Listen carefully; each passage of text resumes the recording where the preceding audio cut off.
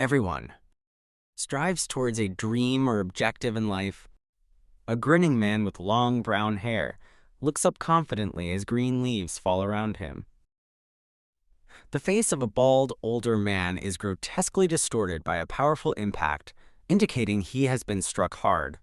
The man in a blue robe delivers a powerful kick, sending the bald, older man flying backwards, while a thought bubble declares, "The only thing I sought was strength."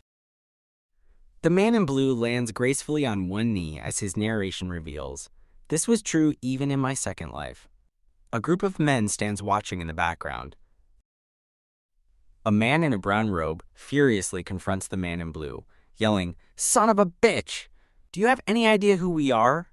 As the man in blue grins and runs forward, prompting the man in brown to also shout, "Enough of your strange movements." The man in brown commands, "All of you get him!" as several armed men charge forward. The man in blue smiles confidently, ready to face the assailants with the sound effect of HMPH. The man in blue swiftly ducks and evades a punch from the man in brown, who appears surprised by the quick movement. The man in brown's eyes widen in surprise as the man in blue's movement narrowly misses him, indicated by a question mark and exclamation mark. The man in blue performs a capoeira, MEI a lua de compasso kick, striking the man in brown, who shouts "Keep" in pain as he is hit. The man in blue delivers another powerful kick, sending the man in brown reeling backward, his face contorted in pain from the impact. Surrounded by charging men, the man in blue prepares to fight. One man yells, "CH, charge at him together," while another thought expresses confidence. "He doesn't stand a single chance against us if we charge together." The man in blue unleashes a flurry of Taekwondo basic consecutive kicks, striking multiple charging opponents and sending them flying backwards. A man with an axe bellows, "Impertinent brat! Die to my axe!" as he prepares to deliver a decisive blow. The man with the axe swings his weapon with force, aiming for the man in blue, who is in motion to evade the attack. The man in blue performs a capoeira beija floor kick, striking the axe-wielding man effectively. Numerous men lie defeated and unconscious on the ground around the man in blue, who stands victorious amidst them. The man in blue grins widely and confidently asks his fallen opponents, "Is that all you got? He's keeping us at bay with such strange movements." The man in blue charges forward aggressively, declaring, "Shut up! It's your fault for picking a fight with someone minding their own business. You're all dead." The remaining men, terrified, scream, "Ah! Run!" and flee, calling the man in blue a monster. A burly man with crossed arms watches, unfazed. The burly man with the beard effortlessly punches a fleeing opponent, then watches others scatter, dismissing them as pathetic fuckers. The burly man confronts the man in blue, critiquing his fighting style. "You use some peculiar martial arts, child, but you can't face a master with such disorderly techniques." The essence of a true master lies in how they utilize their internal arts. The man in blue looks puzzled, wondering, "What's this guy yapping about?" The burly man charges at the man in blue, proclaiming, "Let me show you!" The standard utilization of internal arts. As he prepares an attack, the burly man launches a powerful internal art attack, challenging the man in blue. "Try blocking this with those ridiculous movements of yours." The burly man executes an internal art one-shot strike, while the man in blue counters with a boxing cross-counter, their punches colliding with intense force. The man in blue stares intently at the burly man with a confident smirk, asking, "What the hell have you been yapping on about?" A crowd of shadowy figures cheers, "Perfect!" repeatedly, bathed in a brilliant light, seemingly in awe of the man in blue's performance. Brilliant light explodes as the faceless crowd below shouts, "Perfect!" repeatedly, their raised fists and wide-open mouths indicating a shared, overwhelming triumph or successful, powerful event. Champion Kang Sang Hyuk lands a powerful, stunning cross-counter on challenger Daro Antheo Anto, who reels back and falls to the ground in the ring, signaling he's down after the intense impact. Daro Antheo Anto is declared KO by an official, who then raises the victorious hand of Kang Sang Hyuk, declaring him, "We have a winner!" in the Ultimate Fighting Championship ring. With a record of 492 wins and 18 losses, Mr. Perfect, Kang Sang Hyuk, defends his title once again as the reigning champion, his hand raised in victory. Champion Kang Sang Hyuk looks down with a weary expression as a thought bubble ponders, who could possibly stop this blazing momentum, reflecting his exhaustion despite victory. Congratulations, Champion Kang Sang Hyuk. A female reporter holding a radio enthusiastically congratulates Champion Kang Sang Hyuk for overcoming fake news about his health and asks if he still plans to say something after the match. 3 solemn men sit at a press conference table, facing an unseen audience, as a moment of silence hangs over the scene, indicated by an ellipsis. Champion Kang Sang Hyuk's face is shown, eyes closed, as he softly confirms, "Yes, that's right," in response to the reporter's question. A microphone from News Star is held by an unseen reporter, making a sound while awaiting Kang Sang Hyuk's statement. Champion Kang Sang Hyuk, with a somber expression, announces into the microphone that, "This match shall be the last of my career." Shocked reporters in the audience clamor for answers, asking, Is there a reason behind your sudden decision?" and questioning if it's related to the rumors of your deteriorating health. Champion Kang Sang Hyuk confirms he is suffering from severe health complications to the questioning reporters, who immediately demand to know, and what exactly are those complications? Champion Kang Sang Hyuk's manager steps in to explain that long matches and excessive training have resulted in a rapid deterioration of his body, clarifying the cause of the complications. The crowd of reporters murmurs in understanding, commenting that it does make sense given his 30-year career in painstakingly difficult MMA, and lamenting if this is the end for Mr. Perfect. A reporter announces that due to Champion Kang Sang Hyuk's health, the interview will conclude as Kang Sang Hyuk appears visibly distressed beside his manager. As Champion Kang Sang Hyuk and his manager attempt to leave, reporters urgently shout, "Are you just going to give up on your title of Mr. Perfect like this?" While Kang Sang Hyuk offers a pained smile. Narration introduces Mr. Perfect, a nickname earned by Kang Sang Hyuk for becoming a living legend in the world of mixed martial arts, and a marvel never before seen, as he's shown mid-kick in a fight. Kang Sang Hyuk's early life, revealing he, quote, "showed God-given talent in martial arts since I was young, training in various disciplines like boxing, Muay Thai, Taekwondo, and wrestling." Kang Sang Hyuk proudly displays his 2 championship belts, as narration recounts how he obtained the championship belt just 3 years into my debut and became an undefeated champion with many titles. Kang Sang Hyuk sits alone in a spotlight, reflecting on his over 30 years as an athlete and his reluctant acceptance that he, quote, "had no choice but to submit to the flow of time." Narration notes that Kang Sang Hyuk retired to a standing ovation, emphasizing the esteemed end to his career. A medical report indicates non-small cell lung cancer, while narration reveals that despite his retirement, Kang Sang Hyuk's mind wanted to stay in the ring. Kang Sang Hyuk, looking defeated, sits by a medical report, lamenting that his heart wants to fight, but his body cannot, feeling that fate has stolen my reason to live. Kang Sang Hyuk's expression darkens as he questions what else there is to live for, concluding, "I was always alone in life, and now I'll be alone in death as well." The scene focuses on a ceiling light, suggesting the quiet, final moments or loss of consciousness of Kang Sang Hyuk, enveloped in darkness. In an era of chaos filled with endless plundering and war, a warrior on horseback charges with a sword, as narration explains that, quote, "the Jun kingdom united the continent and laid the chaos to rest." Despite being weaker than other nations, the Jun kingdom's battle prowess is shown, with narration hinting at a special reason why they were the last ones standing. An ancient bearded man, possibly Bodhidharma, meditates, surrounded by spiritual energy. As narration reveals, the Jun kingdom's success stemmed from cultivation technique and martial arts disseminated from India. The Murim sects that came into being together with these martial arts were a result of these newly developed fighting techniques. A large group of bald, robed men are shown in a synchronized martial arts stance, their mouths open as if shouting, demonstrating the rigorous training within the Murim sects. Narration on a parchment scroll explains that the Murim sects were feared, suppressed, and persecuted by many nations. Soldiers, led by a man on horseback, are shown attacking and subduing members of the Murim sects, with several fallen on the ground, illustrating the persecution.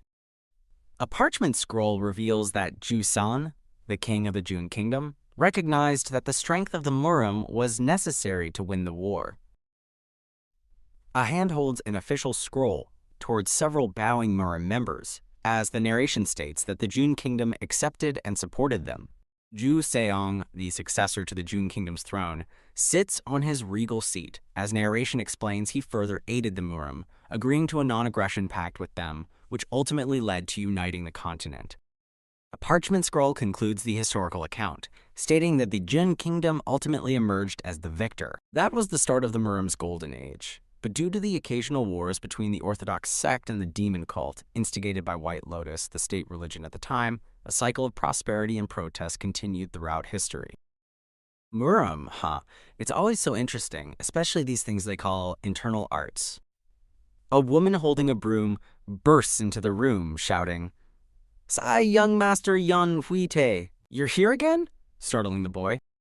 The woman scolds Yeon Hwitae for sneaking in, worried about being scolded by the Lord. But Yeon Hwitae apologizes, explaining he just wanted a quick look. The woman clarifies that allowing him to look is their job, and he should notify them beforehand, then asks where Yeon Hwitae is going as he runs out.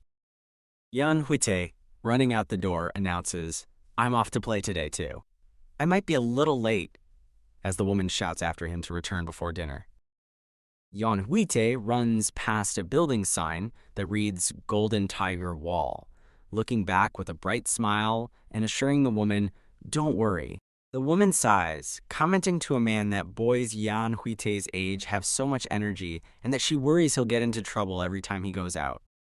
The man agrees then, with a sinister smile, thinks a young master of the Golden Tiger Wall would fetch quite a high price, so I really hope he doesn't get kidnapped or something.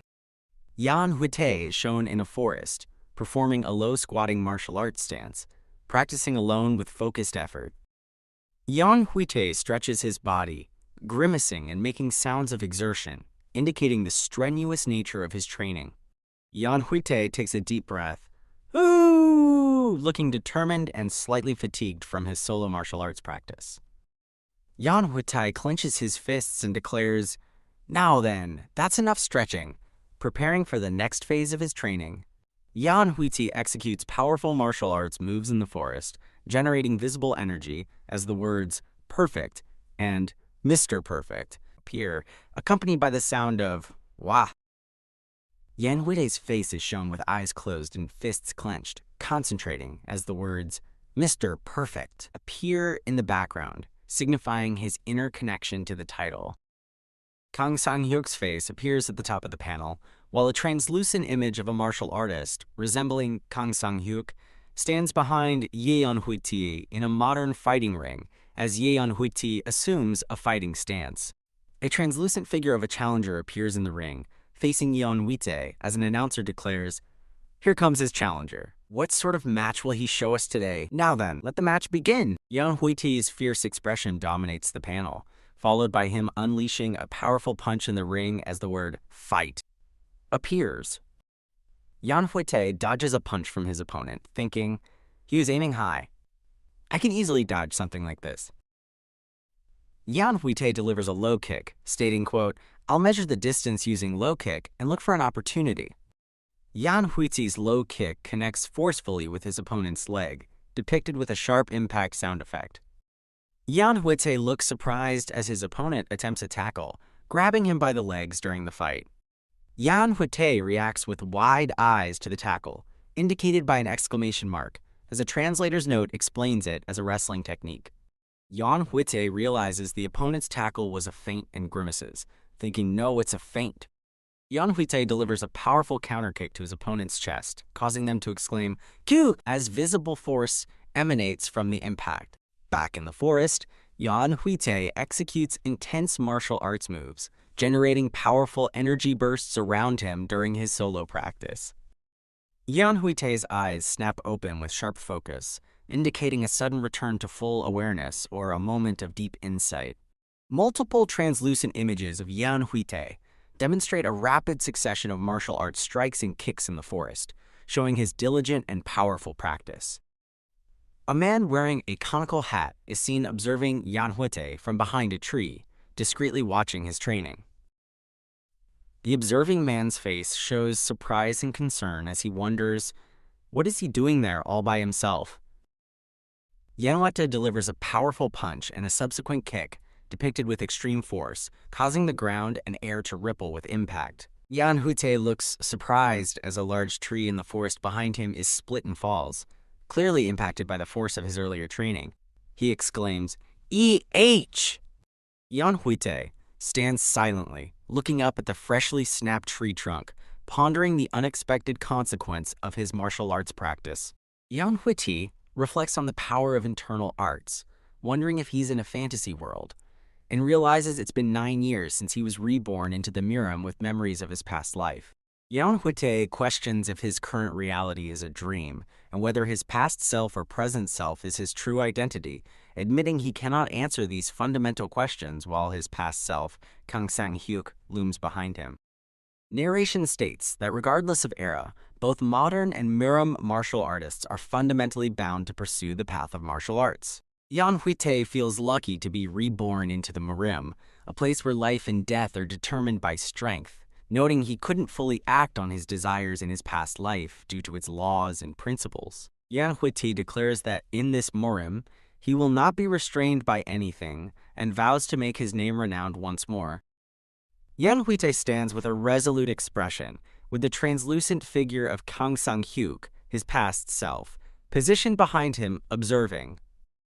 A large, glowing blue text box dramatically appears, proclaiming, "Modern Martial Arts," emphasizing the fighting style Yeon Hwitae utilizes. Yeon Hwitae stands in the forest, looking around and asking, after hearing rustling sounds, presumably after the tree fell. The man who was observing Yeon Hwitae is shown crawling away in disbelief, thinking, impossible. There's no way a child can display such power. Yeon Hwitae looks down at the man's head, who is still low to the ground, and comments, "Oh, looks like I had a spectator." Yeon Hwitae stands over the man, illuminated by the sunset, and directly asks him, "So why were you peeping at me?" The man kneels before Yeon Hwitae, explaining he's secretly protecting him on his father's orders. Yeon Hwitae acknowledges, "So, you're secretly protecting me because of my father's orders?" "That's right." Yeon Hwitae, with a slightly annoyed expression, confronts the man, assuming he witnessed his training, to which the man apologizes, addressing him as, "My apologies, Master Hwitae." Yeon Hwitae reflects, "This isn't good. It's obvious what people would think of modern martial arts in the Murim, where martial arts are everywhere, if my father finds out about this," expressing concern. The Golden Tiger Wall is depicted, identified as the weakest of the top 10 commerce clans, yet possessing great influence over the Central Plains business world. A lively market scene showcases the Golden Tiger Wall's good reputation, known for being very generous and aligning with the ways of the Orthodox faction. Yeon Hwitae, the leader of the Golden Tiger Wall, is shown writing. As narration reveals, he first had 2 daughters and then a son in his later years. Yeon Hwitae is presented with the accompanying narration confirming that child was Yeon Hwitae. A hand firmly places a book on a table, accompanied by a single word in a speech bubble, "son." Yeon Hwitae confronts Yeon Hwitae, asking if it's true he's been learning martial arts used by back alley thugs, to which Yeon Hwitae calmly denies, "That wasn't me." Yeon Hwitae furiously confronts Yeon Hwitae, accusing him of lying and practicing random scum martial arts like rolling on the floor and performing punches and kicks. Yeon Hwitae grimly vows his modern martial arts will become ancient and claims they are legendary techniques. Yeon Hwitae reacts with disbelief, realizing his son didn't fall for his initial questioning.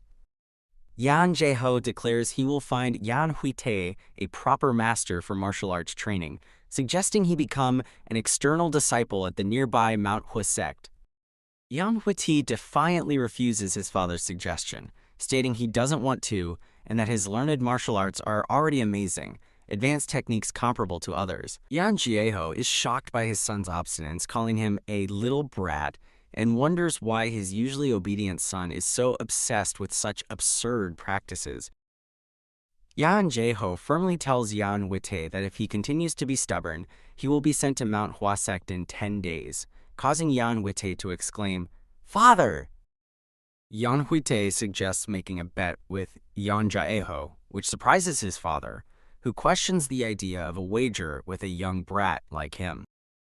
Yeon Hwitae deduces his father wants to send him to Manhwa sect because he knows someone there. He proposes his father ask that person to send a promising martial artist of Yeon Hwitae's age. Yeon Hwitae confidently states he will spar with the martial artist, and they'll see whose techniques are superior, while Jianghu reacts with a skeptical, "Ha, seriously?" Yeon Hwitae proposes the terms of the bet. If he loses, he'll obey without complaint, but if he wins, Jianghu must stop interfering with his training. Jianghu smirks, thinking, what a naive rascal, appearing to accept Yeon Hwitae's bet with a hidden agenda. Alright, let's make a bet then. The loser will obey what the winner says. Jianghu and Yeon Hwitae jointly declare, "A man's word is as good as his bond," signifying their agreement, followed by a powerful flash implying the start of the bet. Jianghu reveals his internal thoughts, confidently stating Yeon Hwitae has fallen into his trap and has no chance of winning the bet, displaying a sinister grin. Jianghu reveals his chosen opponent for Yeon Hwitae is Kang Sang, a disciple of the first elder of Manhwa sect, Judo, and described as a skilled, first-rate, plum blossom warrior. Yeon Hwitae is shown in a dynamic pose, holding a sword and shouting, "Ha!" as he charges forward, ready for the duel against his opponent. Yeon Hwitae and his opponent clash in a blur of motion, their swords striking each other with visible force, indicating an intense and fast-paced battle. Yeon Hwitae is knocked back by his opponent's Manhwa crossguard technique, questioning if he didn't use enough strength, while his opponent continues the assault. Yeon Hwitae, determined, declares he will go all out now and challenges his senior brother to face me head-on as he prepares for another attack. Yeon Hwitae's senior brother enthusiastically accepts the challenge, shouting, "All right, I'll do just that," as he charges forward with his sword raised.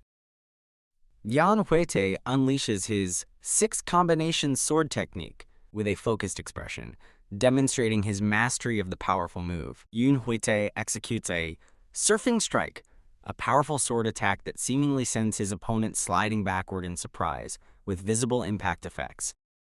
A massive explosion of energy and debris erupts behind the combatants, showcasing the immense power generated during Yeon Hwitae's martial arts exchange.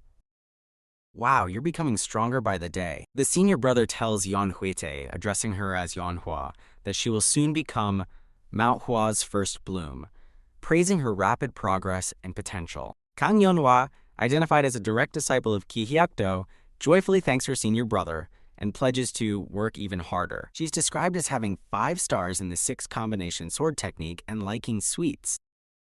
Kang Yeonhwa's senior brother laughs and reassures her, "Ha ha ha, you're already doing very well," as she smiles, proud of her achievements.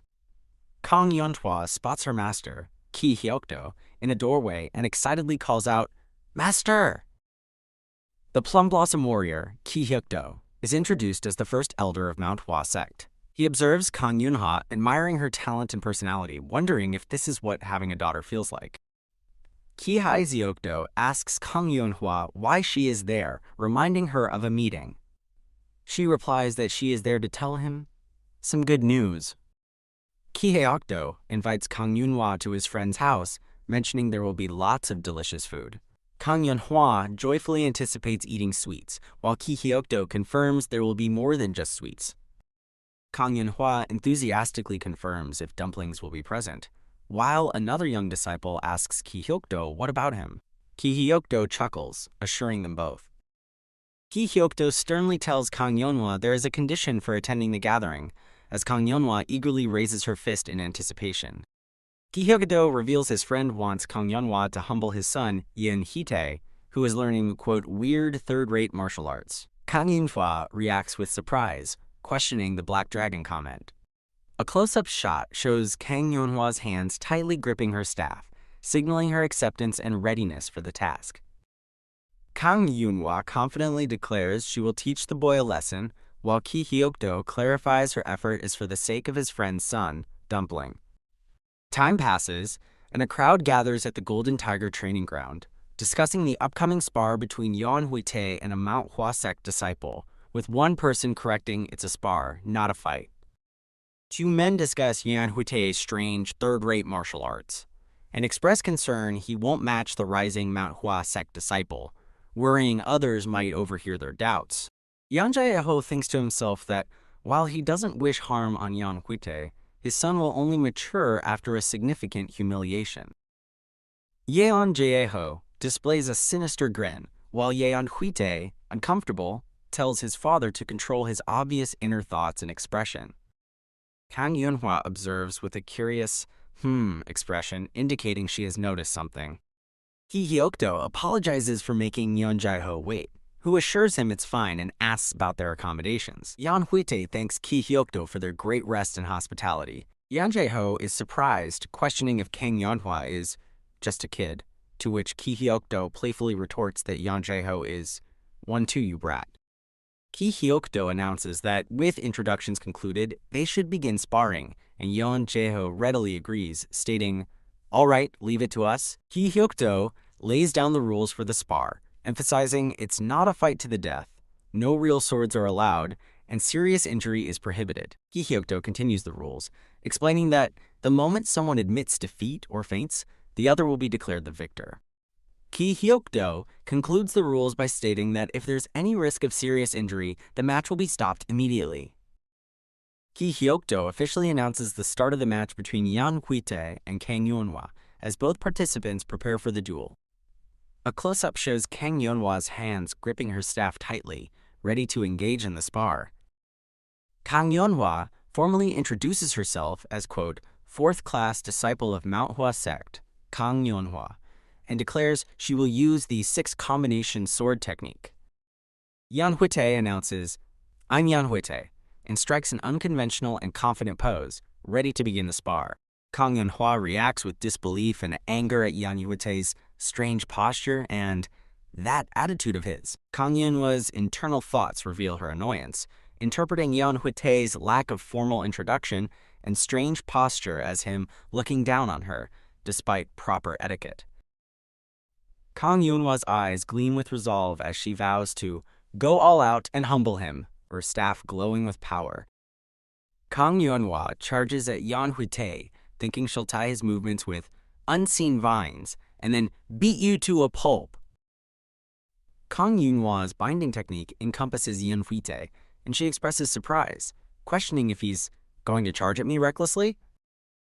Kang Yeonhwa attacks Yeon Hwitae with her staff, confidently proclaiming, "Pathetic. He's just a kid who has neither footwork nor strategies. This is my victory." A close-up of Yeon Hwitae's eyes shows a determined expression, hinting at an unexpected turn in the fight. Yeon Hwitae executes a wrestling takedown technique, surprising Kang Yeonhwa, who exclaims, "Whoa!" as she is flipped. A powerful wrestling move results in a swift takedown. The surprised fighter exclaims, "Whoa!" as they are thrown to the ground, reflecting the crowd's earlier triumphant, "Perfect." The crowd reacts with shock and disbelief at Yeon Hwitae's unconventional, nonsensical technique after he performs a wrestling takedown on Kang Yeonhwa. Yeon Hwitae grins victoriously as he pins Kang Yeonhwa to the ground with a dominant position, raising his fist as if to strike. Kang Yeonhwa, pinned on the ground, expresses her anger and disbelief, thinking, "How is this fighting with martial arts? It's just street fighting." Yeon Hwitae, with a determined expression and raised fist, defiantly shouts, "Shut up! What's all that matters in a fight?" as his powerful punch creates a visible impact. Mr. Perfect isn't simply a champion. A formidable male fighter, depicted as Mr. Perfect, stands illuminated by a spotlight, wearing a championship belt and looking confident. He has achieved victory in all the weight classes from phantomweight to heavyweight consecutively. The champion is shown skillfully applying a submission hold on an opponent during a fight, demonstrating his combat prowess. knowing how to go for his opponent's weaknesses. Yeon Hwitae maintains his dominant position over Kang Yanhwa, raising his fist to deliver another strike, mimicking the champion's fighting style. Kang Yunhwa's face shows extreme shock and distress as Yeon Hwitae's fist descends towards her. Kang Yanhwa lies unconscious in a small crater on the ground, while the surrounding spectators are visibly affected by the force of Yeon Hwitae's final blow. Yeon Jae-ho proudly exclaims, "Amazing!" as expected of my son, as he witnesses Yeon Hwitae standing triumphantly on the roof. Kang Yunhwa lies slumped against a rock, unconscious, indicating her defeat in the spar. Yeon Hwitae smiles confidently, posing as he asks, "How's that? This is my victory, right?" The crowd, including Yeon Jae-ho, stands bewildered and shocked, questioning Yeon Hwitae's unconventional victory by exclaiming, "WH, what?" Yeon Jae-ho angrily scolds Yeon Hwitae, calling him a darn rascal and demanding, "How dare you talk about winning and all when you've messed up the sparring?" Yeon Hwitae defends his actions, stating he didn't mess it up and that he stopped the fight to prevent Kang Yunhwa from being greatly injured after incapacitating her. Yeon Jae-ho insists Yeon Hwitae's technique is, quote, just street fighting, but Yeon Hwitae argues, why is that a bad thing? As long as one trains in his technique and gains enlightenment, what is a martial art? Yeon Jae-ho complains about his head hurting. Ki Hyuk-do internally concedes that Yeon Hwitae is not wrong in saying that.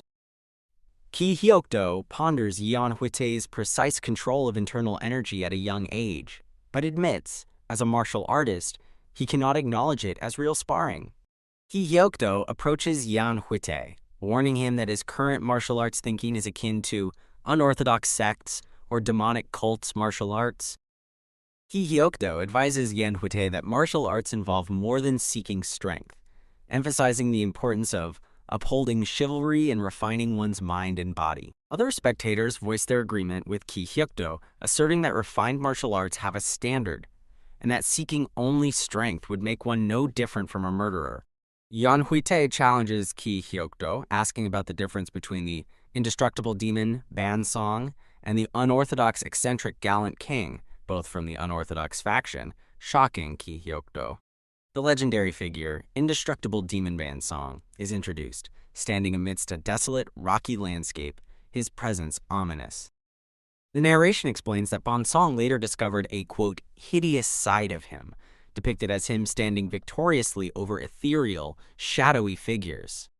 Ironically, the forbidden demonic arts he used were found in a manual about overcoming human nature and its desires, showing a person meditating peacefully in nature. Band Song misinterpreted the manual, magnifying his dormant evil desires to the maximum, which led him to become one of the most evil murderers of his era. In contrast, the unorthodox eccentric gallant king, Byok Yeomwi, leader of a street alley, is introduced as being praised by common folk despite his unorthodox faction affiliation. The unorthodox eccentric gallant king, Byok Yeomwi, is depicted from behind, surrounded by followers.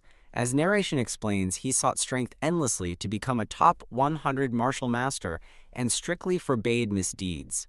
Ki Hyuk-do poses a question to Yeon Hwitae and the small boy, asking if learning refined arts makes one orthodox and unorthodox arts make one unorthodox, then states that committing misdeeds despite refined arts makes one unorthodox.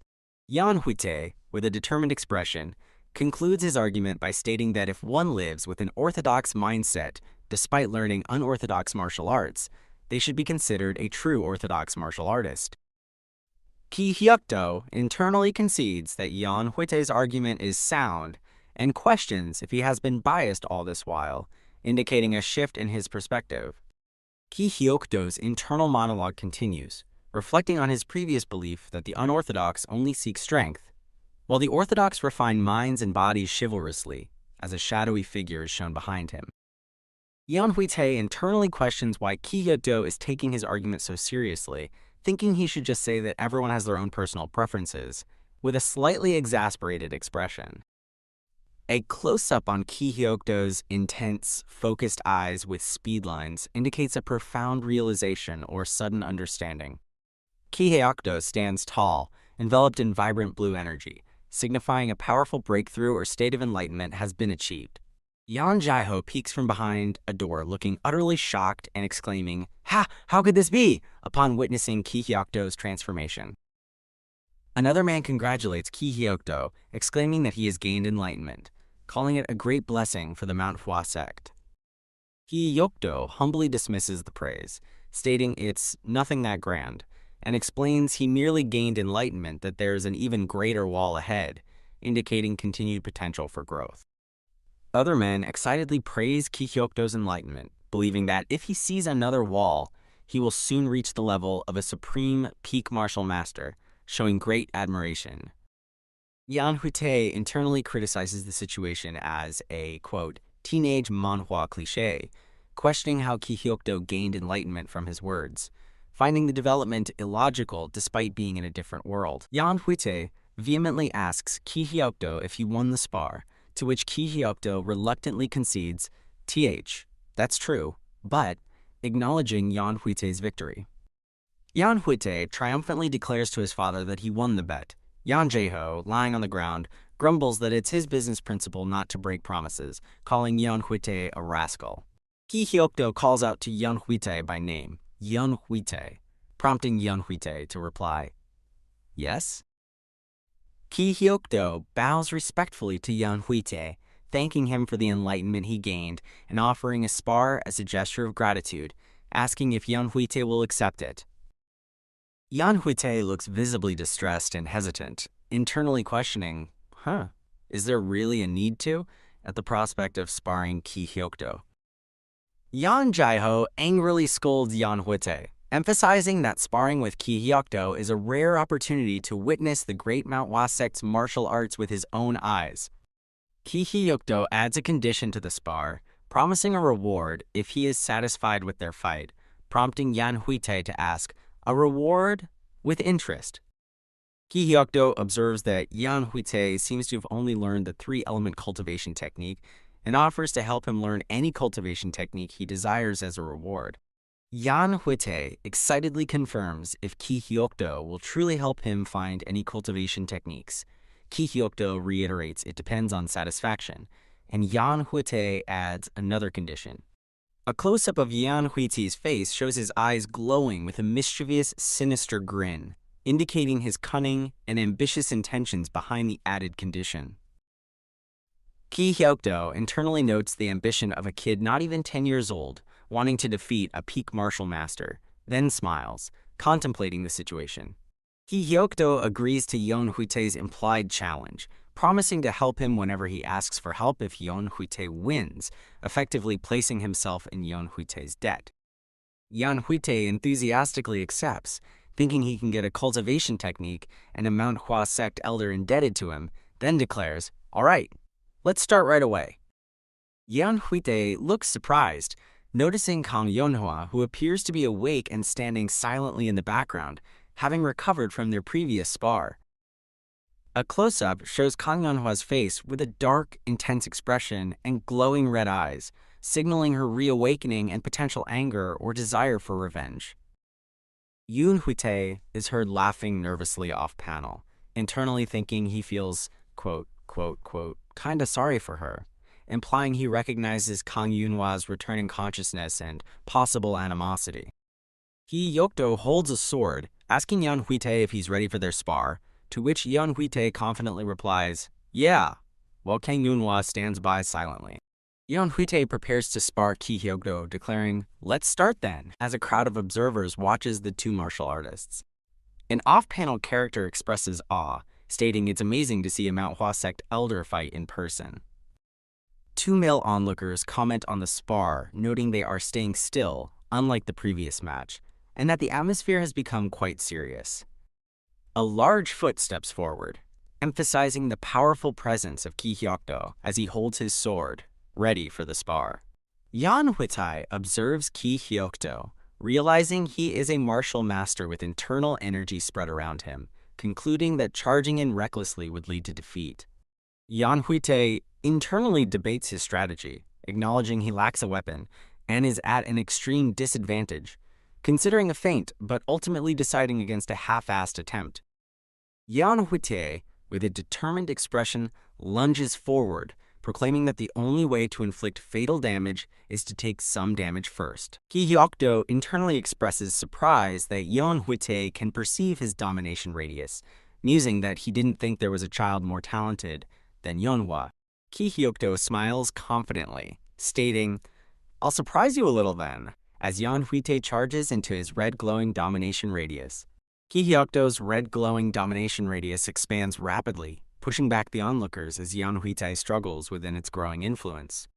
Yeon Hwitae reacts with shock and disbelief, exclaiming, "I am possible," as he realizes Ki Hyuk-do's domination radius is growing endlessly. Ki Hyuk-do, with an intimidating, glowing blue gaze, taunts Yeon Hwitae, telling him to surrender and go back to drinking his mother's milk if he's just gonna stand there scared. Ki Hyuk-do lunges forward with his sword, leaving a trail of blue energy as Yeon Hwitae is shown in the background. Yeon Hwitae unleashes a boxing punch with a fierce expression, indicating his determined counterattack. Ki Hyuk-do performs a weaving maneuver, deftly avoiding Yeon Hwitae's attack with his sword, leaving behind blue energy trails. Ki Hyuk-do continues his swift weaving movements, evading Yeon Hwitae's close-range attacks while his sword glints. Ki Hyuk-do's swift movements continue, as Yeon Hwitae desperately tries to land a hit, his expression showing intense focus. Ki Hyuk-do and Yeon Hwitae are engaged in a close-quarters exchange, their movements creating blurred images and energy trails, highlighting their rapid combat.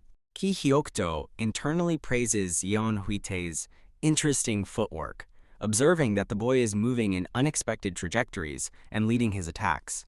Yeon Hwitae internally notes that Elder Ki is not going easy on him, observing that he's mixing real and fake moves, infusing bloodlust into each of them. Ki Hyuk-do pauses, internally predicting that if Yeon Hwitae maintains his current footwork, there will eventually be an opening for him to attack. "This is it," Yeon Hwitae yells, "Ah," as he attempts a powerful punch, but Ki Hyuk-do swiftly counters, striking Yeon Hwitae with his hand or sword hilt. Yeon Hwitae reels from the hit, gritting his teeth and internally acknowledging with a pained expression, "He got me." Ki Hyuk-do smirks, telling Yeon Hwitae, "Kid, you're still a long way off," with a confident and slightly condescending tone. The panel explains the, quote, logic of Manhwa sects variation, using small details to confuse opponents by mixing real and fake moves, with each move infused with bloodlust. Yeon Hwitae internalizes that Ki Hyuk-do is treating him like a martial artist, not just a child. Yeon Hwitae clenches his fist, internally declaring, "In that case, I too will show everything I have in this attack." Yeon Hwitae charges forward with intense focus, exclaiming, "This is it," as he prepares to unleash his ultimate attack. Ki Hyuk-do internally remarks on Yeon Hwitae's ability to differentiate real and fake moves and predict his next move, concluding he'll be a total monster when he grows up, and thus needs a good lesson. Ki Hyuk-do delivers a lesson of defeat to Yeon Hwitae, striking him forcefully with his sword hilt or fist in a decisive blow during their spar. Ki Hyuk-do reacts with surprise, internally noting that Yeon Hwitae's current defeat will become a foundation for his growth, then exclaiming, "What?" Yeon Hwitae aggressively kicks Ki Hyuk-do, declaring, "It's my turn to dominate this space now." Ki Hyuk-do, enraged, shouts, "Trying to sacrifice a little to deal fatal damage? What in hell will happen?" As Yeon Hwitae lands a powerful close-range blow, onlookers are shocked, recognizing Yeon Hwitae's weird posture as he grapples Ki Hyuk-do on the ground amidst a surge of energy. Yeon Hwitae successfully applies a headlock on Ki Hyuk-do, exclaiming, "I got him! It worked!" And internally recognizing the inescapable nature of a submission technique, Yeon Hwitae maintains a tight grapple on Ki Hyuk-do, who grimaces as intense purple energy emanates from him during the struggle. A close-up shows Yeon Hwitae's determined struggle as he holds Ki Hyuk-do in a submission, surrounded by swirling energy. Ki Hyuk-do laughs triumphantly as he lifts Yeon Hwitae over his shoulder, turning the tables in the close-quarters combat. Yeon Hwitae is shown in distress, being choked by Ki Hyuk-do, yelling, "Ah!" and lamenting, A grown man is hitting a child. Ki Hyuk-do stands victorious over a collapsed Yeon Hwitae, whose impact creates a large crater and a shockwave that pushes back onlookers. A close-up of Yeon Hwitae's unconscious face shows his defeat after the intense spar. Yeon Hwitae awakens in bed, bandaged with a faint smirk, signifying a time skip after his defeat. Yeon Hwitae clutches his chest in pain, exclaiming, "Ouch! My whole body's in pain," confirming his injuries from the spar. Lying in bed, Yeon Hwitae sighs in resignation, acknowledging his loss. "I lost, huh?" Yeon Hwitae reflects on his defeat, acknowledging that he gained something from it and that losses are part of life. Yeon Hwitae responds as someone knocks and announces they are entering, revealing a visitor is about to arrive. Ki Hyuk-do, the man who defeated him, enters Yeon Hwitae's room, smiling. Yeon Hwitae, from his bed, asks Ki Hyuk-do, "Why are you here?" as Ki Hyuk-do approaches. Ki Hyuk-do places a hand on Yeon Hwitae's head, causing a startled reaction from the boy. Ki Hyuk-do reveals he came out of worry, but was prepared to teach Yeon Hwitae another lesson if he hadn't recovered. Yeon Hwitae accuses Ki Hyuk-do of teasing him, as Ki Hyuk-do presses him about his first loss, and Yeon Hwitae replies, "What about it?" Ki Hyuk-do smirks, asking Yeon Hwitae if his first loss in life was bitter, provoking an exclamation from the boy. Yeon Hwitae challenges Ki Hyuk-do's assumption, revealing, "It's not my first time losing." Ki Hyuk-do expresses surprise, internally admitting he didn't think any other child in the area could be on par with Yeon Hwitae. Ki Hyuk-do offers advice to Yeon Hwitae on martial arts, prompting the boy to ask, "Advice?" Ki Hyuk-do questions Yeon Hwitae's motivation, asking if he trains for strength or simply enjoys fighting, implying the latter. Yeon Hwitae declares he simply enjoys fighting, and internally considers it more efficient to adapt modern martial arts rather than learning new ones. Ki Hyuk-do challenges Yeon Hwitae's perspective, questioning why he would ignore the advantages of existing, diverse martial arts. Yeon Hwitae experiences a revelation, understanding he has neglected the existing martial arts of this world by focusing solely on modern adaptations. The narration highlights the consequence of choosing to ignore the systematically developed martial arts in this world. Yeon Hwitae meditates, realizing his stubbornness in solely using previous life and modern martial arts, and his arrogance in criticizing Elder Ki before their spar was a mistake. Yeon Hwitae acknowledges his past actions as a self-contradiction, understanding his flawed perspective on martial arts. Ki Hyuk-do smiles, observing Yeon Hwitae, and internally praises him as a fascinating child for once again gaining enlightenment independently. Ki Hyuk-do expresses his anticipation for Yeon Hwitae's future growth and strength, and bids him farewell until they meet again. Yeon Hwitae, still in bed, calls out, "Sir Ki," causing Ki Hyuk-do to pause in surprise before leaving. Yeon Hwitae sits up and bows deeply to Ki Hyuk-do, thanking him, while Ki Hyuk-do looks back at him. Ki Hyuk-do invites Yeon Hwitae to come visit Manhwa sect next time, and Yeon Hwitae happily accepts, promising to pay a visit. Ki Hyuk-do turns and exits Yeon Hwitae's room, leaving the boy to his recovery. Okay, I will read the text back to you. A time lapse is shown over the compound, with narration indicating that a lot of time passed by after Ki Hyuk-do's departure. 10 years later. Narration reveals that the 10 years were sufficient for the Golden Tiger Wall's youngest master to become a respectable teenager. A hand opens a door, signaling the end of a long period of isolated training. Yeon Hwitae emerges, shielding his eyes from the bright sunlight, musing about how long his isolated training lasted, estimating it was probably a year. Yeon Hwitae, now 19 years old, confidently declares he has reached the Supreme Peak level, with his status displayed as level start of Supreme Peak. Yeon Hwitae reflects that his fight with the Manhwa sect allowed him to escape his father's control, and he continued isolated training in modern martial arts and internal energy for a year. A close-up shows a hand holding a glowing green orb in a small bowl, with a sound effect suggesting movement. Yeon Hwitae's father, a bearded man, enthusiastically drinks tea, exclaiming that The tea tastes amazing. Yeon Hwitae returns home, announcing, "I'm back, father," while internally wondering about his father's tea-drinking habit as his father acknowledges his return. Yeon Hwitae's father looks at him intently and addresses him simply as son. Yeon Hwitae's father abruptly tells him to leave the house, shocking Yeon Hwitae, who protests, "What? That came out of nowhere. I just ended my isolated training, you know." Yeon Hwitae's father reprimands him for only training, stating he's old and strong enough to go out into the world and travel the Jianghu and find a kind-hearted wife. Yeon Hwitae expresses concern about traveling, wanting to train more for unexpected situations, and fearing being ganged up on by martial masters. The father scoffs, questioning why martial masters would travel in groups, and asserting that at the supreme peak level, Yeon Hwitae will be treated with respect, so he shouldn't be afraid. The father asserts there's no better training than to experience the world, ordering Yeon Hwitae to visit his sister at the Nangong clan and suggest sparring. Yeon Hwitae internally considers visiting his sister at the Nangong clan, noting it is home to the Sword Emperor Nangong Wuxian, one of the top 10 martial artists. The father concludes the discussion, firmly telling Yeon Hwitae, "We're done talking. Leave tomorrow," leaving Yeon Hwitae astonished by the sudden departure order. At night, Yeon Hwitae questions if he's an adopted child due to his father's bluntness, amidst an exterior view of the quiet compound.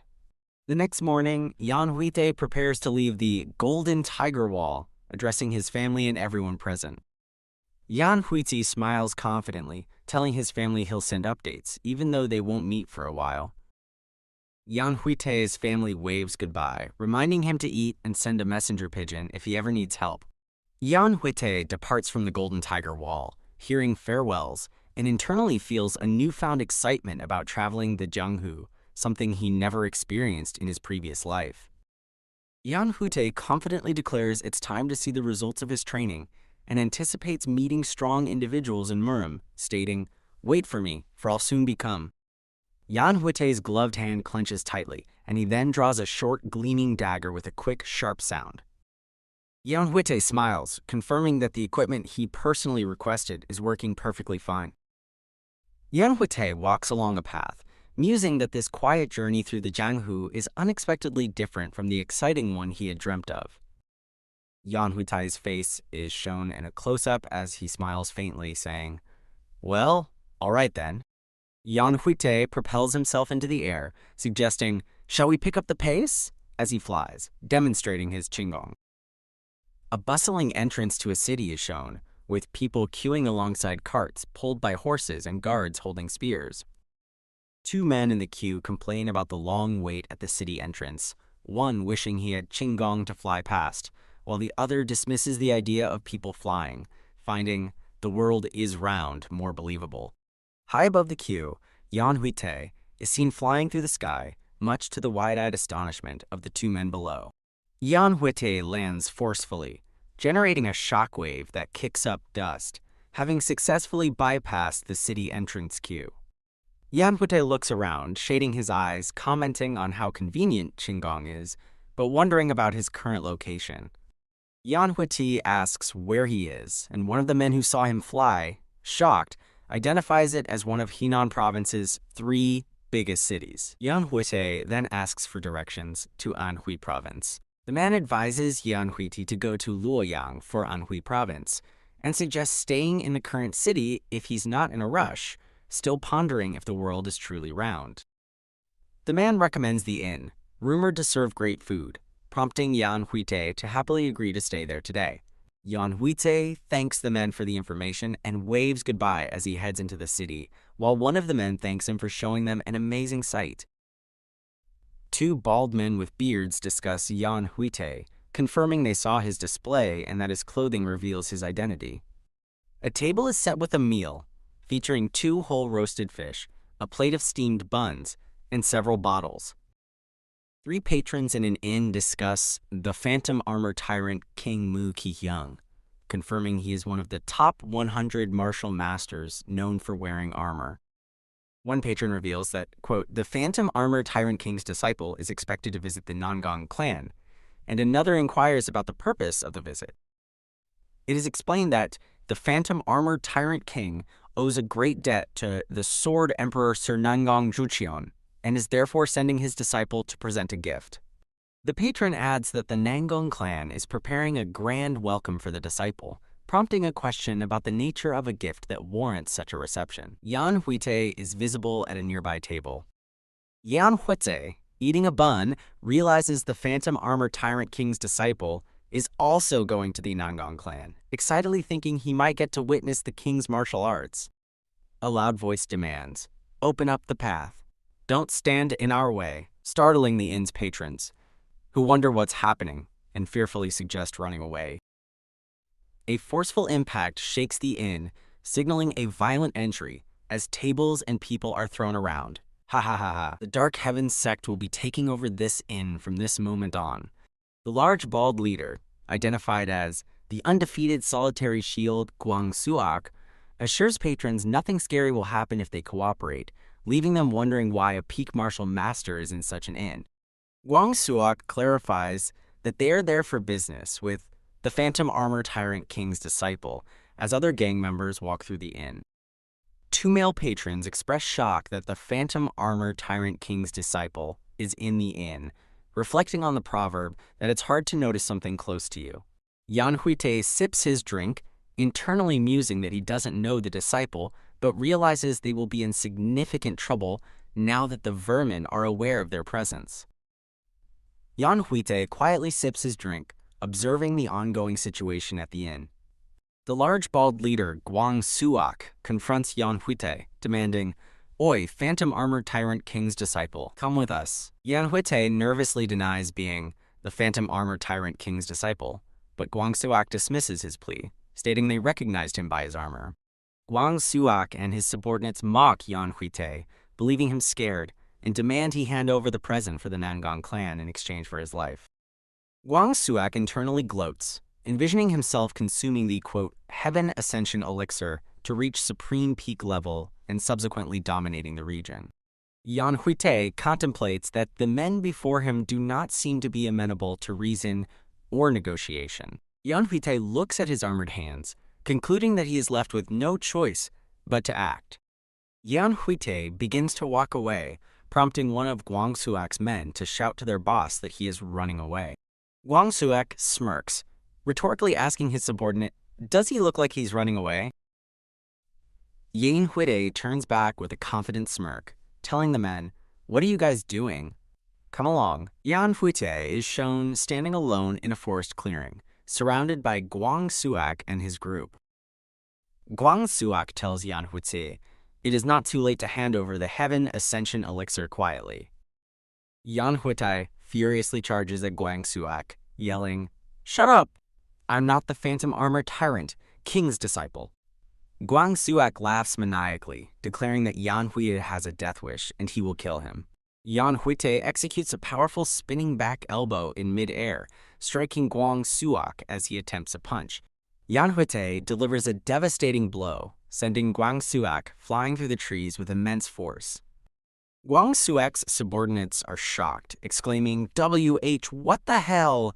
and realizing Yeon Hwitae sent a, quote, peak martial master flying in one hit. Yeon Hwitae angrily chastises the remaining men for staring, declaring them all dead too, as he continues to attack them while they scream and he denies being the disciple. The story transitions to the next day, showing a tranquil inn setting with plates of fish and buns, implying the aftermath of the previous day's events. Two patrons in the inn discuss and wonder about the fate of the Phantom Armor Tyrant King's disciple from yesterday. One patron speculates that the disciple likely didn't escape unscathed after being dragged out by the peak martial master, the undefeated solitary shield, and his subordinates. A patron expresses sorrow for the young man and considers informing the government about the incident. Another patron warns against involving the government, fearing retaliation from the sect if they find out. A man rushes into the inn shouting, "Hey, big news!" capturing the attention of the other patrons. The man excitedly reveals that, quote, the undefeated solitary shield and his group were defeated by the Phantom Armor Tyrant King's disciple, shocking the inn's patrons. The man further explains that, surprisingly, all the defeated members are alive, but their energy cores have been destroyed, astonishing the patrons. Two patrons praised the disciple for subduing criminals without killing them, hailing him as a young dragon and a chivalrous dragon. The patrons excitedly cheer, proclaiming the appearance of the chivalrous dragon. Another man, with a sinister expression, notes that this means the, quotes, Fei, Heaven Ascension Elixir, is still with the Phantom Armor Tyrant King's disciple, which would be lovely news for Chief Sa Taecheok. Yeon Hwitae is depicted walking alone on a quiet path in the forest, continuing his journey. Yeon Hwitae quietly reflects that it's a disappointment to see weaklings acting up in Murim, and that they were much weaker than he expected, even the peak martial master among them. Yeon Hwitae contemplates that there must be supreme peak martial masters and other incredible people somewhere in the Murim world. Yeon Hwitae wonders if the kid and old man he met by chance could be responsible for raising hell in this world filled with bloodshed. Yeon Hwitae smiles, thinking that as long as he avoids troublesome vermin like those he encountered yesterday, he should be fine. Yeon Hwitae stops walking in the forest, standing still as if sensing something or someone. A close-up shows Yeon Hwitae's mouth slightly open, suggesting he is about to speak, or has just let out a breath. Yeon Hwitae, standing in the middle of the forest path, confidently calls out for whoever is hiding to stop hiding and come on out. Two men emerge from the trees, with one laughing that Yeon Hwitae is way younger and looks so frail and weak, prompting Yeon Hwitae to ask angrily, "Who the hell are you guys? Are you perverts?" A large, burly man stands over Yeon Hwitae, asking if he has something very good for one's body, and if he would donate it to pitiful and weak people like us. Yeon Hwitae looks up at the large man and his subordinates, thinking, fucking hell, as the man calls him the disciple of the Phantom Armor Tyrant King. Yeon Hwitae's face contorts in anger and frustration as he yells, "I already said, I'm not the Phantom Armor Tyrant King's disciple." The large man charges at Yeon Hwitae, claiming there's always someone better, and challenging him to try receiving this attack with that ridiculous technique of yours. Yeon Hwitae delivers a powerful kick to the large man's face, striking him forcefully in midair. Yeon Hwitae's kick sends the large man flying and skidding across the forest ground, clearly defeated. A close-up shows the large man's distorted face on the ground, indicating he is knocked out or severely injured. Yeon Hwitae stands calmly after the fight, looking down with a detached expression. Yeon Hwitae looks to the side with a serious and slightly annoyed expression. Yeon Hwitae stands over the fallen men, musing that there's no need to spare their lives, but since he destroyed their energy cores, they likely won't seek revenge. Yeon Hwitae clenches his fist, showing resolve and power. Yeon Hwitae thinks that as a martial artist now, he won't be able to avoid spilling blood in the future, with the unconscious bodies of his opponents around him.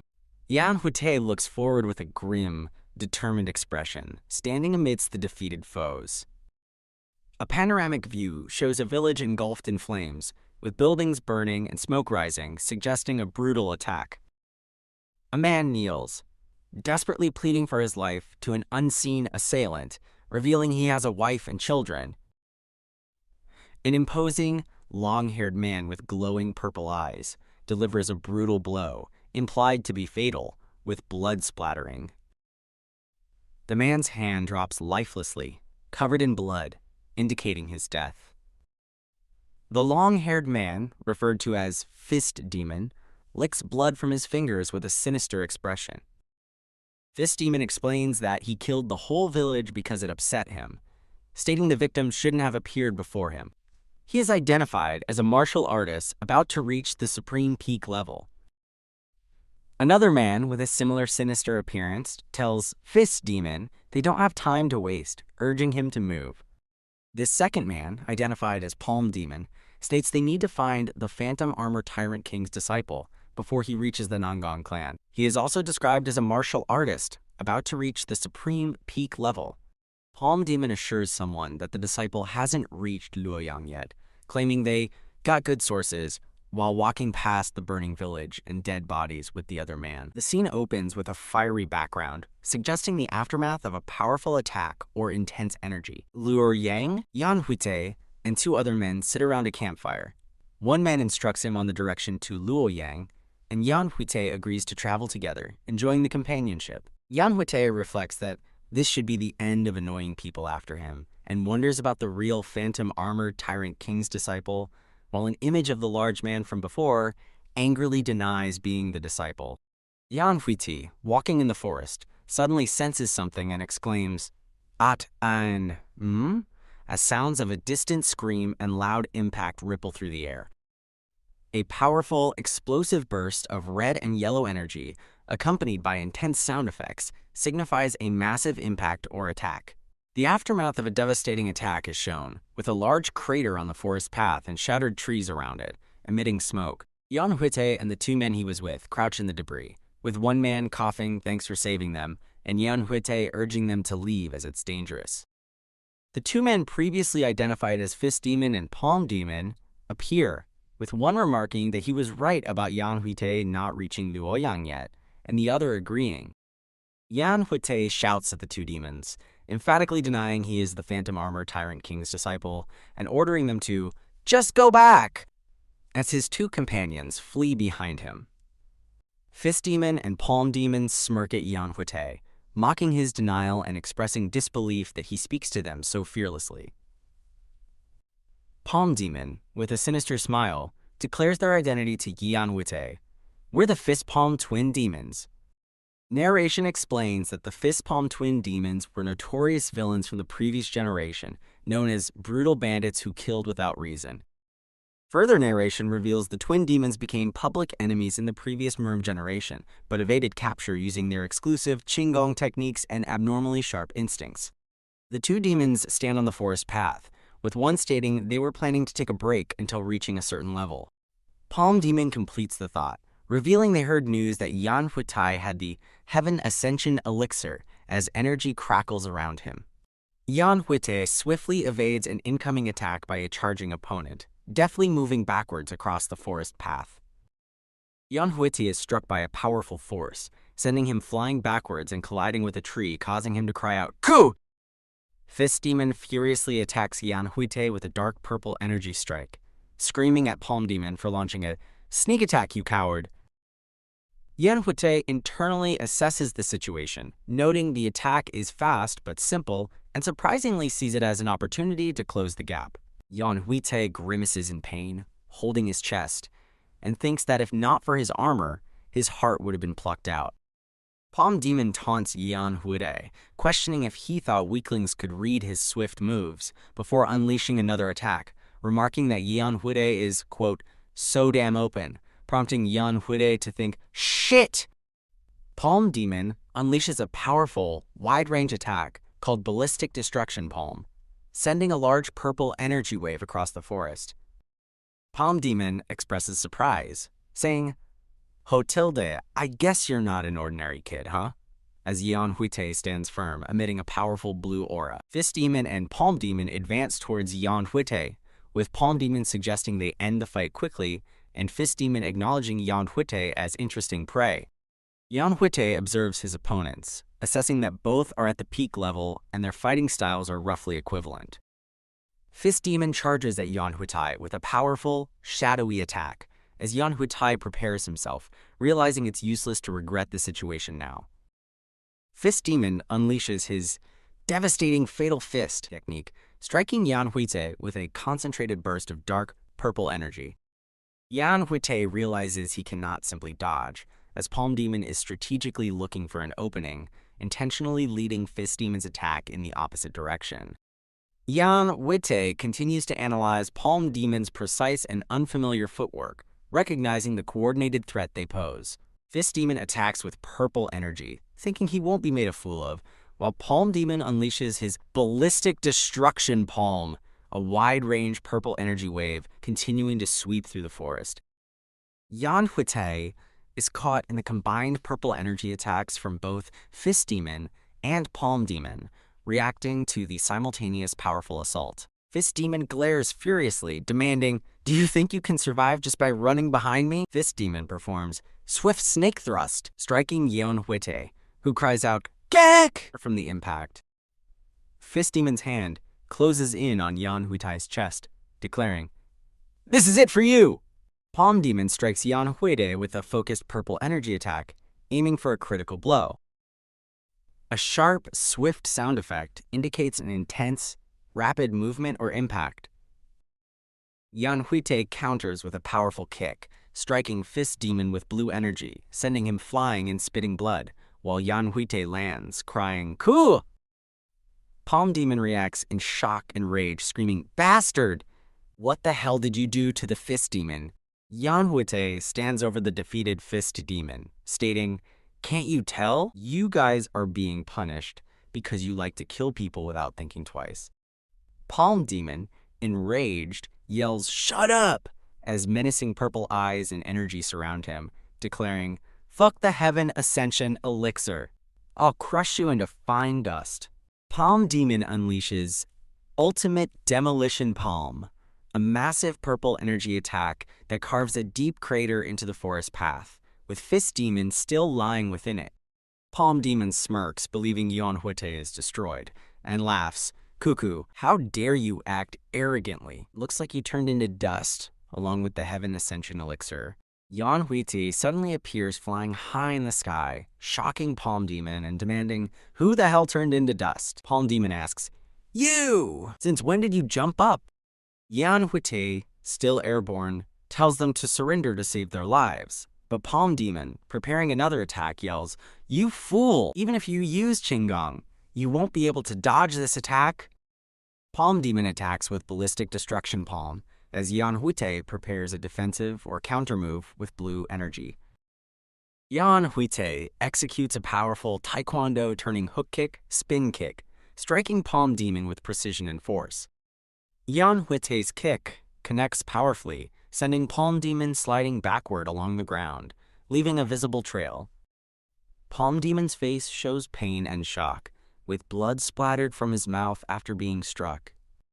Palm Demon leans against a tree, visibly wounded, with lingering energy effects indicating his struggle. Yeon Hwitae confronts the injured Palm Demon, asking, "Do you think you are any different from us?"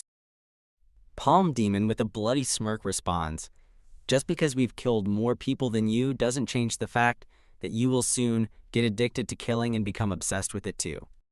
Palm Demon lies defeated and injured within the crater, as Yeon Hwitae stands over him.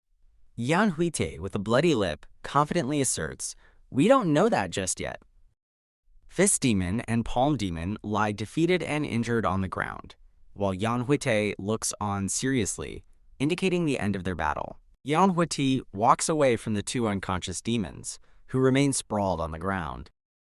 Yeon Hwitae senses another presence and calmly commands, "Come out." Yeon Hwitae warns the unseen observer that he knows they're watching, and will consider them an enemy if they don't reveal themselves. A cloaked figure emerges from behind a tree, stepping into view. "My apologies, warrior. It seems I unintentionally came off as impolite." The cloaked man explains he wanted to help Yeon Hwitae but found him dominating the fight, prompting Yeon Hwitae to question why he then decided to just stand by and watch. The cloaked man profusely apologizes to Yeon Hwitae, stating he is truly sorry and would do anything Yeon Hwitae asks if he would forgive him. Yeon Hwitae internally deduces that the cloaked man is likely from the Orthodox faction, judging by his polite demeanor and the cringy tone he used regarding observing martial arts. The cloaked man praises Yeon Hwitae for single-handedly defeating the notorious Fistpalm twin demons and mentions they had a bounty, leading Yeon Hwitae to inquire if the government had indeed put a bounty on them. The cloaked man confirms the government's bounty on the criminals, as they were unable to bring them to justice. Yeon Hwitae then reminds him of his earlier promise to do anything he asked. Yeon Hwitae instructs the man to report the matter to the government in Luoyang, promising to forgive him if he complies. The man, surprised, asks if that's all, and Yeon Hwitae confirms it is enough. Yeon Hwitae's hand swiftly grasps the man's wrist, marked by a sharp thup sound effect, signifying a firm gesture. The man expresses gratitude for Yeon Hwitae's forgiveness and introduces himself as Eun Tae-ho, promising to inform the government of the events.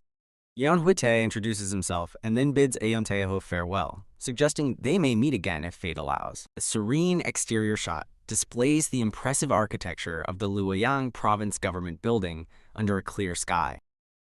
A hand places a small tide bag containing gleaming golden coins on a wooden surface with a distinct sound effect. A government official greets Yeon Hwitae, expressing honor at meeting the, quote, famous Chivalrous Dragon, a title that leaves Yeon Hwitae visibly perplexed. Yeon Hwitae inwardly questions the origin of the cringy name Chivalrous Dragon, while outwardly responding with a simple, slightly awkward, "Ah, sure." Yeon Hwitae inquires about the bounty for the fist palm twin demons, which the official confirms is approximately 1 gold nyang. Yeon Hwitae mentally calculates the substantial value of 1 gold nyang, which is equivalent to 100 silver nyangs, noting a commoner's monthly expense is 1 silver nyang. He affirms Yeon Hwitae kept his promise and considers his next destination. The scene transitions to the exterior of the Luoyang province government building at night, with warm light emanating from its windows. A hand places a rectangular wooden charm or tablet with intricate black markings onto a surface, accompanied by a crisp tack sound effect. Yeon Hwitae reflects on his reincarnation, noting his surprise that this world is different from the ancient Ming Dynasty settings in Wuxia stories and appears much more developed. Yeon Hwitae, while undressing, continues his thoughts, observing that he has never heard of the, quote, Jung Kingdom, and that this world is more developed and civilized than he initially anticipated. A close-up shows a hand turning on a water tap, with clear water splashing out with a lively sound effect. Yeon Hwitae contentedly relaxes in a bathtub, exclaiming, "Gyatilde," and declaring that this is exactly what I'm looking for.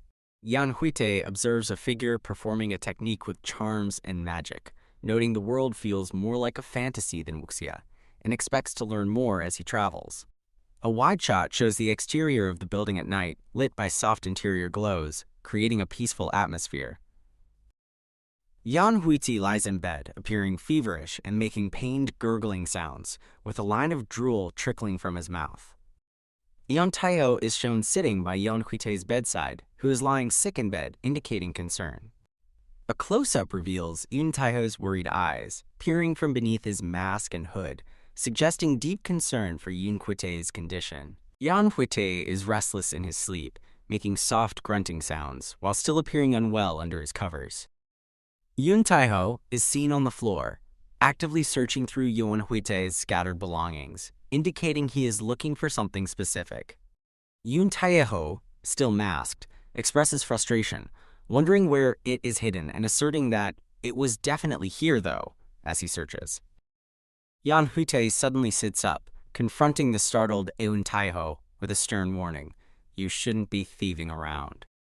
Yeon Hwitae unexpectedly lunges at Yeon Hwitae with a sword, attempting a surprise attack, but Yeon Hwitae adeptly blocks his swift slashes, causing Yeon Hwitae to cry out "Kug" in pain. Yeon Hwitae is shown falling backward, having been powerfully struck by Yeon Hwitae, who appears to have incapacitated him in one swift motion. A close-up reveals Yeon Hwitae's shocked face as he realizes internally, "Shit, he blocked my acupoints?" and is unable to move his body, exclaiming, "I can't move my body!" Yeon Hwitae stands over the incapacitated Yeon Hwitae and calmly asks him, "So, did you find what you were looking for, Yeon Hwitae?" Yeon Hwitae reveals his awareness of Yeon Hwitae's intentions, stating, "How else? I knew it from the moment you put a tracking scent on me when you grabbed my hands just now," and adds, "You must be mistaken about me being the Phantom Armor Tyrant King's disciple too." Yeon Hwitae, looking stunned and wide-eyed, questions Yeon Hwitae, asking, "I'm mistaken?" and then challenges him, "Aren't you the Phantom Armor Tyrant King's disciple?" Yeon Hwitae explicitly denies being the disciple and tells Yeon Hwitae, "Forget that." He then asserts, "Now that I've caught you in action, your life belongs to me," offering a choice. "Do you want to die by my hands, or will you tell me who you really are?" Yeon Hwitae scoffs at Yeon Hwitae's threat, confidently asking, "PFT, you, the Chivalrous Dragon, would harm me? Do you think I'd get scared by that?" Yeon Hwitae's eyes glow menacingly as he states, "It seems you still don't understand your situation," and threatens Yeon Hwitae, "Do you think I'm incapable of torture?" Yeon Hwitae smiles sinisterly, telling Yeon Hwitae, "I'm giving you a chance now," and chillingly warns him about what will happen. "If I start torturing you, you'd..." Yeon Hwitae describes a horrific torture scenario, stating Yeon Hwitae would, quote, be stripped naked, and then blank will be bent and blank. Yeon Hwitae is terrified, whimpering, "Heek!" and begging, "I'll take out blank." Yeon Hwitae, with a demonic grin, tells Yeon Hwitae to endure, "Make sure you hang in there so I can enjoy this thoroughly." Yeon Hwitae, now desperate, pleads, Aren't you the chivalrous dragon of the orthodox sects? How could you do such things?" Yeon Hwitae dismisses the, quote, chivalrous dragon title as just false rumors, claiming he only targets villains while still wearing a menacing expression. Yeon Hwitae escalates his threat, announcing, "All right, Tilda, I'll bring a scissors for the sake of doing #% ##," causing Yeon Hwitae to let out a pained "Kyok." Overwhelmed by fear, Yeon Hwitae finally gives in, pleading with Yeon Hwitae, "You'll do as you say, so please don't torture me." Yeon Hwitae internally revels in his success, smiling broadly and thinking, "It's going as planned." Yeon Hwitae reaches to remove Yeon Hwitae's mask, stating, "I'll take off your mask first. I can't see your expression if you're wearing it." Yeon Hwitae protests, "What? Wait a minute." A swift, sharp movement is depicted with a streak of motion and a JWAAK sound effect, implying something rapidly cut or thrown. Yeon Hwitae discovers a discarded disguise and expresses shock. What? As he realizes Yeon Hwitae is a woman, exclaiming, "You're a woman?" The woman, now revealed, indignantly responds, "What? Got complaints?" Yeon Hwitae mentally reels from the discovery, thinking, to think the handsome guy I met out of nowhere in a Wuxia novel was actually a woman in disguise, and concludes, "Darn cliché." Yeon Hwitae stands pensively, while Yeon Hwitae sits defeated on the floor, both silent, suggesting a moment of processing the sudden revelation. Yeon Hwitae internally panics, considering her grim options. "I'll either end up being killed by him or be put behind bars at this rate. I need to do something?" Yeon Hwitae abruptly challenges Yeon Hwitae, demanding, "Hey, do you know who I am?" Yeon Hwitae smirks, noting her rapid change in demeanor and asking, "Who are you?" Yeon Hwitae boldly declares, "My mother is the Hao clan leader." Yeon Hwitae reacts with visible surprise, gasping, "What?" Yeon Hwitae, now calm, simply acknowledges Yeon Hwitae's statement with an "Ah," while Yeon Hwitae remains seated. Yeon Hwitae bursts into laughter, mocking Yeon Hwitae. "Bah-ha-ha-ha-ha! What you said is too ridiculous. Why would you impersonate one of the 3 great clans of Luoyang?" Yeon Hwitae insists, "I'm being serious. My mother is really the Hao clan leader. If you don't believe me, then take a look inside my clothes." Yeon Hwitae's expression turns sinister as he asks, "Really? Something's inside your clothes?" and leers, prompting Yeon Hwitae to recoil in alarm. Yeon Hwitae furiously warns Yeon Hwitae, You perverted bastard. Try laying a finger on me and I'll kill you." Yeon Hwitae casually states, "All right, I believe you," surprising Yeon Hwitae, who asks, "You believe me?" Yeon Hwitae, with a chilling smile, explains he believes her because, quote, "Normally, in such a situation, no one would impersonate the Hao clan's young leader." He then labels her previous actions as a mistake, leaving Yeon Hwitae confused. Yeon Hwitae, with a sinister smile, declares he now controls something to influence the Hao clan, while Yeon Hwitae questions how the Chivalrous Dragon could act this way. The Luoyang Pavilion is introduced as one of Luoyang's most famous buildings, renowned as a brothel for its fairy wine. The interior of the Luoyang Pavilion is shown, frequented by various influential and famous people, indicating its importance. Yeon Hwitae and Yeon Hwitae face a woman in a red dress, as the narration hints at a secret about the Luoyang Pavilion. The narration box explicitly reveals the secret. The Luoyang Pavilion is the hidden headquarters of the Hao clan. Yoon Seo-yeon, the elegant leader of the Hao clan, and a, quote, start of supreme peak-level martial artist, formally greets them. Yeon Hwitae smugly tells Yoon Seo-yeon she is incredible for her calm demeanor, despite holding her daughter, Yoon Bihwa, hostage. Yoon Seo-yeon asks Yeon Hwitae if he's threatening her, but Yeon Hwitae, grinning, states she expected Yeon Bihwa to be caught by him. Yeon Bihwa reacts with wide-eyed shock and exclamation marks to Yeon Hwitae's revelation about her mother. Yeon Hwitae explains that Yeon Bihwa has been a kleptomaniac since childhood, implying her mother knew of her activities. Yeon Hwitae asserts that the clan leader must have known about Yeon Bihwa's daring theft. Yoon Seol-yoon angrily asks Yeon Bihwa how much she revealed, while Yeon Bihwa internally regrets being unable to endure torture.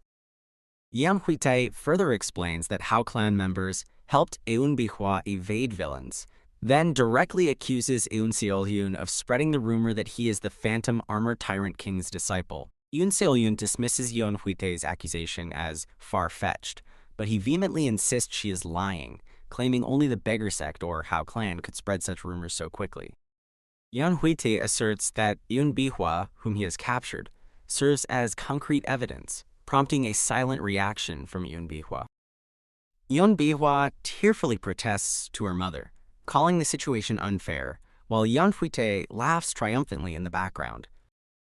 Yoon Seol-yoon praises Yeon Hwitae, acknowledging his impressive martial prowess and intelligence as a descendant of the Golden Tiger Wall.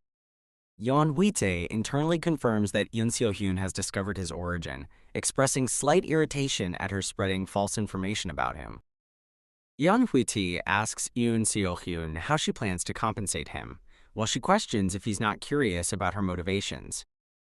Yeon Hwitae admits curiosity, but states he'll drop the matter if she compensates him, prioritizing avoiding further trouble. Yoon Seol-yoon remarks on Yeon Hwitae's leadership qualities and directness, then asks him what he desires as compensation. Yeon Hwitae states his first condition: the Hao clan must assist the Golden Tiger Wall at least once upon request.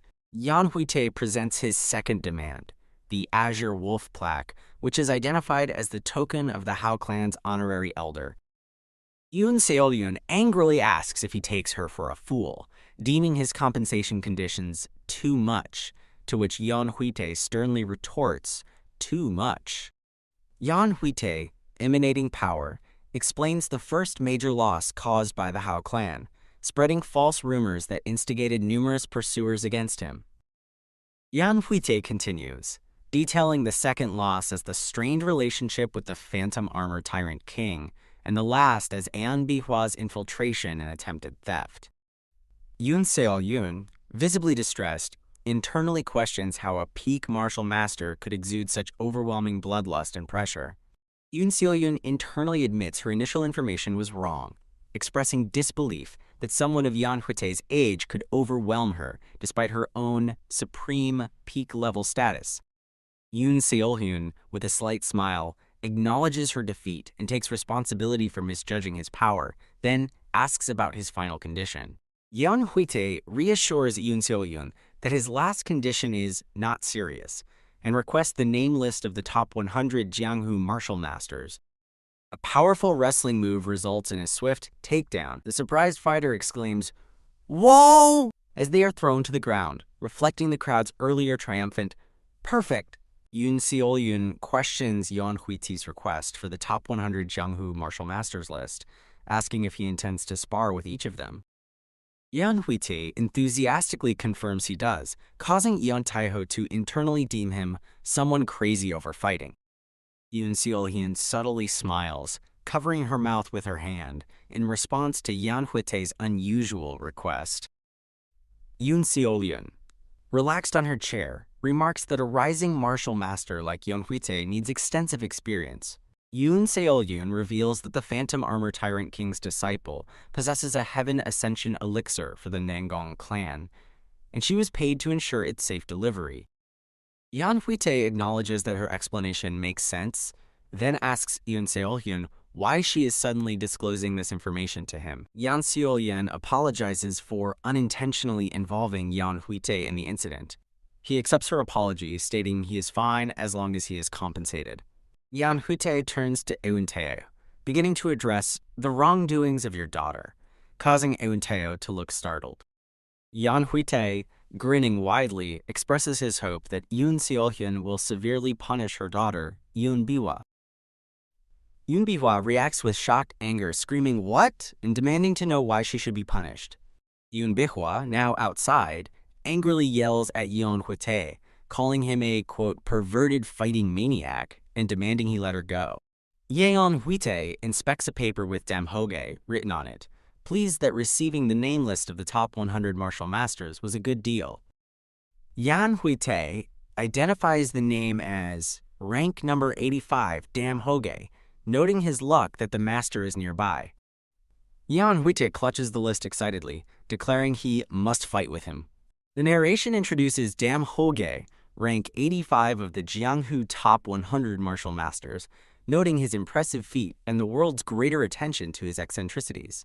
The narration explains Damhoge's eccentricity is an obsession with talking about names, shown with piles of books surrounding him.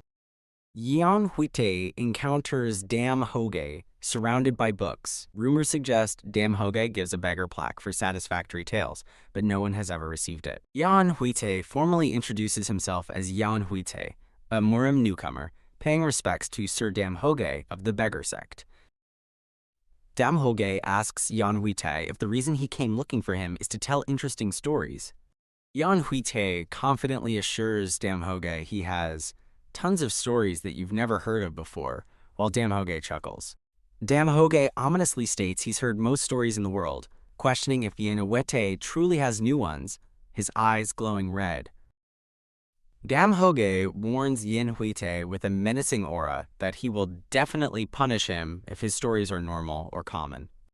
Yeon Hwitae internally acknowledges Damhoge's incredible skill and pressure, pondering what stories to tell to captivate him. Yeon Hwitae excitedly realizes the perfect Wuxia story to tell, while Damhoge silently wonders about his unusual excitement. Yeon Hwitae suggests moving to an inn to talk. Damhoge sternly refuses to drink with anyone he doesn't recognize as a storyteller. Damhoge enthusiastically drinks, seemingly delighted by Yeon Hwitae's storytelling, indicating he has accepted him as a storyteller. Damhoge, now sharing a table with Yeon Hwitae, eagerly asks what happened next to the monkey in the story. Yeon Hwitae smiles mischievously, teasing Damhoge with his response, "Yeah, I wonder what happened to it." Damhoge impatiently urges Yeon Hwitae to continue the story, but Yeon Hwitae laughs, insisting they savor the food as there's still much untold. Damhoge becomes visibly enraged, yelling at Yeon Hwitae for abruptly stopping the story. Yeon Hwitae smirks, confirming his storytelling strategy worked, exclaiming, "Haha, I knew it'd work." Any martial artist would love the story Journey to the West.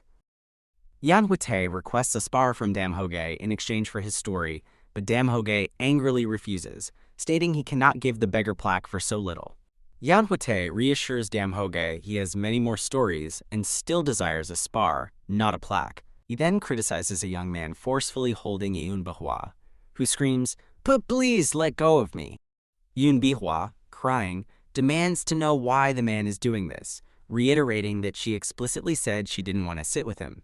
Yeon Hwitae sighs, observing the scene and noting that Wuxia stories always have stuff like that happening, comparing it to guys who'd hit on women after drinking in his previous life. The young man, identifying himself as, quote, the young leader of the Shintai sect, continues to forcefully hold Yeon Hwitae, telling her she should be honored by his attention. Yeon Hwitae intervenes, telling the young leader to stop it, you look pathetic, which provokes an angry retort from the leader asking if he has a death wish. Yeon Hwitae's eyes narrow as he internally acknowledges that words won't get through to the young leader, followed by a sudden, unseen, forceful action. Yeon Hwitae reacts with a wide, shocked grin, exclaiming, "What?" First to strike takes victory. Yeon Hwitae swiftly and powerfully kicks the young leader, sending him sprawling with debris flying, demonstrating her unexpected martial prowess. The young leader of the Shintai sect, now on the ground with a bloody face, yells at Yeon Hwitae, calling her a fucking bitch and demanding if she knows who he is. Yeon Hwitae fiercely kicks another charging man, sending him flying across the room, with the man calling her such an immature, spoiled brat.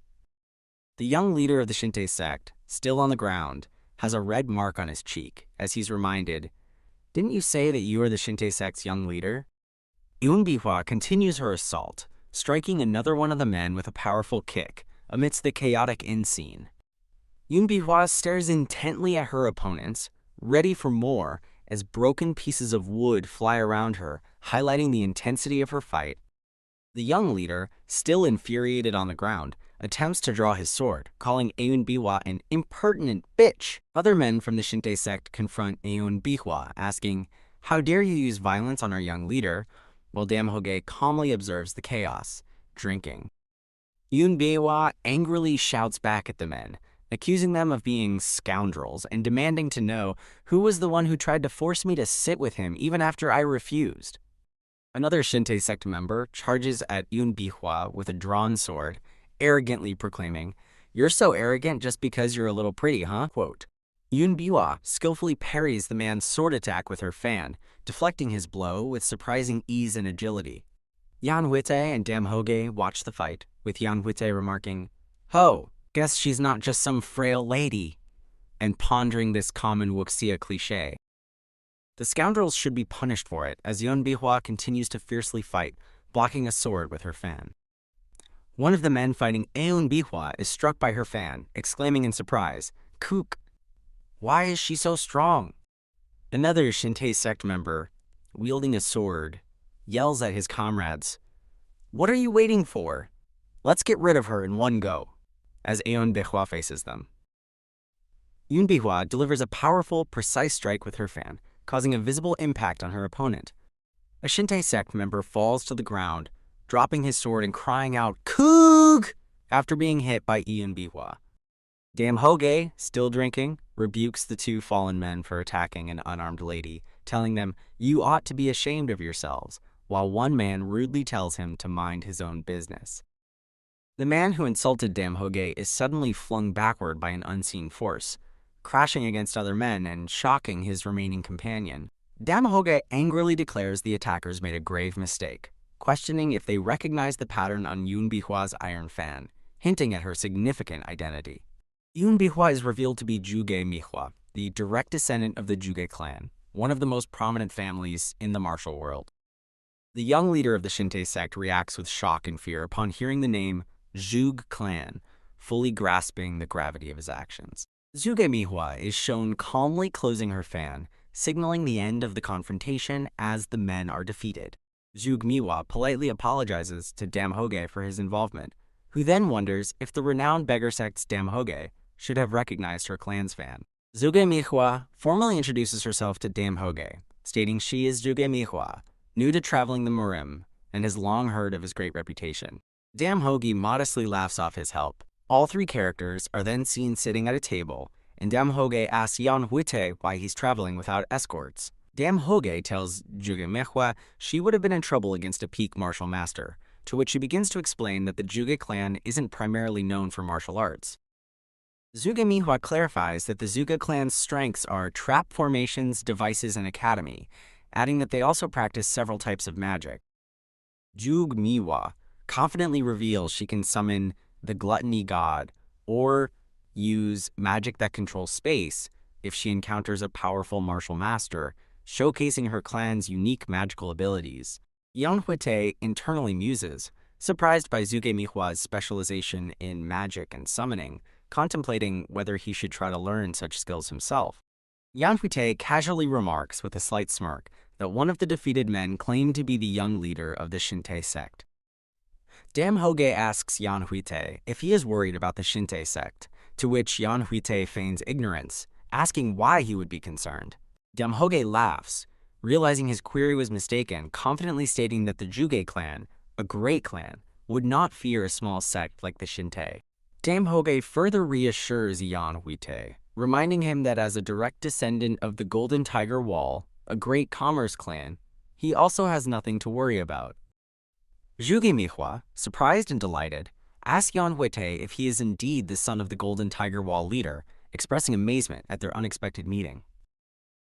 Yeon Hwitae stares blankly, unresponsive to Juge Mihwa's question, leaving her looking confused and surprised by his silence.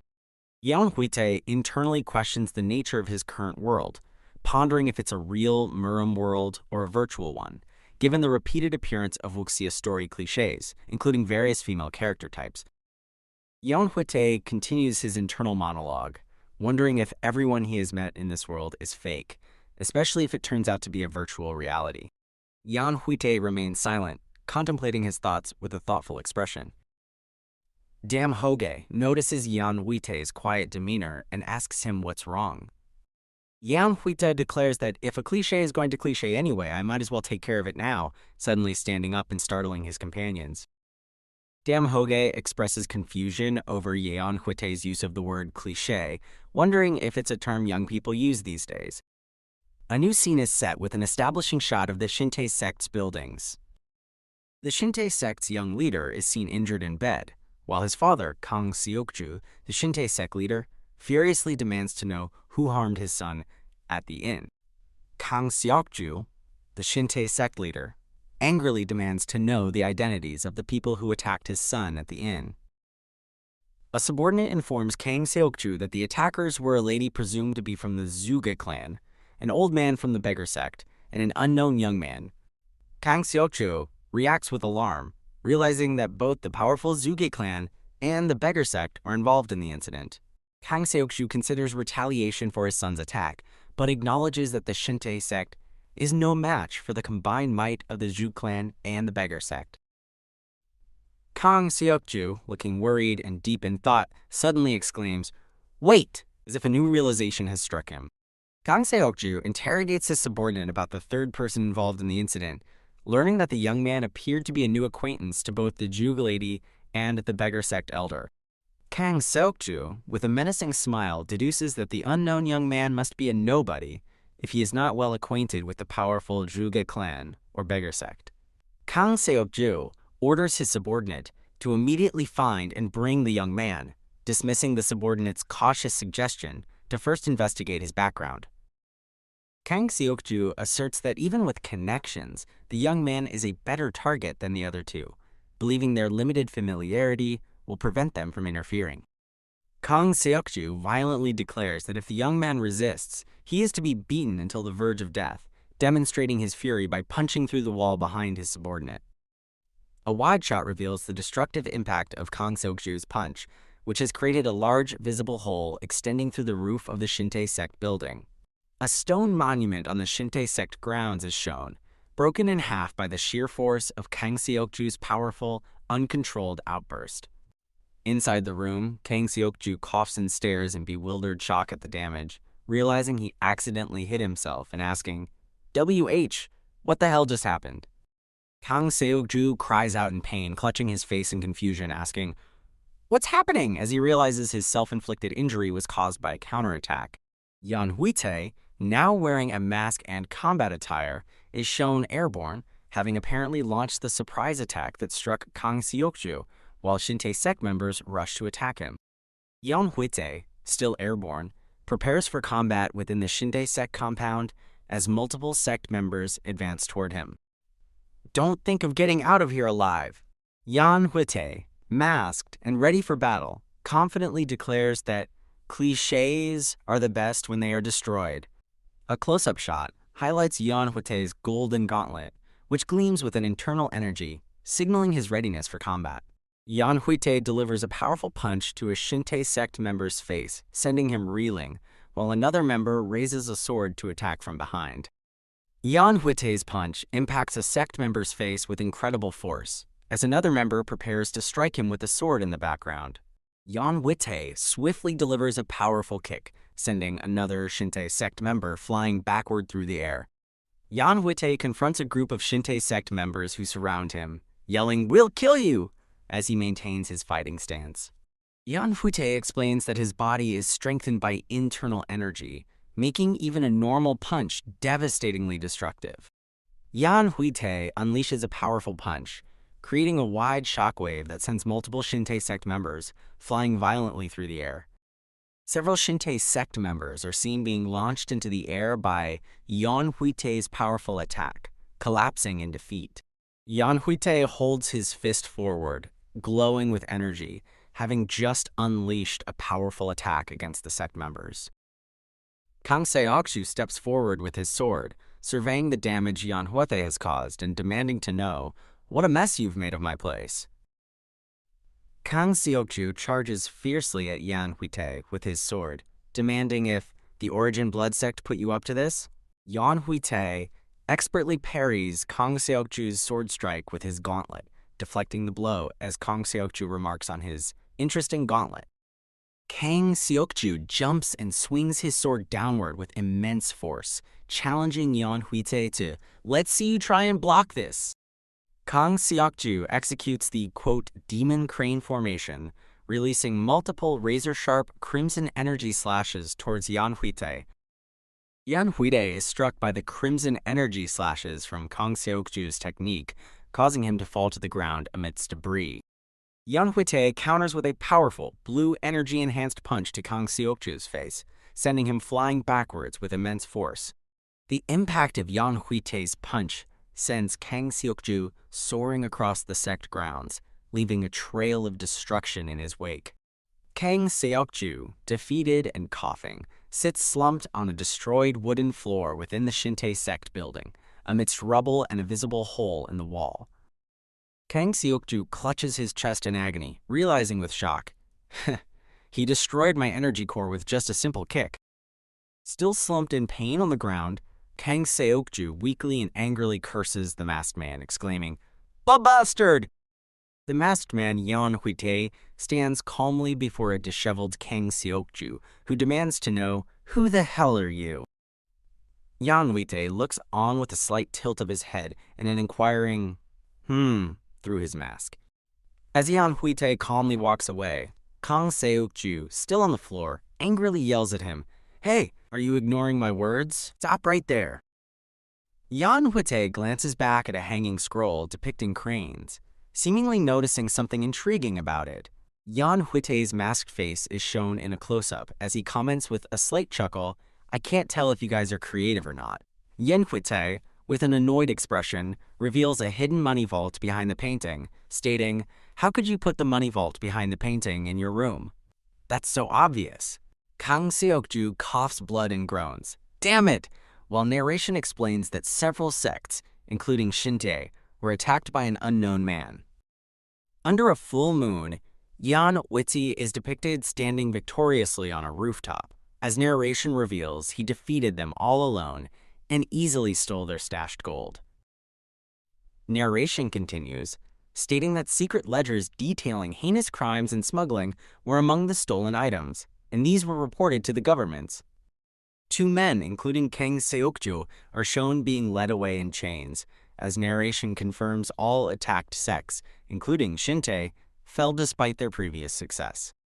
A close-up of Yeon Hwitae's gauntlet-clad fist appears as narration concludes that the unknown man became known as the Chivalrous Fist Divine Thief, a chivalrous thief who uses his fist.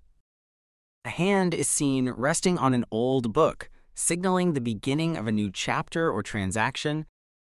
Lady Juge, with a content smile, holds a book, explaining that the rumors about the Chivalrous Fist Divine Thief were spread by the Hao clan and Beggar sect, adding this should repay her debt to Yeon Hwitae. Yeon Hwitae, looking displeased, directly asks Lady Juge, "But Lady Juge, why are you following us?" Lady Juge replies, "Because it looks like fun," prompting Yeon Hwitae to ask, "Are you a kid?" She then expresses her desire to spar with Sir Dam, while Yeon Hwitae firmly tells her, "Please leave." Lady Juge, holding a fan, argues that as a direct descendant of the Juge clan, she is qualified to be a witness for their unofficial spar, determined not to miss something so interesting. The old man, Sir Dam, happily agrees with Lady Juge, stating, "Oh, that does make sense. A direct descendant of the Juge clan being a witness definitely makes it better," much to Yeon Hwitae's exasperated, "What?" Yeon Hwitae frantically tries to persuade the old man. Wait a minute, sir. If it's an unofficial spar, I don't think there's any need for us to show our martial arts to others. But the old man refuses, saying, "You darn brat, I won't let you get your way." The old man strokes his beard, admitting, "What you said does make sense too," while Lady Juge looks annoyed in the background. Lady Juge looks infuriated, accusing Yeon Hwitae, "Sly bastard, you dare use schemes against the Juge clan?" Lady Juge smiles mischievously as she asks the old man, "Sir, have you heard of GUGM before? to which he enthusiastically replies, "Of course, he's the first storyteller to gain an audience with the emperor, right?" Lady Suge, with a wide grin, offers to arrange a meeting with GUGM for the old man, emphasizing that the Juga clan knows him very well. The old man's eyes sparkle with joy and excitement, exclaiming, "I'd love that! I won't forget the kindness of the Juga clan." The old man excitedly asks if this means Lady Zhuge will be a witness, and she confirms, "Yeah, definitely. Look as much as you want?" Yeon Hwitae sighs in defeat, while the old man thanks Sir Dam. Yeon Hwitae clutches his head in disbelief and exasperation, overwhelmed by the situation. Lady Zhuge smiles smugly and declares, "I won." Yeon Hwitae's face contorts in visible anger and frustration, indicating his complete defeat in the negotiation. The old man, Sir Dam, holds his staff firmly and states, "As you already know, my martial arts use a staff." Sir Dam explains he uses the, quote, dog-beating staff technique, learnable only by the sect leader or successor, then asks Yeon Hwitae, "What martial arts do the renowned Chivalrous Dragon use?" Yeon Hwitae, with a focused expression, ponders his fighting style, thinking, my martial arts, what should I name it? Yeon Hwitae recalls devising a name for his martial arts during a fight with the beggar sect in his youth. Yeon Hwitae confidently declares, "The martial arts I use is known as the boxing technique," grinning widely as he stands ready. Sir Dam reacts with a surprised look, questioning, "Boxing technique?" Yeon Hwitae explains that the boxing technique mainly uses fists to fight, and that its characteristics are, quote, being swift and powerful. Yeon Hwitae reveals his martial art was developed in another country over time, its power depending on interpretation, and that he, quote, completed the move myself, demonstrating a powerful, charged punch. Sir Dam comments that it's a simple name, but acknowledges that such a martial art might in fact be scarier than usual. Yeon Hwitae announces, "I'm ready. What about you?" To which Lady Zhuge, seen from behind, replies, "I'm ready as well," as both men assume fighting stances. Lady Zhuge steps forward between the two combatants, declaring, "In that case, as one of the members of the Zhuge clan, I'll bear witness to this spar." Lady Zhuge sets the rules, stating, "The victor will be decided when one of you surrenders or faints, while Yeon Hwitae stands prepared." Lady Zhuge further instructs them that any fatal techniques are forbidden, and to refrain from using any attacks that could endanger the other's life, smiling at Sir Dam. The intense spar begins as Sir Dam charges with his staff and Yeon Hwitae moves to strike, both displaying determined expressions. Yeon Hwitae lunges forward with a powerful, glowing punch, a wide and excited smile on his face. Yeon Hwitae expresses his excitement, thinking, "I'm finally fighting one of the Murim's top 100 martial masters. It's been a while since I've been this excited." Yeon Hwitae and Sir Dam clash violently at high speed, surprising Lady Zhuge, who exclaims, "This is way faster than I imagined." Yeon Hwitae and Sir Dam engage in a rapid exchange of blows, with Sir Dam's staff and Yeon Hwitae's fists clashing amidst bursts of energy. Lady Zhuge watches the fight in awe, exclaiming, "They're really incredible. To think I'd get to see such an incredible fight." Sir Dam's staff and Yeon Hwitae's punch collide with immense force, sending shockwaves through the air. Sir Dam unleashes a powerful downward strike with his staff, shouting, "Ha!" Yeon Hwitae swiftly dodges the powerful staff strike from Sir Dam. Yeon Hwitae delivers a powerful kick, causing the ground to crack upon impact. Sir Dam effectively blocks Yeon Hwitae's powerful kick with his staff. Yeon Hwitae, with a determined expression, unleashes another powerful kick, yelling, "Gah!" Yeon Hwitae executes an aerial kick, aiming directly at Sir Dam. Yeon Hwitae's kick collides forcefully with Sir Dam's staff, and Yeon Hwitae declares, "Your defense is out of scoop. How about this then?" Yeon Hwitae skillfully maneuvers behind Sir Dam, stating, "I won't be just standing around for you to hit." Sir Dam reacts with shock, realizing, "He got behind me in an instant?" Yeon Hwitae delivers a powerful phoenix kick from behind, striking Sir Dam, who exclaims, "Gosh!" Yeon Hwitae delivers a powerful kick, enhanced by a glowing aura, while Sir Dam, staff in hand, prepares to counter in a dynamic exchange of blows during their intense spar. Yeon Hwitae unleashes a, quote, boxing technique with a powerful punch, then delivers a devastating uppercut, as multiple panels emphasize his swift and impactful martial arts. Sir Dam, holding his staff firmly, faces Yeon Hwitae, who appears to have struck him as energy emanates from their clash, indicating a strong impact. Sir Dam is pushed back by the force of Yeon Hwitae's attack, his hands gripping the staff tightly as he is swept off his feet, emphasizing the power of the blow. Yeon Hwitae lunges forward with a powerful punch, connecting with Sir Dam's staff, while Sir Dam is thrown backward, crashing into the ground amidst the chaotic battle. Yeon Hwitae, still airborne from his attack, watches as Sir Dam is sent flying from the impact, indicating a successful and forceful strike. Sir Dam is forcefully repelled by Yeon Hwitae's attack, labeled Dragon Tail Iron Repel, as he is sent flying through the air away from Lady Zug, who watches from a distance. A massive explosion erupts on the ground where Sir Dam landed, creating a cloud of smoke and debris, signifying the immense power of the previous attack. Lady Zug observes the aftermath with wide eyes, exclaiming, "Wow!" as smoke billows from the impact site and a large crater is visible, revealing the fight's destructive force. Yeon Hwitae coughs and struggles to get up from the ground, saying, "Coke, damn it," appearing injured and exhausted after the powerful exchange. Yeon Hwitae reflects on the fight, thinking, the staff's reach is long, so he has the advantage. If I close in on him, he shouldn't be able to fully utilize its power though. But I'm being pushed back in close combat? Sir Dam stands over the struggling Yeon Hwitae, who is kneeling in a crater, and asks, "Is this all the boxing technique you speak of can do?"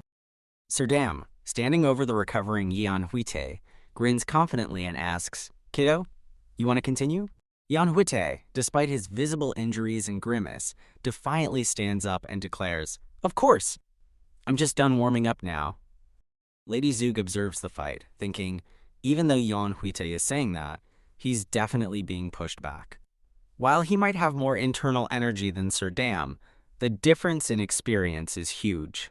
Lady Zug concludes her thoughts, stating, he is fighting a losing battle, as Yeon Hwitae stands with minor injuries and Sir Dam watches from behind. Sir Dam grips his staff firmly, ready for the next round, and confidently states, "Bring it on." Yeon Hwitae charges forward again with a determined expression as Sir Dam raises his staff, preparing for another rapid clash. Sir Dam confidently swings his staff, thinking, such simple movements, appearing to easily counter Yeon Hwitae's next move. Yeon Hwitae delivers a powerful punch, glowing with concentrated energy, aimed directly at Sir Dam, who is blocking with his staff. Yeon Hwitae's intense focus reveals his realization, thinking, this is a feint. He's aiming elsewhere. Sir Dam swiftly rotates his staff, revealing a rapid, blurring motion, indicating a complex multi-strike technique as part of his martial arts. Yeon Hwitae is struck by Sir Dam's staff, being sent airborne, as Sir Dam observes. He blocked it, suggesting the attack was partially successful. Sir Dam effectively parries Yeon Hwitae's glowing punch with his staff, generating a powerful shockwave as their techniques collide. Yeon Hwitae executes a powerful stomp, impacting the ground with visible force and creating a small crater from the impact. Sir Dam unleashes a rapid, multi-directional staff attack, generating energy blasts that force Yeon Hwitae into a defensive, agile posture as he attempts to dodge. Yeon Hwitae grimaces in pain and thinks, this is not a feint, realizing the full force of Sir Dam's direct attack as the staff connects with his head. Yeon Hwitae is struck multiple times by Sir Dam's rapid staff attacks, sending him tumbling through the air and exclaiming, "Kug!" Sir Dam, in a dynamic sequence of panels, executes a series of powerful staff strikes, including an aerial maneuver, demonstrating his mastery and adaptability. Sir Dam expresses surprise and admiration, stating, I can't believe you've already adapted to my feints, even though you were confused just a moment ago. To think you've improved so fast. Yeon Hwitae charges forward, declaring his blood is boiling and he will now go all out, while Sir Dam prepares his staff for the continuing intense spar. Yeon Hwitae reflects on his inexperience in Murim fights, prioritizing growth over winning, and plans to use his boxing with insight for the right moment. Serdam unleashes his Heavenly Flower Staff technique, Encircling Storm, executing a rapid barrage of staff strikes at Yeon Hwitae from multiple directions. Serdam continues his swift, multi-directional Encircling Storm staff technique, forcing Yeon Hwitae to react defensively to the relentless assault. Yeon Hwitae grimaces in pain as Serdam's powerful staff strike connects, indicating the force of the blow despite his attempt to block it. Serdam maintains his relentless staff assault, striking Yeon Hwitae multiple times, forcing him to absorb or block the rapid blows and exclaim, "Kik!" Yeon Hwitae grimaces and utters "Kik" as he endures Serdam's fierce, continuous assault, showing signs of extreme pain and exertion. Yeon Hwitae's face shows extreme strain and pain as a powerful blue aura erupts around him, indicating he is pushing his limits or activating a powerful technique. Yeon Hwitae is rapidly forced backward by the powerful impacts, skillfully dodging and evading the continuous, energy-infused strikes from Serdam. Yeon Hwitae realizes he is recalling forgotten instincts as a warrior from a previous life, as images of his former, more muscular self appear. Yeon Hwitae engages Serdam at close range, expressing intense enjoyment and thrill, feeling his adrenaline surging during their fierce combat.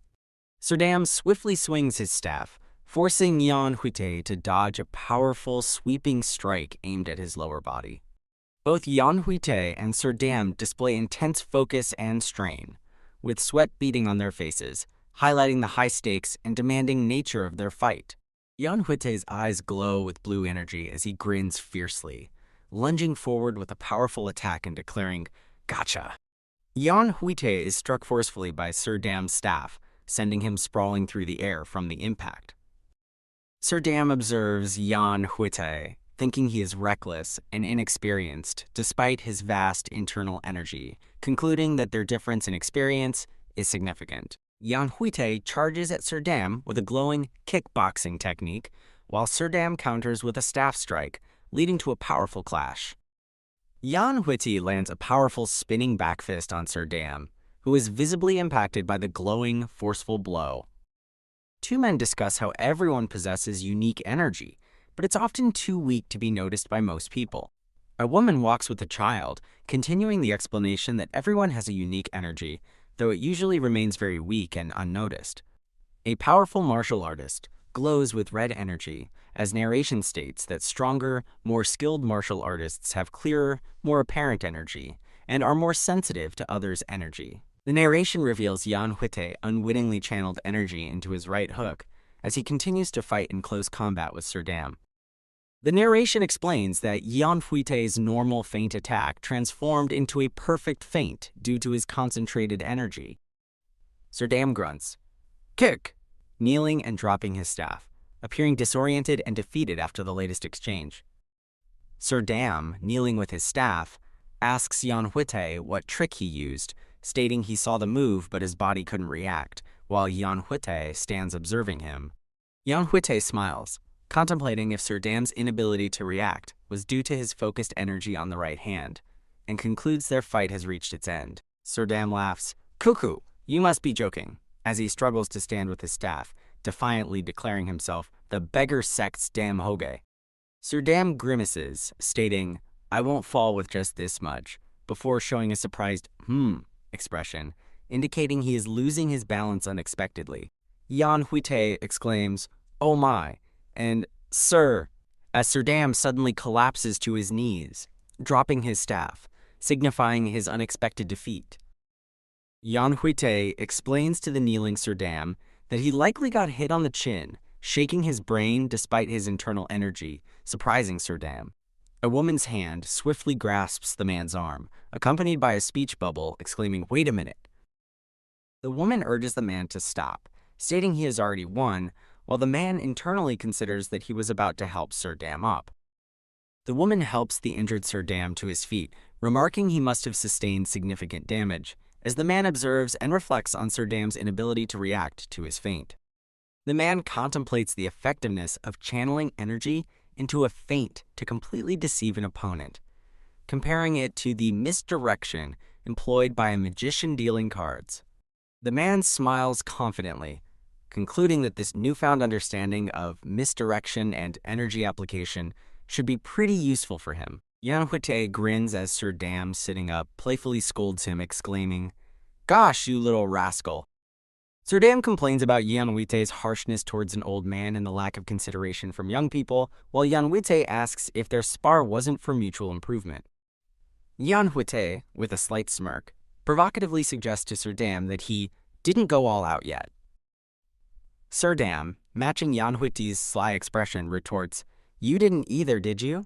Sir Dam, with Lady Zhuge's assistance, informs Yeon Hwitae that, despite his appearance, he is an elder of the beggar sect and can access most available information.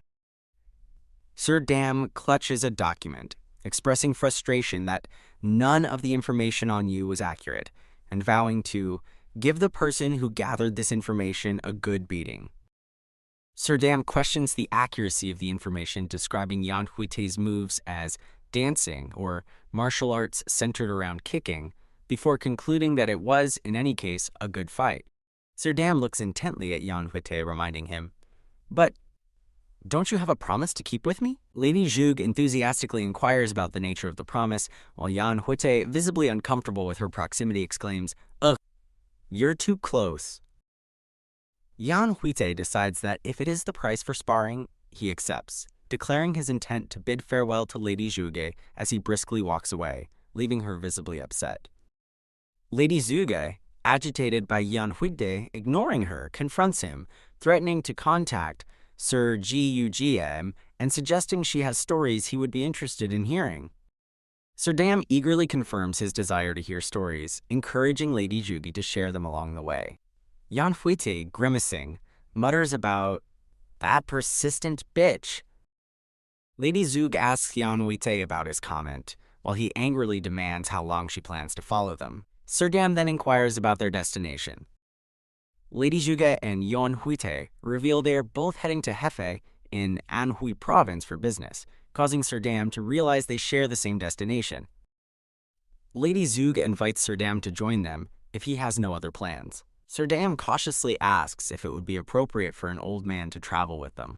Lady Zhuge enthusiastically assures Sir Dam, exclaiming, "We'd love it." Lady Zhuge smiles menacingly as she addresses Yeon Hwitae by name, causing him to react with shocked dismay. A serene landscape is depicted, showcasing majestic mountains under a bright, cloud-filled sky. Narration explains their journey to Anhui province together, noting that despite initial worries about matching pace, they all utilize Qigong due to being skilled martial artists. The narration continues, illustrating their journey with images of rapid travel using Qigong and comfortable indoor rest, confirming they didn't have to sleep in the wild.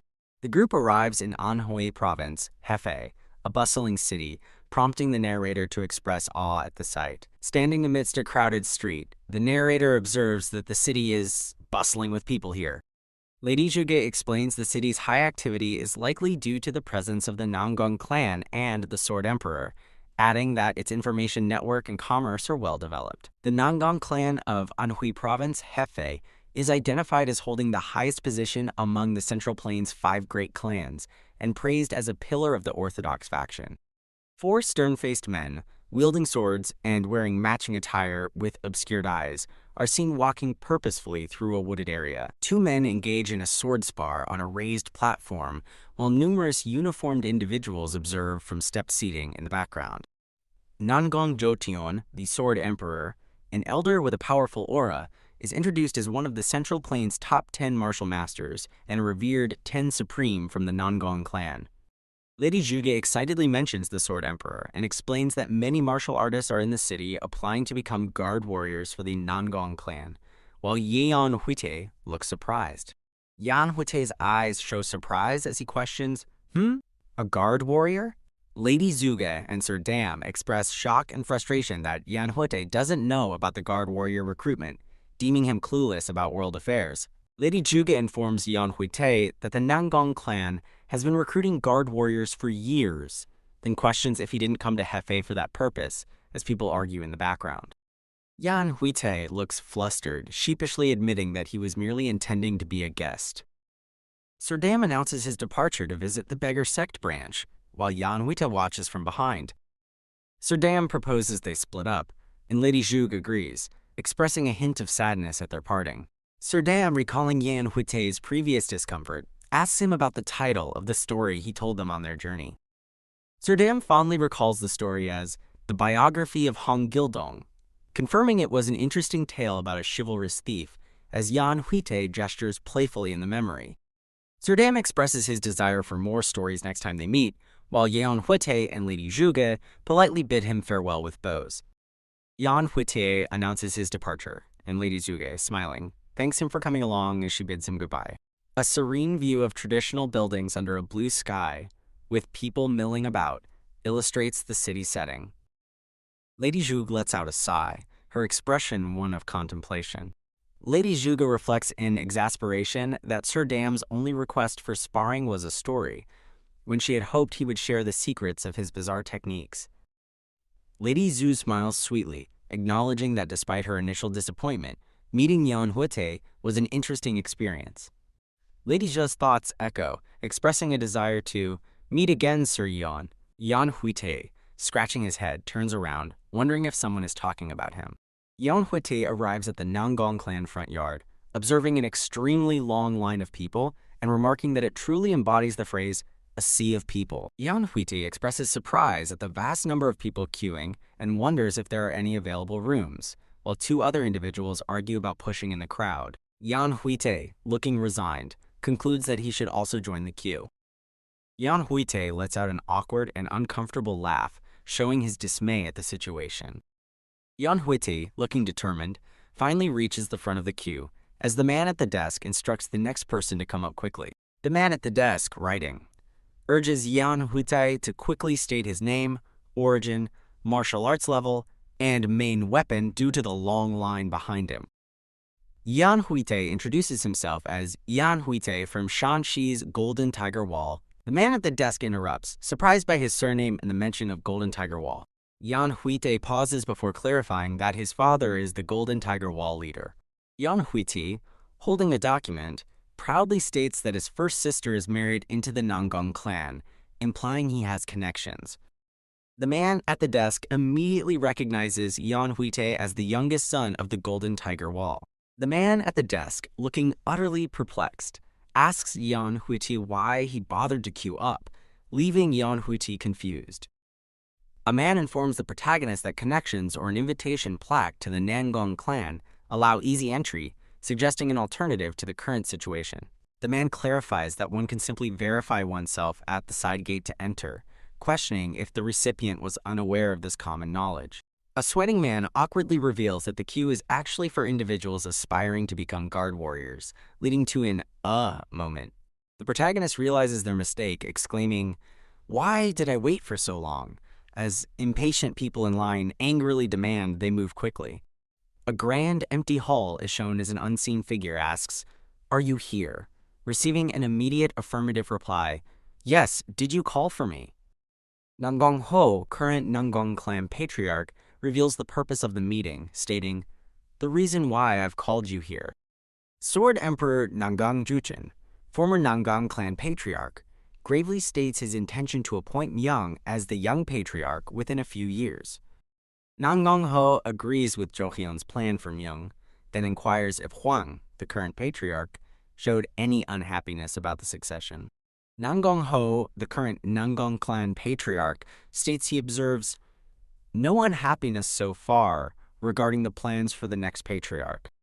Nanggong Ho explains Hwang desired a happy family life, while Jucheon finds it not surprising, inquiring if the family is still living together. Nanggong Ho describes Hwang's family as always so lovey-dovey, and expresses relief his daughter-in-law is a pleasant person causing no trouble.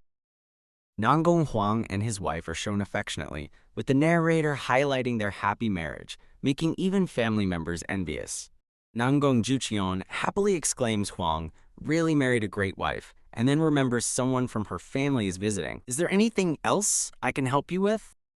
Nanggong Ho confirms his wife's youngest brother just arrived. Jucheon vaguely remembers the mention of a youngest son in their family. Nanggong Ho reveals the youngest son, unfamiliar with the world, joined the guard warrior queue. Jucheon chuckles. He's bound to suffer a lot then. Nanggong Jokon enthusiastically suggests, "Shall I teach him a little personally?" Since the youngest son had a tough day slamming the table. Nanggong Ho, surprised, asks Jochian, "Are you serious about teaching him?" mentioning the youngest son is rumored to be, quote, "quite a talented martial artist." Nanggong Jochon contemplates the youngest son's many rumors, concluding he must be hiding a lot of things and showing deep interest. Nanggong Ho sighs, internally noting, there he goes again, resigned to Yokian's predictable enthusiasm for martial arts. The curiosity of the martial arts maniac. Nanggong Jocheon, with an intense expression, joyfully declares, "Ho ho ho. It seems I'll be able to stretch my muscles for the first time in a long while." Nanggong Jocheon arranges a meeting with the son, loudly thanking Nanggong Ho. "Thanks, I sure have a good son." While Ho nervously smiles, Nanggong Jokyeon praises Ho Ho Ho for acting without instruction, while Nanggong Ho merely lets out a dejected sigh. The scene shifts to a serene, scenic view of the grand Nanggong clan buildings, bathed in the warm light of a sunset. Hwitae leans against a pillar, deep in thought, as someone unexpectedly calls out, "Hwitae!" from off-panel, signaling an arrival. Yeon Hwitae, Golden Tiger Wall's first daughter and Nanggong Hwang's wife, joyfully greets Hwitae, calling her sister and asking about her well-being. Hwitae smiles and replies she's been well, then comments on the difficulty of Yua's journey, adding an abrupt, "Oh, right." Hwitae's face shows immediate worry as she asks Yeon Hwitae, "You didn't create any trouble, did you?" with a distressed, "Oh." Yeon Hwitae playfully pokes Hwitae's cheek, scolding her, "You talk as if I get into trouble all the time," while Hwitae internally calls it nagging. "Is there anything else I can help you with?" Hwitae, playfully squeezing her cheek, suddenly asks Yeon Hwitae, "Come to think of it, where's brother-in-law?" Changing the subject, two women look surprised as one exclaims, "Hwitae!" Nanggong Hwang, second son of the Nanggong clan patriarch, Nanggong Ho, approaches two women, asking if they've been well. One woman greets him as brother-in-law. Nanggong Hwang, smiling, places a hand on the young woman's shoulder, remarking, "It has been long." She asks if he has been well. A man's arm rests around a woman's waist as he affirms, "Of course," prompting her surprised, "Oh my." Nanggong Hwang lovingly embraces his wife, claiming his illnesses vanished with her presence. Weichor nervously chuckles, while the other woman says, "Oh, Hwang." Nanggong Hwang turns to Hwitae, inquiring if he has any plans. Hwitae replies to Nanggong Hwang that he has no plans and was about to rest, to which Nanggong Hwang asks, "Is that so?" Nanggong Hwang looks serious, cautioning that Hwitae might be surprised by what he is about to say. Nanggong Hwang reveals his grandfather wishes to meet with Hwitae, who asks in surprise, "Your grandfather? Could that be?" Nanggong Hwang states the Sword Emperor plans to teach Hwitae personally. Hwitae is shocked, exclaiming that the Sword Emperor will teach him. The woman asks Nanggong Hwang if he is serious, and he clarifies that the decision isn't final yet. Nanggong Hwang explains the Sword Emperor will decide after meeting Hwitae in person, prompting an excited Hwitae to declare he would love to meet him. Nanggong Hwang advises Hwitae to rest and recover, then let him know when he's ready to meet the Sword Emperor. A surprised Nanggong Hwang reacts as Hwitae declares he wants to meet the Sword Emperor tomorrow. Nanggong Hwang expresses concern about Hwitae's fatigue, asking if one day of rest is enough, but Hwitae begins to explain the Sword Emperor's interest. Hwitae, with a determined smile, insists he couldn't possibly make the Sword Emperor wait for a long time. The clear blue sky transitions to a view of mountains and trees, establishing a serene outdoor setting. Hwitae, in training attire, punches a tree with a forceful, glowing blue strike. Hwitae's powerful punch shatters a section of the tree trunk, sending splinters flying. Hwitae delivers a devastating kick to the already damaged tree trunk, accompanied by intense energy.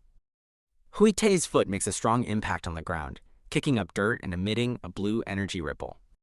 Hwitae executes a spinning kick, surrounded by flying debris, as he powerfully demolishes the tree.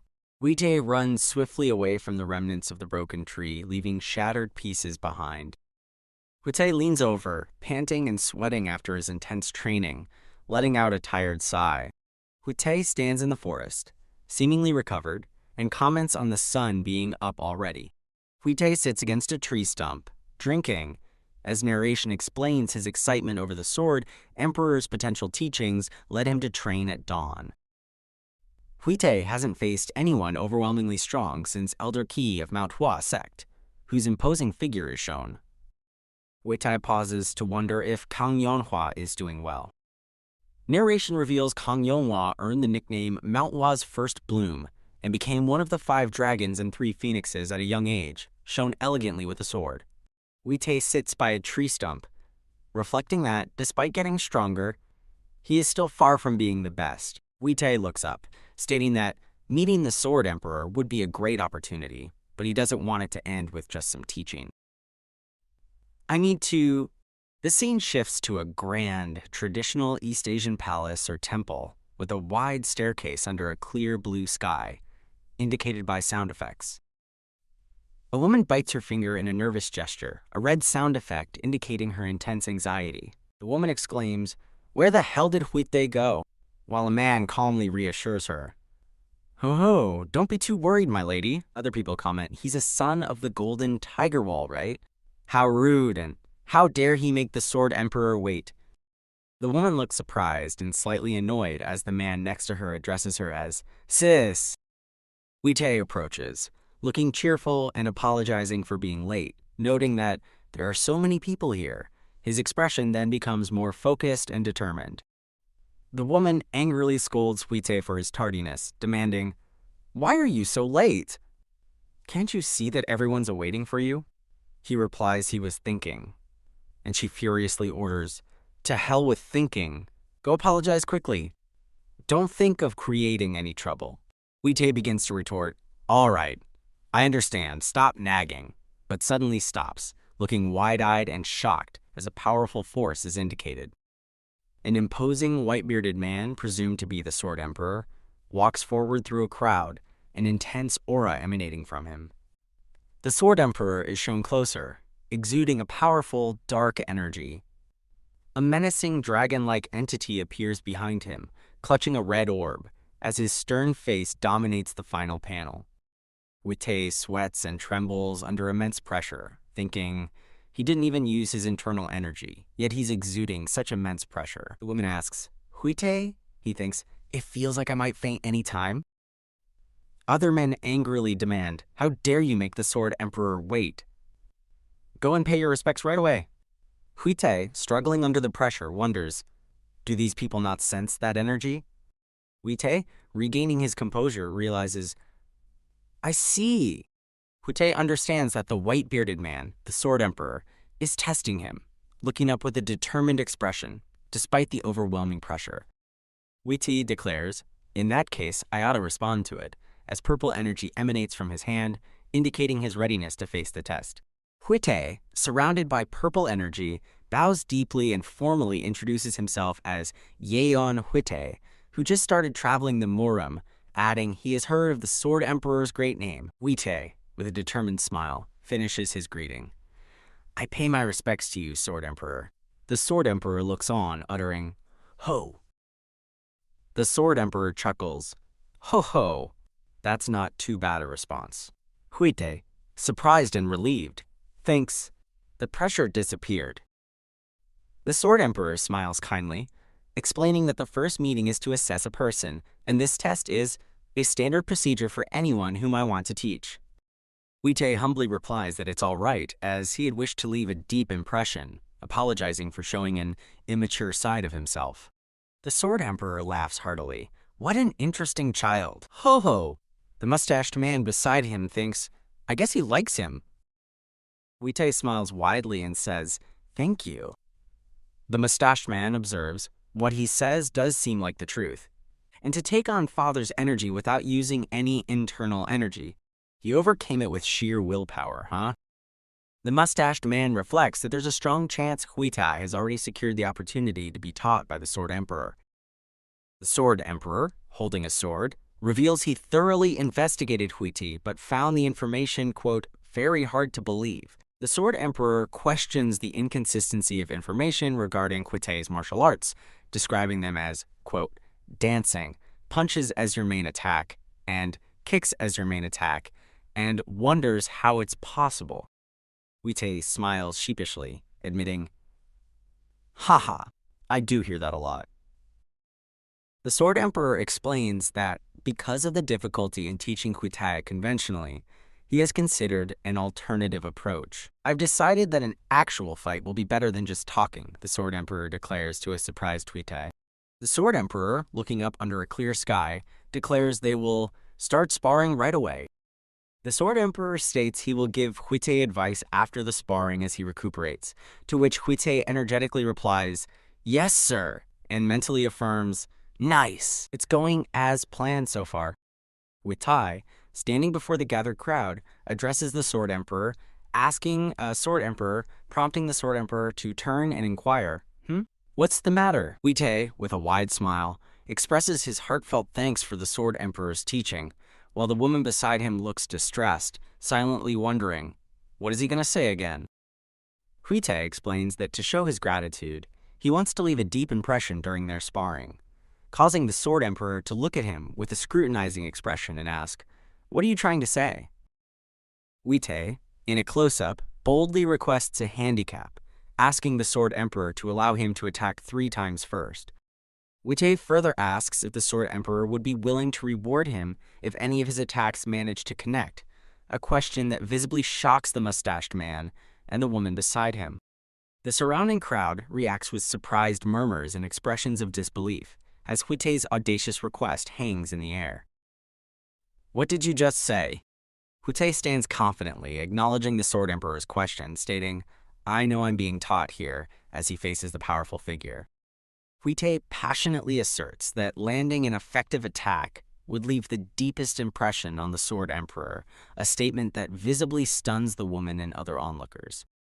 Hwitae turns away, internally admitting his words were probably disrespectful, while bystanders condemn him as an impertinent brat with no manners, deeming it impossible to land an attack on one of the 10 Supremes. Hwitae believes the Sword Emperor, known as a martial artist seeking knowledge, might be moved by his sincere words coming from the bottom of my heart. The Sword Emperor remains silent, looking down, his expression hinting at deep consideration or surprise. The Sword Emperor finally speaks, telling Hwitae, "Bring it on," which visibly surprises Hwitae. The Sword Emperor smiles, expressing his pleasant surprise at being challenged, remarking that he thought no one could ever catch up to him as he aged. The Sword Emperor, holding his sword, declares he can do this much for a young martial artist, prompting Hwitae to bow deeply and reply, "Thank you, sir." The Sword Emperor, impressed by Hwitae's spirit, decides to give him more handicaps, causing Hwitae to look surprised and focused. The Sword Emperor announces his first additional handicap. He, quote, "won't lift my right foot from the ground." The Sword Emperor reveals another handicap, stating, "I won't use my left hand either." With a confident smile and intense eyes, the Sword Emperor challenges Hwitae, saying, "So, attack all you want." Hwitae, with a determined grin and a bead of sweat, enthusiastically replies, "Yes, sir," while mentally exclaiming, "Nice!" Hwitae raises his fists, preparing to fight, and thinks, "I will." Hwitae assumes a fighting stance, surrounded by glowing energy, and confidently declares, "Tell you that after I've succeeded." The Sword Emperor, drawing his sword, laughs heartily, exclaiming, "Ho, ho, ho, I like your spirit." With his sword drawn, the Sword Emperor enthusiastically tells the young martial artist, "All right, bring it on," as both prepare for their confrontation. Narration states that Yeon Hwitae took pride in being a champion, regardless of the Sword Emperor's skill.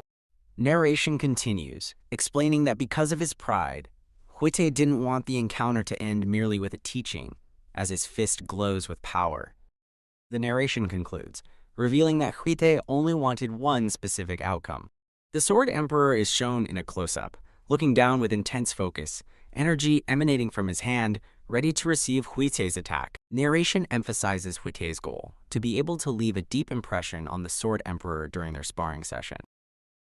A red, abstract image shows what appears to be a shattered gauntlet or arm, surrounded by dark red energy, possibly symbolizing a brutal defeat or the intensity of the upcoming battle. The woman looks on with a distressed expression and a bead of sweat, letting out an anxious "ha" as the tension of the impending sparring match mounts.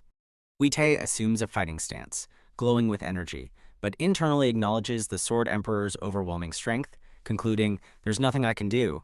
He's too strong." Hwitae, close-up, realizes that pure power is insufficient against his opponent, determining, "There's nothing I can do to him with just pure power. The only advantage I have is information." Hwitae observes martial artists in the Central Plains are unfamiliar with his martial arts, thinking he could make a breakthrough if he made use of that. Hwitae feels he has no chance against the Sword Emperor, comparing him to a huge mountain, and reflecting that the difference in their martial arts level is astronomical, larger than heaven and earth.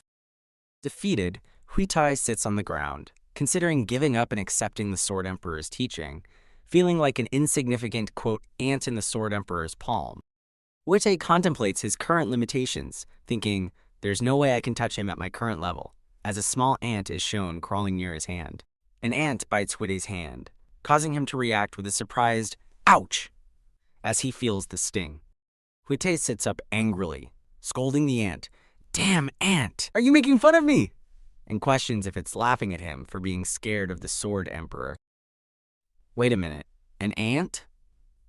Hwitae mentally debates if an ant, him, could attack the Sword Emperor, the ant he just encountered, concluding no one skilled like the Sword Emperor would let his guard down. Hwitae's legs are shown as he begins to rise, a thought bubble indicating a new plan forming, stating, "In that case," Hwitae stands with a confident, wide smile, having formed a new strategy, declaring, "I just need to get him to let his guard down."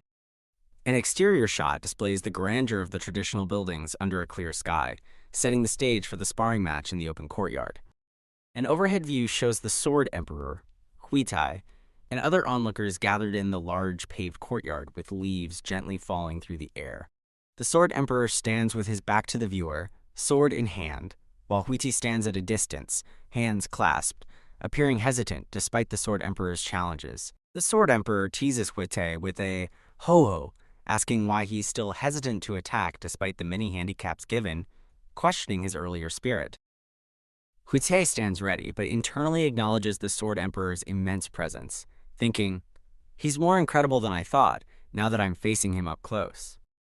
The Sword Emperor radiates powerful purple energy, appearing invincible, leading Hwitae to conclude, "I can't see any openings in his defense."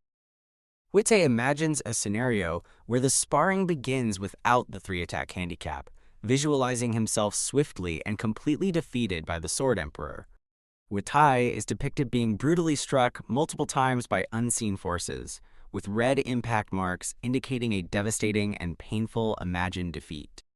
A distressed Hwitae looks down, beads of sweat on his face, internalizing the horror of the imagined scenario, thinking, "It'd be horrifying." Hwitae stands confidently, confirming his strategic thinking, stating, "But he has allowed me to have 3 attacks first. This was the core of my plan from the start." A close-up shows Hwitae's fist glowing with energy as he prepares for his first move, signaling the imminent start of his attack. The Sword Emperor observes Hwitae intently, noting that he has lowered the hand previously protecting his face, and wonders with focused eyes, what is he trying to do? Hwitae and the Sword Emperor stand opposite each other in the wide courtyard, poised for combat, a moment of stillness before the action truly begins. A close-up shows the Sword Emperor's right foot firmly on the ground, adhering to his handicap, as Hwitae's feet are also visible, confirming the setup. Hwitae and the Sword Emperor face each other directly, both with intense expressions, ready for the sparring match to commence. A male observer questions Hwitae's slow approach without footwork, deeming it rude, but the woman beside him suggests they trust Hwitae and observe the situation. The woman, visibly stressed, thinks that Hwitae, despite being a troublemaker, wouldn't act without reason, and refers to him as "that child" as a man asks, "My lady?" Looking at the Sword Emperor, the woman concludes her thoughts, believing Hwitae is probably serious about winning against the Sword Emperor. The Sword Emperor, with a stern expression, explains his decision to allow Hwitae 3 attacks first, stating it was, "because I wanted you to do your best." Hwitae, appearing subdued, simply replies, "Sir," to the Sword Emperor's earlier question about him disregarding the consideration shown. Hwitae's eye glows blue with resolve, as he internally declares he still hasn't used his first attack yet, while the Sword Emperor's eye glows red in response. Hwitae initiates a swift and powerful attack, indicated by motion lines and a dynamic sound effect, signaling the start of his planned offensive. Hwitae executes a kickboxing low kick on the Sword Emperor, radiating blue energy, forcing the Sword Emperor to react in close quarters. I see. The Sword Emperor realizes Hwitae's strategy was to intentionally get close to him, thereby sealing the movement of his sword. From an overhead perspective, the Sword Emperor further understands Hwitae's objective, to gain an advantageous distance against an opponent who doesn't use a weapon. Focusing on his right foot, the Sword Emperor internally reaffirms his commitment to not lifting it from the ground, recognizing Hwitae's move as a practical plan that targets my weakness. The Sword Emperor observes Hwitae's willingness to disregard pride or method to achieve victory, wondering if this is what his propensity is, as Hwitae glows with determination. Hwitae's eye glows blue, radiating intense energy, as he clenches his fist and declares with fierce determination, "I'm still!" Hwitae launches a powerful hup with a glowing blue punch towards the Sword Emperor, declaring, "Far from being done!" The Sword Emperor's hand blocks Hwitae's feinting punch, his eyes wide as he realizes a feint.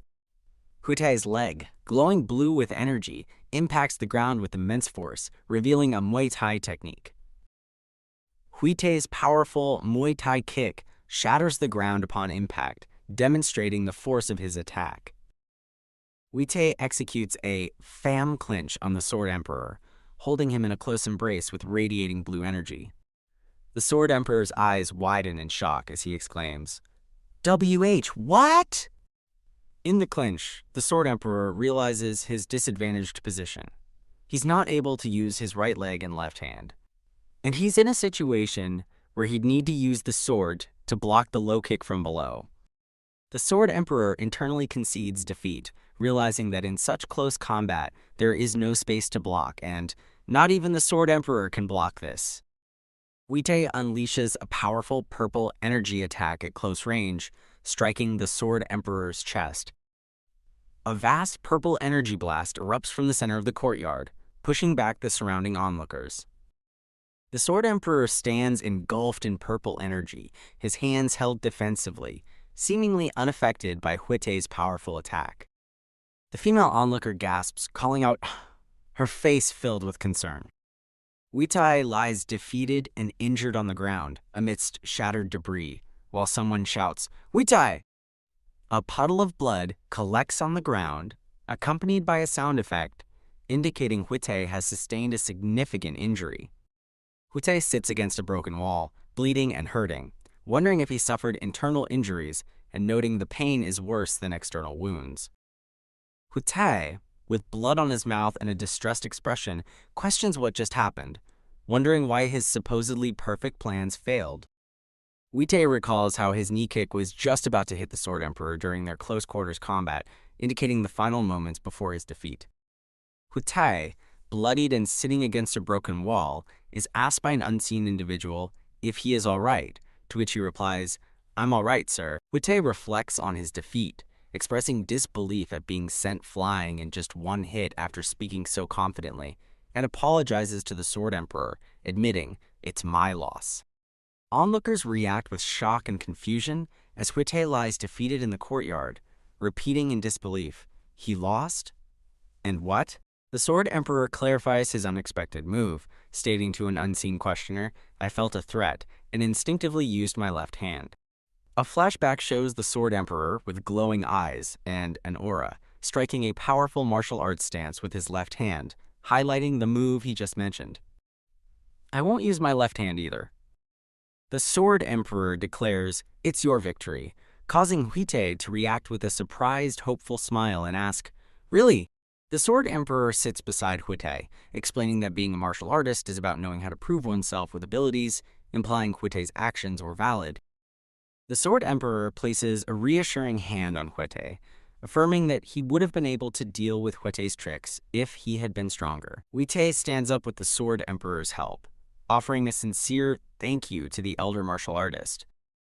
With a faint smile and blood on his mouth, Hwitae laughs softly and repeats, "Thank you." Hwitae continues to express his gratitude, adding, "so much," with a small, appreciative smile despite his injuries. The female onlooker and the man standing beside her watch the scene, both appearing visibly surprised and concerned.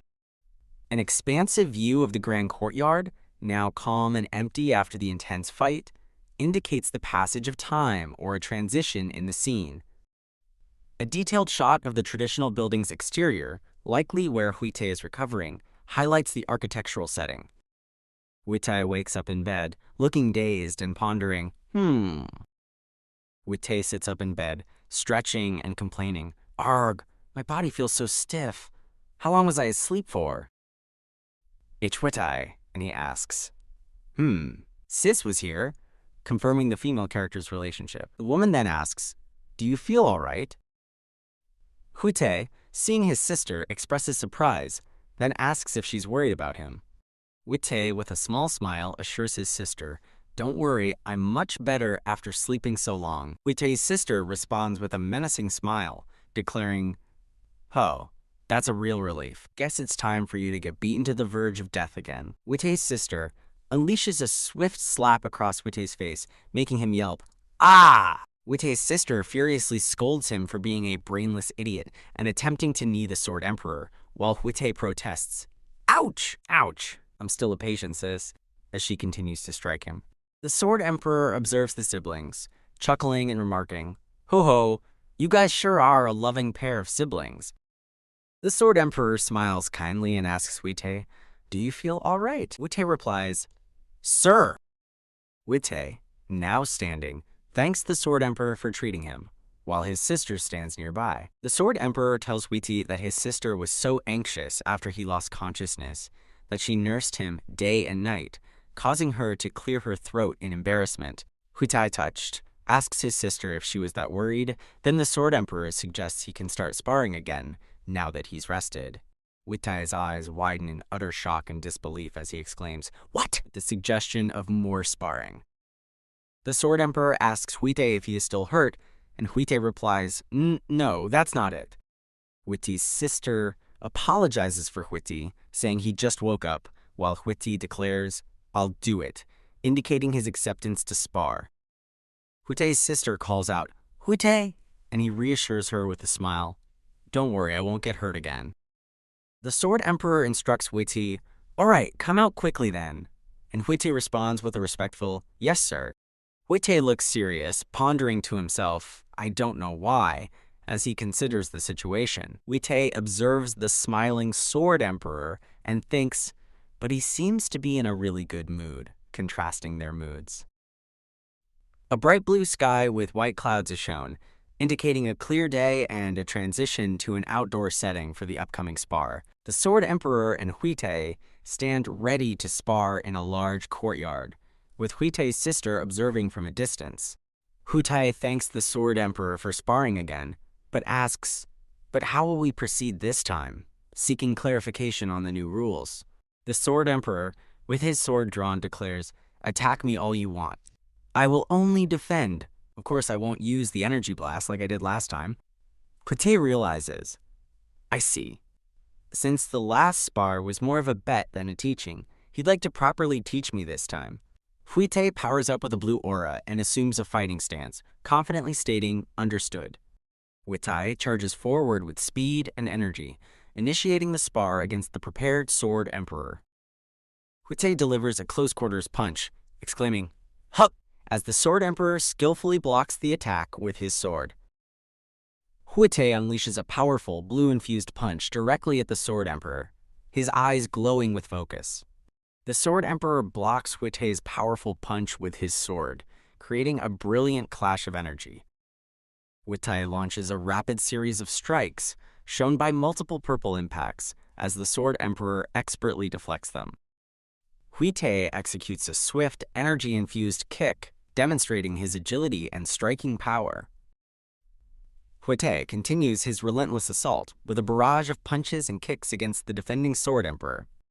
The Sword Emperor catches Hwitae's leg, remarking, "Your movements are light and swift," acknowledging Hwitae's skill. Hwitae grimaces, letting out a pained exclamation, "Kook!" as the Sword Emperor holds his leg firmly. Hwitae attempts to evade, demonstrating his agility as he moves away from the Sword Emperor. Hwitae, breathing heavily, realizes, as expected, strikes don't work, and considers a change in strategy. Hwitae crouches down with blue energy, thinking, if that's the case, as he prepares a new approach. Hwitae creates multiple energy impacts on the ground, indicating a powerful, ground-based technique. Hwitae attempts a, quote, wrestling tackle on the Sword Emperor, engaging him in a different form of combat. Hwitae strains, thinking, damn it, he's not budging even though I'm using my full strength. Frustrated by the Sword Emperor's resilience, Hwitae reflects on the Sword Emperor's unyielding defense, feeling like, quote, I'm pushing against a huge mountain, unquote.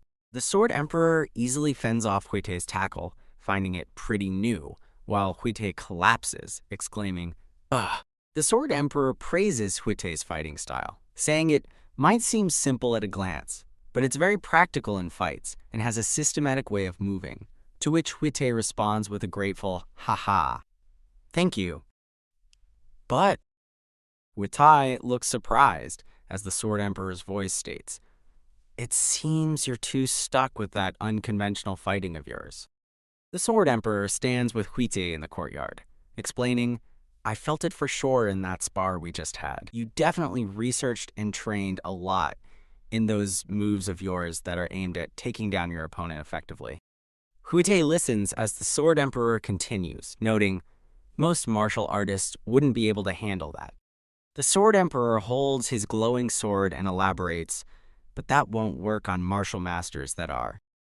The Sword Emperor, surrounded by purple energy, concludes his thought, supreme peak and above, as he stands opposite Hwitae. The Sword Emperor poses with his sword and asks Hwitae, are you ready to throw away those moves of yours? Hwitae stands silently, contemplating the Sword Emperor's question, in order to surpass such people? The Sword Emperor repeats his significant question to Hwitae, are you ready to throw away those moves of yours? Hwitae's expression shows deep thought as the Sword Emperor's final words hang in the air, in order to surpass such people? Hwitae begins to respond to the Sword Emperor, uttering, I'm. Hwitae looks at the Sword Emperor and admits his uncertainty, saying, still not sure yet. The Sword Emperor accepts Hwitae's honest reply, commenting, I'm sure anyone would be taken aback after hearing what I just said, but you should bear this in mind. The Sword Emperor gazes into the distance, instructing Hwitae, the moment you abandon the obsessions you have for your martial arts. Hwitae reacts with surprise as the Sword Emperor reveals, you'll be able to overcome the, quote, incomplete supreme peak that you're facing right now. Hwitae asks the Sword Emperor, you knew it already? The Sword Emperor chuckles, replying, ho ho, of course I did. When you reach my level, you just know. Hwitae's sister interjects, facing the Sword Emperor and asking, an incomplete supreme peak? What do you mean? The Sword Emperor smiles kindly at Hwitae's sister, explaining, well, I'm saying that your younger brother has reached a level that he shouldn't have been able to reach at his age. The Sword Emperor praises Hwitae to his sister, declaring him a real gem, while Hwitae and his sister stand behind him. Hwitae attempts to explain to his sister, sis, I'll explain, but she sharply interrupts, demanding, why did you not tell me something this important? Hwitae explains, I wanted to tell you, but his sister expresses disappointment. I even went through so much to nurse you. I'm kind of disappointed. Hwitae humbly apologizes. I'm sorry.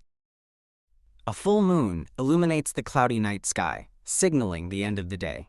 Hwitae lies on the floor, stretching and sighing. Sigh, I'm so tired. Hwitae, looking exhausted, reflects on his day. I was nagged at by my sister for the whole day. He then adds, I didn't think she'd be that disappointed. Hwitae recalls the Sword Emperor's words and image, pondering, are you ready to throw away those moves of yours in order to surpass such people? He deduces, to throw away my moves. That's probably what he meant. The moment I learn the forms and reach a certain level, I need to throw away those forms in order to go to the next level. The level where there are no moves. I also see a figure meditating with a glowing chest. Hwitae, still lying down, considers the Sword Emperor's advice, wondering, if I throw away my moves? Hwitae clenches his fist in determination, asking himself, would I be able to reach those heights? Hwitae sits up on a bed, expressing his uncertainty. Sigh, I don't know. He then resolves to focus on the immediate future. Since I know the direction I need to head in for now. The image reveals that the Sword Emperor previously lost a spar to the younger brother of the patriarch's daughter-in-law, a promising rising martial artist, despite giving many handicaps. Nangang Kwol, the Nangang clan's heavenly squad captain, holds a cup and states his refusal to acknowledge the martial arts of the person previously discussed.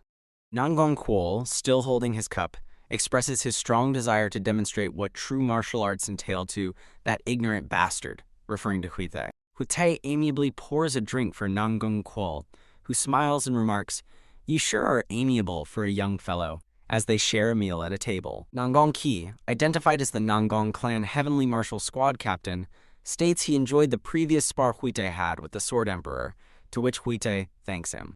Nangang Ki questions Hwitae about the origin of his unique martial arts. Hwitae replies he learned them from a master he met by chance when he was young, sparking Nangang Ki's curiosity. Nangang Kwol angrily slams his cup on the table, exclaiming, "HMPH! How is that in any way martial arts?" His frustration evident. Nangang Kwol, appearing drunk, argues that the spar's process was abnormal and asks if others didn't see it, while Hwitae listens and another man tells Nangang Kwol to stop talking. Nangang Kwol continues his drunken tirade, claiming Hwitae's martial arts are absurd, and the Sword Emperor went easy on him, while another guest urges him to stop. Nangang Ki looks at Hwitae and agrees with him, stating, quote, "He's right," subtly acknowledging Hwitae's previous admission of his own shortcomings.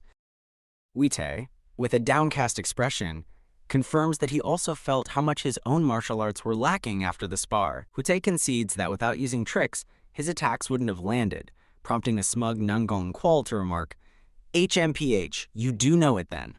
Hwitae rises from the table, stating he has a favor to ask the two men. Hwitae informs Nangang Kwol and Nangang Ki that he heard they are among the top 100 martial masters in the Murim, causing both men to look surprised.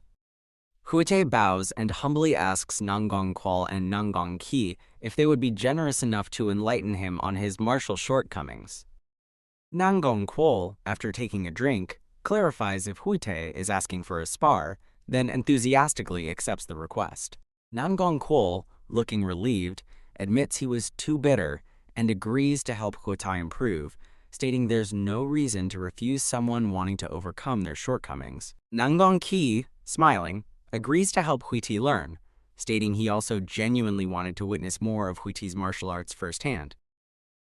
A crowd of people is gathered in an open courtyard, suggesting a significant event or departure is taking place. The Sword Emperor, smiling amidst a gathering of people, addresses Hwitae, asking if he is leaving now. Hwitae, smiling broadly and bowing, expresses his sincere gratitude to the Sword Emperor for all his kindness.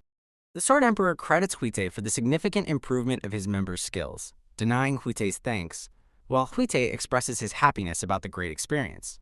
Hwitae bows and bids farewell to the Sword Emperor, expressing a hope to meet again, to which the Sword Emperor replies, "Ha ha. Take care."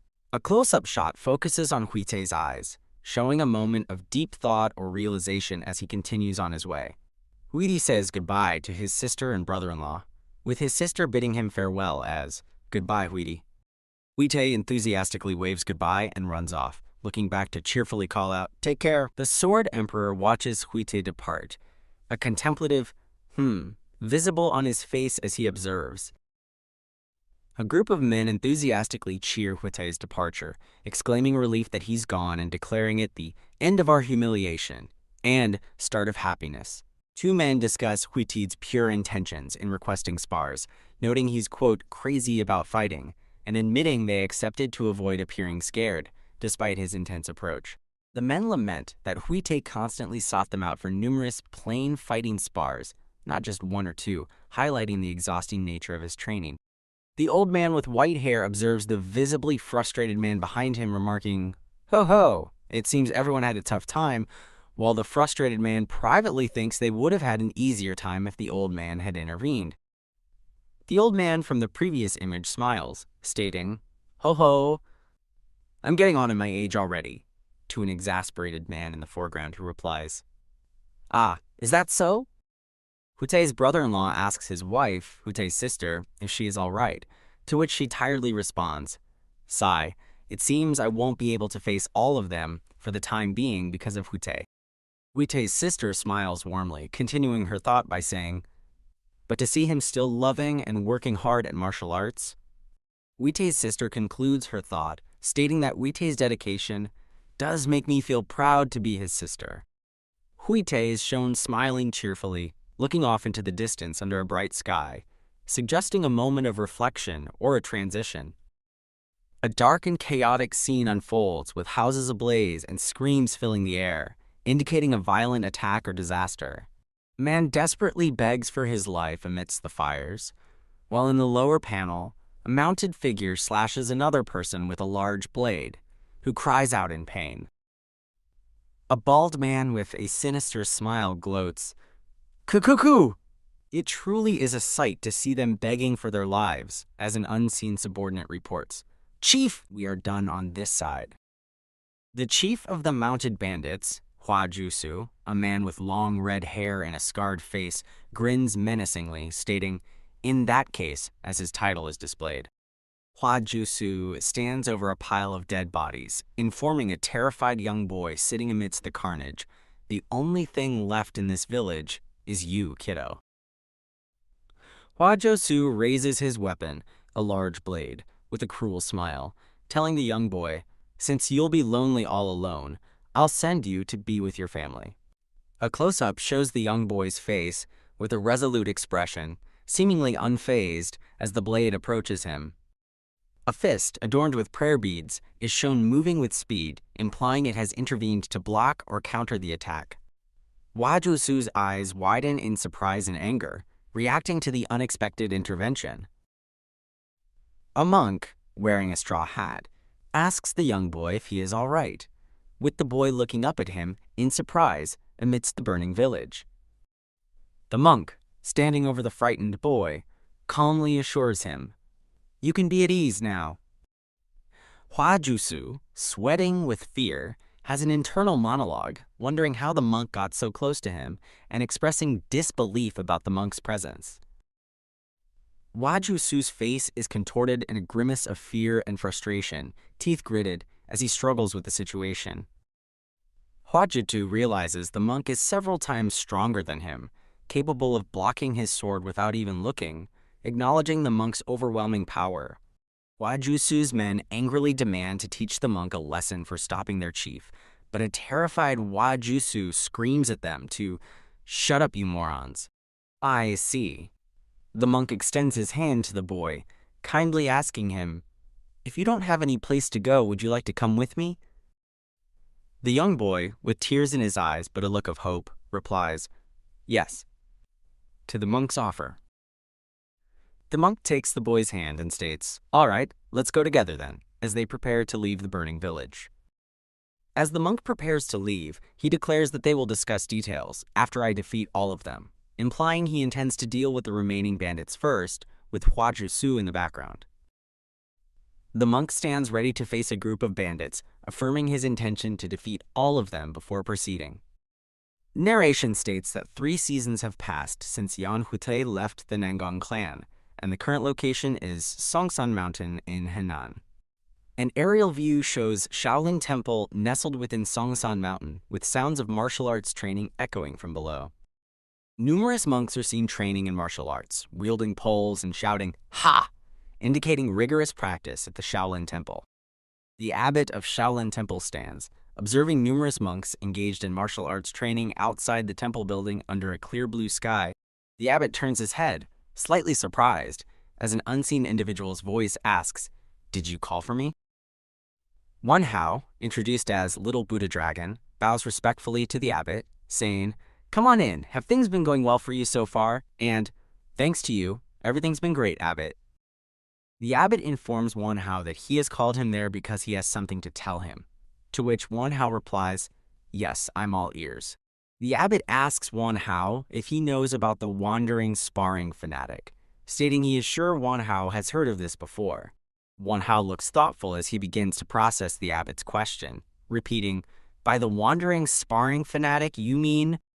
Yuan Hao describes the fanatic as the unknown, eccentric man who goes around recklessly to defeat the Murim's top 100 martial masters and is looking for his next opponent. An image of the fanatic is shown above him. Yuan Hao adds that it was determined that those rumors were all false. Moreover, the rumors say that he's defeated rank number 53, the soaring flash sword, Hyuk Li-woon. Yuan Hao expresses doubt. There's no way that someone that skilled would appear out of nowhere suddenly, right? The abbot clarifies.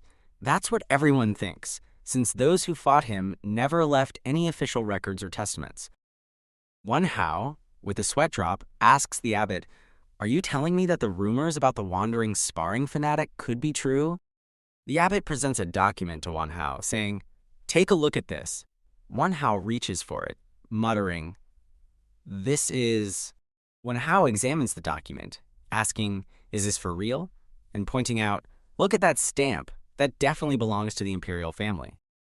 The abbot smiles as Yuan Hao, reading the document, states, "The existence of the wandering sparring fanatic is not the main point here. What's amazing is that he is at the same age as you. This doesn't make sense. If this is the truth..."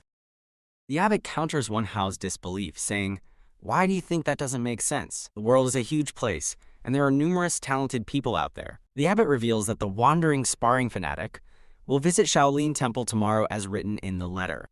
Yuan Hao confirms, "Yes, it seems he has received an invitation to spar and has gone looking for that person right now."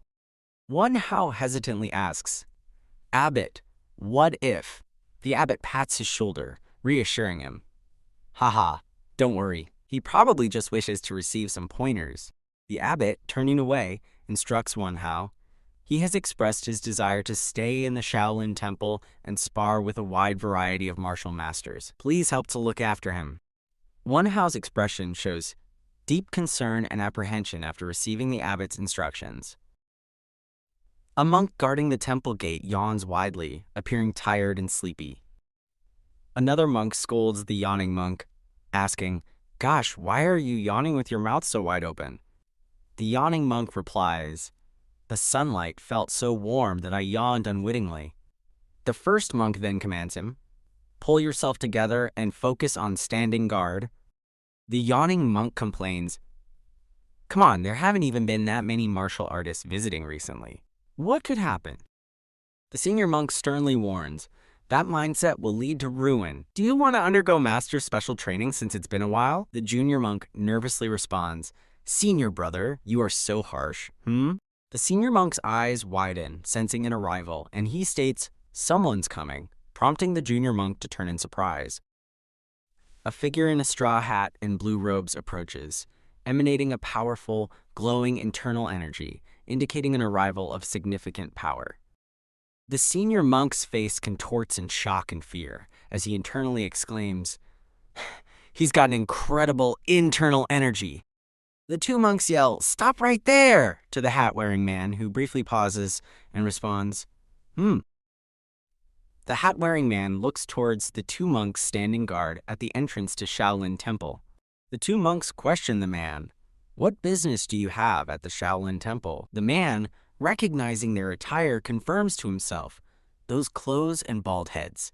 It's the Shaolin Temple." The hat-wearing man tells the monks, "I'm here to meet with the abbot." The monks react with confusion. "The abbot?" The monk asks, "May I know where you came from?" The hat-wearing man holds up a document from Golden Tiger Wall and introduces himself as Yeon Hwitae from the Golden Tiger Wall in Shaanxi. The junior monk, standing guard at the temple entrance, eyes the approaching visitor and internally deems him suspicious, concluding they cannot allow him entry into the Shaolin Temple. The senior monk questions Yeon Hwitae, stating they aren't expecting visitors from the Golden Tiger Wall, and demands to know his purpose for seeking the abbot, asserting that entry will be denied otherwise. Yeon Hwitae's face contorts in anger, asking if they doubt him, while internally complaining about the long, tiring journey becoming a hassle, as the senior monk recoils in shock, sensing intense bloodlust. The senior monk initiates a fierce attack with his staff, aiming it at Yeon Hwitae, who skillfully blocks the forceful blow, showing the immediate escalation into a physical confrontation. Yeon Hwitae's straw hat flies off into the air against a backdrop of trees, indicating the force of the recent impact and the intensity of the skirmish. Yeon Hwitae, no longer wearing his hat, grimaces in concentration and anger, demanding of the monk, "What are you doing right now?" as he prepares for another move.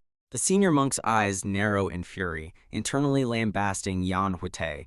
"Shameless bastard! How dare you ask me what I'm doing when you're exuding bloodlust?" He then declares that all intruders who dare to sully the Shaolin Temple.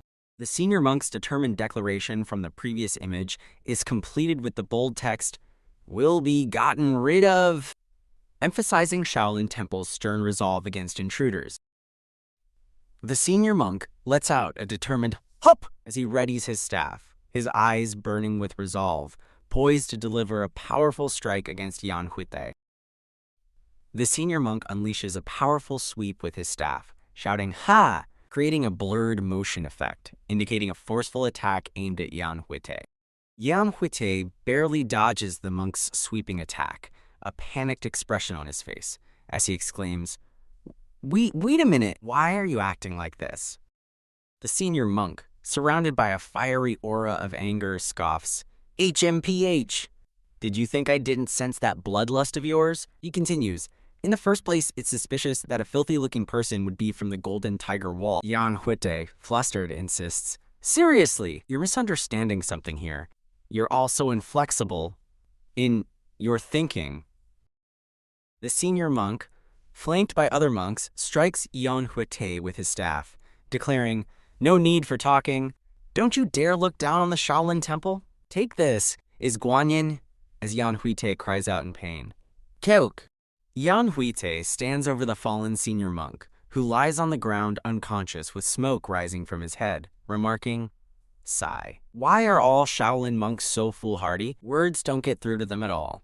The junior monk reacts with horror and distress upon witnessing his comrade's defeat, exclaiming loudly, "Senior brother Muo!" thereby confirming the senior monk's name. A group of monks, including the junior monk, arrive and express shock. What happened here? Discovering that intruder beats senior brother Muo up, they rage. "What? An intruder? How dare you sully the sacred grounds of Shaolin?" Yeon Hwitae internally sighs. Fuck. The monks surge forward, announcing, "There's an intruder! That villain has harmed one of us." They warn each other, "Don't let your guard down. He's skilled enough to defeat Mo." Oh, who's at peak level? Yeon Hwitae, visibly frustrated and angry, yells at the charging monks, "Stop it already, you baldies!" expressing his exasperation with their relentless pursuit. Yeon Hwitae, with a determined expression, raises his fists, stating, "Whatever.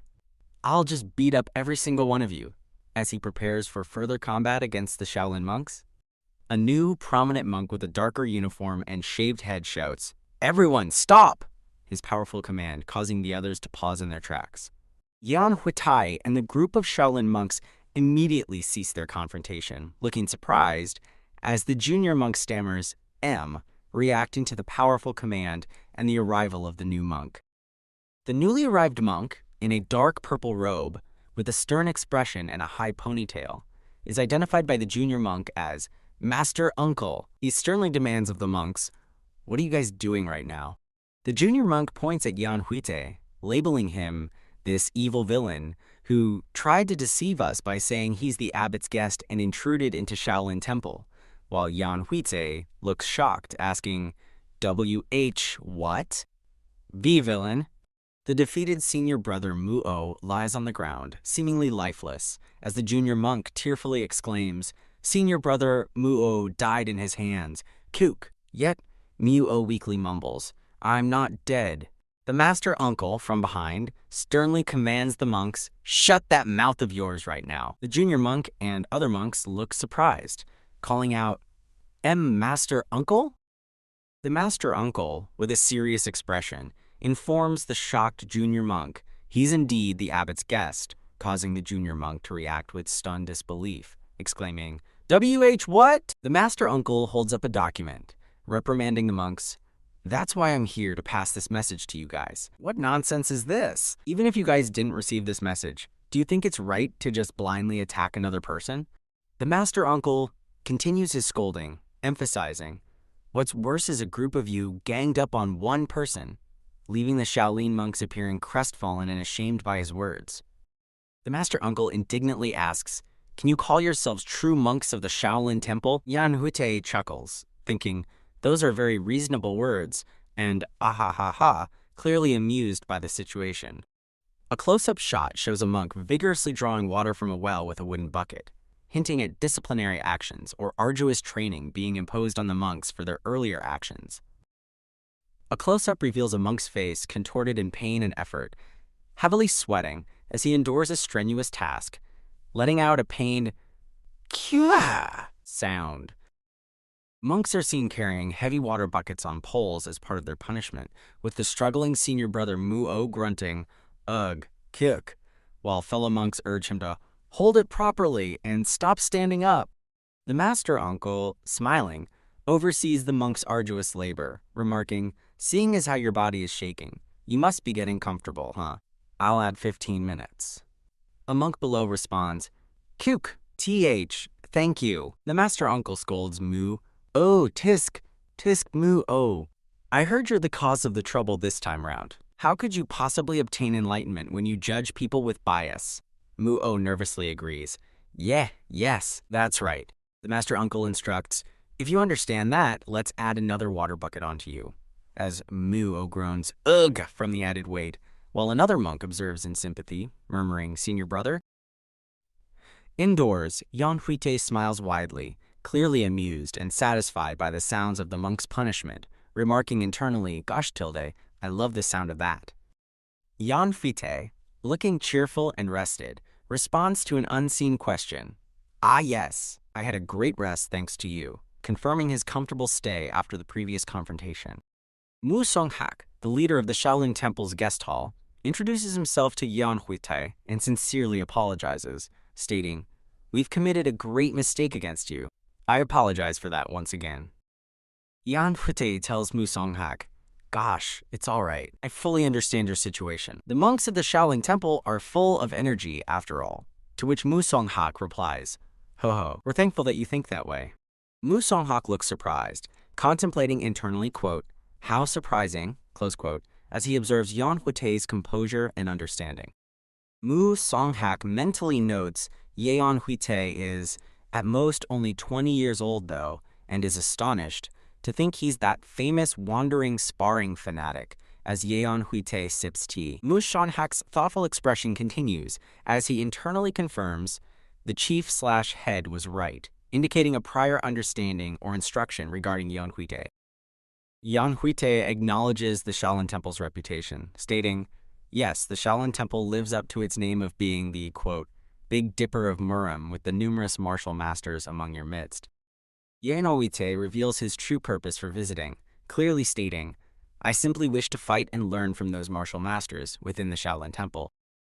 Mu Song-hak closes his eyes in thought, contemplating Yeon Hwitae's declaration, and simply responds, ho, I see. Mu Song-hak concedes that Yeon Hwitae is definitely qualified to request for spars, but expresses concern.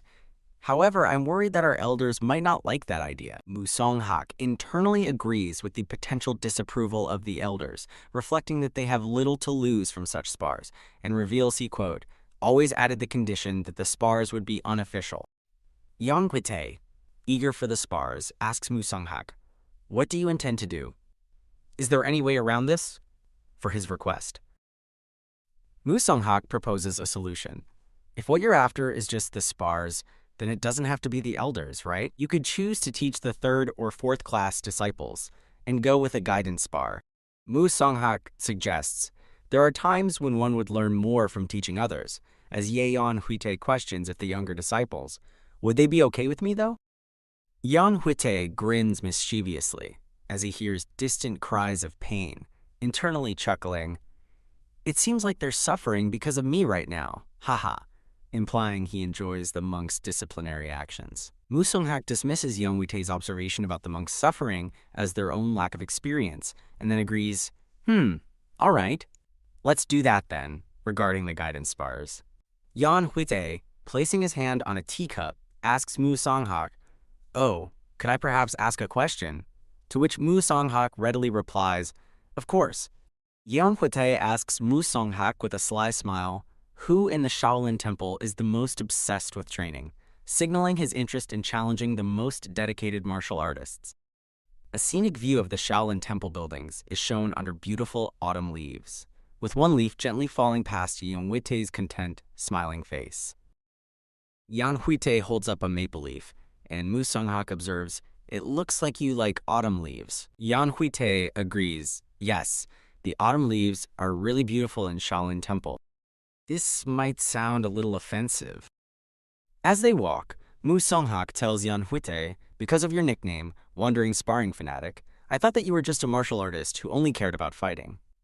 However, after I met you in person, I realized such a nickname doesn't suit you at all."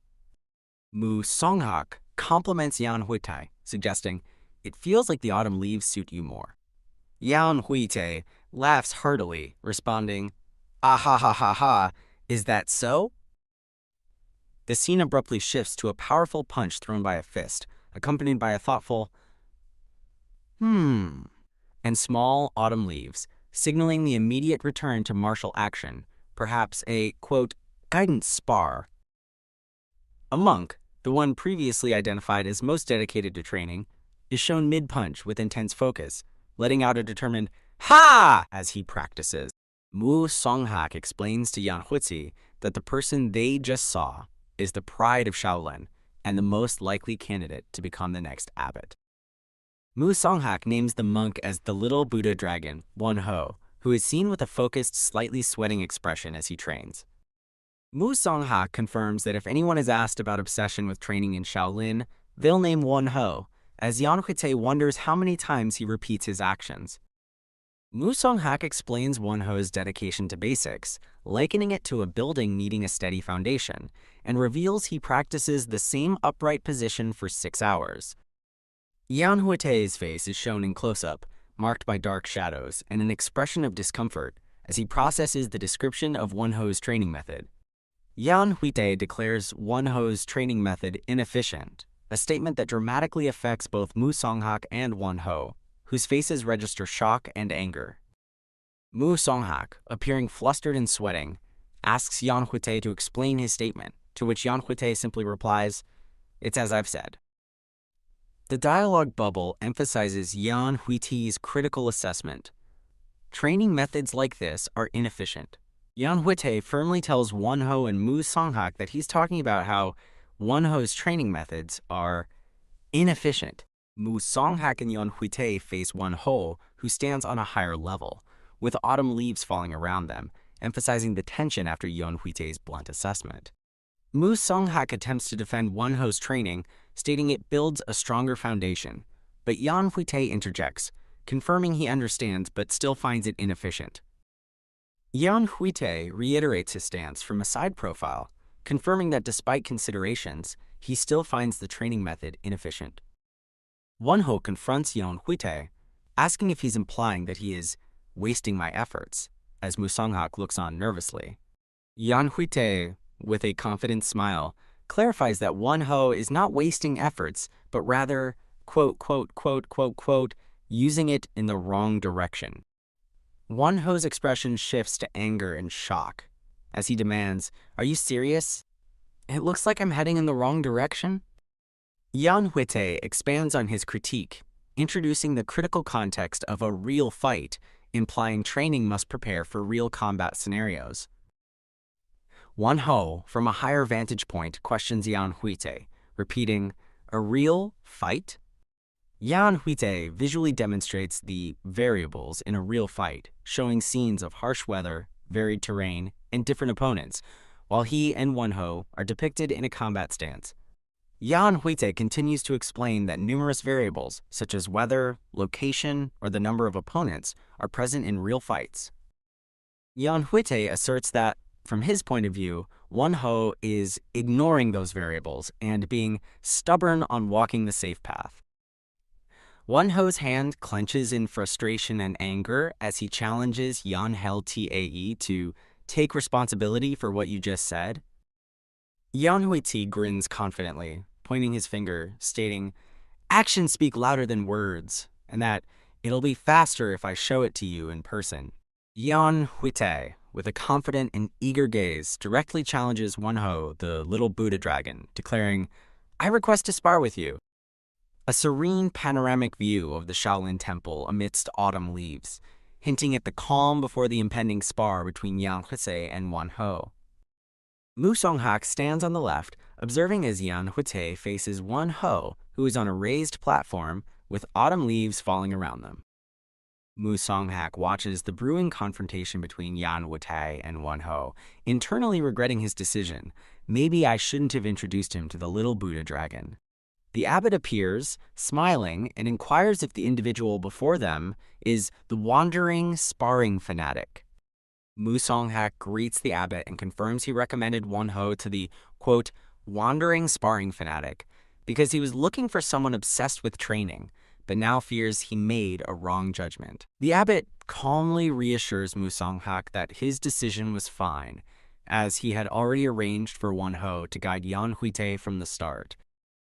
Mu Songhak voices concern to the abbot that Yeon Hwitae provoked Wonho by calling his training methods impractical in fights, fearing Wonho will become too emotional in the spar. The abbot chuckles, repeating, "Not practical in fights, huh?"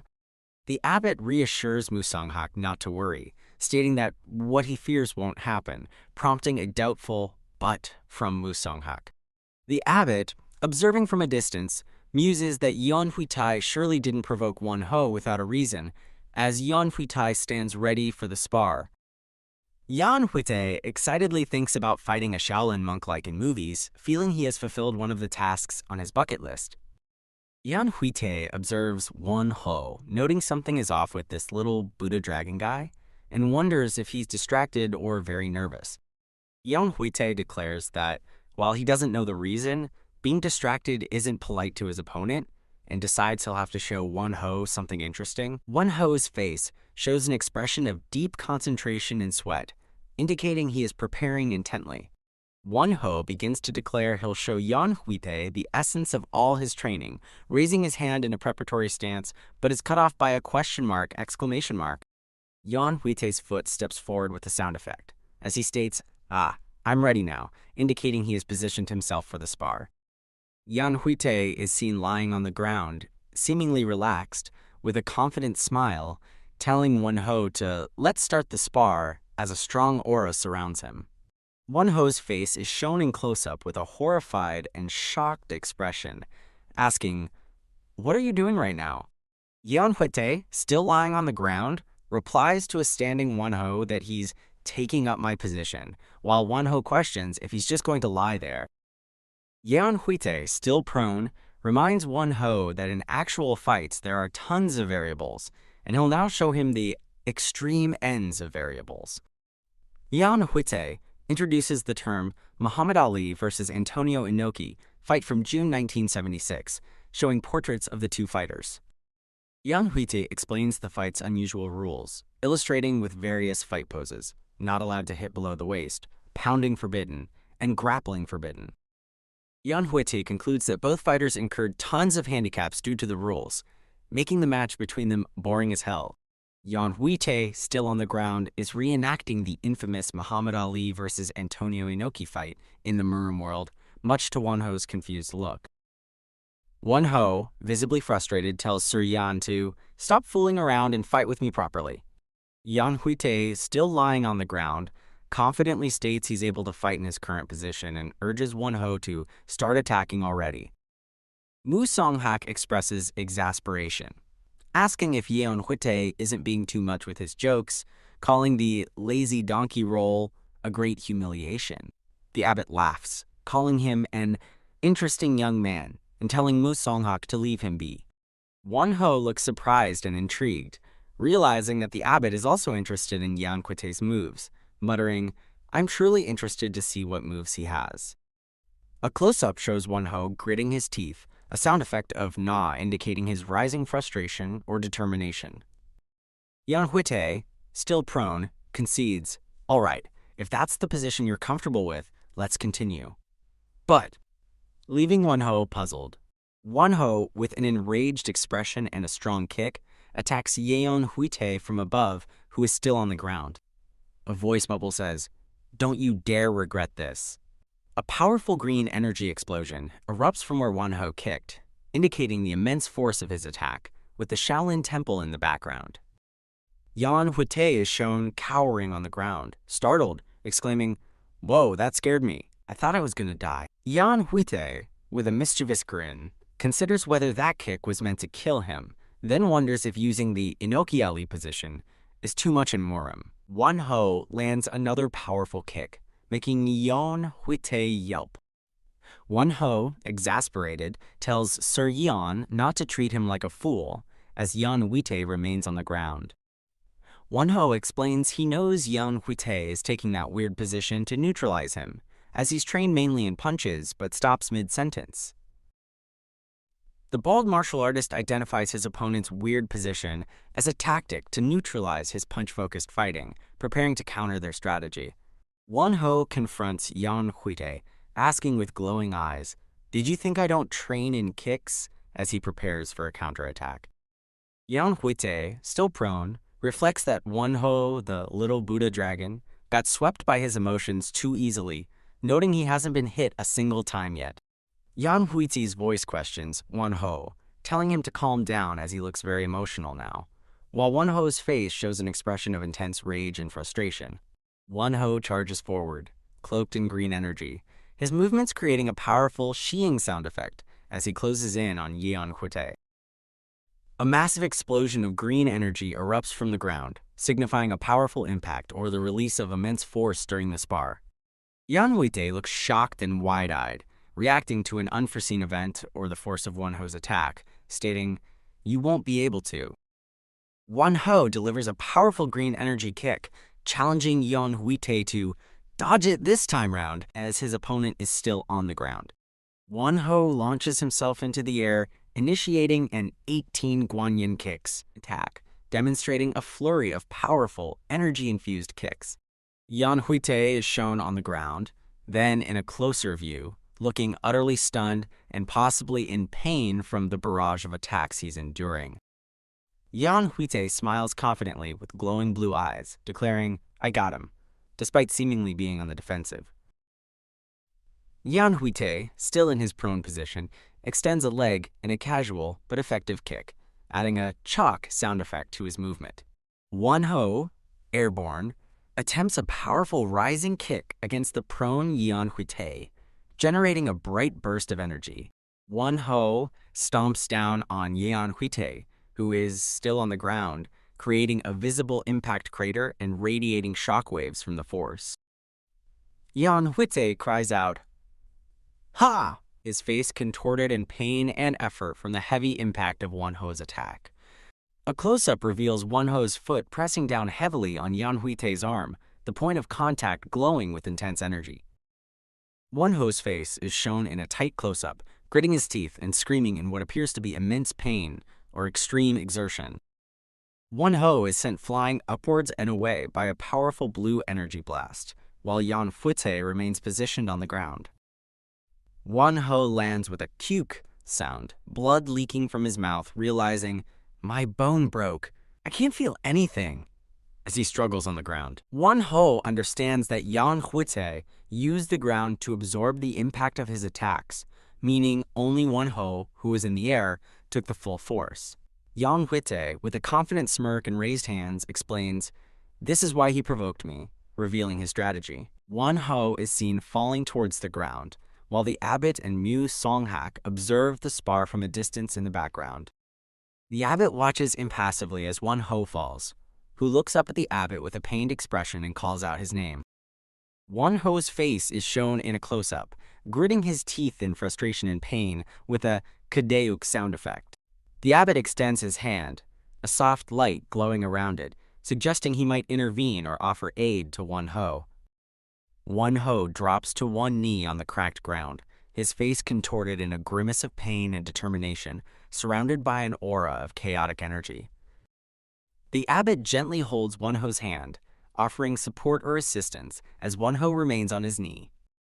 Wonho cries, "If I fell here!" as Yeon Hwitae, still on the ground, delivers a powerful kick that sends Won-ho flying through the air with a burst of energy. Won-ho lies defeated on the ground, defeated as Yeon Hwitae stands over him, having effectively won the spar. Won-ho's bloodied and disheveled face is shown close-up as he gasps for air, indicating the severity of his defeat. The bald martial artist lies injured, blood dripping from his face as he gasps. Huck huck! Despite his earlier strategy, he is now clearly overwhelmed and distressed. The abbot, a bald man in red robes, smiles gently, observing the aftermath of the spar between Won-ho and Yeon Hwitae.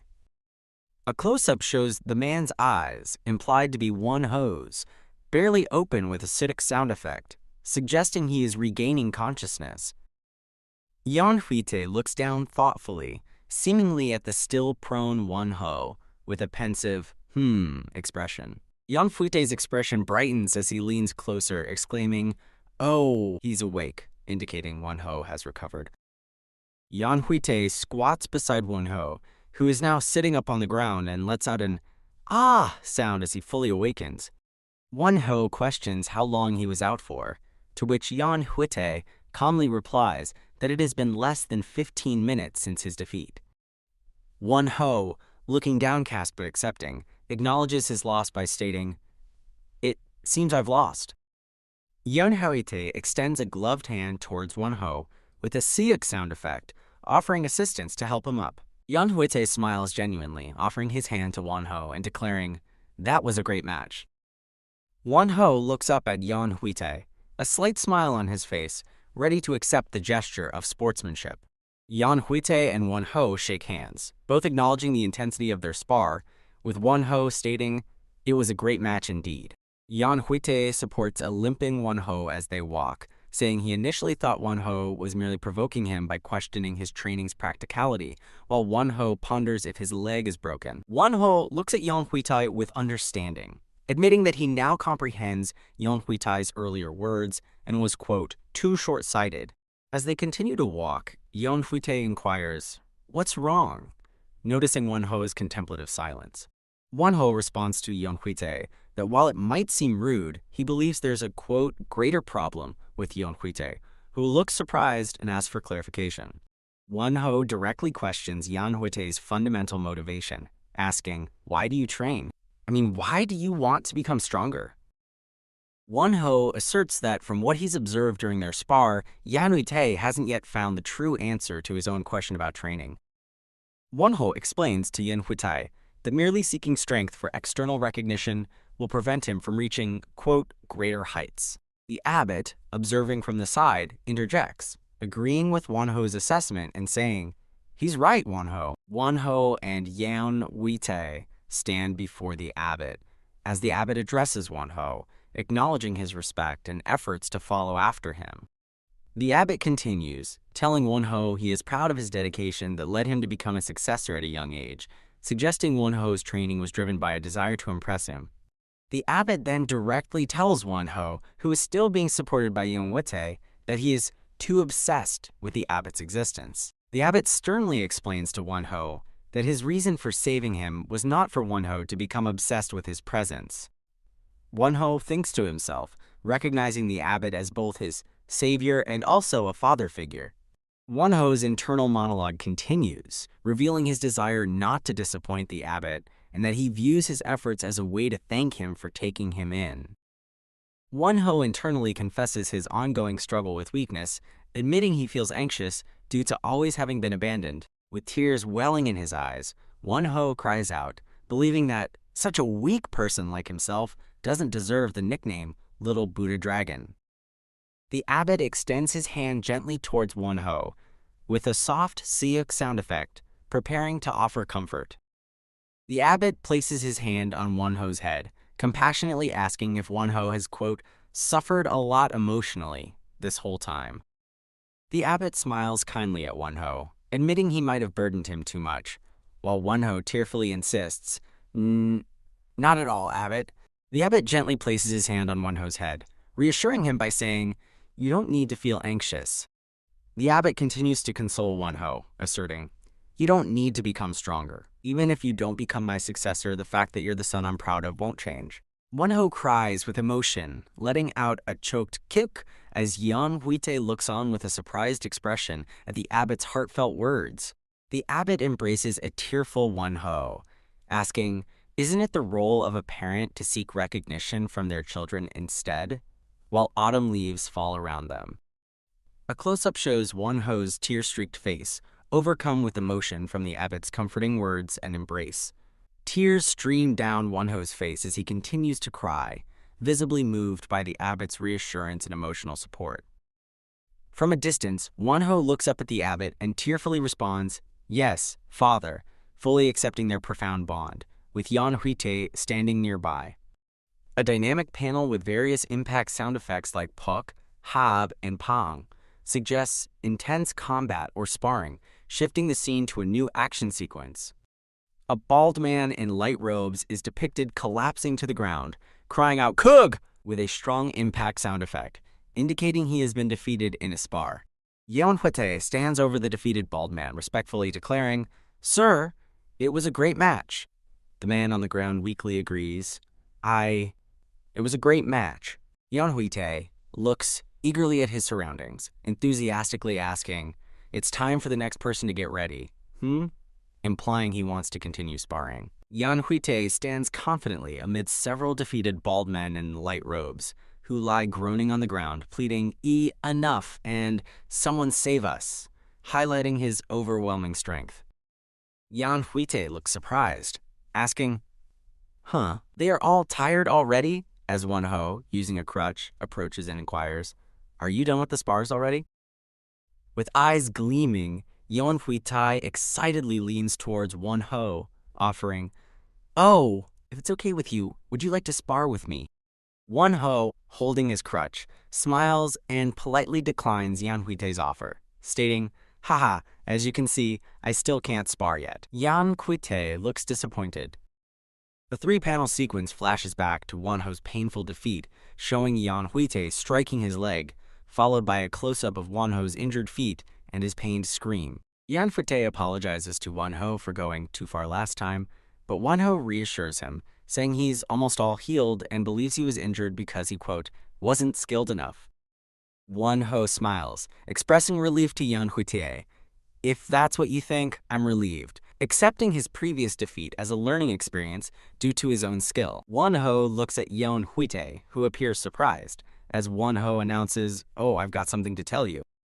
Yeon Hwitae looks up, repeating with curiosity, "The Dragon Phoenix meet?" in response to Wonho's statement.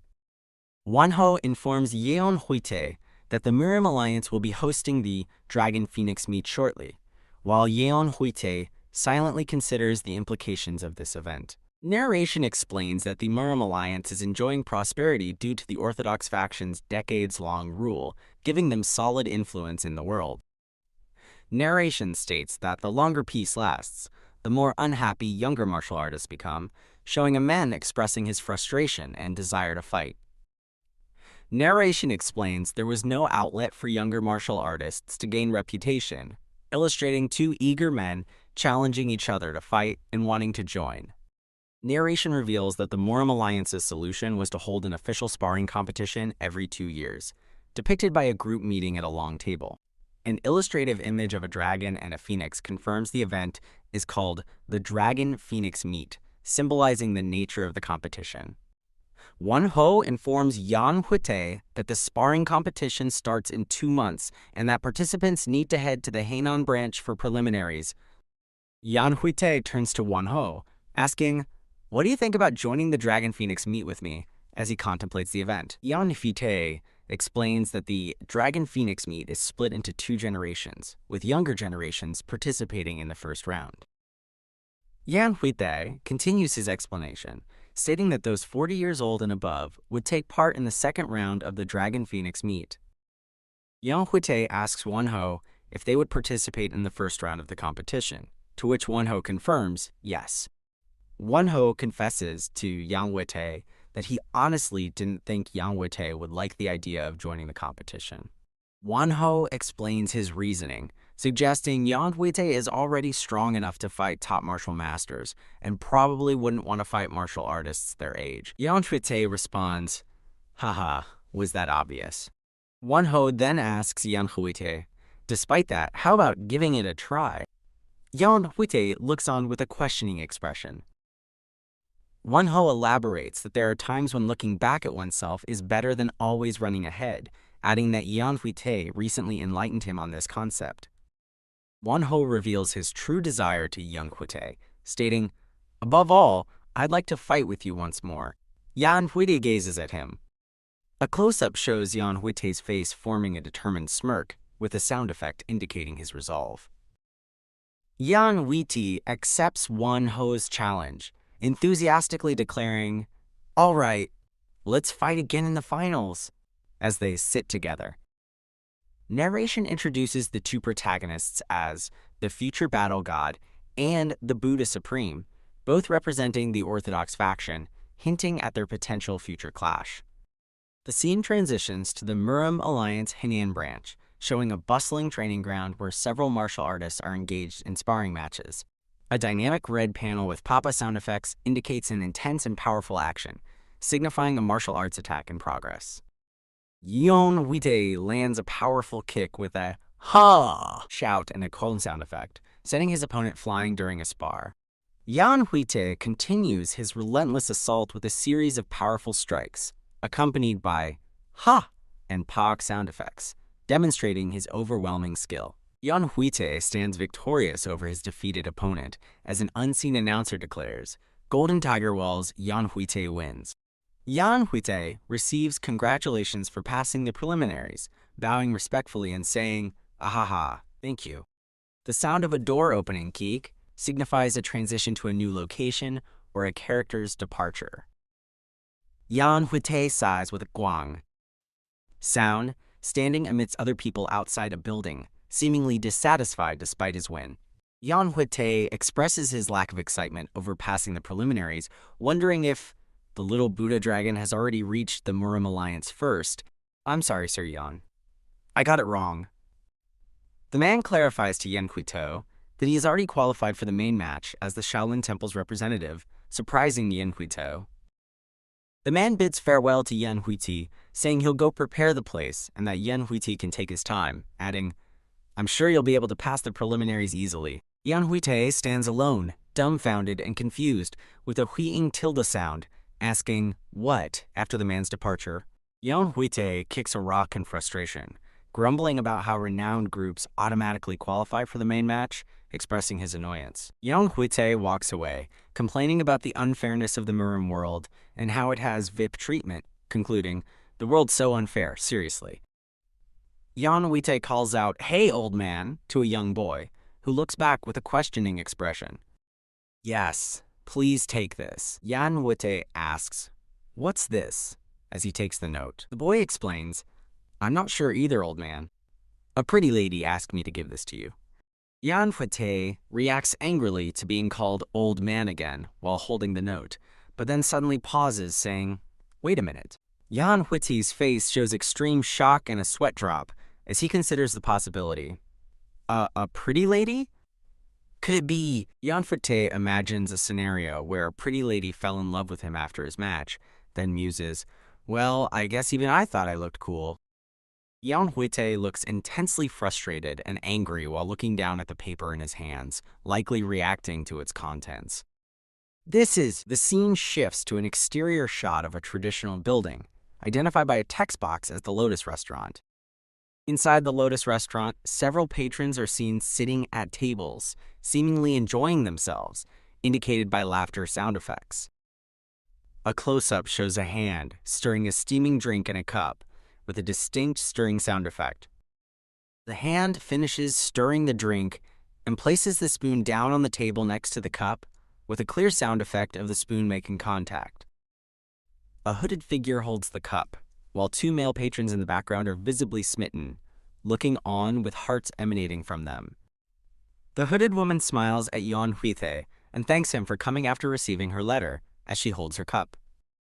Yeon Hwitae is seated opposite the woman, looking serious as she addresses him directly as Sir Yeon. Yeon Hwitae confronts the woman, stating, "It seems you've looked into me, huh? That doesn't feel good." Yeon Hwitae, maintaining a direct gaze, demands the woman to be straightforward and reveal her identity. "Who exactly are you?" "I'm from the Murim Alliance." The woman, now fully revealed and smiling warmly, introduces herself as the heavenly sect leader, Seo Myeon. Seo Myeon, the heavenly sect leader, is shown smiling brightly as she continues her introduction, confirming her identity from the Murim Alliance. Yeon Hwitae's face shows extreme shock and embarrassment, while the two male patrons behind him also react with visible astonishment. Yeon Hwitae covers his face in embarrassment, demanding the two men to stop staring, while they recoil with an "ack," and he clears his throat. Yeon Hwitae's eyes widen in a close-up as he processes the information, realizing the significance of the heavenly sect leader. Yeon Hwitae makes the connection, exclaiming in surprise, "That means you're the previous Dragon Phoenix meets winner? The Archer Empress, Seo Myeon?" A visual display explains Seo Myeon's sect is a strange sect that wields bows and only allows women to succeed as the head. The current sect leader, Seo Myeon, is not even 30 years old, yet is already an extraordinary genius who has reached the level of a supreme peak martial master. She is also the last Dragon Phoenix meets victor. Yeon Hwitae expresses his surprise to Seo Myeon, stating, "I didn't know you were a part of the Murim Alliance." Seo Myeon, with her face shadowed, asks Yeon Hwitae about his expectations, stating, "What does the Murim Alliance want with me?" "Sir Yeon." Seo Myeon reveals that "we need your help," and activates an energy barrier, which Yeon Hwitae immediately recognizes with a surprised, "An energy barrier?" Seo Myeon explains that the energy barrier was set up to prevent any leaks, as "whatever we're about to say now cannot be leaked outside of this place." Yeon Hwitae, looking confused and slightly concerned, questions Seo Myeon, "Why are you informing me about such an important thing?" Seo Myeon explains they have investigated Yeon Hwitae's reputation and behavior, then asks if that is insufficient to determine his trustworthiness. Seo Myeon mentions Yeon Hwitae's recent stay at the Shaolin Temple, which visibly surprises him. The Buddha saint appears, smiling, stating he told them Yeon Hwitae was trustworthy, adding, "Ho ho. Sir Yeon, he's truly an interesting fellow." Yeon Hwitae, surprised by the Buddha saint's words, quickly regains his composure and instructs Seo Myeon, "In any case, let's hear what you need help with first." Seo Myeon explains that every time the Dragon Phoenix meet is held, all sorts of interferences come up. Yeon Hwitae looks surprised and asks Seo Myeon what the problem could be, as there appears to be no issues from the outside. Seo Myeon reveals that the Henan Murim Alliance branch leader, So Woo-chen, has colluded with sects to manipulate preliminary results, which Yeon Hwitae deems serious corruption. Yeon Hwitae sips his drink, thinking that manipulating results is nasty, then abruptly realizes something, exclaiming, "Ah, wait!" Yeon Hwitae asks Seo Myeon if she wants him to steal the ledgers proving the corruption, to which she smiles and says it would be easy for him to do, prompting his confusion. A flashback image of a masked figure, the Chivalrous Fist Divine Thief, causes Yeon Hwitae to spit out his drink in shock at the implication that she knows his secret identity. Yeon Hwitae coughs and wipes his mouth, realizing the Murim Alliance's extensive information network, while Seo Myeon inquires if he is okay. Yeon Hwitae questions Seo Myeon if there's a reason for him to take up such a big risk, but she calmly assures him there is no big risk involved. Seo Myeon holds out a plaque and explains to Yeon Hwitae that it proves he is an inspector of the Alliance. Yeon Hwitae examines the plaque, as Seo Myeon states that with it, no one in Henan will be able to harm him at all. Yeon Hwitae stops Seo Myeon, stating firmly that he has not yet agreed to her request, despite the presented item. Seo Myeon smiles softly, acknowledging Yeon Hwitae's meticulous nature. Yeon Hwitae suggests the situation is about give and take, prompting Seo Myeon to agree and prepare to continue. An aerial view displays the sprawling traditional buildings of the Henan Murim Alliance branch. So Woo-chan, the Henan Murim Alliance branch leader with a gold tooth, grins widely, expressing his delight at the Archer Empress's visit. So Woo-chan, the Henan Murim Alliance branch leader, welcomes Seo Myeon, stating it is truly an honor for the Archer Empress to visit their branch. So Wuchen compliments Seo Myeon's appearance, saying her face looks laced with gold and invites her to come in. So Wuchen tells Seo Myeon he would have prepared a feast if he knew she was visiting, but they have been very busy with the preliminaries. So Wuchen's demeanor turns serious as he asks Seo Myeon for the reason behind her sudden visit. Seo Myeon points towards So Wuchen, stating simply, "I came because of that," which causes him to look surprised. Seo Myeon reminds So Wuchen that she cannot participate in the upcoming event because she was the victor 2 years ago, which he confirms he knows. Seo Myeon explains to So Wuchen that she heard many new martial masters are participating, so she came to watch the preliminaries, and he replies, "Oh, I see." Seo Myeon asks So Wuchen if he would be willing to show her around the premises. So Wuchen looks surprised and slightly taken aback by Seo Myeon's request. Seo Myeon smiles subtly, seemingly awaiting So Wuchen's response to her request to be shown around. So Wuchen, looking flustered and excited, declares it a precious opportunity and offers to take Seo Myeon to the guest room for tea first. Seo Myeon politely declines So Wuchen's offer for tea, stating she would prefer to watch the preliminaries first and asks if that is acceptable. So Wuchen, with a look of frantic enthusiasm, quickly agrees to Seo Myeon's request to go directly to the preliminaries. So Wuchen commands 2 men to prepare expensive snacks and tea for the important guest and to swiftly clean up any blood after the matches. Seo Myeon smiles contentedly as she glances up, noticing Yeon Hwitae observing her from a higher vantage point. Yeon Hwitae, arms crossed, confronts Seo Myeon directly, asking her, "So, what's your plan here?" Yeon Hwitae looks surprised as Seo Myeon explains her simple plan. She will ask So Wuchen to bring her around, and Yeon Hwitae will steal the ledgers during that time, using it as a distraction tactic. Seo Myeon explains that So Wuchen is a greedy man who will try to get closer to her, but he is also very cautious. Seo Myeon shows Yeon Hwitae a ring, stating it will help the plan progress smoothly, to which he responds, "That's..." Seo Myeon reveals the ring has an incantation that allows it to send and receive signals from far away. Seo Myeon explains that if Yeon Hwitae touches the ring, it will vibrate, and they will set rules for the times of vibration to send each other signals, making Yeon Hwitae think, "It's like we have couple rings." Seo Myeon also mentions the ledgers have stealth and protection incantations, then presents Yeon Hwitae with a bracelet, stating it will help him with that.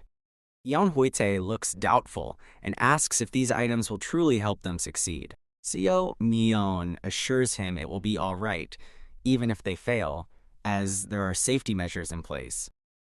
Seo Myeon smiles, stating, "More importantly, I believe in you, Chivalrous Fist Divine Thief." Yeon Hwitae sighs, lamenting that he thought he would never have to do things like this again, and is surprised to be wearing a mask once more. Yeon Hwitae muses that while Seo Myeon trusts him, it's obvious the Murim alliance wants an easy scapegoat to avoid responsibility if caught. Yeon Hwitae thinks that even with the temporal inspector plaque, there's a big difference between someone from the Murim alliance and a mere outsider. Yeon Hwitae concludes that if he can get that, taking this much risk is acceptable, as he stands on a rooftop. Yeon Hwitae, now masked, touches the ring on his finger, indicating he is ready to proceed. The masked Yeon Hwitae declares, "Let's get started," as he prepares to move. An exterior view displays a traditional building, part of the Haenon Murim Alliance branch.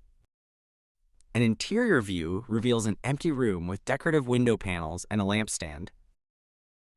A gloved hand belonging to Yeon Hwitae appears over a windowsill, indicating his infiltration. Yeon Hwitae drops silently into the room, landing in a crouch. Yeon Hwitae breathes a sigh of relief, noting how lax the security is, and wondering if Seo Myeon is attracting all their attention. Yeon Hwitae acknowledges he could infiltrate easily thanks to her, but feels it's going too smoothly, making him suspicious. Yeon Hwitae quietly approaches a set of large doors, wondering if the target is over there. Yeon Hwitae opens the door slightly and peeks into the room, whispering, "Excuse me, Tilde." Yeon Hwitae gasps in surprise, observing the lavishly decorated office filled with treasures, realizing it's So Wuchen's office. Yeon Hwitae is shocked by the sheer amount of bribes and treasures in the office, pondering, how much would all this be? Yeon Hwitae's bracelet glows and vibrates, indicating a signal.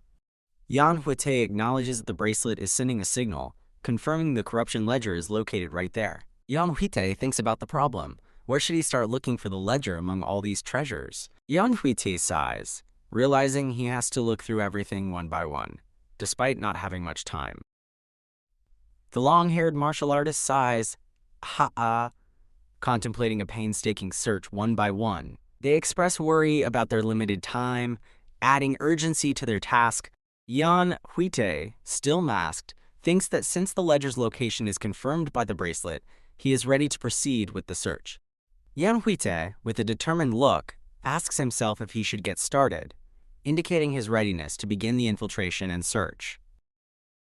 In an outside arena, two martial artists engage in a dynamic fight while several spectators, including Seo Myeon and So Woo-chin, observe the event from a raised platform. The two combatants land powerful blows on each other, generating significant impact effects during their intense martial arts match. As the two men continue their fierce fight, Seo Myeon watches from her seat, impressed by their performance, thinking, wow, they are fighting really well.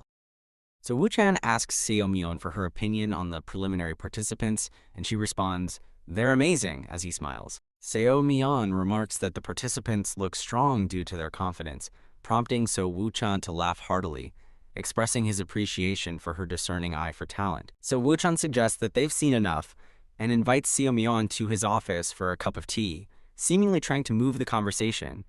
Seo Myeon, forcing a smile, politely declines. So Woo-chan's invitation, stating that watching the various martial artists display their abilities is really interesting, and she wishes to stay longer. So Woo-chan agrees to stay and watch the martial artists with Seo Myeon, telling her they have plenty of time, to which she thanks the branch manager. Seo Myeon sips her tea, a worried expression on her face, as she wonders if Yeon Hwitae is close to finishing and how much more time she needs to buy for him. Seo Myeon continues to drink her tea, maintaining a composed facade, while subtly observing the thoughtful and silent So Woo-chan beside her. So Woo-chan's face is shown in a close-up, revealing a stern, calculating expression, suggesting his cautious and perhaps suspicious nature. Back in the office, Yeon Hwitae searches a shelf decorated with a vase and flowers, but finds nothing, concluding, not here. Yeon Hwitae looks at several books and scrolls scattered on the floor, declaring with frustration, it's not here, as his search continues. Yeon Hwitae crouches down to meticulously search through a wooden cabinet filled with books and various objects, sighing in exasperation as he fails to locate the ledger. Yeon Hwitae, sweating and with wide, stressed eyes behind his mask, exclaims, I'm screwed, realizing the immense difficulty of finding the ledger. Yeon Hwitae holds his glowing bracelet, frustrated, asking, there was definitely a signal. Why is it nowhere to be seen? He adds that he's looked everywhere. Yeon Hwitae sits amidst the scattered items, questioning whether Seo Myeon tricked him, but then dismisses the thought, believing there's no reason for him to be trapped. Yeon Hwitae grips his mask, his eyes narrowing in suspicion, as he considers the possibility that Seo Myeon might be acting by herself. Yeon Hwitae dismisses the idea of Seo Myeon acting alone, reasoning that it makes no sense given her esteemed status as the heavenly sect leader and victor of the Dragon Phoenix meet. In a flashback, Seo Myeon explains to Yeon Hwitae that So Woo-chan is a greedy man who will try to get close to her, but is also very cautious. Yeon Hwitae recalls Seo Myeon's description of So Woo-chan, specifically focusing on the phrase, someone who's very cautious in his current predicament. Yeon Hwitae's eyes are shown in a close-up, revealing a spark of realization as a new thought crosses his mind. Yeon Hwitae deduces that if So Woo-chan is a meticulous and cautious person, he might not have used any sorcery to protect the ledger in the first place. Yeon Hwitae realizes that while the bracelet gave a signal indicating sorcery, it might simply be a fake mechanism to throw intruders off their senses, as a glowing object lies on the floor. Yeon Hwitae, still sitting on the floor surrounded by treasures, reconsiders, thinking, if I were him, where would I hide it among all the treasures here? Yeon Hwitae looks up with a sudden insight. his expression suggesting he's just thought of something crucial. Yeon Hwitae stands up, walking towards a shelf, exclaiming, "That's right! Why didn't I think of this?" And realizing there's one thing I haven't checked yet. Yeon Hwitae opens a book, his expression one of focused surprise, indicating he might be on the verge of a breakthrough in his search. Yeon Hwitae, unmasked, examines a book while standing amidst numerous other books scattered across the floor, suggesting he's continuing his focused search within the office. Yeon Hwitae's unmasked face is shown in a close-up, revealing a look of wide-eyed surprise and a bead of sweat, indicating a significant discovery or realization from what he is reading. Yeon Hwitae reacts with shock, his unmasked eyes wide, while a separate panel shows a masked Yeon Hwitae with a triumphant smirk announcing, "Found it." Yeon Hwitae, unmasked and with a relieved expression, holds open the book, realizing to think the corruption ledger's contents would be among normal books. "I just need to get out of here safely." Now masked, Yeon Hwitae is shown in a dynamic pose, moving rapidly through the air, emphasizing his quick exit from the building. While in motion, Yeon Hwitae suddenly remembers, "Oh, right, I was supposed to send a signal once I found it." He then questions, "What did she say? I just need to rub on it?" Yeon Hwitae is caught off guard in midair by a powerful red energy blast, originating from an unseen assailant, indicating a sudden ambush. Yeon Hwitae, masked, kneels and successfully blocks the red energy attack with a burst of white light and protective aura from his hands. Yeon Hwitae's masked face shows clear signs of frustration and stress as he exclaims, "Shit, I'm screwed," realizing the gravity of his situation after being ambushed. A new masked figure with red hair approaches, remarking on Yeon Hwitae's ability to block the attack, then demands to know his identity and purpose in the branch manager's office. "Are you after the corruption ledger?" Yeon Hwitae glances towards the exit, pondering if the assailant is So Woo-chan's subordinate. He laments not detecting such a powerful attack until it was upon him. Yeon Hwitae assesses the red-haired masked man, recognizing him as a very skilled martial master by his mask, and worries about the noise a fight would cause. A close-up of Yeon Hwitae's masked eye shows a sudden spark of realization and determination, accompanied by a sound effect. Yeon Hwitae confidently presents a glowing Murim Alliance Inspector's badge, preparing to use it as a form of official authority. Yeon Hwitae, holding the badge, formally declares, "I'm an inspector from the Murim Alliance," stating he is there to confiscate the corruption ledger of So Woo-chan. Yeon Hwitae issues a warning, stating that harming him while he holds the Murim Alliance badge would mean making enemies with the Murim Alliance. The red-haired masked man smirks, radiating dark energy around his sword, and defiantly responds, "So what?" dismissing Yeon Hwitae's threat. Yeon Hwitae is left speechless and wide-eyed, completely taken aback by the red-haired masked man's blatant disregard for the Murim Alliance. Yeon Hwitae, behind his mask, forms a knowing smirk and chuckles, realizing that diplomacy won't work with this opponent. Yeon Hwitae tosses the badge aside onto the floor, accepting the challenge by stating, "I guess you just want to fight with me, huh?" The red-haired masked man charges with his glowing red sword as Yeon Hwitae prepares to engage, proclaiming, "This is great, because I love." Yeon Hwitae, masked and emanating blue energy, finishes his thought, declaring his passion for fighting strong people like you. A close-up of Yeon Hwitae's masked face and glowing blue fist, showing his readiness and power as he prepares to strike. Yeon Hwitae lands a powerful, blue energy-enhanced punch directly into the red-haired masked man's chest during their intense confrontation.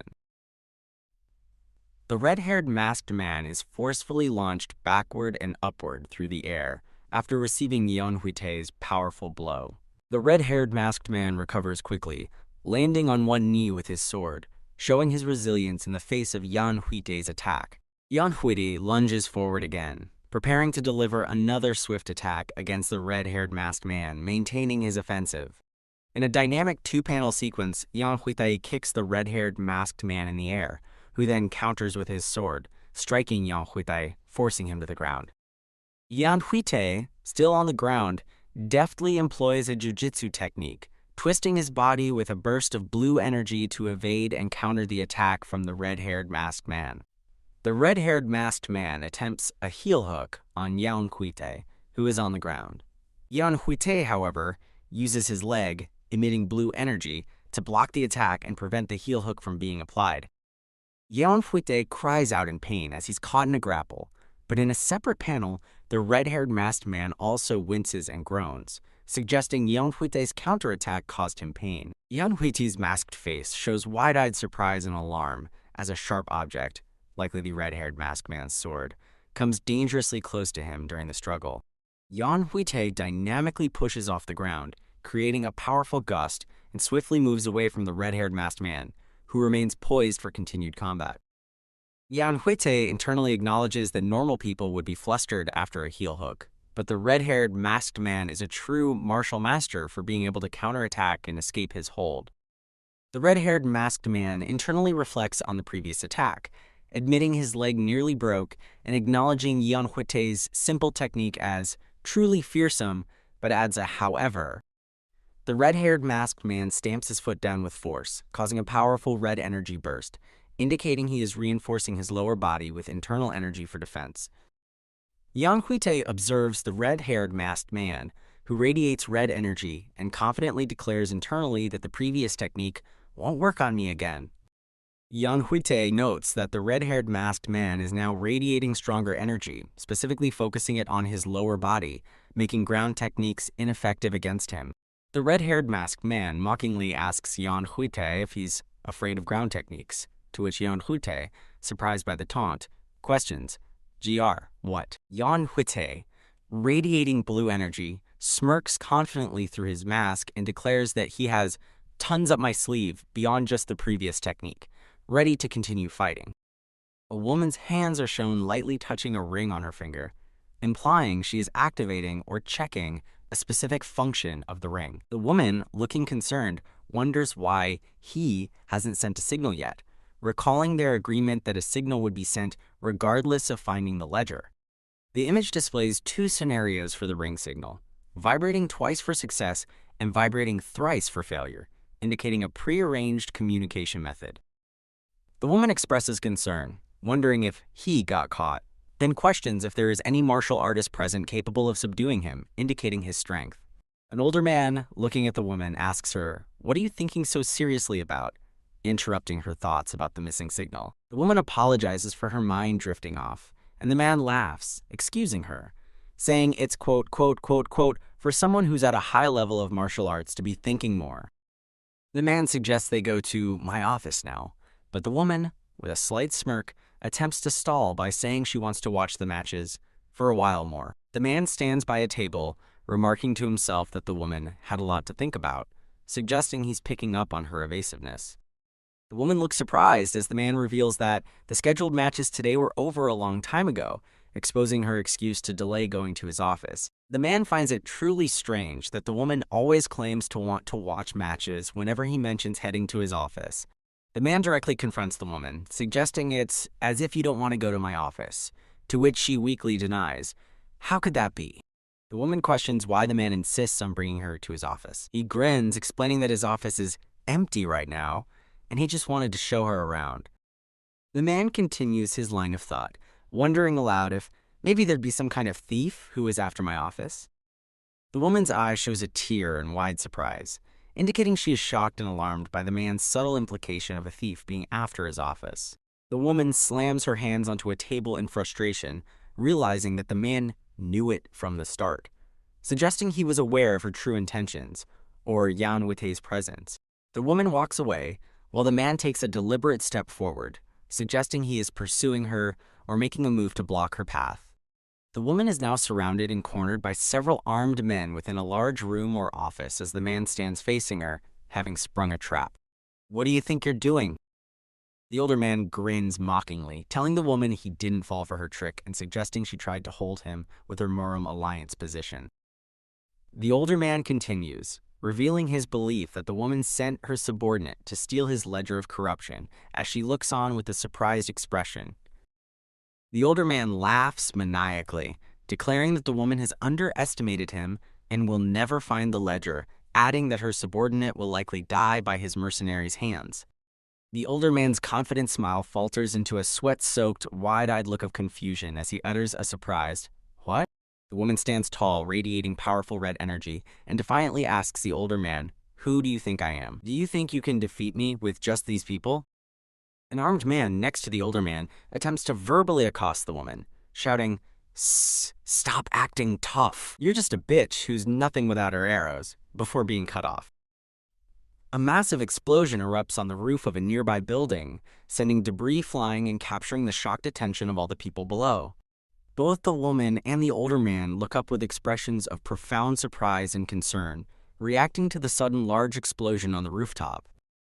Yeon Hwitae and the red-haired masked man engage in intense rooftop combat, with Yeon Hwitae attempting a kick and the masked man deflecting with his sword. The woman, with wide, alarmed eyes, shouts, "Sir Yeon!" as an armed man behind her lunges forward, preparing to attack her with a drawn sword. The woman's eyes shone wide with surprise, with a single tear forming, indicating her shock at the imminent attack. The woman swiftly counters the armed man's attack, striking him powerfully with her elbow, causing him to reel back and gasp, "Kyuh!" The woman stands amidst multiple armed men, some fallen, others moving to attack, as she emanates pink energy and prepares to face them, asserting her dominance. The woman parries a sword attack from an armed man, internally acknowledging the overwhelming numbers. Damn it, there's too many of them. The woman, looking determined and slightly strained, clenches her fist and internally resolves, "I need to go help him quickly, though." The woman internally expresses concern for Yeon Hwitae, recognizing the red-haired masked man as a strong martial artist, whom Sir Yeon won't be able to defeat him at his current level. The red-haired masked man stands on the rooftop, looking down at Yeon Hwitae, and comments with a sense of disappointment. What a disappointment. The red-haired masked man taunts Yeon Hwitae, who is on one knee, saying, "You said you had tons to show me. Don't tell me that's all you have?" Yeon Hwitae kneels on the rooftop, looking exhausted, and internally admits, "This is bad. I don't have much stamina or internal energy left."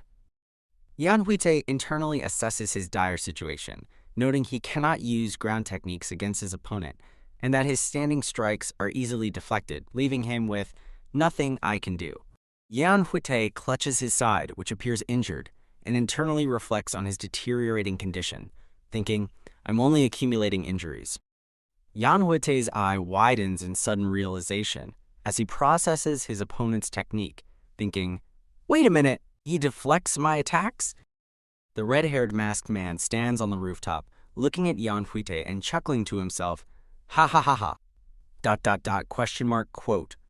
Yeon Hwitae's hand glows with blue energy as he defiantly states, "I'm sorry, but it's not over. I still have one last thing up my sleeve." Yeon Hwitae stands tall, radiating an intense aura of swirling blue energy, preparing his final attack against the red-haired masked man. The red-haired masked man calmly observes Yeon Hwitae's power-up and mockingly asks, "Is this your last struggle?" Yeon Hwitae, surrounded by blue energy, looks at his opponent and asks, "Have you heard of Kyokushin?" Yeon Hwitae explains Kyokushin karate, describing it as a Japanese school evolved in Korea, emphasizing its practicality in fights compared to mixed martial arts. Yeon Hwitae takes a focused stance, exhaling steam, poised to unleash his Kyokushin karate technique. Yeon Hwitae powerfully strikes the red-haired masked man with a blue energy-infused punch, delivering a forceful blow. Yeon Hwitae looks surprised with wide eyes and a startled question mark, exclamation point reaction. The red-haired masked man aggressively attacks Yeon Hwitae with his sword, generating red energy, as Yeon Hwitae uses blue energy to defend. Yeon Hwitae internally thinks the red-haired masked man would rather deal a huge blow than block attacks, and believes Kyokushin is not his style. Yeon Hwitae launches a powerful blue energy-infused punch at the red-haired masked man, causing a forceful impact. The red-haired masked man observes Yeon Hwitae, internally noting that while Kyokushin is a simple technique, it can inflict fatal injuries. Yeon Hwitae unleashes a devastating Kyokushin punch, radiating intense blue energy, with the background showing a menacing figure and the red-haired masked man reeling from the blow. Yeon Hwitae delivers a powerful kick, enhanced by blue energy, as the red-haired masked man reacts to the attack. The red-haired masked man crouches on the rooftop, seemingly recovering or preparing for a move, as Yeon Hwitae is out of frame. The red-haired masked man, with a strained expression, internally acknowledges feeling immense pressure from Yeon Hwitae's moves, but notes his internal energy hasn't increased. The red-haired masked man internally concludes that Yeon Hwitae simply became more serious and gained more bloodlust with each move. The red-haired masked man laughs, mockingly commenting, "Haha, increasing your bloodlust. How ridiculous."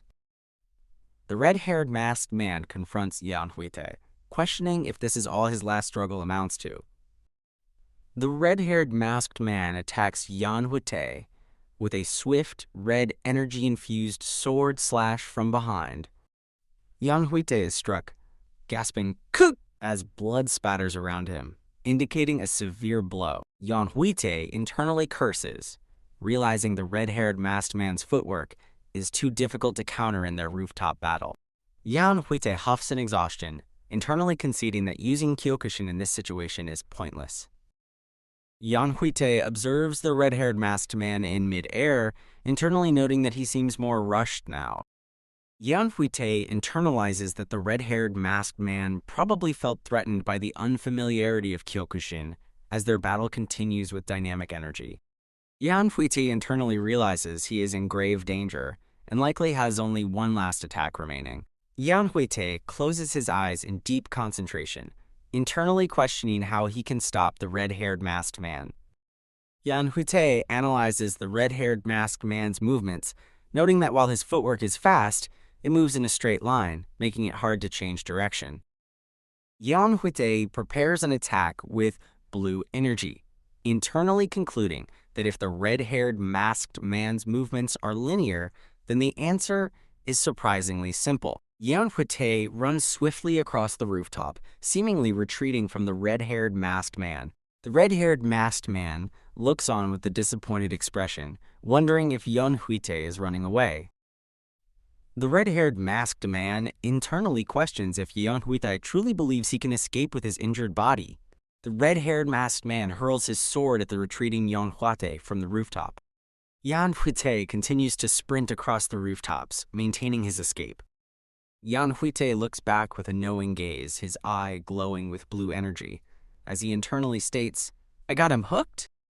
Yeon Hwitae expertly maneuvers across the rooftop, demonstrating agile footwork with blue energy. The long-haired martial artist dashes rapidly across a building's rooftop, propelled by an urgent, powerful surge of blue energy to quicken their painstaking search. Yeon Hwitae reacts with surprise as the red-haired masked man, airborne, lunges towards him across the rooftops. Yeon Hwitae has abruptly stopped on the rooftop, internally questioning why the red-haired masked man suddenly halted his chase. The red-haired masked man is shown leaping across rooftops, internally pondering if Yeon Hwitae was feigning retreat to draw him in, admitting it's hard to avoid him at this speed. "I'll take you on," said the red-haired masked man, gripping his sword firmly and internally declaring his readiness to engage. The red-haired masked man, with his distinctive mask, prepares a technique with his hand, internally stating, "I'll face that." The red-haired masked man, enveloped in red energy, descends to attack Yeon Hwitae from above, internally observing, "Strange technique of his head-on." A close-up shows the red-haired masked man's red energy attack, making forceful contact with Yeon Hwitae's blue energy-infused hand. The intense impact between the two fighters' energies shatters the surrounding area, releasing a powerful burst of light and debris. The red-haired masked man is shown mid-air, surprised by Yeon Hwitae's technique, identified as, quote, Kokushin Karate. Yeon Hwitae unleashes a powerful fist thrust, radiating blue energy, sending the red-haired masked man flying backward across the rooftop. Yeon Hwitae looks triumphant and determined, enveloped in blue energy, internally celebrating, "I did it! That was a good hit." Yeon Hwitae internally reveals his true aim, stating the fight isn't over and he only targeted the red-haired masked man's sword to inflict minimal body damage, as the broken sword lies on the ground. Yeon Hwitae surges forward with heightened speed, propelled by blue energy, continuing his assault after disarming his opponent. Yeon Hwitae charges towards the unarmed, red-haired masked man, recognizing this as his only chance, since his opponent is now without a weapon. Yeon Hwitae clenches his blue energy-infused fist, strategizing to strike before he uses that footwork again. Yeon Hwitae continues his relentless charge, his fist glowing with blue energy, determinedly declaring, "I must take him down." Yeon Hwitae is suddenly engulfed by a powerful purple and black energy attack, indicating a swift and unexpected counter. The impact of the attack creates a massive crater and sends shockwaves across the rooftop, showcasing its destructive force. Yeon Hwitae is violently thrown against the rooftop structure, gasping, "Koo!" as debris from the impact flies around him. The red-haired masked man approaches the injured and kneeling Yeon Hwitae, admitting he was surprised by his tactics. Yeon Hwitae, still struggling, listens as the red-haired masked man comments on Yeon Hwitae's ingenuity in using his own footwork to destroy his sword. The red-haired masked man stands over Yeon Hwitae, expressing his enjoyment of their fight, noting it has been a while since I've had such an interesting fight. Yeon Hwitae, battered but persistent, questions the masked man, "How did you do that without a weapon?" The red-haired masked man reveals he typically uses palm techniques for his martial arts and only wielded a sword because his employer trusted him with it. The red-haired masked man turns to leave, stating that knowing his methods changes nothing, while Yeon Hwitae angrily protests, "Where do you think you're going? I'm not done yet." The red-haired masked man leaves his mask on the rooftop, cryptically telling Yeon Hwitae, "Don't worry. We'll meet again soon." The red-haired masked man departs with a chilling smile, leaving Yeon Hwitae behind, and expresses his hope that Yeon Hwitae will be stronger by then.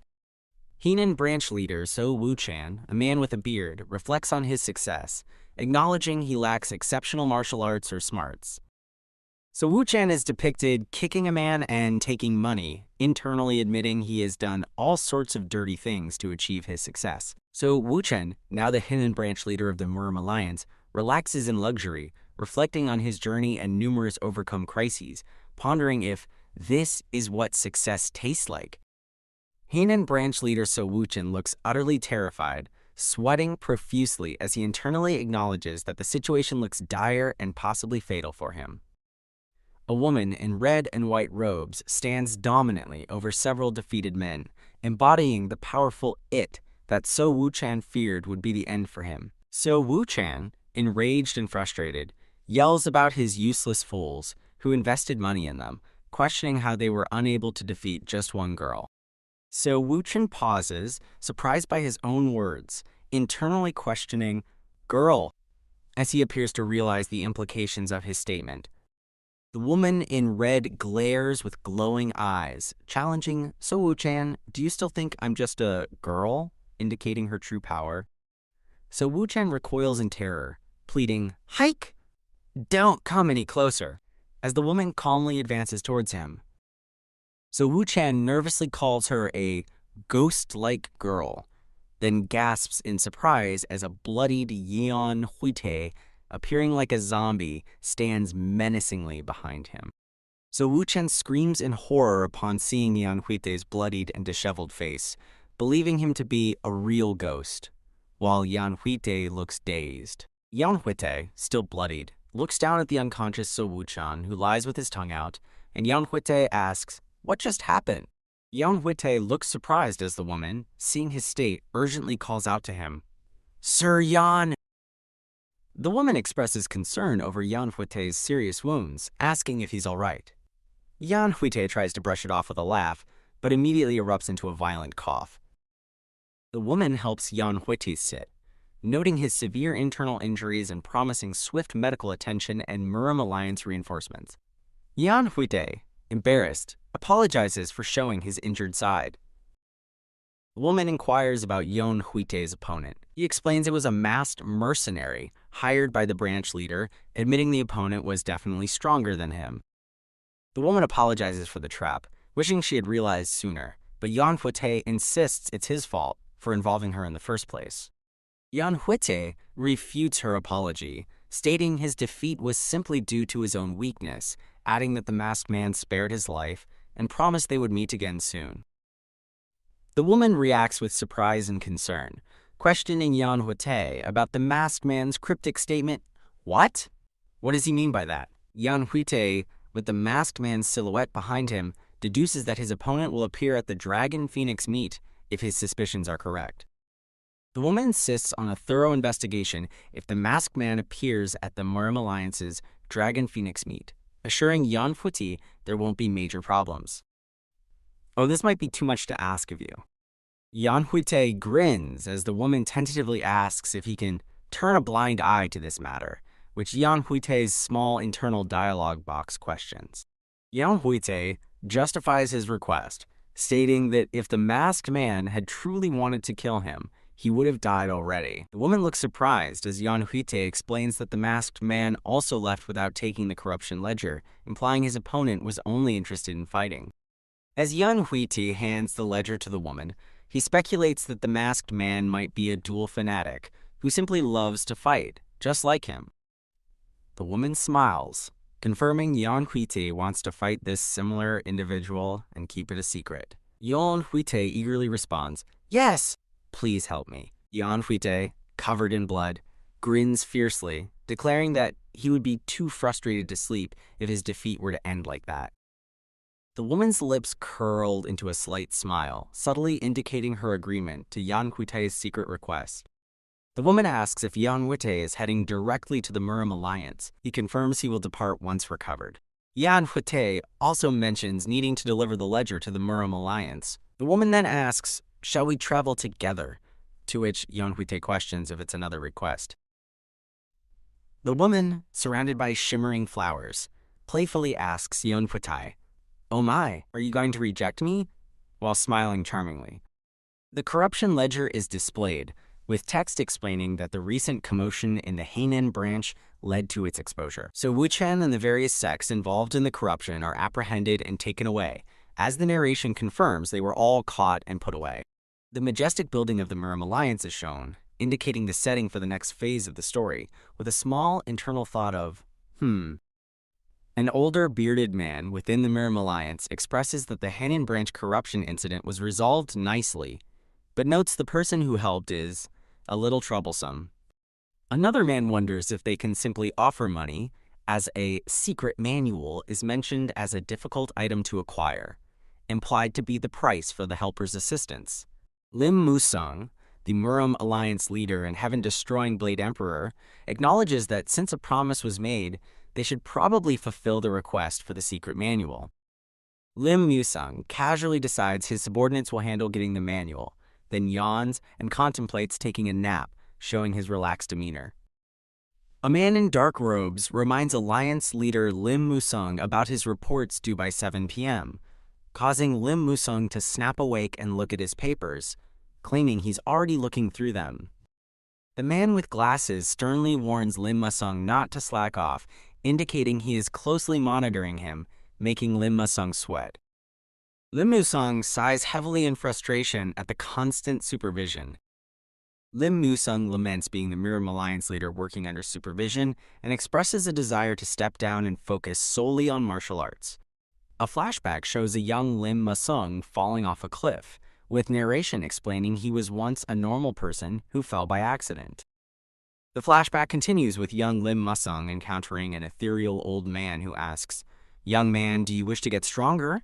implying he received a hidden opportunity after his fall. Narration reveals Lim Musung awakened his mind and talent for martial arts, achieving amazing results as his powerfully built physique is displayed.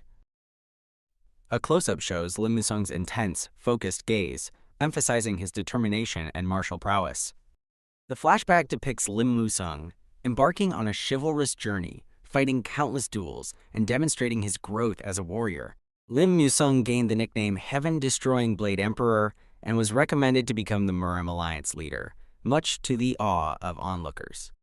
Back in the present, Lim Musung reacts with surprise, saying, "What?" as he recalls how he was put in charge. Lim Musung confesses he never intended to become the Alliance leader, realizing he was coaxed into the position from the moment that Juge Fellow tried to convince him.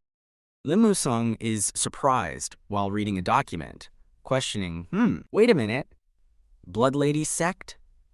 Lim Musung discovers that the Blood Lady sect, an unorthodox group, is joining this year's Dragon Phoenix meet.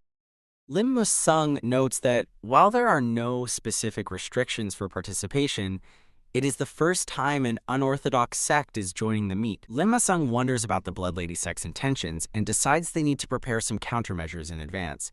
The man in glasses reappears, checking on Lim Musung's progress by asking, "Are you not done yet?" Lim Musung, in a small panel, angrily shouts at the man with glasses, demanding he stop nagging him. The scene shifts to Hebei province, a bustling city with a large wall and river, indicating the location where the upcoming event will take place. Gelung Wimyung, the Wudong Wandering Dragon, will definitely be the victor of the upcoming event. People discuss the Wudong sect's claim of a 10 Supremes level fighter, with one man expressing skepticism since the sect lacks anyone in the actual 10 Supremes. Another man suggests the Little Buddha Dragon, top disciple of the Buddha Saint, is more likely to win, despite the absence of a guarantee that he will be strong just because his master is. A man suggests Manhwa Ice Flower Kang Sang might win, prompting another to ask if that's the beautiful female martial artist known since young. Kang Sang is depicted, described as having a cold but elegant beauty that dazzled martial artists, with rumors that she was a promising artist, destined to become one of the Plum Blossom Warriors. Two men discuss Kang Sang, stating she trains like a maniac. One man eagerly adds, "Ho, not only is she pretty, but she's also hardworking.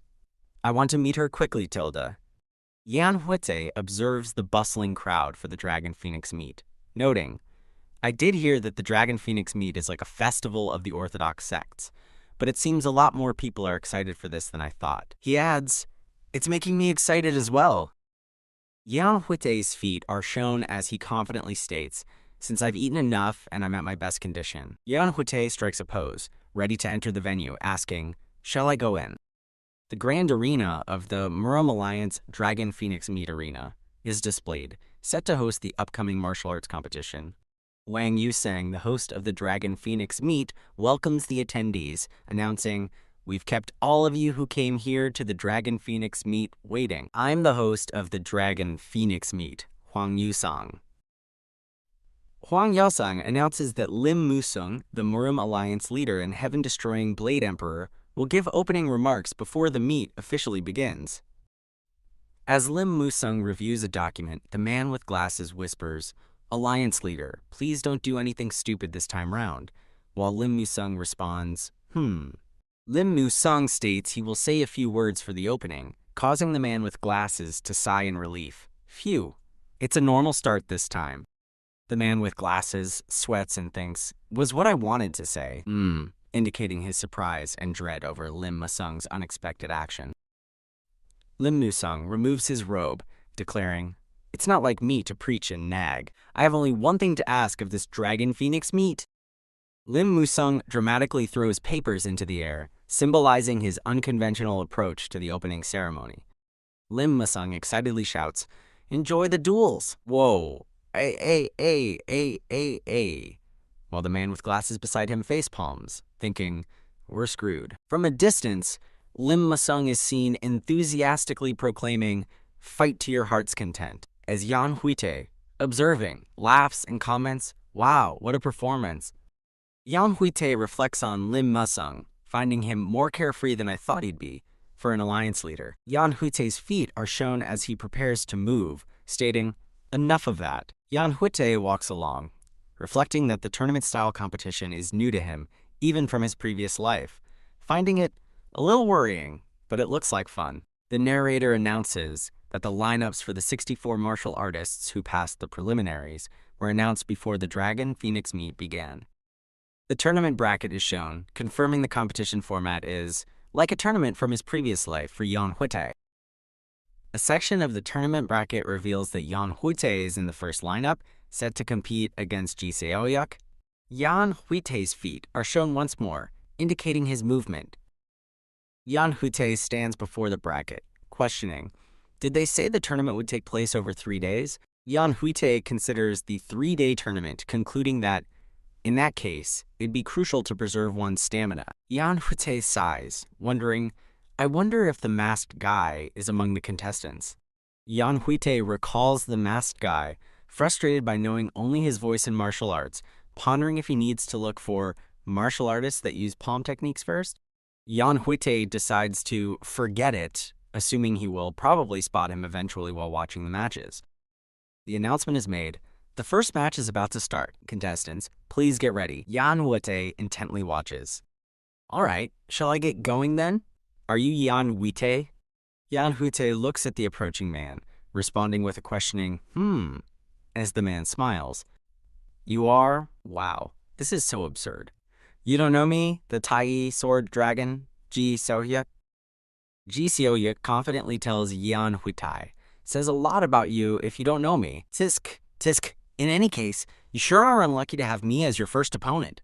Ji Seo-hyuk states he wanted to save you some face by going easy on you, but that wouldn't be respectful of me as a martial artist. While Yeon Hwitae responds with a questioning, Ji Seo-hyuk, shocked, asks, hey, did you just ignore me?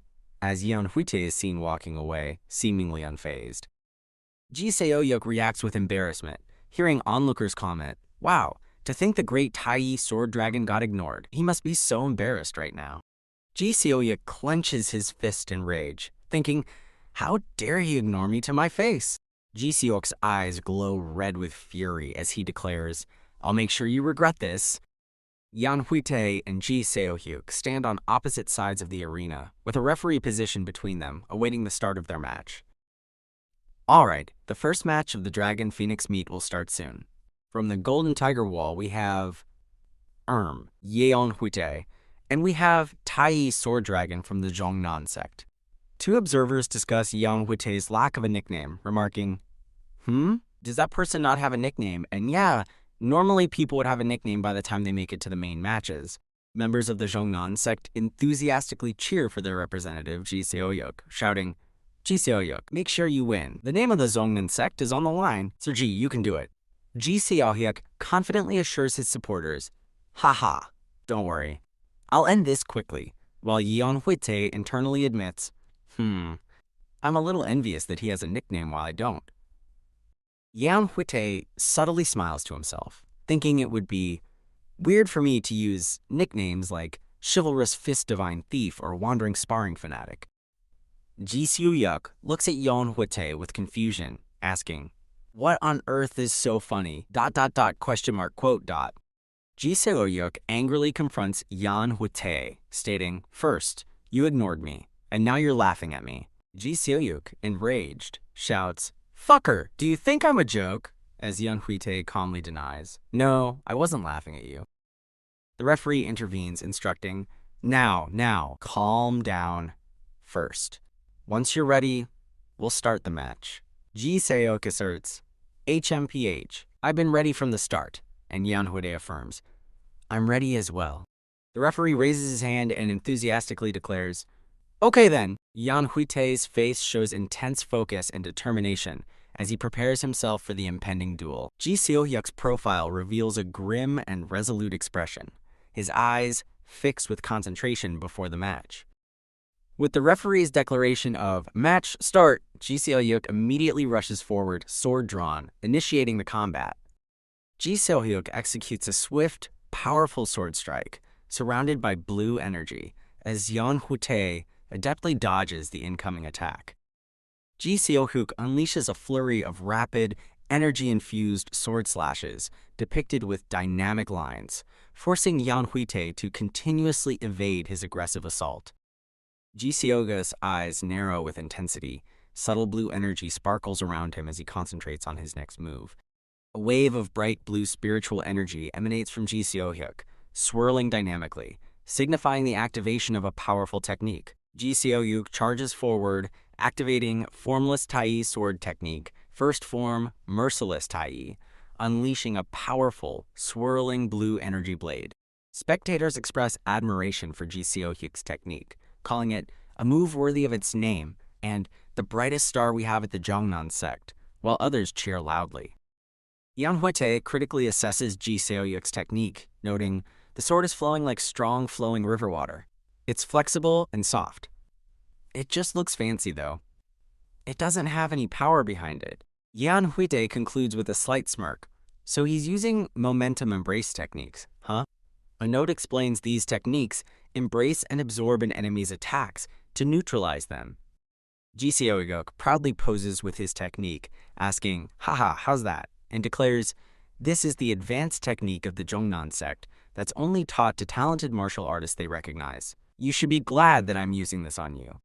Ji Seo-hyuk expresses surprise and curiosity, thinking Yeon Hwitae's technique is, quote, an interesting technique, followed by a bewildered what, as he struggles to comprehend. Yeon Hwitae, glowing with blue energy and laughing, proposes, can you show that to me once more? In return, I'll show you a soft technique that's on par with that too. Ji Seo-hyuk loudly laughs, scoffing, what's with that stupid pose? Ha!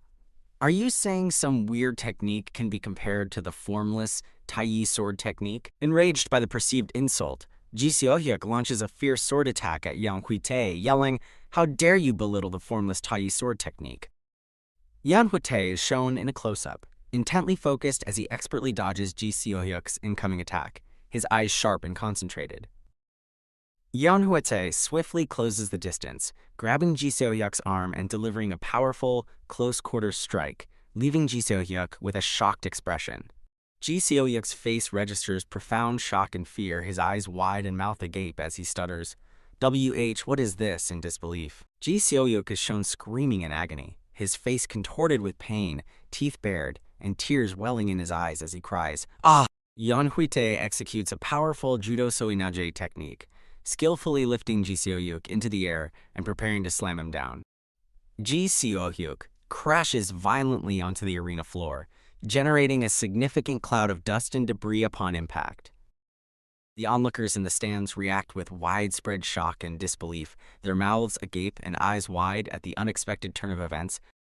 An older man among the spectators stares with wide eyes and a stunned expression, seemingly overwhelmed by what he just witnessed.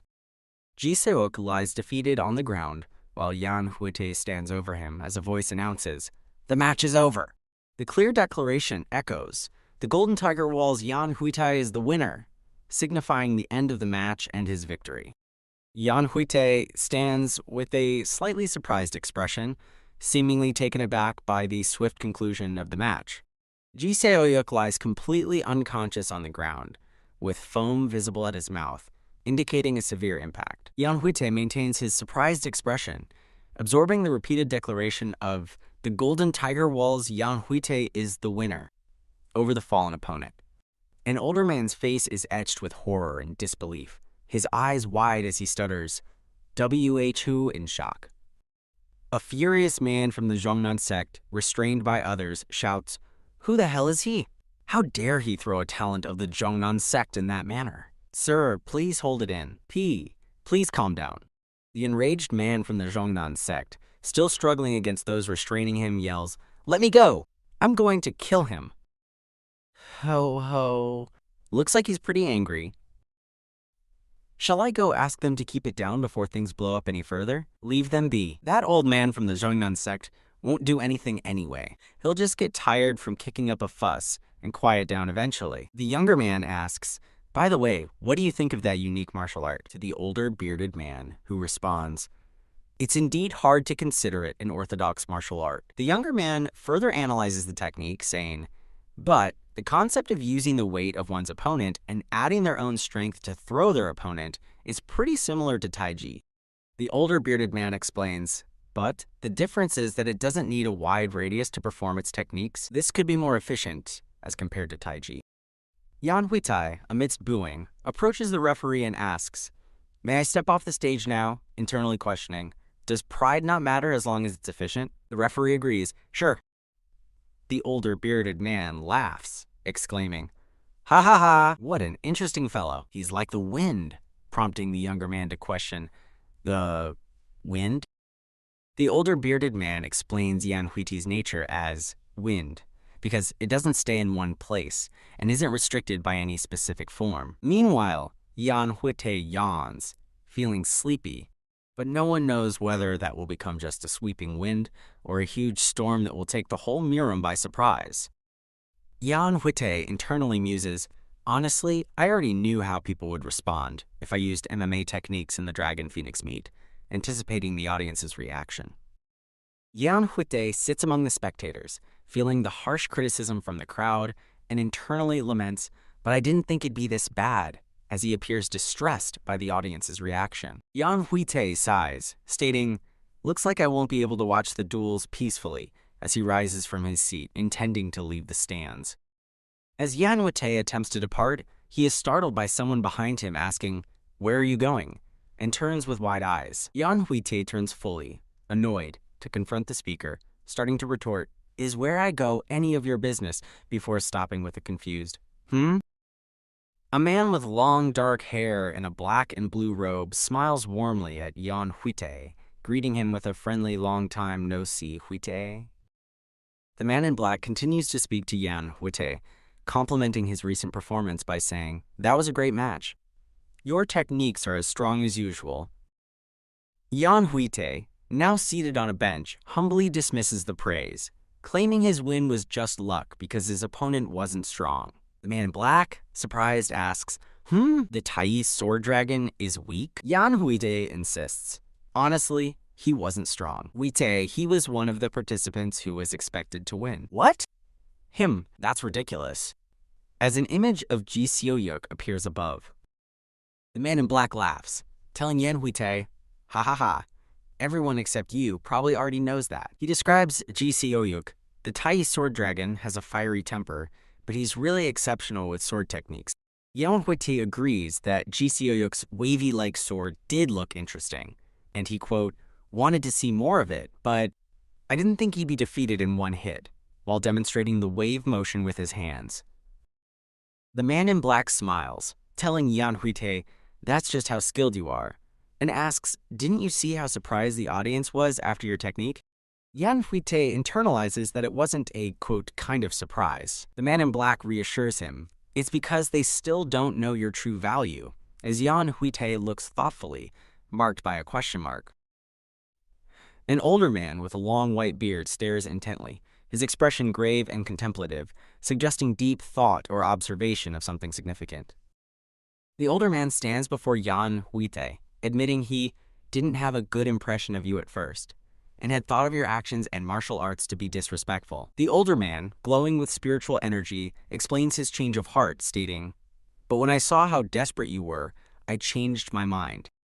The older man kneels down beside Yeon Hwitae, who is sitting on the ground, and places a comforting hand on his shoulder, reflecting, it got me thinking if I had ever been as desperate as you were. As I realized all of that, I became embarrassed of myself, while the man in black and another man listen with concerned expressions. The man in black stands before Yeon Hwitae, explaining the core reason for learning martial arts, to become stronger than their current self, and to be able to protect themselves and everything precious to them, isn't it? The man in black expresses disappointment, noting that everyone's forgotten the original reason, and instead of becoming stronger, they began to think of pride and appearances as what's important.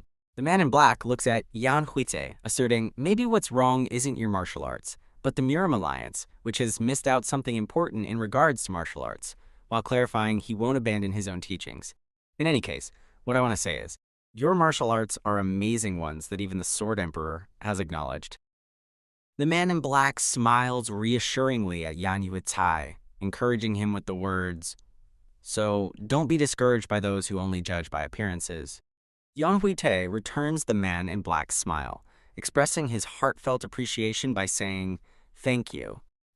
The man in black stretches, suggesting they get going after their enjoyable talk. Yeon Hwitae then recalls, you said you're in the main match too, right?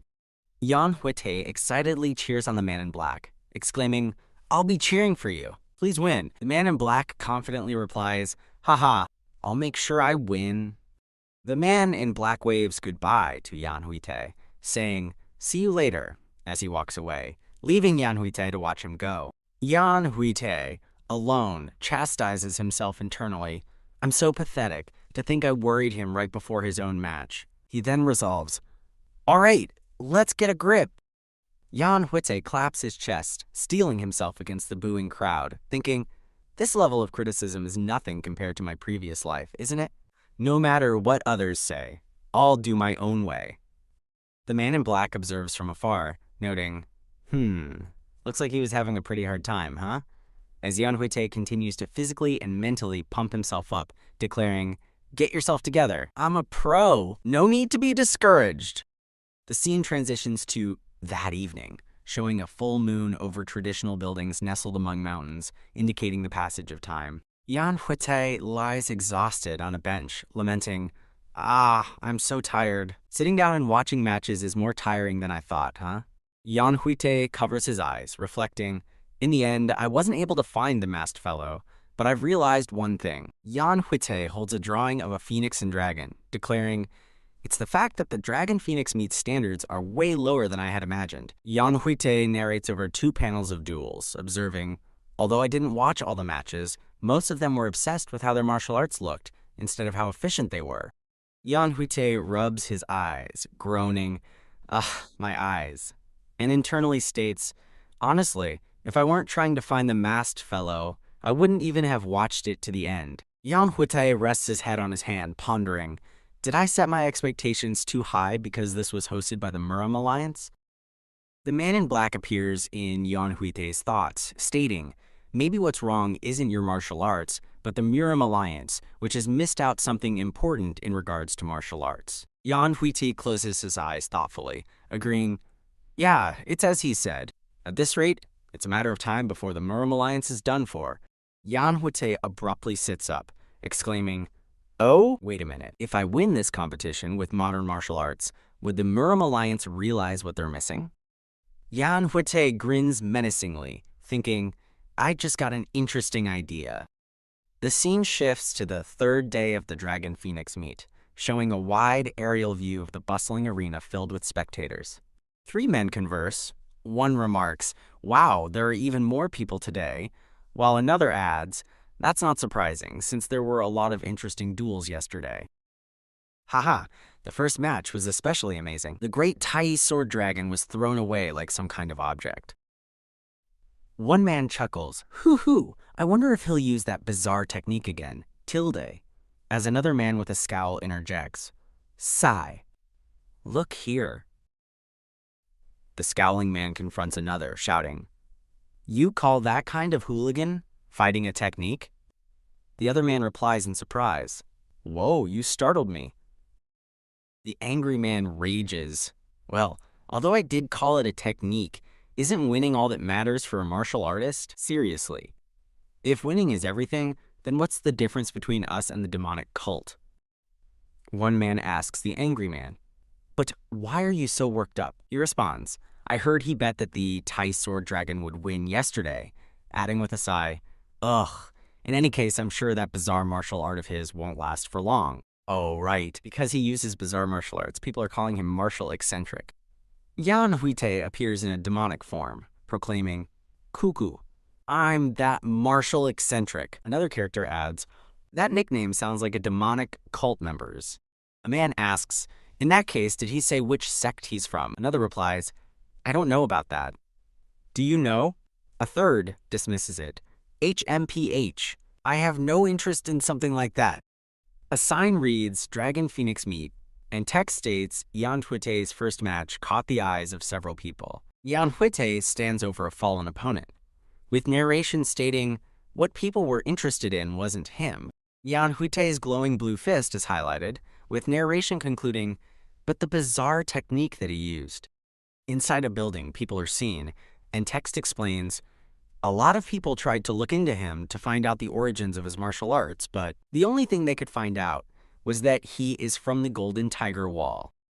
Thanks to that, people became more curious about him. It seemed like everyone is paying attention to him. But after several rising martial artists and candidates favored to win fought intense matches, people started to turn their attention to who might be the ultimate victor of the meet. A bald man with bulging veins screams in agony, K-E-U-K-K-K-K. Yeon Hwitae warns an opponent, give up right away unless you want your arms to break. Yeon Hwitae pins his opponent, who shouts, Kuch! before conceding, I give up. I give up. The fight concludes, and the defeated bald man sits on the ground crying, lamenting, "Kick, you're too much," as the announcer declares. The fight is over. The announcer raises Yeon Hwitae's arm in victory, proclaiming, quote, "The winner is Golden Tiger Wall's Martial Eccentric," end quote. Yeon Hwitae looks surprised and asks, quote, "Martial Eccentric?" end quote. An aerial view shows Yeon Hwitae standing victorious over his opponent, who is still on the ground in the arena, with energy crackling around them. A man with a long ponytail and a scowl on his face questions, "You call such things martial arts?" A crowd of angry spectators express their disdain, shouting, "How is grabbing an arm by your crotch a martial art? Vulgar bastard!" and "You're the shame of the Murim." Yeon Hwitae stands stoically while spectators shout, "Get the fuck out!" and "Shameless bastard" at him, expressing their disapproval of his fighting style. Yeon Hwitae grins mischievously at the camera, with a large exclamation mark and question mark above his head, suggesting a cunning thought. Yeon Hwitae walks away from the arena, ignoring the continued shouts of, "That fucker's smiling? Fucking nut job!" and "Get lost and die." He thinks, "I don't even care about all of you getting angry, tilde." Yeon Hwitae smiles smugly, dismissing the crowd's concept of pride. Respect? Fucking bullshit! He resolves to prove that practicality is the most important in martial arts, by winning with the martial arts they hate. Yeon Hwitae looks to his left as someone calls out, "Sir Yeon!"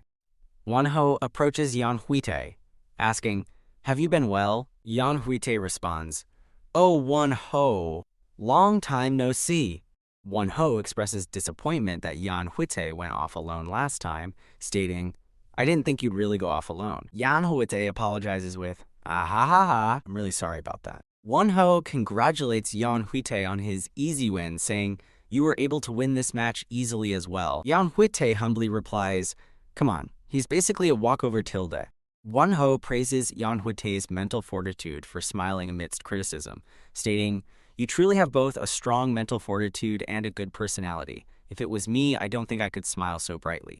Yeon Hwitae confesses he smiled to make them angrier, then changes the subject to Wonho's match from 2 days ago, noting his improvement.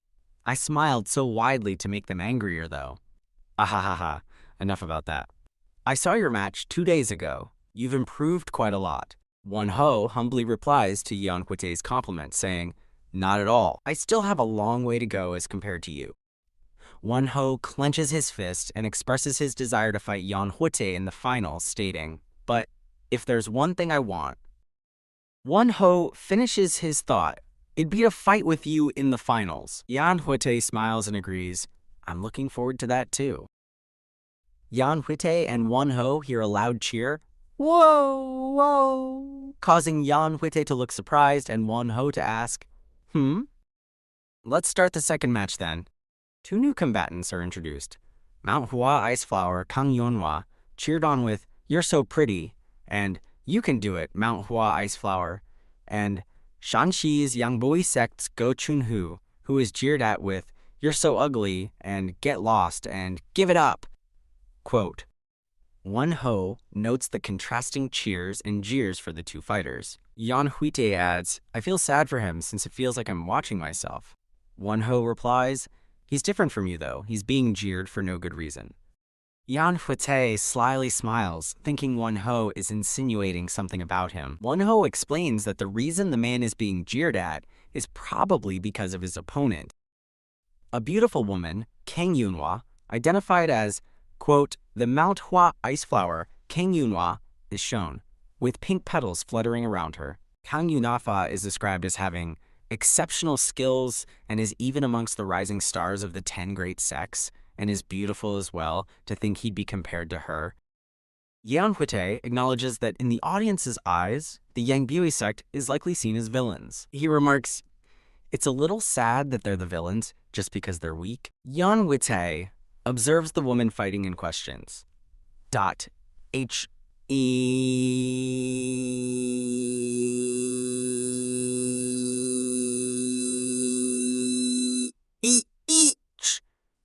Yeon Hwitae notices, something strange about the woman's cold expression, wondering, did she have such a cold expression? Yeon Hwitae recalls Kang Sang as cheery and bright, showing her smiling face contrasting with her current cold expression. A memory surfaces of a brightly smiling, cheery woman, as the narrator reflects on her past disposition, hinting at a significant connection to the ongoing urgent search. Won-ho tells Yeon Hwitae that Kang Sang was once cheerful but changed completely after returning from a trip with her master. A hand raises, signaling the beginning of the next match. The announcer declares, "Match! Start!" as Kang Sang charges forward with her sword, initiating the fight against Go Chun-ho. Go Chun-ho is startled by Kang Sang-hwa's speed, exclaiming, "She's fast." Won-ho adds that she lost badly in a fight against a boy her age. As Kang Sang engages in combat, Won-ho explains that after her devastating loss, she became obsessed with martial arts and developed a cold personality towards others. Yeon Hwitae mumbles about how badly Kang Sang must have lost for her personality to change, then slyly asks Won-ho, "Won-ho?" Yeon Hwitae continues, "Could you be interested in her?" which causes Won-ho to blush profusely and appear flustered. Won-ho protests, what are you talking about? You shouldn't joke about that." Yeon Hwitae laughs, saying, "Judging by how flustered you are, I guess you really are interested, huh?" Yeon Hwitae then offers Won-ho, "How would you like to talk to her?" and starts to recall, "When I was young, I actually..." Yeon Hwitae suddenly pauses, a shocked expression on his face, as he remembers a younger Kang Sang fighting in an intense close-up of a past moment, recalling, "She fought a boy of her age when she was young." Yeon Hwitae's internal realization continues into darkness, concluding the thought, "And lost badly?" A younger Kang Sang is shown with a stern and determined expression, suggesting a moment of intense focus or defeat. Yeon Hwitae watches the ongoing fight with a look of dawning horror and sweat, seeing a vision of the past fight where Kang Sang was in action. A sword falls and spins in the air against a bright sky, symbolizing a significant past defeat. Yeon Hwitae, looking shocked and sweating profusely, shouts, "Whoa, wait a minute!" as he connects the dots about Kang Sang-hwa's past.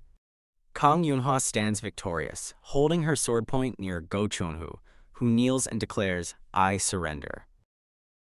The announcer's voice declares, "The winner is the Mount Hua Ice Flower, Kang Sang-hwa."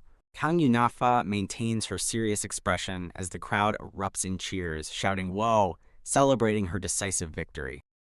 A group of spectators enthusiastically praise Kang Sang-hwa's victory, suggesting, would her nickname be changed to Mount Hua Ice Phoenix then?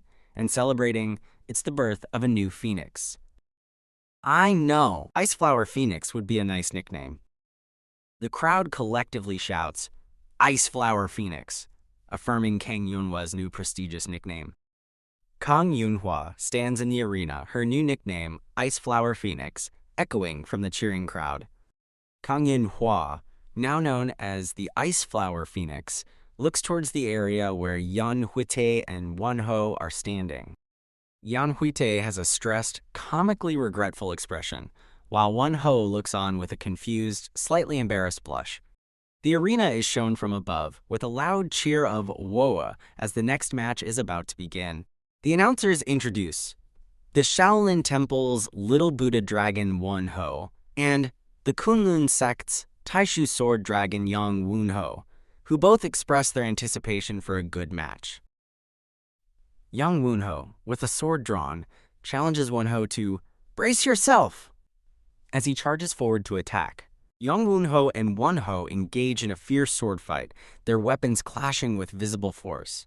Yeon Hwitae observes the fight, commenting that Yang Woo-ho, he's definitely stronger than before, but notes, he's still insistent on standard procedures though.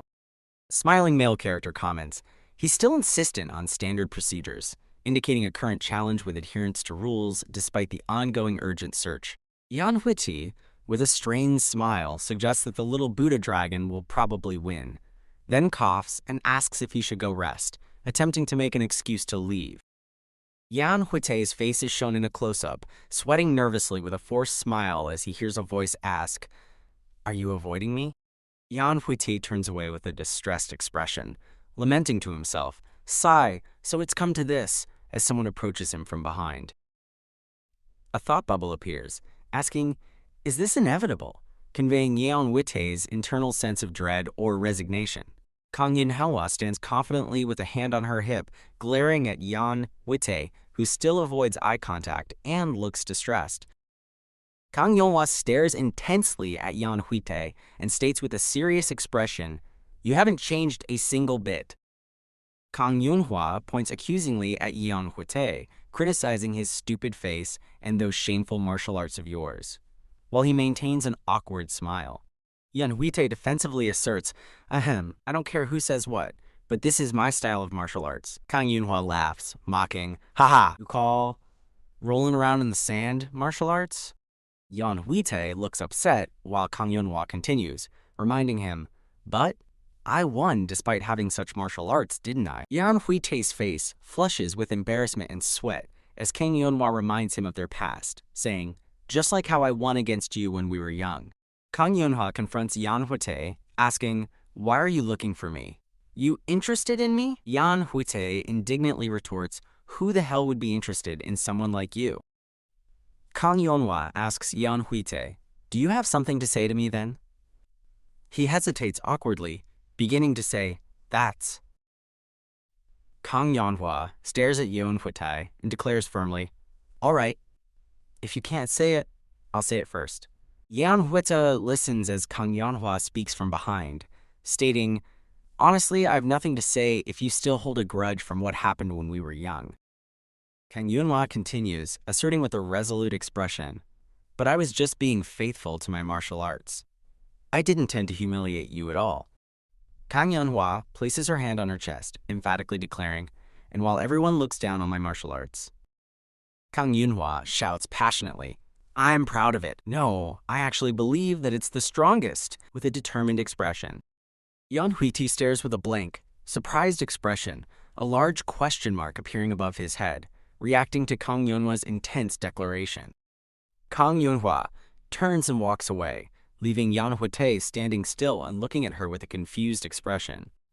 Kang Hwa, looking back, asks with a slight smile and sweat, "WH, what are you talking about?" before stating, "So, what I want to say is," Kang Hwa asserts with a serious expression, "You didn't lose to me because you're weak. It's just because I was too strong."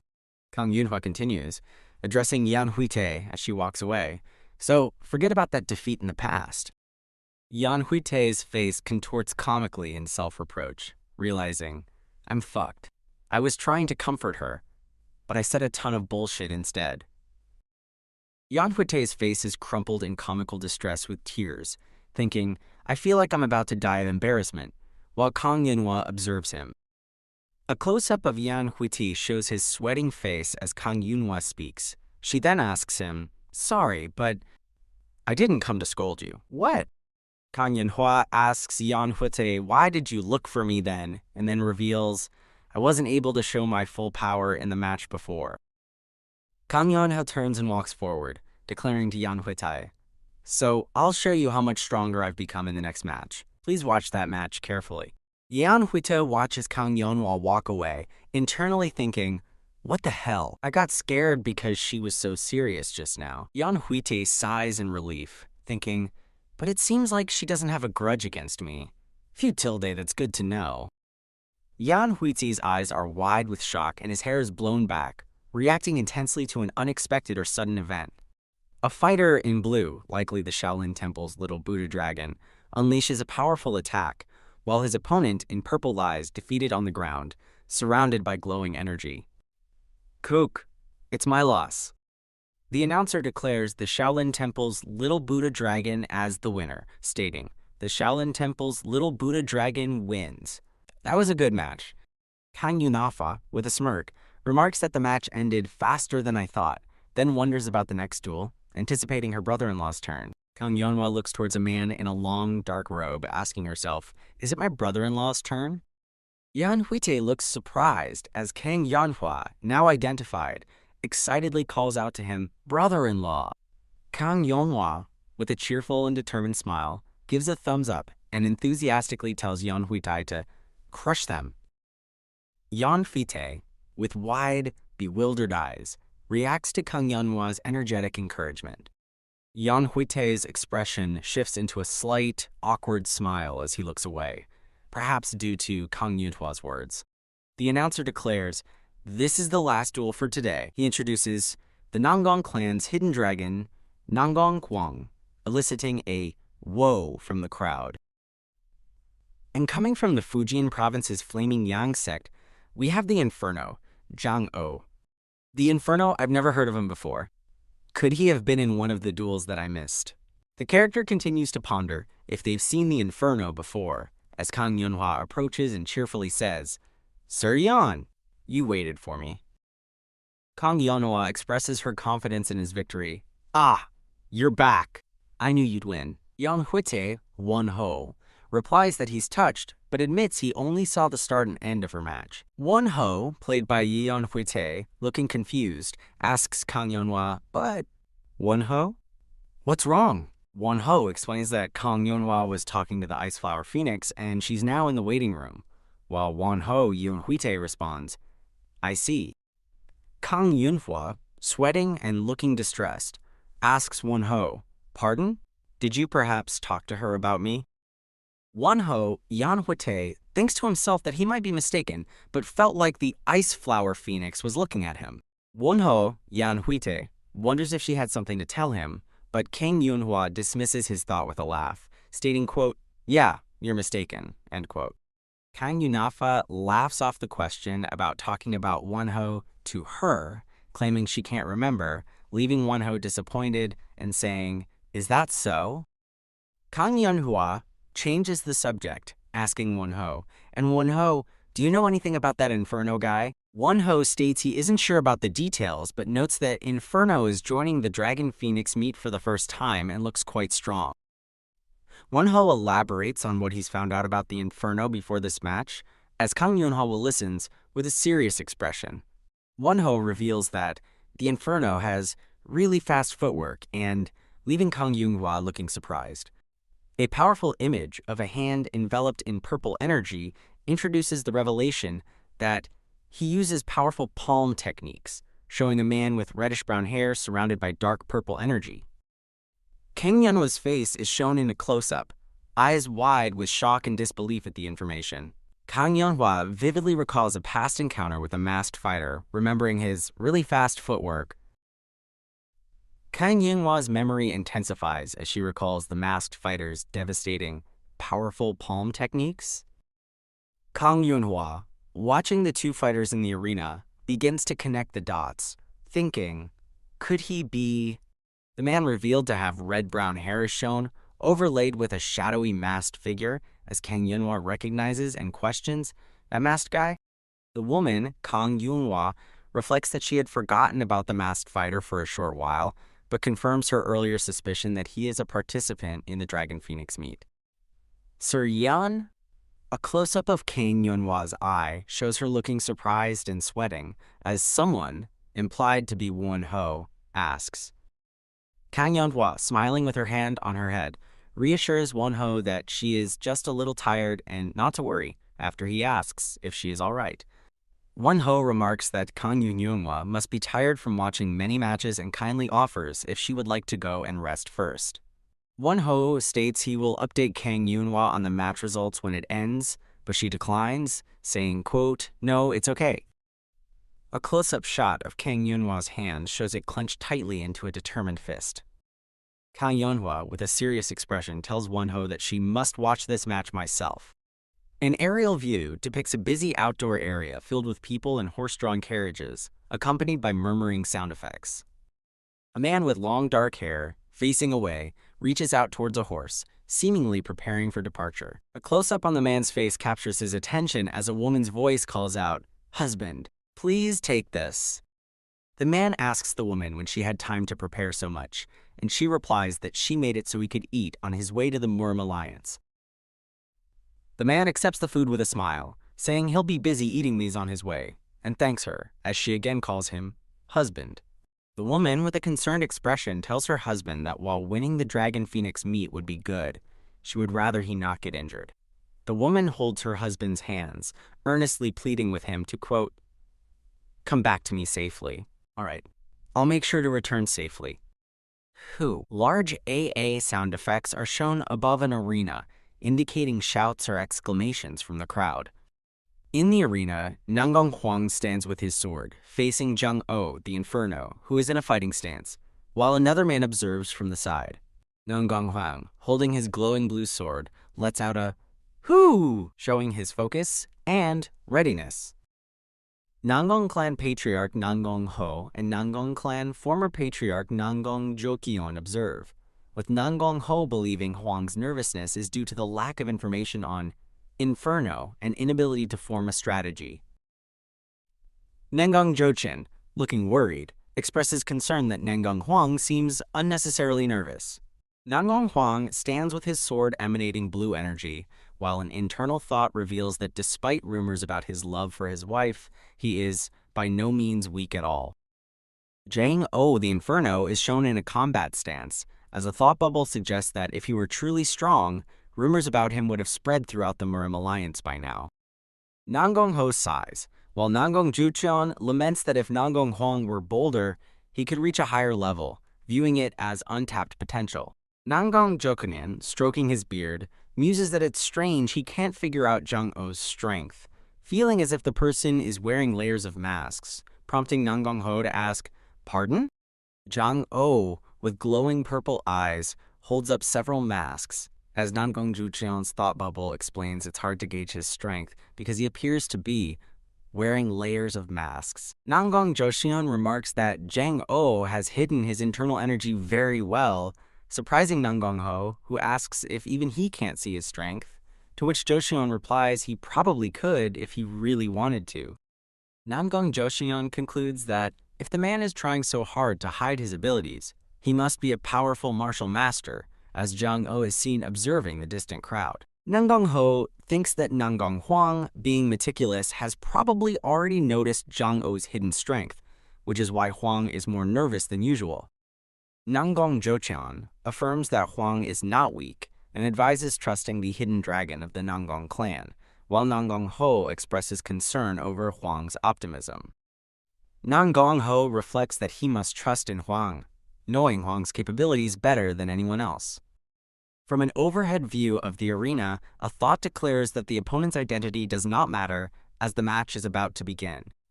An official announces that if both competitors are ready, the match will commence. Nanggong Huang, holding his sword, and Jianghu, in a fighting stance, prepare for their match as the official confirms their readiness. With a forceful declaration, the official shouts, "Match! Start!" as Nanggong Huang lunges forward, leaving a blue energy trail.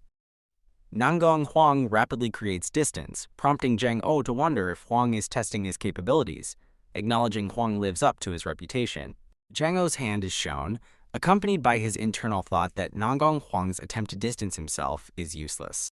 Jianghu charges forward, surrounded by purple energy, confident that Nanggong Huang is no match for his superior footwork, even if he tries to evade. Jianghu swiftly closes the distance with a bang sound effect, surprising Nanggong Huang and indicating a rapid engagement. Nanggong Huang's eye glows blue as he thinks to himself, "Now's my chance," preparing for an offensive move.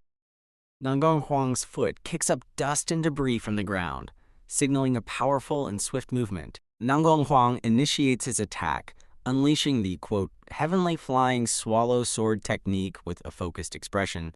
Nanggong Huang's Infinite Heavens attack sends multiple blue energy rings towards Jianghu, who is currently on the ground. Two observers discuss the fight. One believes the sword energy is enough to end the match, while the other disagrees, stating that if that were true, the match wouldn't end. The man with the ponytail observes that Huang's fierce attack is uncharacteristic and wonders if it's a strategy due to not knowing his opponent, concluding it's not a bad approach. Jianghu, surrounded by swirling purple energy, deflects Nanggong Huang's attacks and thinks that the current level of assault is insufficient to defeat him. Jianghu masterfully parries the incoming attacks with purple energy, showcasing his impressive defensive capabilities while maintaining a combat-ready stance. Nanggong Huang is stunned that Jianghu deflected Infinite Heavens while advancing, realizing his opponent is significantly stronger than anticipated. Nanggong Huang deduces that Jianghu blocked rather than dodged, because he cannot change direction mid-footwork, and his attacks appear limited to palm techniques. Nanggong Huang determines that if his opponent's capabilities are indeed limited, he can conclude the match with his secret technique. Nanggong Huang charges forward, his sword emanating powerful blue energy, poised to unleash his ultimate technique. Nanggong Ho comments that Huang seems to be preparing to use that, while Nanggong Jushon strokes his beard thoughtfully. Jianghu smiles sinisterly, expressing curiosity about what Nanggong Huang will use next, wondering if he is finally getting serious. Nanggong Huang prepares his next powerful move, the Heavenly Boundless Sword technique. Nanggong Huang unleashes the Heavenly Boundless Sword technique of the Emperor Sword style, radiating immense blue energy as he strikes a powerful pose. Nanggong Huang continues to channel the, quote, Heavenly Boundless Sword technique from the Emperor Sword style, intensifying his blue energy aura in preparation for an overwhelming attack. The crowd reacts with murmurs and gasps as Nanggong Huang's power permeates the arena. Two spectators huddle, shivering, with one remarking that it has gotten cold and the other agreeing, saying it feels like winter has suddenly arrived. A close-up shows a hand surrounded by blue crystalline energy, as narration explains that the air around the person is getting colder. A man observes the energy flow becoming colder as his brother-in-law took up position, questioning if it's an ice attribute martial art. The man reflects that the technique looks like it will consume a lot of internal energy, but acknowledges that it is certainly powerful. Nanggong Huang is shown preparing his powerful attack, surrounded by intense blue energy, with the text, "This duel," emphasizing the significance of the upcoming clash. Jianghu thinks that his limbs feel like they're being ripped apart by the cold, but he affirms he will endure the pain if it brings him victory, as crystalline energy forms on his hand. Jianghu observes Nanggong Huang's technique intently and confidently declares that that looks like an incomplete technique, suggesting a critical assessment. Nanggong Huang asks, "What did you say?" While Jianghu, surrounded by blue energy, states he can tell the technique's flaws from Nanggong Huang's eyes and breathing. Jianghu reveals that Nanggong Huang might appear calm, but is suffering internally, suspecting he fears self-destruction due to not having full control over the technique yet. Nanggong Huang reacts with anger to Jianghu's taunts, grimacing as he yells, "Shut that mouth of yours!" Jianghu challenges Nanggong Huang with his feet on the ground, saying, "If that's not true, show it to me right now," demanding proof of his technique's completeness. Jianghu grins confidently, surrounded by purple energy, and declares, "I don't like dragging things out," signaling his intention to escalate the fight.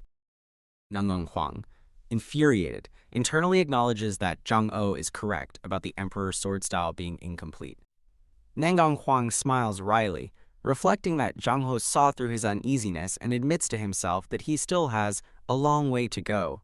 A close-up shot shows Nanggong Huang's determined face, his expression conveying strong resolve as the intense duel progresses.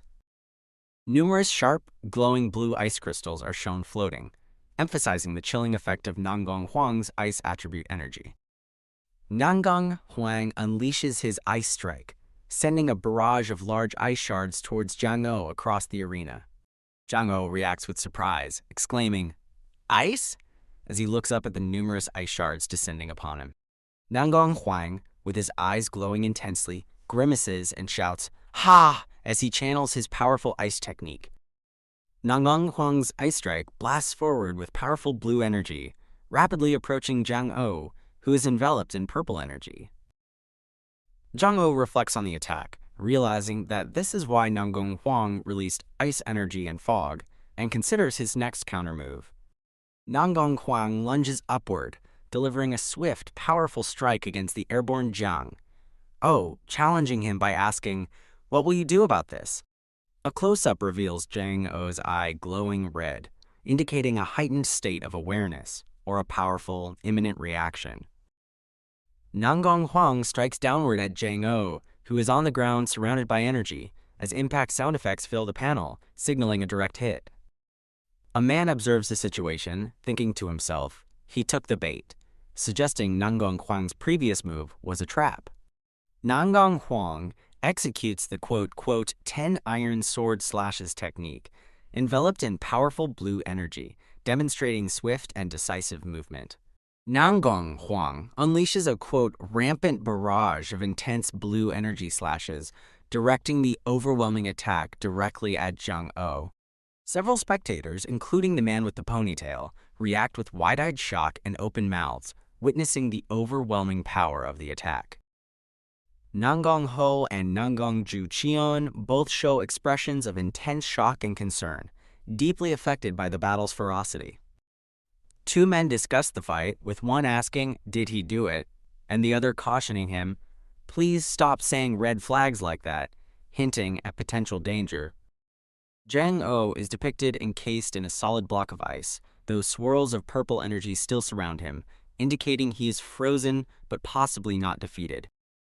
Jianghu, having broken free from the ice, tells Nanggong Huang, "I thought you were just some nerd, but you're pretty strong," then confidently asserts, "However, you're still too weak to win against me." Nanggong Huang attacks Jianghu with a swift sword slash, while Jianghu reacts quickly, attempting to dodge the powerful strike. Nanggong Huang shows a pained expression with sweat on his face, possibly indicating an internal struggle or a hit taken. Jianghu expertly evades Nanggong Huang's downward sword attack, displaying his agility and defensive skill. Jianghu delivers a powerful punch to the ground, creating a significant impact and demonstrating his martial prowess. Nanggong Huang lies on the ground, severely injured, exclaiming, "Kug!" and internally thinking, "I need to get into position quickly." A close-up of a character's eye reflects Jianghu, who is shown in a dynamic pose, indicating intense focus or observation during the fight. Jianghu is airborne, enveloped in dark energy, preparing to launch his next move with a focused and determined expression. Nanggong Huang is shown from behind, looking up at the airborne Jianghu, observing his opponent's movements intently. A powerful burst of purple energy erupts on the ground, indicating a strong impact from Jianghu's attack. Nanggong Huang lies on the ground, bleeding from his mouth and hands, as Jianghu stands over him, seemingly victorious. Nanggong Huang lies injured, internally lamenting that it's impossible that Jianghu took the ice strikes head-on and blocked the rampant barrage easily without injuries.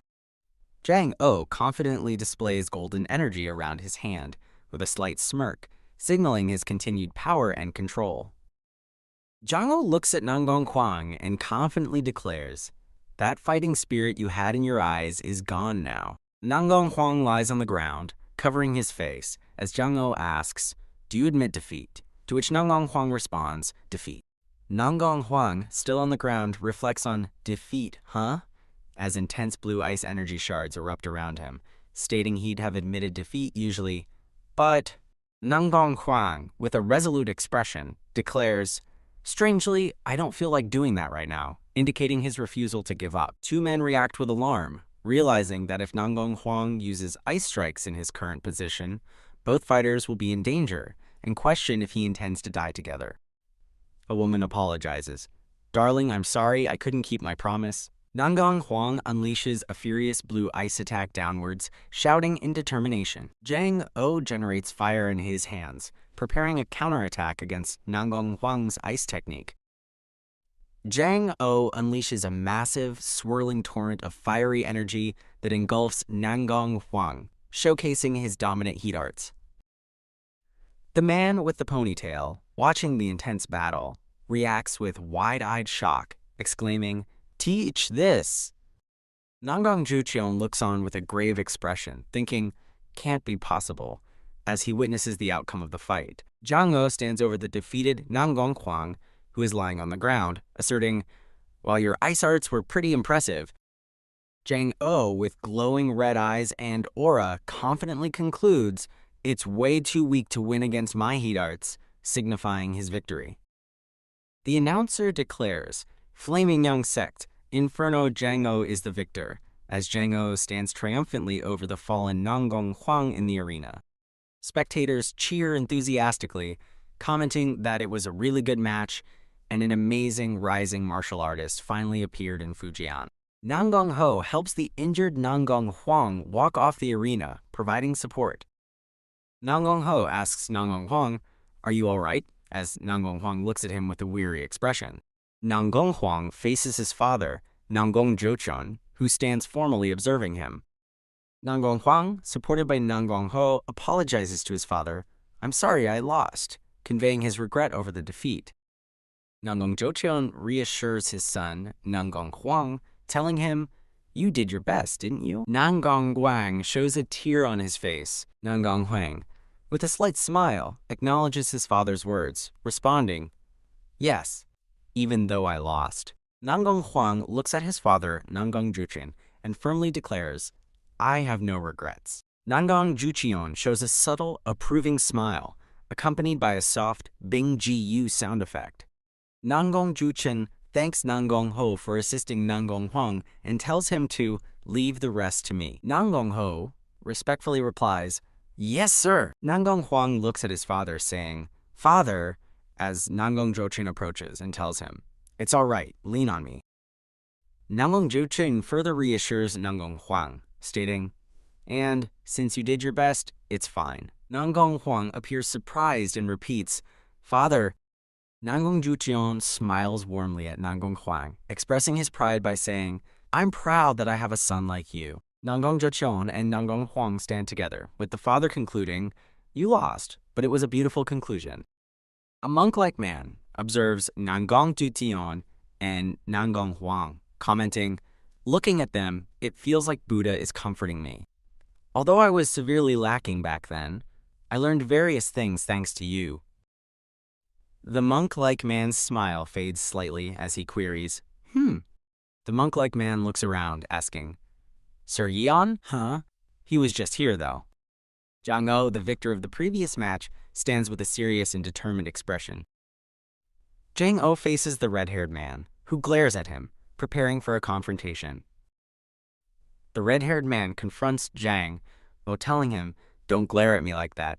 If you've got something to say it quickly." Jianghu questions the red-haired man. "You're the one who fought with me at the Henan branch, right?" A small panel shows the red-haired man previously wearing a mask. The red-haired man defiantly asks Jiang, "Oh, what if I am?" With large banners in the background, the red-haired man challenges Jiang, asking, "Are you going to say something like, 'A villain like me has no right to participate in the Dragon Phoenix meet'?" The red-haired man, standing near Nanggong Jocheon, continues to provoke Jiang, asking, "Or are you going to take revenge on me for defeating your brother-in-law?" Jiang, with shadowed eyes, calmly dismisses the red-haired man's question by stating, "No." Jiang's eyes glow blue as he declares with conviction, "I won't be doing that." Blue energy emanates powerfully from Jiang, filling the surrounding area with a visual and sound effect of its release. Energy barrier? Jiang reveals he learned this unstable energy barrier technique while traveling with an acquaintance previously as he takes a step forward. Jiang explains to the red-haired man that his energy barrier prevents others from hearing their conversation, prompting the red-haired man to ask, "What are you scheming?" Jiang pauses thoughtfully, remarking, schemes, huh?" Jiang playfully tells the red-haired man he doesn't dislike him and would like to hug him, which causes the red-haired man to suspiciously ask, "Are you mocking me right now?" Jiang, smiling widely, reassures the red-haired man, "No, that's not it. I don't care if you're a bad person or if you won against my brother-in-law." Jiang candidly admits to the red-haired man, "Well, to be a little more honest, I just want to fight with you again." "You want to fight right here?" Jiang, with a wide, confident smile, agrees with the red-haired man's challenge, stating, "That's not a bad idea." Jiang clarifies, "But we have a bigger stage prepared for us, don't we?" suggesting they should save their fight for the main competition as two fighters clash in the background. The red-haired man, arms crossed, asks Jiang if he's confident he can last until the finals to fight him, to which Jiang confidently replies, "I am." Jiang expresses his confidence, telling the red-haired man, "I might sound obnoxious right now, but none of the other participants can win against me." Jiang points a finger, emphasizing his earlier statement by declaring, "No one but you." Jiang, smiling widely and pointing, instructs the red-haired man, "So, stay in your best condition and meet me in the finals." He adds, "I'll be getting there quickly." The red-haired man looks confused and tired, pondering Jiang words. Condition? What's that? 2 days later, an event is about to begin. The first duel of the Dragon Phoenix Meet quarterfinals started. A dark-haired man, identified as Ak Jiseob, powerfully lunges forward, wielding a spear surrounded by red energy and shouting, "Ha!" Ak Jiseob continues his fierce spear attack, with red energy radiating from his weapon as he clashes with his unseen opponent, creating powerful impact effects. Spectators in the crowd enthusiastically cheer, yelling, "Azure Dragon Ak Jiseob, beat him up, and beat that arrogant brat who knows no shame into the ground." Ak Jiseob's spear, glowing with red energy, slices through the air with a swift SSAEG sound. Ak Jiseob's spear makes contact, impaling his opponent, a man in blue robes who recoils from the blow. The man in blue robes, later identified as Yeon Hwitae, steps back, dodging an attack and preparing his next move. Ak Jiseob taunts his opponent, "Ha ha ha ha, it seems you can't use as much strength as usual." He questions if the man is scared of his spear, noting he looks busy blocking attacks. Ak Jiseob, Shandong Ak Clan Azure Dragon Ak Jiseob, smiles confidently, telling his opponent he isn't surprised he's struggling, as he's only dealt with weaklings so far. He adds, "I understand why you're flustered, since you suddenly had to fight someone as skilled as me." Ak Jiseob narrows his eyes, a slight furrow in his brow, as he questions his opponent with a quiet, "HM?" Yeon Hwitae stands motionless with shadowed eyes, surrounded by a dark aura, thinking, "No, this is no good." Ak Jiseob observes Yeon Hwitae, asking, "Did you completely lose your will to fight?" He seems ready to strike again. Ak Jiseob declares, "If so, before you become even more pathetic," and lunges forward, launching a powerful glowing attack. Ak Jiseob unleashes a devastating attack, identified as, quote, Ak Clan, Spear Art, 4th form, with a red, dragon-like energy enveloping his spear. Yeon Hwitae, still with shadowed eyes, appears to be struggling, stating, "No, this is way too lacking." Yeon Hwitae cries out, "This is no good," as Ak Jiseob seems to be on top of him, potentially delivering a final blow. The crowd of spectators reacts with shock and wide eyes, sweating in surprise at the turn of events. Ak Jiseob is shown lying on the ground, seemingly defeated, uttering a pained kuga. The duel has ended. The official declares, the martial eccentric of the Golden Tiger Wall, Yeon Hwitae, wins, as Yeon Hwitae stands victorious and Ak Jiseob lies defeated. Yeon Hwitae clenches his fist tightly, sweat on his face, asserting, "It's still not enough." His eyes are still shadowed. Yeon Hwitae expresses frustration, thinking, "There's no way I can defeat him at this level," as a mysterious red-haired figure with glowing eyes stands behind him. Yeon Hwitae reflects on his past, recalling that he went all out at the Henan branch, but was utterly defeated by a mysterious red-haired figure. Yeon Hwitae continues his internal monologue, frustrated that he hasn't improved since his past defeat, and notes that the man he's concerned about hasn't even revealed his full capabilities yet. Overwhelmed by frustration, Yeon Hwitae powerfully punches a nearby wall, causing cracks to spread, and exclaims, "Damn it!" Yeon Hwitae thinks to himself with a pained expression that despite his earlier boasts, he truly has no effective way to defeat the man he's destined to fight. "What do I need to do?" Yeon Hwitae asks with an anguished face as he deeply ponders his predicament. "Oh my, it must hurt a lot to hit the wall with your hands," said a mysterious woman with long red hair and elegant robes as she approached Yeon Hwitae. The woman directly addresses Yeon Hwitae, observing his unhappy demeanor and asking if he has unresolved concerns that are troubling him. The woman gently places her hand on Yeon Hwitae's chin, adding with a soft "but" as he reacts with a surprised expression. The woman smiles charmingly at a flustered Yeon Hwitae, confessing that she actually likes such expressions. The woman continues to hold Yeon Hwitae's chin, fixing his gaze and reiterating her fascination with that expression on his face. The woman's smile widens as she declares her desire to see Yeon Hwitae's current expression for eternity.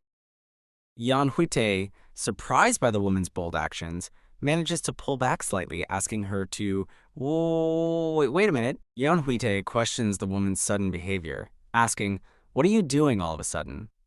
The woman, turning her body, responds by asking if he doesn't know who she is. The woman, feigning disappointment, states, "I thought there aren't any men that don't know me here, though." She then chuckles, wondering if she was too arrogant. Yeon Hwitae acknowledges internally that he does, in fact, know the woman, despite his initial surprise. A title card identifies the woman as Oh In-hye, also known as the Asura Blood Whip of the Blood Maiden sect. Yeon Hwitae recounts how Oh In-hye left a deep impression on him with her unorthodox whip techniques, characteristic of martial arts sects, but her dueling objective seems solely to torture people. Oh In-hye's fighting style is described as having the only objective to torture people. Oh In-hye stands over a defeated opponent who is sweating in fear as she smiles sadistically, holding her whip. Yeon Hwitae looks alarmed as Oh In-hye's voice bubbles into his thoughts, asking if he's thinking of something else when you have me here. Oh In-hye states that Yeon Hwitae's distracted thoughts hurt her pride a little, while a chibi Yeon Hwitae thinks, "So, what do you want with me?" Oh In-hye silently scolds Yeon Hwitae for ignoring her, before directly asking him if he is a couple with the Ice Flower Phoenix. Yeon Hwitae is completely shocked, with a chibi version of him exclaiming, "What?"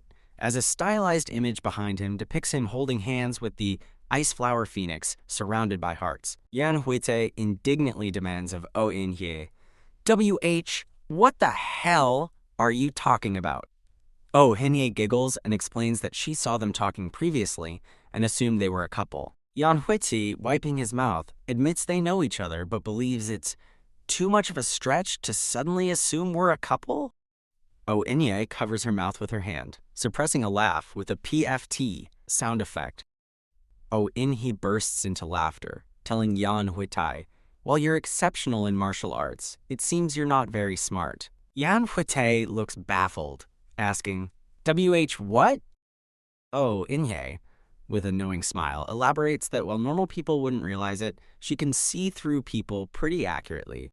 Oh In-hye reveals a rumor that the Ice Flower Phoenix began building walls around Hangzhou when she was young due to a certain incident, prompting Yeon Hwitae to thoughtfully acknowledge the rumor. Yeon Hwitae recounts his initial belief that the rumor was fake, but implies that meeting the Ice Flower Phoenix at the Dragon Phoenix meet changed his perspective. Yeon Hwitae reflects on the Ice Flower Phoenix, noting that she had really cold eyes in a side profile shot of the woman with long dark hair. Yeon Hwitae continues his internal thoughts, revealing, "However, I ended up seeing something interesting a while ago, as he is depicted observing from a distance." Yeon Hwitae narrates the Ice Flower Phoenix, who is always cold and indifferent, with the woman in a long dark robe standing in the background. Yeon Hwitae observes that the Ice Flower Phoenix had a subtle change of expression after talking to you, concluding, "It's as if the real side of her came out after she talked to you." Yeon Hwitae looks at Oh In-hye, asking with a baffled expression, "What are you trying to say?" Oh In-hye explains to Yeon Hwitae that the Ice Flower Phoenix is her next opponent and confesses, "I can get a little rough during duels." Oh In-hye concludes her statement, "If you're a couple with her, I'd like to apologize to you in advance, as the focus remains on the two figures' feet." Yeon Hwitae reacts with wide, surprised eyes and a bead of sweat, exclaiming, at Oh In-hye's suggestion. Oh In-hye reveals her sinister intent with a wide, red-eyed grin, stating, "Because what will happen could look pretty horrifying to her partner," followed by a chilling cuckoo laugh. Oh In-hye reacts with surprise, saying, "Huh?" as Yeon Hwitae, with a tight-lipped smile, tells her, "You sure are a busybody." Yeon Hwitae clarifies to Oh In-hye that he, simply met the Ice Flower Phoenix shortly when we were young, emphasizing, "We're not related at all, so you don't need to worry about it at all." Yeon Hwitae declares, "I'm tired, so I'll be taking my leave first," while internally dismissing, "Me being a couple with Kang Yunhwa? That's so ridiculous." Oh In-hye watches him depart. Oh In-hye stands contemplating Yeon Hwitae's departure, a serious expression on her face, and murmurs, with a red aura surrounding her. After a match ended with one punch from Yeon Hwitae, the subsequent matches progressed quickly. as if the other participants had planned it out. The announcer declares, "The Shaolin Temple's little Buddha dragon is the victor." It was a great match, as a monk bows in victory over his defeated opponent. The announcer declares, "Flaming Yang sect, Inferno Jianghu is the victor," as a young man with long red hair stands over his fallen opponent. The next match is...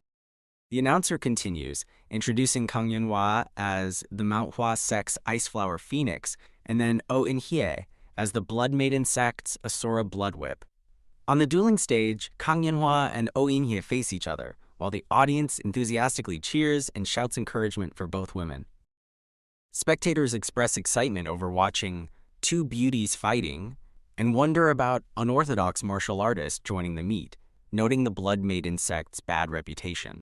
Yeon Hwitae remarks to Kang Hwa, "It's pretty noisy, huh?" and then compliments her, "You're truly as beautiful as the rumors say," while Kang Hwa remains silent.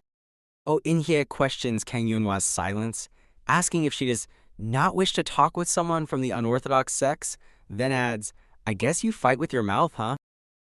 Kang Hwa sighs and expresses her desire to just focus on the match.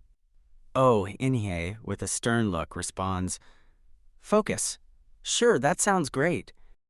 A close-up shows Yeon Hwitae's hand firmly gripping her red whip, ready for action, accompanied by a dynamic sound effect. Yeon Hwitae poses with her whip enveloped in a red aura, challenging Kang Hwa by asking, "Shall we see just how much can you focus on this match, then?" The announcer raises his hand, acknowledging their readiness, and declares, "Since it looks like both of you are ready," as he prepares to start the duel. The announcer shouts, "Match! Start!" as Yeon Hwitae immediately launches a swift attack, a red blur signifying her whip's movement towards Kang Hwa. Kang Hwa swiftly leaps into the air, drawing her sword, as Yeon Hwitae's red whip lashes out below, initiating the intense duel.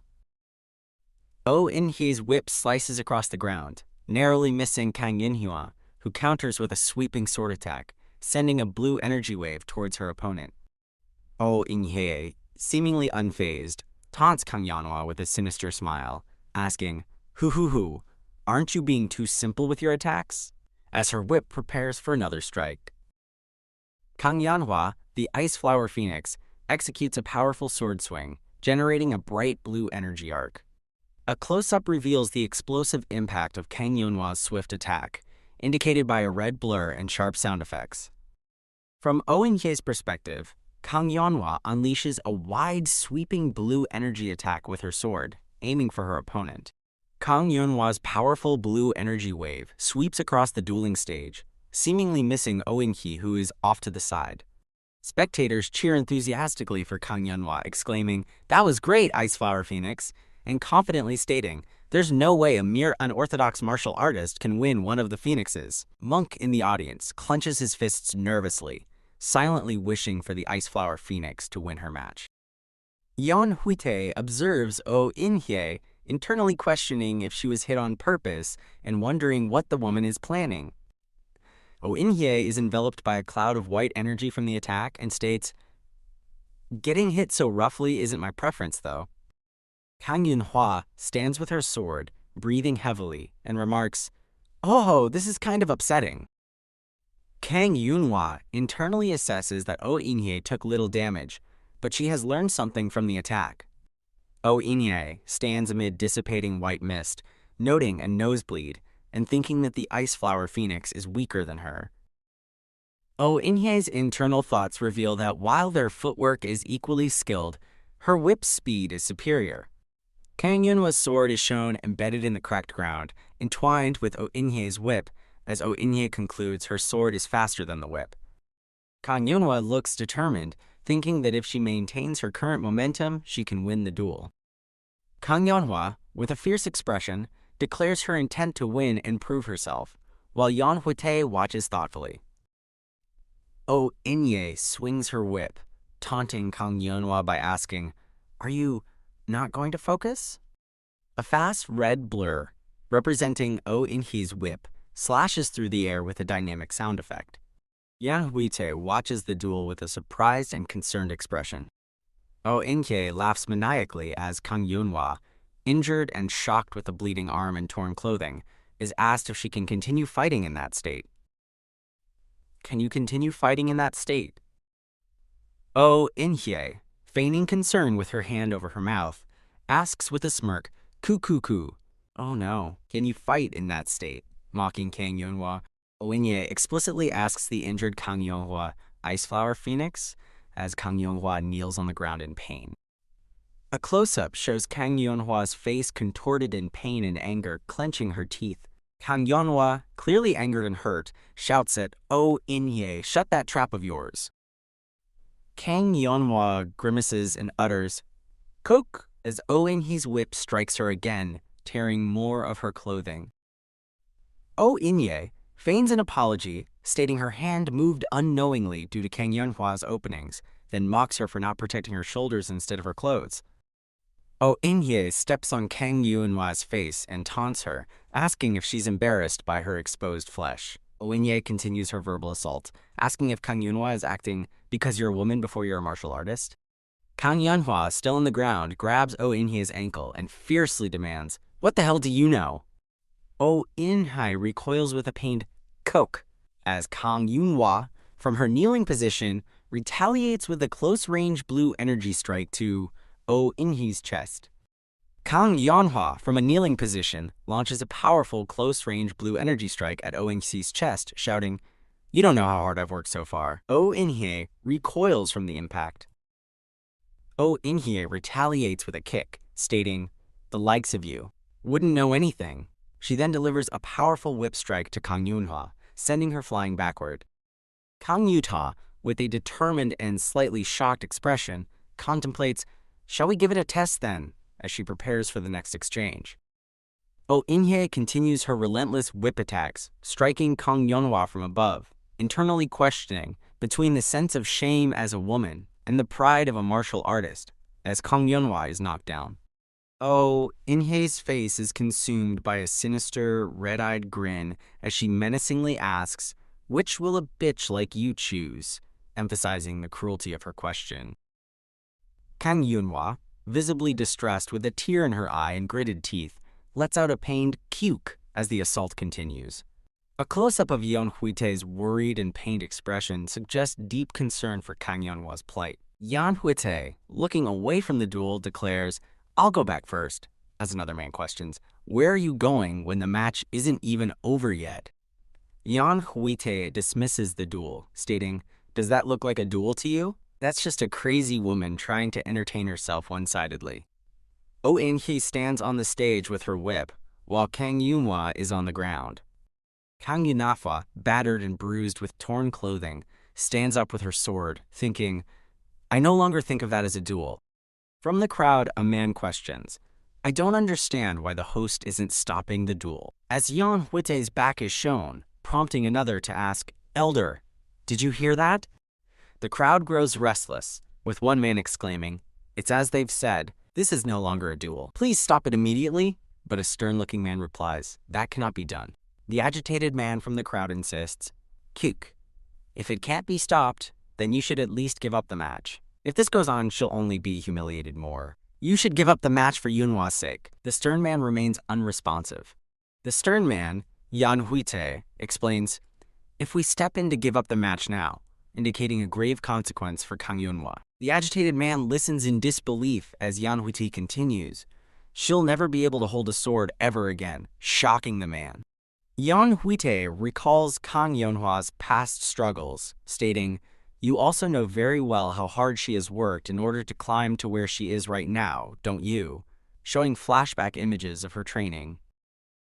Kang Yeonhwa's sword hums with blue energy, indicating her renewed determination despite her injuries. Yeon Hwitae looks down at the stage, resolving, Right now, we can only put our trust in her, as he watches the duel. Kang Yeonhwa, with a fierce shout of, Ha! Unleashes a powerful blue energy sword strike towards Oh In-hye. Oh In-hye counterattacks Kang Yeonhwa's blue energy with her whip, creating a chaotic clash of red and blue energy in the intense duel. Oh In-hye taunts Kang Yeonhwa, stating, You aren't even that badly injured, but your movements have gotten dull, as she continues her aggressive whipping. Kang Yeonhwa internally curses, realizing, Damn it! She has been attacking only to rip off my clothes for a while now. as Oh In-hye's whip slashes near her. Kang Hyuk internally questions her situation with wide, determined eyes, asking, I went through so much to get to where I am. Am I really going to lose to such petty tricks? Kang Hyuk narrowly dodges Oh In-hye's whip strike, her sword slicing through the air close to the whip. Kang Hyuk, with a focused expression and gritted teeth, acknowledges, I need to focus on my opponent first, as she braces for the next attack. Oh In-hye feigns shock, mockingly stating, Oh my, I can see the insides of your thighs, further embarrassing Kang Hyuk and breaking her focus. Kang Hyuk reacts with, ugh, and a frustrated shit.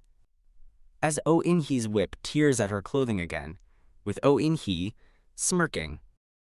Kang Hyuk uses a surge of white energy from her hand to block Oh In-hye's whip, desperately defending against the attack.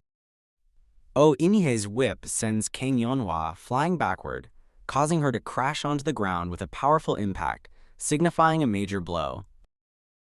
Kang Hyuk lies on the ground, injured and panting with a pained Kyuk, while Oh In-hye's smirking face appears, stating, serves you right for acting all noble. You should understand by now. You aren't a martial artist or anything.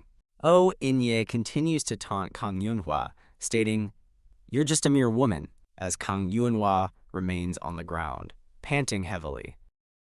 Kang Hyuk internally reflects on her situation, feeling pathetic and embarrassed for being unable to fight well due to exposed flesh. Kang Hyuk's determined eyes are shown in a close-up as she silently questions herself, building up to a realization. Flashback panels depict Kang Hyuk's past struggles, including being pushed down and standing alone, highlighting her challenging journey. Even if others look down on or criticize my martial arts, a young Kang Hyuk says, clenching her fist in a flashback, I'm proud of my martial arts, showcasing her past dedication. You didn't lose to me because you were weak. It was just because I was too strong. Kang Hyuk's hand is shown grabbing her sword in a flashback as she internally acknowledges the truth of the past encounter. A younger Kang Hyuk, with a focused and determined expression, internally resolves, I too need to become as strong as that person. Cuckoo. Now, even those breasts of yours can be seen. Kang Hyuk, despite her heavily torn clothing, grips a piece of her ripped attire, showing her desperation to cover herself. Kang Hyuk stands up, battered but radiating blue energy from her sword and body, ready to continue the duel with renewed resolve.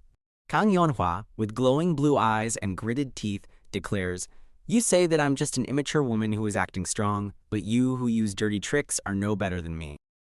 Oh In-hye shouts, You little BTCH, as Kang Hyuk, with newfound determination, states, I apologize for not giving it my all so far. Kang Hyuk, now enveloped in a surge of powerful blue energy, launches a swift, powerful attack towards Oh In-hye, proclaiming, In return.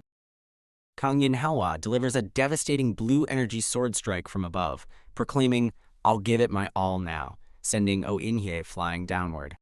The crowd reacts with shock and disbelief, while Yeon Hwitae, watching the battle, looks stunned and questions, She?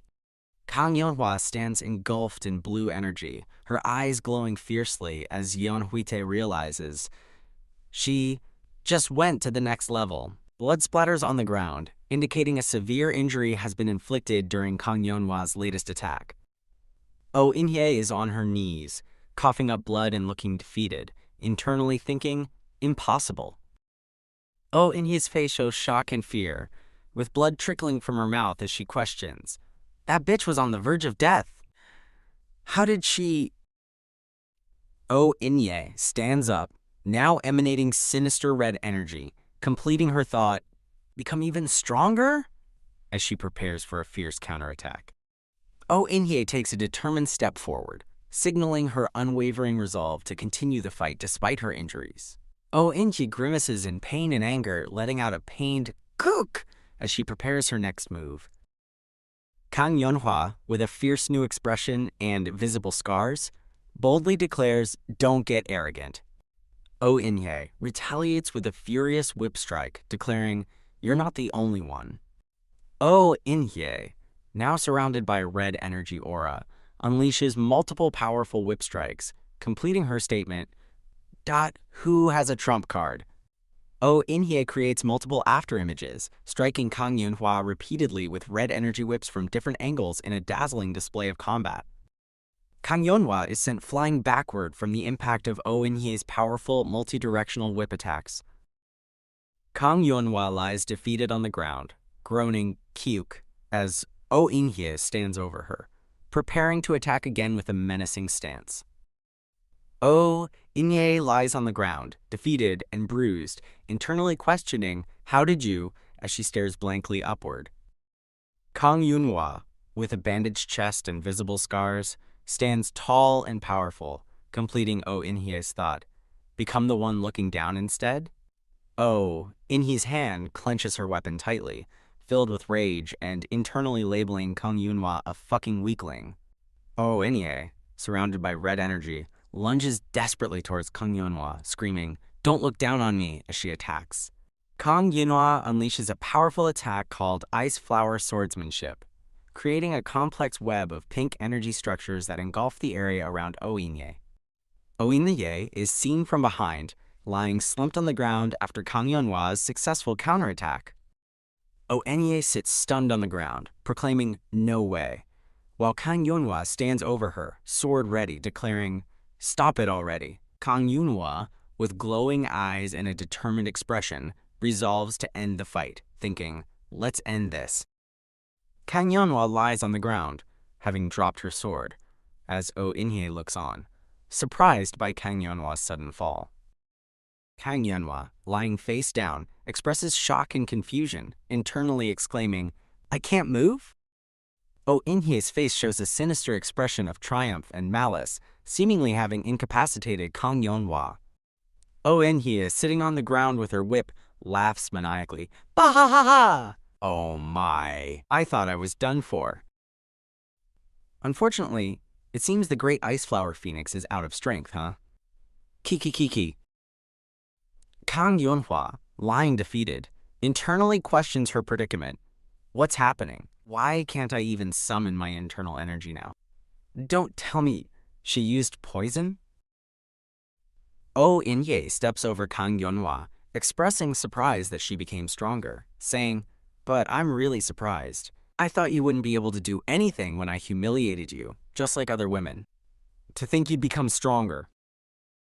Oh In-hye's menacing thoughts continue as she wonders, "Now I'm even more curious. If I ruin that face of yours..." Kang Yeon-hwa's eye widens in alarm, indicating her realization of the further threat from Oh In-hye. Oh In-hye's hand grips her whip, preparing to inflict further damage on the helpless Kang Yeon-hwa. Oh In-hye lunges at Kang Yeon-hwa with a red energy attack, taunting her, "Would you still be able to act tough?" A large splash of blood is depicted on a black background, indicating a severe impact or injury. Kang Yeon-hwa's face shows extreme pain and distress, gritting her teeth in agony after the attack. Kang Yeon-hwa's expression shifts to confusion and slight realization, questioning, as she processes her situation. A new male character, Yeon Hwitae, intervenes in the duel, gripping Oh In-hye's bloodied whip, while Kang Yeon-hwa lies incapacitated nearby. Yeon Hwitae and another man behind him express shock and concern at the unfolding events. Oh In-hye reacts to Yeon Hwitae's intervention with a sarcastic smile, stating, "I can't believe the famed little Buddha dragon would interfere in a duel. Ho ho, what is with this disrespectful behavior?" Oh In-hye's expression turns furious as she threatens the intervener, "Get lost right away before I rip off that arm of yours." Yeon Hwitae calmly responds to Oh In-hye, despite blood dripping from his hand on her whip, "I apologize for my behavior, but you've gone overboard in your actions." Oh In-hye stares intensely, her eyes glowing red, as she considers her next move after being challenged. Oh In-hye dramatically tosses her whip to the ground, stating with disdain, "Sigh, this is why I have no love for orthodox bastards." Oh In-hye, with a furious expression, screams, "Hey referee!" at the startled official who responds with the questioning, "Yes?" Oh In-hye stands in the arena, addressing the referee, asking if penalties and disqualification apply to those who interfere in duels during the Dragon Phoenix meet. Oh In-ye continues her argument, stating that if the interfering individual is a participant, they would be immediately disqualified from the event. Yeon Hwitae, holding Kang Sang, looks visibly concerned and anxious, with a bead of sweat trickling down his face as he stands by. The referee, looking uncomfortable and sweating, hesitantly replies, about that, to Oh In-he's direct question. The enraged crowd yells in unison, calling Oh In-ye a fucking crazy bitch and questioning if she is fucking heartless for her cruel suggestion. Oh In-he turns and walks away angrily, declaring, "This is why I hate unorthodox bastards. Get lost from this place. Everyone, please quieten down." A wide shot of the arena shows the powerful aura from the Elder's command sweeping across the grounds, indicating a shift in the atmosphere as the commotion subsides. The Elder, seated, expresses that he is sure many are dissatisfied with the current situation, but urges them to consider why they are called the Orthodox. "It's tradition and justification," said the Elder as he firmly bangs his fist on the table, emphasizing his point. The Elder explains that the Orthodox faction has always maintained its traditions with pride, asserting that breaking them would make everything meaningless. And so, the little Buddha dragon, hinting at the consequences for Yeon Hwitae, will be disqualified, the Elder definitively declares, as Yeon Hwitae, looking downcast, processes the ruling. Yeon Hwitae, accompanied by two other men, is seen walking outside a traditional building, having left the arena. The long-haired man bows to Yeon Hwitae, expressing gratitude by saying, "Thank you for saving the Ice Flower Phoenix." The long-haired man promises to repay Yeon Hwitae's kindness, to which Yeon Hwitae dismissively replies, "It's all right." Yeon Hwitae humbly insists that he was, quote, "just being a busybody," and that the other man doesn't have to worry about that. Yeon Hwitae inquires about Kang Sang-hwa's health, and the man replies that she wasn't heavily injured thanks to his intervention. The man explains that Kang Sang-hwa is quite disappointed about the match and wanted to be left alone as an image of her resting in bed appears. Yeon Hwitae asks the man to please tell her to cheer up on my behalf, and the man agrees to make sure to pass that on. The man watches Yeon Hwitae walk away into the distance during sunset, musing about, "The back of his head looks so shiny." The man reflects that Yeon Hwitae must be very disappointed since he was disqualified, yet he is still worried about someone else. What an amazing man. The younger man asks his master, "Isn't something strange?" The master asks him to clarify what he means. "I'm sure that unorthodox bitch pulled some kind of trick," the younger man says, questioning Kang Yunwa's sudden collapse. The younger man suggests it was probably a paralyzing poison or needle, but the master stops him, saying, "It's all over already." The master reminds his subordinate that there were no traces of any tricks, not to mention poison, but the subordinate still questions, "But, master." The master admits, "Yes, just like you, I actually did suspect her of using poison." The master, with a pensive look, hypothesizes that Oh In-he, quote, probably used some kind of specially manufactured poison that couldn't be detected. The master sighs, lamenting that if they want the Dragon Phoenix meat to investigate the poison, the Murim alliance won't allow that to happen. The subordinate clenches his fist in frustration. The young man is infuriated by Kang Yunwa's collapse from the unorthodox bitch's trick, then bows apologetically to his master, who is speaking to another man. A close-up shot focuses on a character's intense, watchful eye. 2 days later, the arena is shown from an aerial view, with cheering sound effects filling the air. A referee stands between Yeon Hwitae and Oh In-ye, announcing that this is the semifinals of the Dragon Phoenix meet. The referee introduces the match as the Golden Tiger Hall's Yeon Hwitae versus Oh In-ye, the Asura Blood Whip of the Blood Maiden sect, showing their determined faces. Yeon Hwitae and Oh In-ye stand on the arena platform, facing each other as the crowd exclaims in anticipation. Two men in the audience discuss the, quote, origin martial berserker, Yeon Hwitae, against the, quote, treacherous viper, Oh In-ye, noting the heretic and evil natures of the fighters while displaying their power. The two men in the audience smile, agreeing that everyone is eagerly looking forward to the upcoming fight. The two men debate who to cheer for, with one asserting that the origin martial berserker is definitely better than the treacherous viper. A flashback image depicts the origin martial berserker delivering a powerful punch that knocks out the Azure Dragon. The two men continue their conversation, noting that the origin martial berserker's martial arts are strange, but that the woman, Oh In-hee, has a screwed personality. One of the men observes Yeon Hwitae, questioning if he feels a little different from usual, and asks for clarification.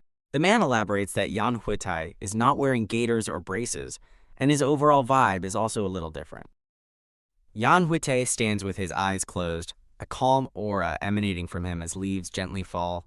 Yeon Hwitae's past traumas flash across multiple blurred panels: a panicked run, a distressed face, a collapsing figure, and finally, his eyes opening with fierce resolve. Oh In-hee expresses delight at the audience's excitement, noting how many people are thrilled to be there today. Oh In-hee, crackling with energy and her whip in hand, acknowledges the widespread excitement surrounding her highly anticipated match with Yeon Hwitae. Oh In-hee's red eye sharpens as she thinks, with a single word bubble, but, suggesting a change in her focus. Oh In-hee provokes Yeon Hwitae by remarking that he looks a little bare and would get hurt by her whip without armor. Oh In-hee continues to taunt Yeon Hwitae, playfully asking if he is the kind that likes BDSM. Yeon Hwitae sighs in annoyance, telling Oh In-hee that she is so fucking talkative. Yeon Hwitae, with a sharp glare, tells Oh In-hee to stop the small talk and start the fight as her whip lashes past him. Oh In-hee violently whips Yeon Hwitae, sending him crashing against the arena wall with significant force. Oh In-hee mocks the orthodox factions for their courtesy and pride, claiming these traits lead to their downfall against, quote, surprise attacks. Yeon Hwitae generates a powerful burst of white energy, deflecting Oh In-hee's whip attack. Yeon Hwitae, firmly gripping the whip, agrees that orthodox factions often face frustrating situations due to their pride. Oh In-hee's eye widens dramatically in surprise, indicating her shock at Yeon Hwitae's response. Yeon Hwitae skillfully dodges and counters Oh In-hee's whip attacks, initiating a more aggressive engagement. Oh In-hee expresses disbelief, asking, "What the hell?" as Yeon Hwitae vehemently declares that her vile actions are not justified. Yeon Hwitae executes a powerful backspin blow, striking Oh In-hee and sending her forcefully flying across the arena. Yeon Hwitae delivers a powerful spinning kick, striking with blue energy and knocking his opponent off balance.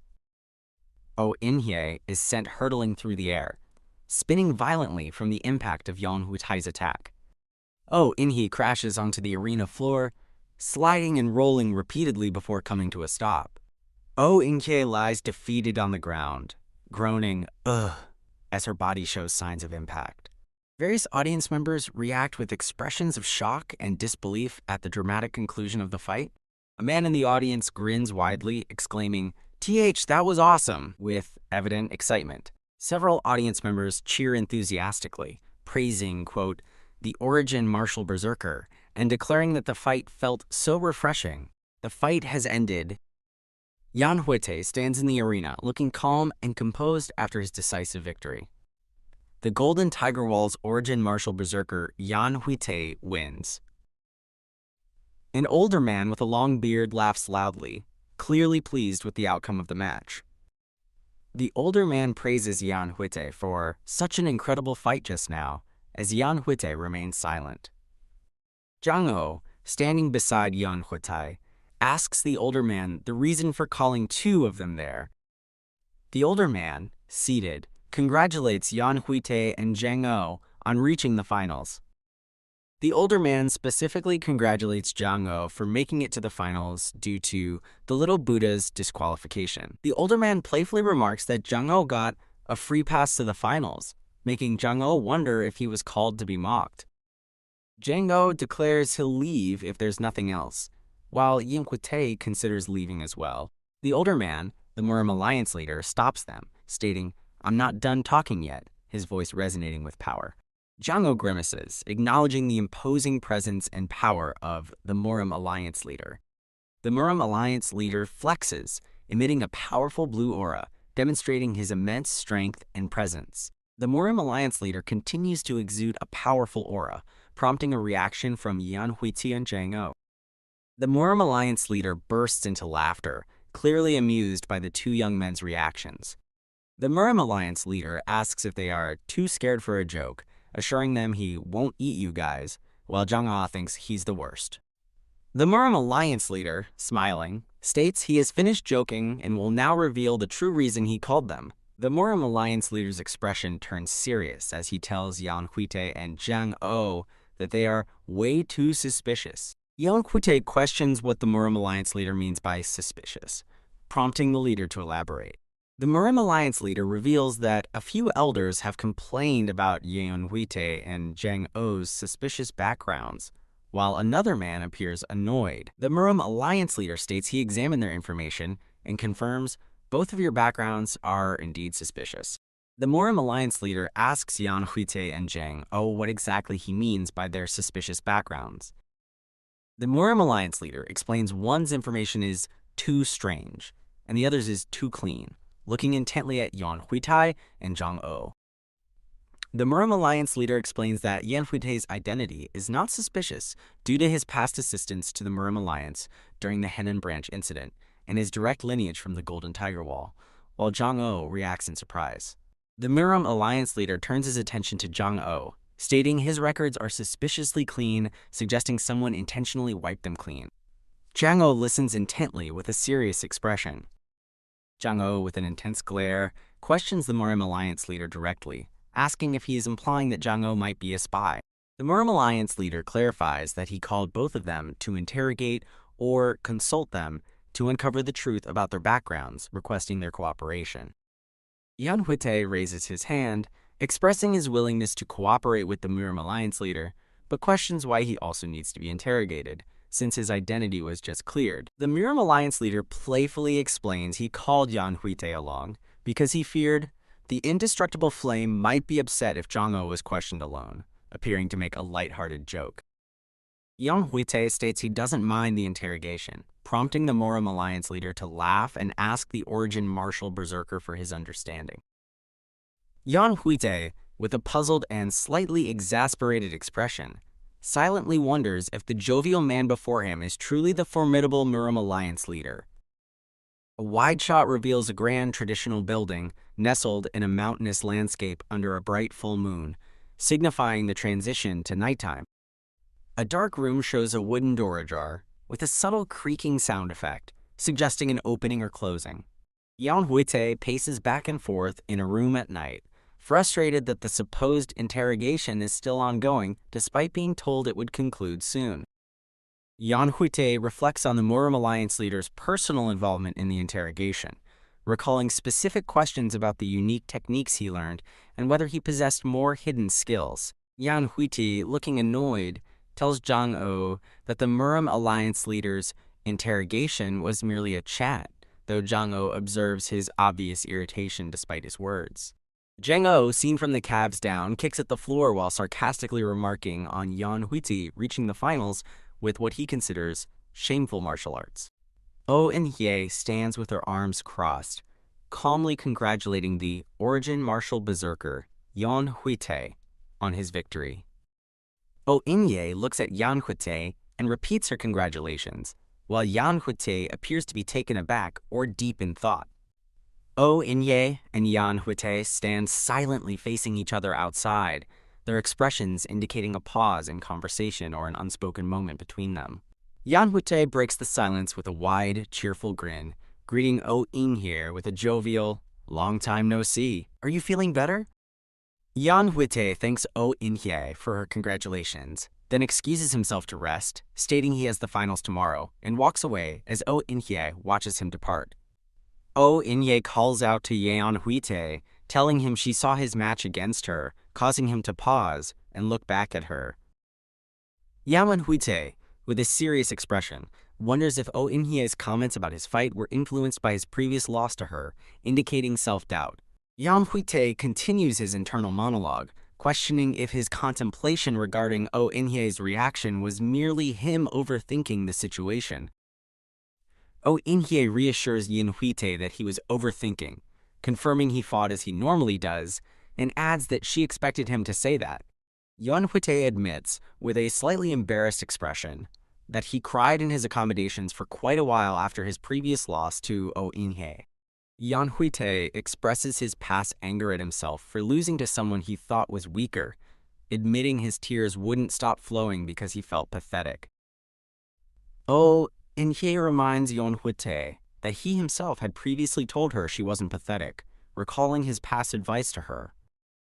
Yeon Hwitae shouts with a frustrated expression that winning is all that matters in a fight, while internally laughing and admitting he wanted to beat up his past self for saying that. Oh In-hye calmly explains Yeon Hwitae's statement, clarifying that he meant the mindset and proper application of martial arts are more important than the specific techniques themselves. Oh In-hye confesses to Yeon Hwitae that she was jealous of his ability to articulate such sentiments so proudly, showing her admiration and inner feelings. Oh In-hye reveals that her obsession with surpassing Yeon Hwitae persisted and fueled her motivation throughout her previous fight. Oh In-hye, in a rocky landscape, reflects that while others might find her underhanded, she simply did her best to defeat Yeon Hwitae. Yeon Hwitae's eyes are shown as he internally acknowledges that he, on the other hand, had only been thinking of winning against Oh In-hye. Oh In-hye, in a fighting stance with a glowing red blade, resolves herself, while Yeon Hwitae stands on a distant cliff. Oh In-hye walks away, declaring internally that she will no longer be impatient just to surpass Yeon Hwitae. Oh In-hye, with a determined expression, states that she will overcome her objectives one by one to reach that goal. Oh In-hye gently bumps Yeon Hwitae and advises him to abandon useless thoughts, urging him to focus only on the next match. Oh In-hye looks up, continuing her conversation, reminding Yeon Hwitae that he too has a goal. Yeon Hwitae stands on a distant cliff, looking back at Oh In-hye as she addresses him from below. Oh In-hye concludes her thought, asking Yeon Hwitae if the goal he has is one he must overcome now.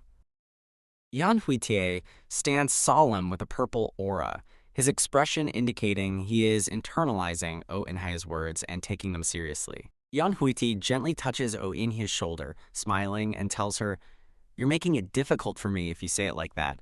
Yeon Hwitae grins confidently at Oh In-hye, his expression determined as he declares, "I have no choice but to win now." So, what are the results?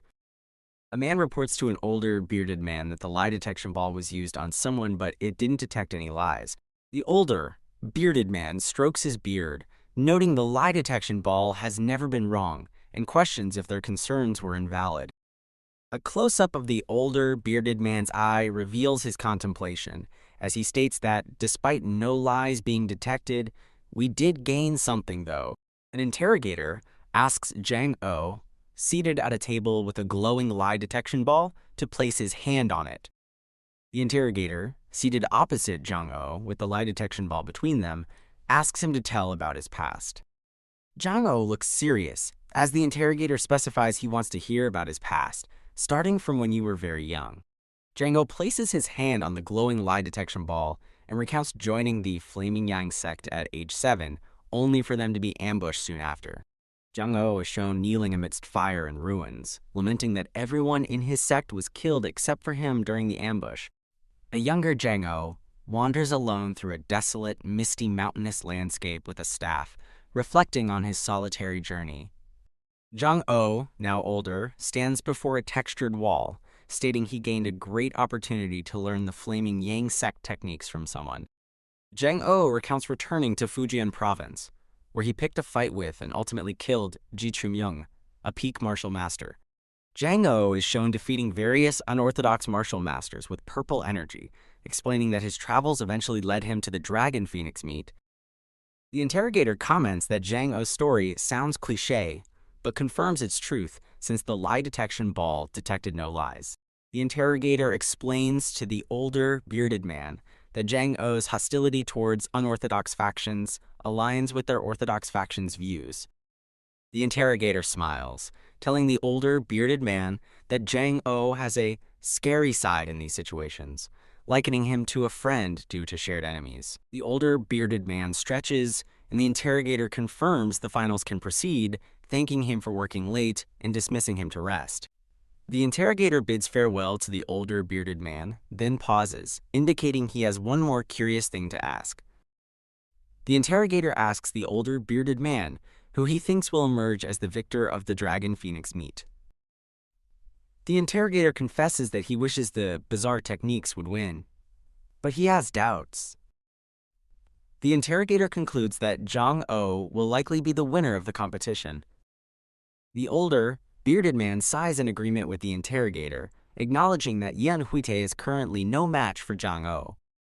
The interrogator asks the older, bearded man if he also hopes Yeon Hwitae wins, and the man admits he wants to see Yeon Hwitae use his martial arts. The older, bearded man explains he desires to see Yeon Hwitae use his martial arts to win, especially those techniques that everyone looks down upon. A peaceful exterior shot shows the traditional buildings of the martial arts compound under a clear sky. A man knocks on a door, calling out, "Sir Yeon, are you awake?" and informs him that the finals will be starting soon. The man outside the room looks puzzled, wondering, "How strange, I didn't see him coming out though. Could he still be sleeping?" Yeon Hwitae suddenly opens his door wide, startling the man, who jumps back in surprise. "Oh, you were awake." The man stares at Yeon Hwitae with wide eyes, exclaiming, "Sir Yeon, what happened overnight?" Yeon Hwitae is revealed with glowing blue eyes, a confident grin, and a powerful blue aura, looking dramatically changed. In a lively street, a vendor calls out, "Buy some sweets!" and a man holding a child's hand approaches, asking for one of the sweets. A man with a ponytail remarks that it feels like a total festival due to the large crowd gathered to watch the finals. The man with the ponytail asks his friend who he placed his bet on, mentioning he saw him making a wager earlier. The friend, sweating nervously, admits he bet on the Origin Martial Berserker, explaining that while he usually dislikes him, he feels he'll show something good in the finals. The man with the ponytail teases his friend, questioning if that's the only reason for his unexpected bet. The friend, flustered and embarrassed, confesses honestly that he felt great seeing him win against the treacherous Viper. The third man tells them to stop teasing, as the friend complains about his pride and suggests they all go watch the fight now. "Shall we get going? Let's go enjoy the last event." A panoramic view showcases the grand traditional architecture of the tournament venue, adorned with flags. "Everyone in the audience who has joined us at the Dragon Phoenix meet, we've kept you waiting." The announcer loudly declares, "The finals of the Dragon Phoenix meet are about to start," stirring the crowd to an echoing, "Whoa!" The announcer introduces Jianghu, the expert on footwork and palm strikes from the Flaming Yang sect, who easily defeated numerous martial artists to reach the finals. Jianghu is shown with a serious expression as the announcer declares him the Divine Flame Stride, Jianghu, while the crowd shouts for him to teach a lesson. The announcer then introduces Yeon Hwitae, the one who used to be despised by everyone because of his weird martial arts, but whose martial arts are now incredibly popular. Yeon Hwitae, smiling confidently, is introduced as the Origin Martial Berserker, Yeon Hwitae, as the crowd cheers for him to win. Yeon Hwitae and Jianghu stand on the elevated platform, facing each other with the bearded official between them, ready for the final match. Yeon Hwitae smiles at Jianghu, asking if he slept well, acknowledging he was interrogated very late into the night. Jianghu confidently tells Yeon Hwitae that his sleeplessness will not affect Yeon Hwitae's defeat, maintaining his arrogant demeanor before the match. Yeon Hwitae, with a sly smirk and glowing blue eyes, retorts, "I wonder if that really is the case," hinting at a hidden power. Jianghu's eye widens in shock, and he thinks to himself, "This bastard," realizing something is unexpectedly amiss with Yeon Hwitae. Jianghu's inner monologue expresses his astonishment, questioning, "He went up to the next level?" confirming his suspicion of Yeon Hwitae's sudden power boost. Yeon Hwitae is depicted floating with a strong, swirling blue aura around him, visibly demonstrating his newly acquired higher level of power. Jianghu, from a distance, asks Yeon Hwitae what kind of tricks he pulled to improve overnight. Yeon Hwitae casually explains he just powered up, realizing he couldn't win otherwise. Yeon Hwitae, with a confident smile and glowing eyes, declares that he, quote, simply powered up a little, radiating blue energy with a determined expression. Jianghu, with narrowed eyes and a disdainful look, dismisses Yeon Hwitae's statement, warning him, don't get full of yourself, brat. Jianghu activates his own powerful purple aura, asserting that even Yeon Hwitae's next level is not enough to surpass me yet. Yeon Hwitae's blue aura and Jianghu's purple aura collide in a dramatic visual, creating a powerful energy shockwave across the arena. The bearded official, shielding himself from the energy, comments on the, quote, fierce energy from the both of them, and says they look forward to a great final fight. The bearded official dramatically raises his hand, roaring, the final match begins now, signaling the start of the competition. Yeon Hwitae launches a dynamic kick with a bright blue energy trail towards Jianghu, who is positioned to receive the attack. Yeon Hwitae is shown lying on the ground after being struck, his glowing blue eyes still visible, indicating the impact of Jianghu's attack. Yeon Hwitae executes a Brazilian kick in midair, aiming at Jianghu, who is seen attempting to defend against the incoming strike. Yeon Hwitae delivers another powerful kick, while Jianghu extends a hand to block, generating a purple energy shield to defend himself. Yeon Hwitae lands a forceful, spinning back kick Taekwondo directly onto Jianghu, creating a blue energy impact. Two observers remark on Yeon Hwitae's amazing midair movements, and note he has grown even stronger since his visit to Shaolin. A third observer, with a serious expression, states that the fight won't be easy for Yeon Hwitae because his opponent is also strong in external martial arts. Jianghu prepares a flaming yang strike, manifesting two orbs of fire in his hands, surrounded by a radiant orange aura. Yeon Hwitae's eyes widen in surprise, and he shows a stunned expression, caught off guard by Jianghu's incoming attack. Jianghu unleashes a twin explosive palm strike, hitting Yeon Hwitae with a fiery blast that sends him recoiling backward across the arena. A powerful red impact effect indicates Yeon Hwitae was struck with significant force, sending him flying across the platform. A blue upward line and sound effect depict Yeon Hwitae being launched high into the air from the force of the attack. Yeon Hwitae lands on the ground, cracking the floor beneath him, and quickly adopts a defensive stance, seemingly unfazed despite the impact. Yeon Hwitae, with a slight smirk, comments, "What a pity," indicating he could have handled the previous attack more effectively. Yeon Hwitae, confidently holding up his hand, tells Jang, "Oh, if you had been a little faster, you'd have made a hole in my chest," implying he skillfully avoided a fatal blow. Jianghu intensely observes Yeon Hwitae, pondering if he lessened the impact or created distance, concluding that Yeon Hwitae's confidence means his improved ability is genuine. Jianghu asks Yeon Hwitae if he's now capable of reacting to his attacks. Yeon Hwitae boldly challenges him, "If you're curious about that, then try attacking me again tilde." Jianghu's hair ignites with an intense orange flame as he says, "Interesting," preparing for his next powerful move against Yeon Hwitae. Yeon Hwitae adopts a serious fighting stance, anticipating an attack and responding to a challenge with a determined, "All right then." Jianghu launches a powerful, fiery charge, engulfed in flames, challenging Yeon Hwitae to, "Let's see if you can react to this as well." Jianghu descends rapidly, enveloped in a fiery aura, striking downwards with immense force towards Yeon Hwitae. Yeon Hwitae analyzes Jianghu's attack, observing that he used fire for speed but cannot change the direction of his charge, as he prepares to counter. Yeon Hwitae stares intensely, his eyes glowing blue, as he clenches his fist with blue energy, ready to launch a counter. Yeon Hwitae unleashes a glowing blue punch, attempting to counter Jianghu's fiery, descending attack amidst a chaotic energy clash. Jianghu is depicted with a wide, menacing grin and shadowed eyes, surrounded by his powerful, vibrant orange flames. Yeon Hwitae's eyes widen in shock and a bead of sweat rolls down his face as he thinks, he changed directions? Jianghu, engulfed in fire, closes in on Yeon Hwitae, declaring with a fierce expression, "You're not the only one who has improved." Jianghu's flaming hand strikes Yeon Hwitae's head from above, creating a forceful impact with orange energy. Yeon Hwitae recoils in pain, screaming, "Kug!" as Jianghu looms behind him with dark energy surrounding his eyes. Yeon Hwitae lies on the ground, glowing blue, as Jianghu stands over him, sighing with a thoughtful expression.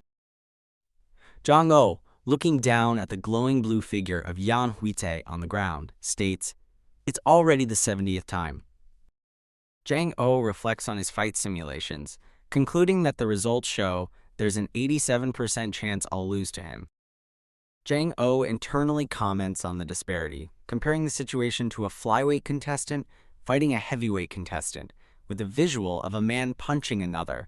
Jianghu contemplates, recognizing that despite the high chance of losing, but there's still a way around this. Jianghu thinks about the Murim world, where things impossible in his previous life are now possible, specifically mentioning enlightenment as a path to rapid growth. Jianghu concludes that in the Murim, attaining enlightenment makes it not impossible to grow stronger in just half a day. Jianghu acknowledges that while some opponents can't be surpassed by meditation, his current opponent is not at that level. Jianghu considers his opponent, who is similar in age and fights without weapons, making it feel like I'm fighting a stronger self. Jianghu expresses his determination to attain enlightenment, acknowledge his limits, and climb even higher to overcome the challenge. Yeon Hwitae confronts an old master, questioning him, "Do you think that your martial arts move freely?" ...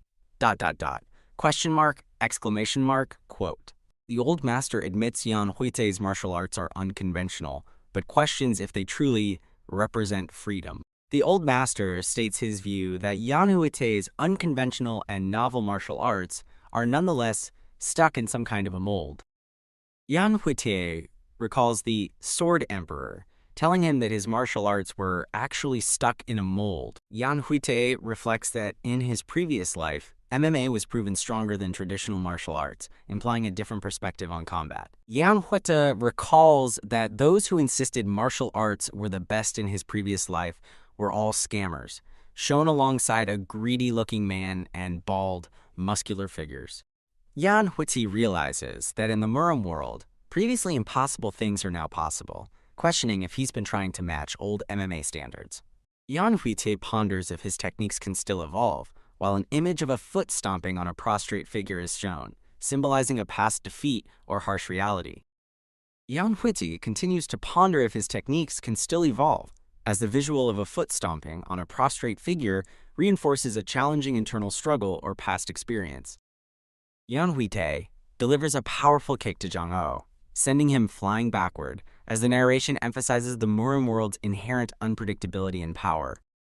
Jianghu is shown gritting his teeth in pain, lying on the cracked ground after being hit, expressing his discomfort with a loud "Ugh!" Yeon Hwitae looks down with a confident smile, declaring that the real fight is just beginning, indicating his serious intent to continue the battle. Yeon Hwitae clenches his fist, which glows with bright blue energy, signaling his readiness and focused preparation for another powerful attack, intensifying the battle. Jianghu's hand glows with vibrant red energy, an open palm ready to unleash a distinct form of attack, or perhaps a defensive maneuver in the ongoing fight. Yeon Hwitae and Jianghu engage in a furious exchange of blows, with their glowing blue and red energies colliding repeatedly in a chaotic and intense close-quarters combat. Yeon Hwitae's feet are shown stomping down forcefully, creating visible impact lines on the ground and indicating a powerful movement or attack. Yeon Hwitae throws a swift punch with blue energy, while Jianghu charges an orange energy ball in his hand, preparing for a fiery counterattack. Jianghu unleashes a powerful fiery assault, while Yeon Hwitae swiftly maneuvers with blue energy, creating an explosive clash of techniques. The scene focuses on the intense, glowing eyes of both Jianghu red and Yeon Hwitae blue, highlighting their focused determination in battle. Yeon Hwitae executes a swift Capoeira kick, but Jianghu ducks under it, countering with a fiery hand, confidently asking if Yeon Hwitae thought he'd fall for the same trick again. Jianghu lands a solid punch to Yeon Hwitae's face, with the impact highlighted by a burst of red energy and accompanied by a sharp sound effect. Yeon Hwitae executes an inverted counterkick, striking Jianghu from below with blue energy, sending him flying and eliciting a pained, "Ugh." Spectators watch the fight in awe, marveling at Yeon Hwitae's incredible elusiveness and ability to change his posture in the blink of an eye, questioning if he uses a trick. 3 older men observe the fight, with the central master wondering if Yeon Hwitae has finally realized something significant about his fighting style. The old master acknowledges Yeon Hwitae's unconventional yet highly effective techniques, noting their consistent ability to take down his opponents during the intense battle. The old master muses that Yeon Hwitae's unique techniques, despite their apparent effectiveness, clearly possess inherent, abundant, and deeply rooted limitations. A visual metaphor depicts a strong tree with its roots deeply embedded in the earth, symbolizing the fundamental, foundational aspects of martial arts. The old master observes that Yeon Hwitae's spontaneous actions and unconventional movements, despite their novelty, inadvertently reveal subtle, telltale signs to his opponent. The old master explains that Yeon Hwitae's techniques are effective against most martial artists, but highly skilled opponents would immediately discern their patterns. Yeon Hwitae stands pensively, as the old master's words imply that his unwavering belief in his current martial arts makes evolving them increasingly difficult. The old master notes Yeon Hwitae has gained enlightenment, symbolizing that the stalled growth of his martial arts' deep roots has now restarted, like striking lightning. A man instructs Yeonhwa, emphasizing that she must carefully observe and not miss any of the critical actions occurring in the ongoing fight. Yeonhwa looks on with a slightly nervous expression, beginning to remark that this is the all-out fight of something or someone. Yeon Hwitae and Jianghu clash fiercely, engulfed in exploding blue and orange energies, as their full power collides in a climactic moment. Yeon Hwitae reflects that he has been fighting with everything he has, acknowledging that one lapse in guard will end the fight, but sees it as a mere handshake. Yeon Hwitae compares the current fight's tension to a title match in his previous life, highlighting that fights are always intense regardless of the setting. Yeon Hwitae and Jianghu stand poised amidst a cloud of mist, facing each other with a new sense of awareness, indicated by an exclamation mark. Jianghu observes Yeon Hwitae's bizarre new techniques, noting he launches them like a spiderweb without preparation, making them impossible to predict. Yeon Hwitae smiles confidently, acknowledging the perceived freedom in Jianghu's techniques, then playfully asks if Jianghu is experiencing jealousy.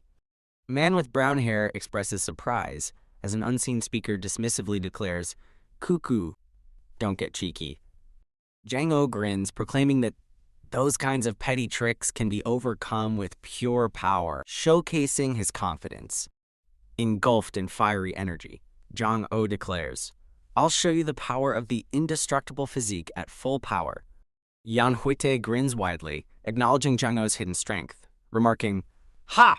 You still had a hidden card up your sleeve? What a true pain in the ass." Yeon Hwitae and Jianghu clash mid-air with intense energy as Yeon Hwitae declares, "All right, let's fight until one of us falls." 2 spectators observe, with one nervously asking if the fighters are orthodox or unorthodox, while the old master covers his eyes silently. A boisterous man with a beard laughs, cheering, "Baha! That's what fights should be like. Just destroy everything." The man with the fan from Image 6 appears distressed, contemplating if he should I just stop everything due to the fight's intensity. Jianghu charges forward with fiery hair and glowing eyes, letting out a powerful yell, "Ha!" Jianghu and Yeon Hwitae collide fiercely, surrounded by explosive blue and red energy, indicating an intense exchange of blows. Yeon Hwitae expresses pain and surprise, thinking, "Ugh, why is he so tough? It feels like my hands are hurting more." Jianghu notes Yeon Hwitae's increased palm strike speed, but deduces that his current fiery state consumes much energy, concluding, "I'm certain he won't last long." Yeon Hwitae grabs Jianghu's glowing fist with both hands, stating, "You look distracted," indicating he found an opening. Yeon Hwitae twists Jianghu's fist, causing Jianghu to recoil as Yeon Hwitae realizes, "I let my guard down." Jianghu's head snaps back, his fiery hair and glowing eyes reacting to Yeon Hwitae's sudden counterattack. Yeon Hwitae delivers a powerful upward kick, sending Jianghu flying through debris, eliciting a pained "ugh" from him. A massive explosion of power fills the panel, indicating a devastating impact and widespread destruction. Spectators shield themselves from the blast, with one exclaiming, "Whoa! The arena!" as the ground cracks. The arena floor is completely shattered into large floating chunks, illustrating the immense destructive power unleashed.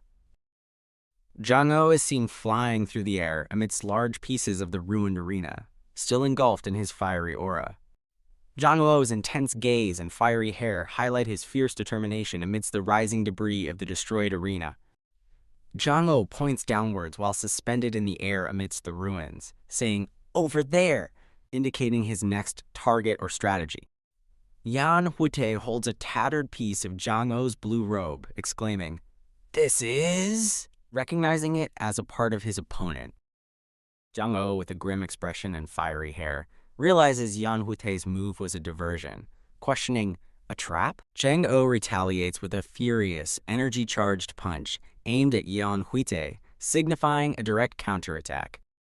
Yeon Hwitae is sent sliding backward across the cracked ground by Jianghu's powerful punch, showing the force of the hit. Yeon Hwitae looks back, panting, with a determined and slightly strained expression, recovering from the powerful blow. Jianghu crouches, panting, his hands crackling with power, showing exhaustion but also readiness for continued combat.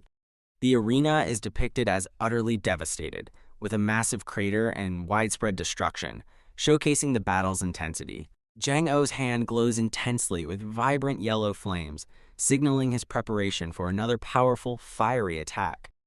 Jianghu unleashes a powerful, fiery, dragon-like attack from his hands towards an opponent below, who is also engulfed in energy.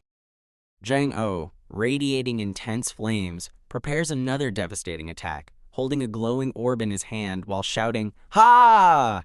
Yeon Hwitae slides across the cracked ground, radiating blue energy, showcasing agile movement as he evades an incoming attack.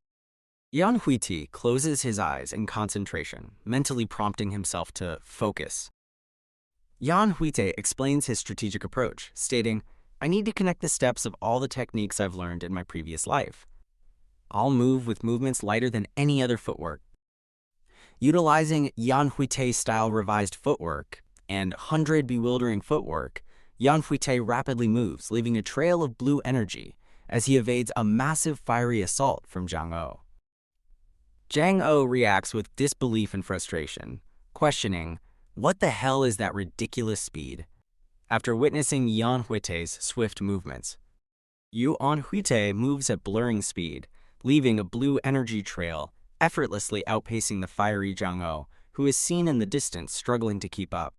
Yeon Hwitae is depicted in an intensified state, surrounded by a dark aura with glowing blue eyes, as narration emphasizes, and the only thing he was wary of. Jianghu, with a fierce expression, charges forward with a glowing orb of fire, declaring defiantly, "Ugh, it's not the end until it's really over."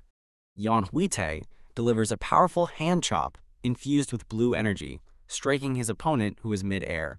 Jianghu lies defeated and groaning on the cracked ground, muttering, "Kuh," while Yeon Hwitae stands over him, panting slightly but seemingly victorious. Yeon Hwitae turns away slightly, catching his breath, and offers a remark to his fallen opponent, "I'm sorry for saying this to someone who is down."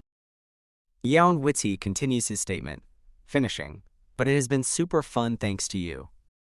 Yeon Hwitae reveals a triumphant and confident grin, his face showing minor scars as light sparkles around him, signaling his hard-fought victory. The Golden Tiger Wall's martial eccentric, Yeon Hwitae, wins. Murim refers to a world of martial arts. Narration describes a great war between orthodox and demonic sects, resulting in a decisive orthodox victory and a subsequent era of peace. Illustrations show a large hand crushing a sword and a man being defeated. The narration explains that this peace fostered complacency among martial artists, hindering martial arts development and creating a sense of crisis, with martial arts displayed prominently. Sensing the decline, martial masters hosted the Dragon Phoenix meet to preserve martial arts, with elders gathered around a table featuring a dragon and phoenix design. Narration reveals that an unexpected individual won the 43rd Dragon Phoenix meet, the youngest son of the Golden Tiger Wall, one of the world's top 10 merchant guilds, as two men smile. Narration further clarifies that no one knows the victor's martial arts affiliation or training history, as other martial artists observe with curiosity. A new rising star has appeared, revitalizing the stagnant Murim as a group of martial artists look on. The identity of the rising star is confirmed. His name is Yeon Hwitae, as his smiling face is shown in a close-up. Yeon Hwitae stands calmly amidst the destroyed arena, looking confident and composed after his intense battle. The narration box declares Yeon Hwitae to be the strongest champion in the history of the Dragon Phoenix meet. Yeon Hwitae gazes upwards with a confident and serene expression, reflecting on his achievement or contemplating what comes next. A man on a platform dramatically announces the final special event, the Dragon Phoenix Duel, where the current winner faces the previous champion to an excited crowd. Two martial artists clash mid-air, illustrating the Dragon Phoenix Duel, the closing event where the current tournament winner faces the previous champion. Spectators murmur excitedly as narration explains that this battle between winners, though generally more celebratory, is often considered even more thrilling than the finals. The announcer, a man with a mustache, dramatically declares, "Now then, let's introduce the competitors." He uses a bizarre martial art, yet it's stronger than any other. Yeon Hwitae is announced as the 43rd Dragon Phoenix meets champion, Martial Eccentric. As the excited crowd cheers, "Show us what you're made of today, too. I'm betting on you again this time. And you're so handsome." Yeon Hwitae reacts with a sheepish "ha-ha," while his inner thoughts reveal that several days have passed since the finals, but the craze still hasn't cooled down thanks to the big match between the champions. A shining Heaven Ascension elixir, described as one of the champion's prizes that grants years' worth of inner energy, is shown in a wooden box. Yeon Hwitae glows with blue energy, noting he's overflowing with strength after consuming the elixir and confidently stating, "At this rate, I don't think I'll lose to anyone." Yeon Hwitae's gaze hardens as he reminds himself, "But I can't afford to be careless. After all, my opponent is none other." The previous champion, the Archer Empress, Seo Myeon, is formally introduced as the 42nd Dragon Phoenix meets winner, poised with her bow.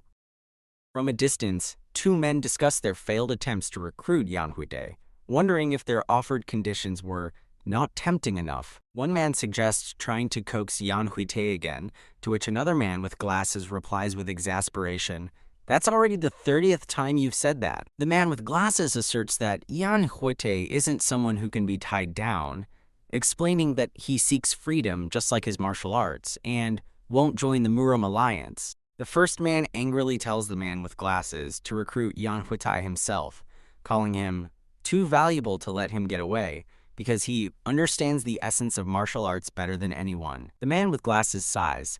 "Sigh, he's so annoying." The man with glasses then proposes recruiting Jianghu, the runner-up, arguing that he, quote, "didn't win this time, but at any other time, he could have easily been the champion." The man with the mustache questions if the man with glasses is still suspicious of his background regarding Jianghu. The man with glasses confirms that Jianghu's truthfulness was already confirmed through proper investigation, but the mustache man admits something still feels off about him. The mustache man expresses a strong intuition to be cautious of that guy, then asks the man with glasses, "Should we look into him more thoroughly?" The mustache man waves off the discussion about Jianghu, suggesting, "Nah, forget it. Let's talk about that later," and shifts topic to ask, "Who do you think will win between those two?" The two competitors are contrasted. Seo Myeon, a renowned martial master, and Yeon Hwitae, who has only just ascended to that level recently, though the man with the mustache finds him quite a peculiar fellow. The man with glasses observes the two as complete opposites, concluding that the outcome is already somewhat obvious. The man with the mustache, identified as the Murim Alliance leader, concedes he knows the likely outcome, but admits he, quote, "can't help being curious." Murim Alliance leader concludes his thoughts by stating, "I want to see how they'll handle a matchup of total opposites." Yeon Hwitae smiles confidently and greets Seo Myeon, asking, "It's been a while, Myeon. Are you ready?" Seo Myeon, holding her bow, responds, "Of course. I've fully prepared myself to face you, my dear martial eccentric." To which Yeon Hwitae humbly replies, "Haha, I'm honored." Seo Myeon glows with red energy, gripping her bow and warning Yeon Hwitae, "You'd better be prepared." Yeon Hwitae radiates blue energy, grins fiercely, and declares, "That's exactly what I was hoping for." The announcer raises his arm, signaling the start of the duel by stating, "If both participants are ready." Close-ups show Yeon Hwitae and Seo Myeon's focused expressions as the announcer continues, "Let the Dragon Phoenix duel." The announcer shouts, "Begin!" as Yeon Hwitae springs forward with blue energy, while Seo Myeon launches an attack with a fiery red arrow. A close-up shows a foot with a red glow, suggesting swift movement as the duel intensifies. Yeon Hwitae attacks from above with blue energy, while Seo Myeon counters with a powerful red energy arrow from below, marking the explosive start of their battle. Yeon Hwitae grunts as he is caught in a powerful pink energy blast, recoiling from the impact of Seo Myeon's attack. Yeon Hwitae is sent falling backward, looking up in shock as intense pink energy bursts violently around him from the sustained attack. Yeon Hwitae swiftly regains his footing, initiating a dynamic Taekwondo maneuver with a blue energy surge around him. Yeon Hwitae unleashes a powerful spinning back kick, generating a wide, arcing blue energy wave as he attacks. Yeon Hwitae, with a focused expression, internally considers that a continuous attack is bound to have openings as Seo Myeon prepares her next move.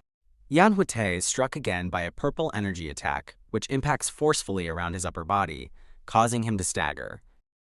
Yeon Hwitae realizes the immense power of Seo Myeon's headless, energy-infused arrows, noting that without his gauntlets, his arm would have been pierced. Yeon Hwitae continues to assess Seo Myeon, finding her light-as-a-feather footwork more troublesome than her powerful attacks, contrasting it with his own explosive style. Yeon Hwitae internally struggles with Seo Myeon's agility, feeling his footwork won't catch her, like trying to hit a feather with a boulder. Yeon Hwitae, with his eyes closed and blue energy flickering around him, determines that there is only one way left to achieve victory. Seo Myeon maintains her intense focus, acknowledging to herself that she has successfully, quote, built up momentum during the duel. Yeon Hwitae gathers blue energy, contemplating that his former self wouldn't have dared this, but the Heaven Ascension elixir's power makes it possible. Yeon Hwitae confidently challenges Seo Myeon, declaring that she cannot expect to keep fighting him from a distance. Yeon Hwitae unleashes "My Fist Energy" as a massive blue energy blast descends towards Seo Myeon from above. The scene transitions to a peaceful, bright sky and a horse-drawn carriage moving along a road, implying the conclusion of the battle. A bandaged woman, identified as Inye, expresses furious disbelief, questioning if "that bastard ended up winning, huh?" Inhe angrily laments that Yeon Hwitae ruined her face, completely humiliated her, and even took the championship, declaring it too much. Inye furiously shouts, "I swear I'll kill him!" while another woman urges her, "Inye, please calm down," as a third woman looks on anxiously. The calm woman reassures Inye, telling her to endure a little longer, as they are already searching for an assassination group to help them. The calm woman explains that a guy who agreed to help will be present, and they will commence their revenge the moment that bastard appears as a shadowy figure looms behind her. The calm woman advises Inye to focus on recuperating, while Inge lies sobbing sob from her injuries. The calm woman clenches her jaw, seething about how Yeon Hwitae dared to ruin Inye's face and bring disgrace to their sect. The man who was Yeon Hwitae holds a circular object, his mind filled with questions. Where is this place? And who am I? Indicating memory loss. The man with bandaged face, holding the object, reflects. Having no thoughts doesn't mean there's nothing to think. If I don't think, then I don't exist. A close-up reveals the man's bandaged mouth and a slight grimace on his face. The man questions his own thought. What kind of idiotic thought is that? I didn't exist in this place to begin with. While Seo Myeon, seated opposite, muses, "It's not that, is it?" Seo Myeon eyes the man, wondering, "Geez, is this really the same guy who was so sharp before?" and asks if the loss was really that shocking for you. The man smiles wryly, stating that the shocking part isn't simply losing, but that he, quote, was completely defeated. The man recalls his past defeats, including losing to Jianghu and later to the Sword Emperor and Plum Blossom Warrior during training. The man remembers suffering defeats even before he became the strongest champion in his past life, as a victorious man raises his arm in a championship ring. The man with a bandaged face tells Seo Mayeon that despite his past defeats, this was the first time he couldn't even touch his opponent, making this loss particularly shocking. He recalls how, during their fight, whenever he tried to close the distance to strike Seo Mayeon, she would simply step back and fire another arrow, anticipating his moves. He remembers his belief that his renowned 100 bewildering footwork would be sufficient to finally catch her during their duel. However, he quickly realized her footwork was a superior mobility art, rendering his, quote, 100 bewildering footwork no match for it, as Seo Mayeon deftly aimed an arrow. The man complains that Seo Mayeon's strategy of running and shooting arrows was cowardly, but she counters, asking how an archer is supposed to fight otherwise, and points out he also used his fist energy. The man grumbles that his sloppy energy blast drained his internal energy, leaving him unrecovered, while Seo Mayeon remarks that she can clearly see he's still weak. The man then reflects that this experience painfully confirms his weakness against ranged attacks and acknowledges the critical need to find a way to overcome this disadvantage. He concludes that the potential solution to overcome his weakness might be available to him right where he is now. Seo Mayeon presents a cylindrical object to the man, reminding him it is the reward from the job she previously mentioned. Seo Mayeon confirms the reward is, quote, an advanced cultivation technique that could harmonize opposing energies and was highly stable, which was precisely what he had requested, surprising him. The man explains that his martial arts had reached a plateau at the Henan branch, prompting him to seek a way to evolve them, and he concluded that mastering elemental attributes was the answer. He elaborates that while learning a single attribute is achievable, he became ambitious and sought a cultivation technique capable of harmonizing multiple different attributes. The man expresses his excitement, stating he only asked Seo Mayeon with slim hope, but since she holds a high position in the Murim alliance, she truly found it, calling it a, quote, jackpot. The man looks at the provided scroll with surprise, muttering in confusion, "What is this? Che Huanwu?" Seo Mayeon explains this is Che Huanwu, a, quote, mad destructive hermit who illegally modified a Wudang sect technique after rising through the ranks. The man asks if it's true that Che Huanwu created a technique harmonizing different elements. Seo Mayeon adds that the Wudang sect banned the technique as unstable and dangerous, exiling him. Seo Mayeon advises him not to get his hopes up too much, but admits such stories often hold truth. She states this is all the information she can give, prompting the man to ask if he must find the person himself. Seo Mayeon confirms his assumption, explaining that if the Murim alliance were to directly provide such a dangerous manual, the Wudang sect would strongly protest. Seo Mayeon warns that a strong protest from the Wudang sect over the manual could destabilize the balance of the entire Jianghu, illustrating her point with a scene of burning flags. She explains the Murim alliance's conclusion was to only provide clues about techniques similar to what he requested, making it entirely his responsibility to obtain it. The man accepts, acknowledging his request was excessive and that he wouldn't want to cause conflict among the major sects, declaring himself satisfied with the outcome. Seo Mayeon declares the transaction complete. The man stands to leave, explaining he still has other matters to attend to. The man adds that it wouldn't be good for rumors to spread about a man and woman chatting alone late at night, then thanks Seo Mayeon for the information on the cultivation technique. As he turns to leave, Seo Mayeon stops him, instructing him not to blame himself too much for losing to her, which causes him to pause and question her remark. Seo Mayeon explains his loss was simply due to his inexperience in fighting against archers.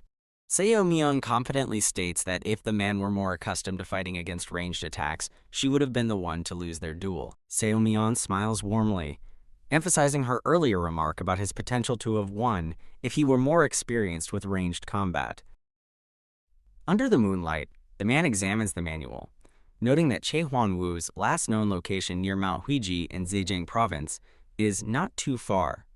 The man lies down, contemplating that he knows the location and only needs to find Che Huanwu, but then realizes there's one specific place he needs to visit first. The man, having located his target, expresses readiness to find him. However, he immediately revises his plan, revealing he must visit a crucial place before commencing the search. The man visualizes his future training, planning to learn ranged martial arts, acquire secret elemental-based attack techniques, and then use divine-level cultivation to expand the range of his martial arts. He acknowledges that elemental attacks can be ranged, but notes they are typically devastating finishers that are powerful yet consume a lot of internal energy. The man decides to first learn a basic ranged technique like finger bullet, and then infuse it with elemental power to create highly efficient, high-destruction elemental projectiles.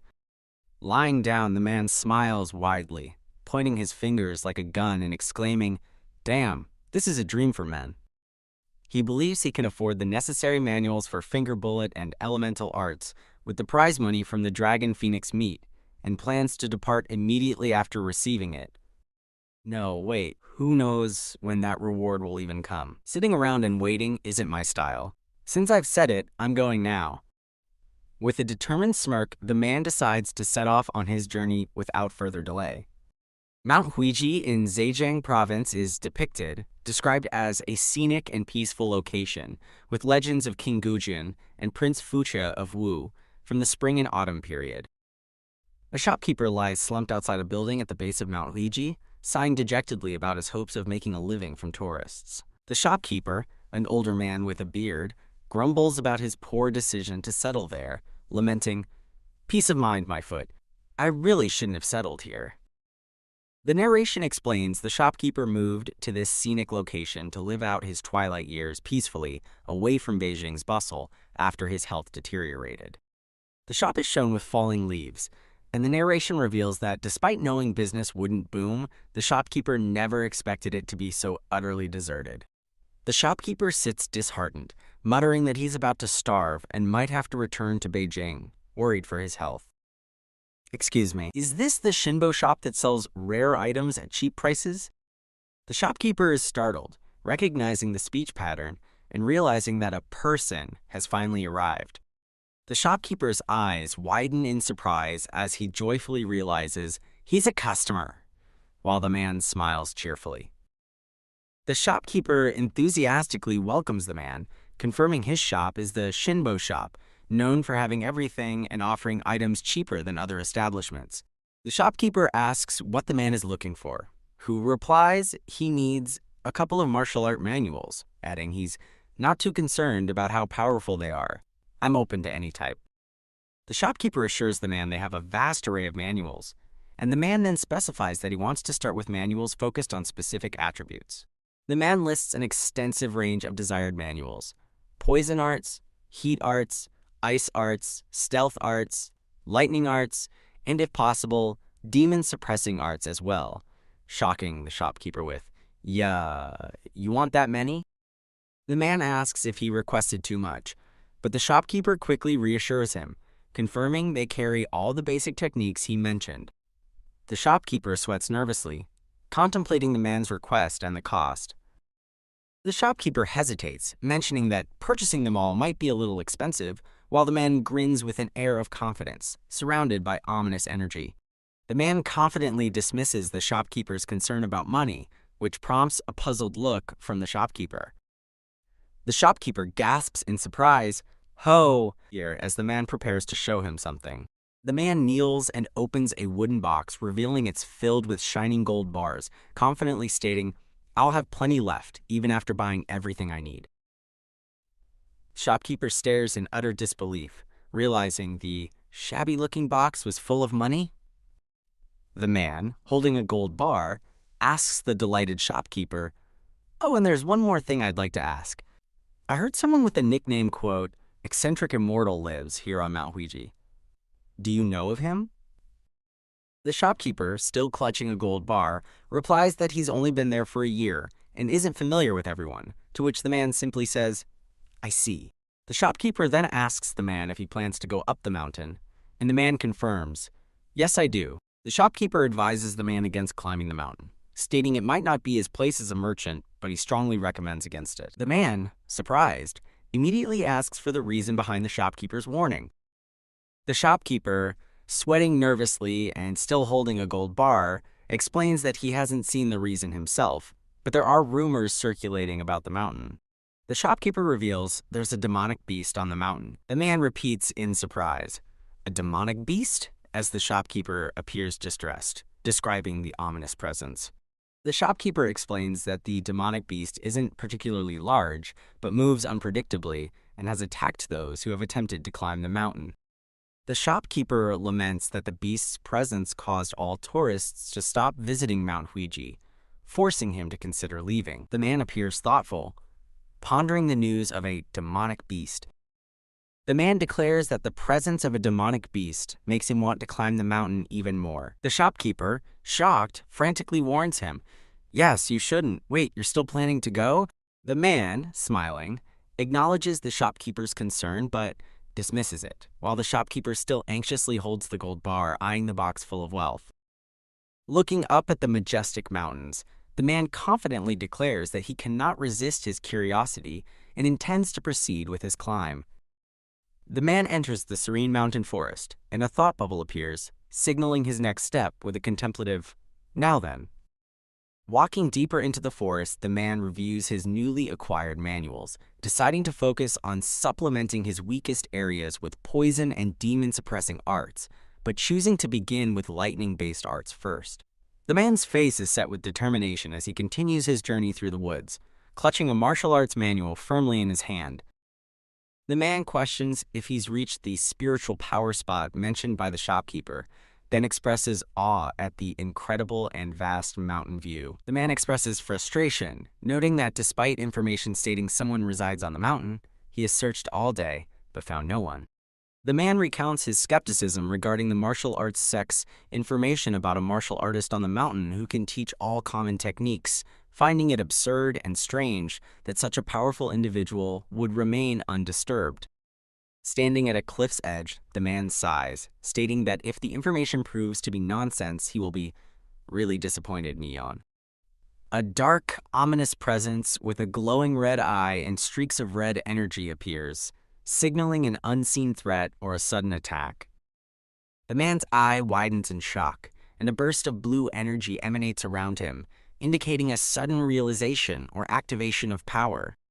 The man reacts swiftly, twisting his body into a defensive stance, and sharply demands, "Who's there?" in response to the unseen presence. The man, looking back, confirms he felt a faint energy, saying, "That was definitely a faint energy just now," as he senses something unseen. The man deduces that the aura he sensed indicates at least a peak martial master, then wonders if it could be the beast the shopkeeper had warned him about. "All right then, if you won't come out, I'll find you myself." The man's perspective shifts to a grayscale vision as he decides to amplify his senses, believing he can detect even a peak martial master's hidden presence. In the amplified grayscale vision, a glowing red spot appears in the grass, indicating a hidden presence, and the man confidently states, "I'll definitely catch them." The man, enveloped in blue energy, lunges with a punch, exclaiming, "There you are," as he targets the red-eyed creature partially visible below. A powerful, unseen force causes a massive section of the mountain cliff to violently break off and crumble, indicating an immense impact. The man lands gracefully amidst falling debris, his fist still clenched, observing the spot where his attack landed, with a faint blue aura around him. The man's face contorts in shock and confusion, with sweat beading as he mutters, "That's strange. I'm sure it was here just a moment ago." The man looks down, seemingly dumbfounded, at a small squirrel perched on a tree branch, trailing off with, "That's a..." A close-up reveals the demonic beast is actually a small, dark squirrel with glowing red eyes, posed menacingly, making the man question, "Squirrel?" The man stands completely bewildered, staring at the small squirrel, which simply sits on a branch and emits a tiny squeak, completely undercutting his previous assumptions. The man reacts in disbelief, spitting out whatever he was holding, as the absurdity of his recent encounter with a demonic beast that turned out to be a mere squirrel sets in. The man bursts into uproarious laughter, calling himself an idiot for believing a squirrel could be a demonic beast, while the little squirrel looks on with a confused "Q" sound. The man, now calm, apologizes to the squirrel for his sudden attack, explaining he was on edge, and promises to bring it acorns if they meet again before walking away. The man pauses, his expression turning thoughtful as he realizes that something about his recent encounter with the squirrel was indeed strange. The man recalls his internal energy-infused attack, pondering how the small squirrel neither ran away nor flinched, despite the power he put into his strike. The man dismisses his peculiar thoughts about the squirrel's resilience with a confident, "Nah," a smirk playing on his lips as he continues his journey. The man's eyes widen in disbelief, exclaiming, "No way," as the small squirrel suddenly lunges towards him, surrounded by an ominous red energy trail. The squirrel delivers a shocking, powerful blow directly to the man's face, making him recoil and cry out, "Gah!" as intense impact sounds echo. The man is knocked off his feet and sprawls onto the ground, defeated by the squirrel's unexpected attack, while the squirrel stands smugly on a nearby log. The man lies injured on the ground, clutching his head and cursing the damned squirrel, then suddenly realizes with a shocked expression that the powerful energy he sensed earlier might have belonged to the squirrel. The squirrel, now visibly menacing with a wide grin and enlarged form, confirms its power with a squeak, causing the man's face to contort in utter horror and dawning realization. The man rises, angered by the squirrel's deception, and confronts it, declaring, "Seriously, you lowly creature, you dare make a fool of me?" With a terrifyingly enraged expression, the man vows, "If I catch you, you're dead meat," to the squirrel, while an ad for asurascans.com is displayed below. The lush, green mountains and forest are depicted under a bright, clear sky, showing the vast natural landscape. The peaceful forest erupts in chaos as powerful impacts and shockwaves ripple through the trees, signaling an intense and destructive chase or battle underway. The man chases the agile squirrel through the dense forest, leaping through the trees and desperately trying to catch it, shouting "Hold!" mid-pursuit. Enveloped in blue energy, the man lunges forward with a powerful punch, commanding "Hold still!" as he desperately tries to land a hit on the nimble squirrel amidst a flurry of impact sounds. The man pants heavily, exhausted from the chase, as the elusive squirrel swiftly dodges his repeated attacks, emitting a taunting squeak while red energy trails mark its rapid evasions. The man, breathing heavily and looking stunned, asks in disbelief, "Wait, what? That squirrel is using footwork?" Realizing the squirrel's incredible agility, the squirrel yawns and squeaks, looking innocent, as the man laments its small, hard-to-catch body and comically wonders if this is how a real Pikachu would feel, before sighing and giving up the chase. The man decides to abandon the chase, stating he has no time to waste on a stupid squirrel as night approaches and must instead find the mad, destructive hermit. The squirrel watches him leave. The squirrel, with an annoyed expression and arms crossed, lets out a small squeak, seemingly offended by the man's dismissive remarks. The sun begins to set over the majestic mountains and dense forest, bathing the landscape in a warm, orange glow as night approaches. The squirrel, now with a mischievous grin and a more sinister aura, leaps through the trees at incredible speed, demonstrating its extraordinary abilities. The small squirrel's eyes widen in an expression of intense surprise or shock, reacting to an unseen event or presence. The squirrel peers through the trees, its gaze fixed on a glowing blue aura that signifies the hidden presence of the man. The squirrel's eye is shown in a determined close-up as it lets out another small squeak, signaling its resolve. In a recurring pattern, the man is shown running through the forest, only to be ambushed and sent stumbling by another surprise attack from the persistent squirrel. The man stumbles defensively, clutching his head in exasperation as the squirrel with a mischievous grin flies past him, continuing its relentless harassment. The squirrel looks smugly satisfied, its eyes nearly closed in contentment, as a thought bubble reveals its internal squeak, squeak, squeak, squeak. The small squirrel is shown mid-pounce from a tree, its eyes wide with determination, about to strike at an unseen target. The squirrel looks up at a massive, glowing, pumpkin-shaped object with glowing eyes, letting out a confused squeak. The man, with a disturbing wide grin, appears alongside the startled squirrel, his thought bubble stating, "Hello? We meet again." The man swiftly catches the squirrel in his hand, looking triumphant, and declares, "Finally caught you, arrogant squirrel." Holding the squirrel, The man smugly asserts that despite reaching the peak realm, the squirrel is just an animal that fell for a simple trap, having underestimated humans. The man contemplates aloud whether roasting the claw of a peak realm squirrel would be more potent than a, quote, potent than a heaven ascension elixir he once had, terrifying the captured squirrel. A new man with dark, disheveled hair and a beard dramatically appears, demanding, "Let it go right now!"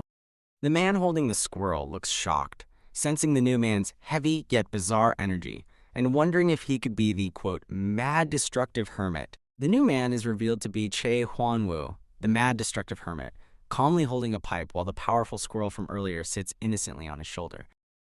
The man, with wide eyes, realizes with shock that the rat riding on Che Hwanwoo's shoulder is the same squirrel that had been tormenting him.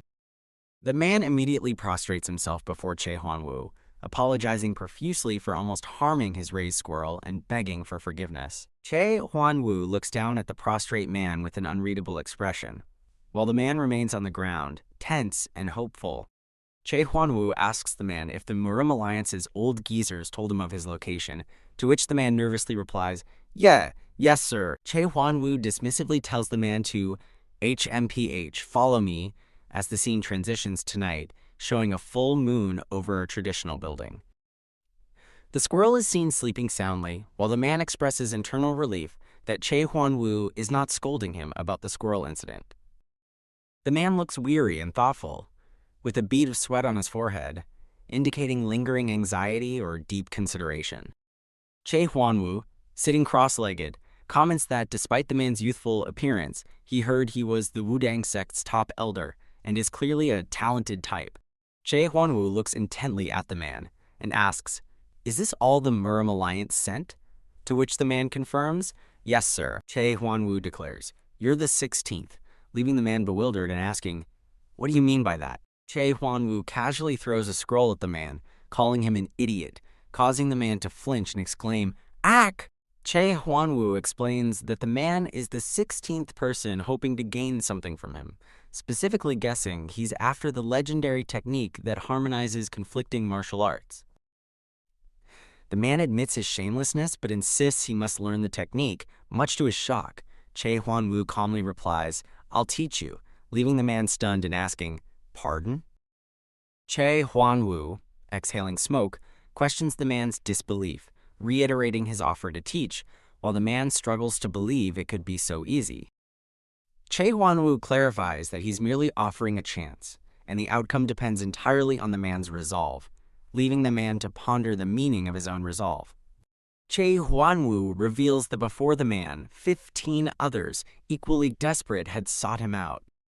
Che Hwanwoo elaborates that those 15 individuals hesitated and eventually gave up on learning the technique after hearing his conditions. Che Hwanwoo adds that some even angrily called him a fraud, prompting the man to inquire if he could ask why they gave up. Che Hwanwoo smiles, stating the reason is simple and offers to ask the man a question in return. The man looks visibly surprised and perhaps intimidated as Che Hwanwoo poses a question, likely regarding something he has accumulated so far. Meanwhile, in a remote corner of Guangdong province, the scene shifts to a grand pagoda-style building under a dark sky, identified as the territory of the unorthodox sects and a coalition of assassins in Guangdong province. A stern man with a beard and glowing red eyes is introduced as the Assassin Emperor, one of the 10 Supremes ruling over the assassin coalition. The Assassin Emperor sits on a raised platform in the headquarters of the Assassin Pavilion, as 3 women bow before him. The Assassin Emperor leans forward, initiating a conversation with the visitors, beginning with a direct, "So then." The man asks Blood Maiden sect leader Oh Jim-yoon what brings her to his headquarters, and she confidently replies that she will get to the point. Oh Gimyeon asks the Assassin Emperor if he remembers the Dragon Phoenix meet 2 months prior, which he dismisses as just a childish festival. Oh Jim-yoon proposes killing Yeon Hwitae, the meet's winner, offering double payment for success. The Assassin Emperor questions why she would put a bounty on some kid like that. Oh Jim-yoon furiously reveals her daughter's dantian was shattered by Yeon Hwitae. The Assassin Emperor, seeing her rage and glowing red with energy, calmly agrees to take the job. The assassin emperor assures Oh Gyum-yoon, enveloped in purple energy, that he will send his best men to bring her, that bastard's head. Back with Che Huanwu and the man, Che Huanwu reveals that to learn the divine art, the man must destroy your energy core, leaving the man shocked and wanting to know the reason. Che Huanwu questions the man about the relevance of knowing the reason, but the man persistently insists that he must know why. Che Huanwu pauses, then tells the man that if he really wants to know, he will explain the reason behind the extreme condition. Che Huanwu begins his explanation, stating that the man has likely heard rumors about him, specifically concerning, quote, bizarre theories from a martial genius. Che Huanwu explains that this genius was rejected by the elders, and in his rage, destroyed his own energy core before leaving the sect. The man confirms hearing this, but Che Huanwu clarifies that the rumor is only half true, as his unconventional theories were indeed rejected by the Wudang sect and stirred much opposition. Che Huanwu asks the man what he considers to be the defining feature of Wudang's martial arts, to which the man confidently answers, "Isn't it gentleness?" Che Huanwu confirms the man's answer, emphasizing that the Wudang sect's association with gentleness is well known throughout the martial world. Che Huanwu elaborates that the more important concept for Wudang is Taiji, stating that the sect's founder, Zhang Sampung, established its foundation. Che Huanwu explains that the Wudang sect experienced a great revival due to Taiji theories found in early Taoist scriptures, which formed their foundation. The man internally questions if Che Huanwu is referring to the Wudang sect's golden age from 150 years ago, sighing that it is old history now. Che Huanwu continues, explaining that the problem arose when people excessively sanctified Taiji and existing theories, causing any new discourse to face immediate backlash and criticism. Che Huanwu asserts that without progress, decay is inevitable, and he, quote, couldn't stand it any longer, indicating his dissatisfaction with the stagnant state. Che Huanwu describes how, sickened by the situation, he undertook a year-long wall meditation and contemplation, during which he began to question things. The man asks, "Question?" Che Huanwu questioned the long-held belief that Taiji was infinitely compassionate and gentle, pondering why it would split into yin and yang if it embraced all in harmony. Che Huanwu dramatically reveals his new conclusion. Taiji possesses a will of its own, striking a small bell in emphasis. Che Huanwu explains that this will is so powerful, so absolute, it can even embrace destruction and chaos, making Taiji a true divine force. The man asks if Che Huanwu then completed a divine art based on these Taiji principles. Che Huanwu confirms, calling it the Taiji embracing divine art.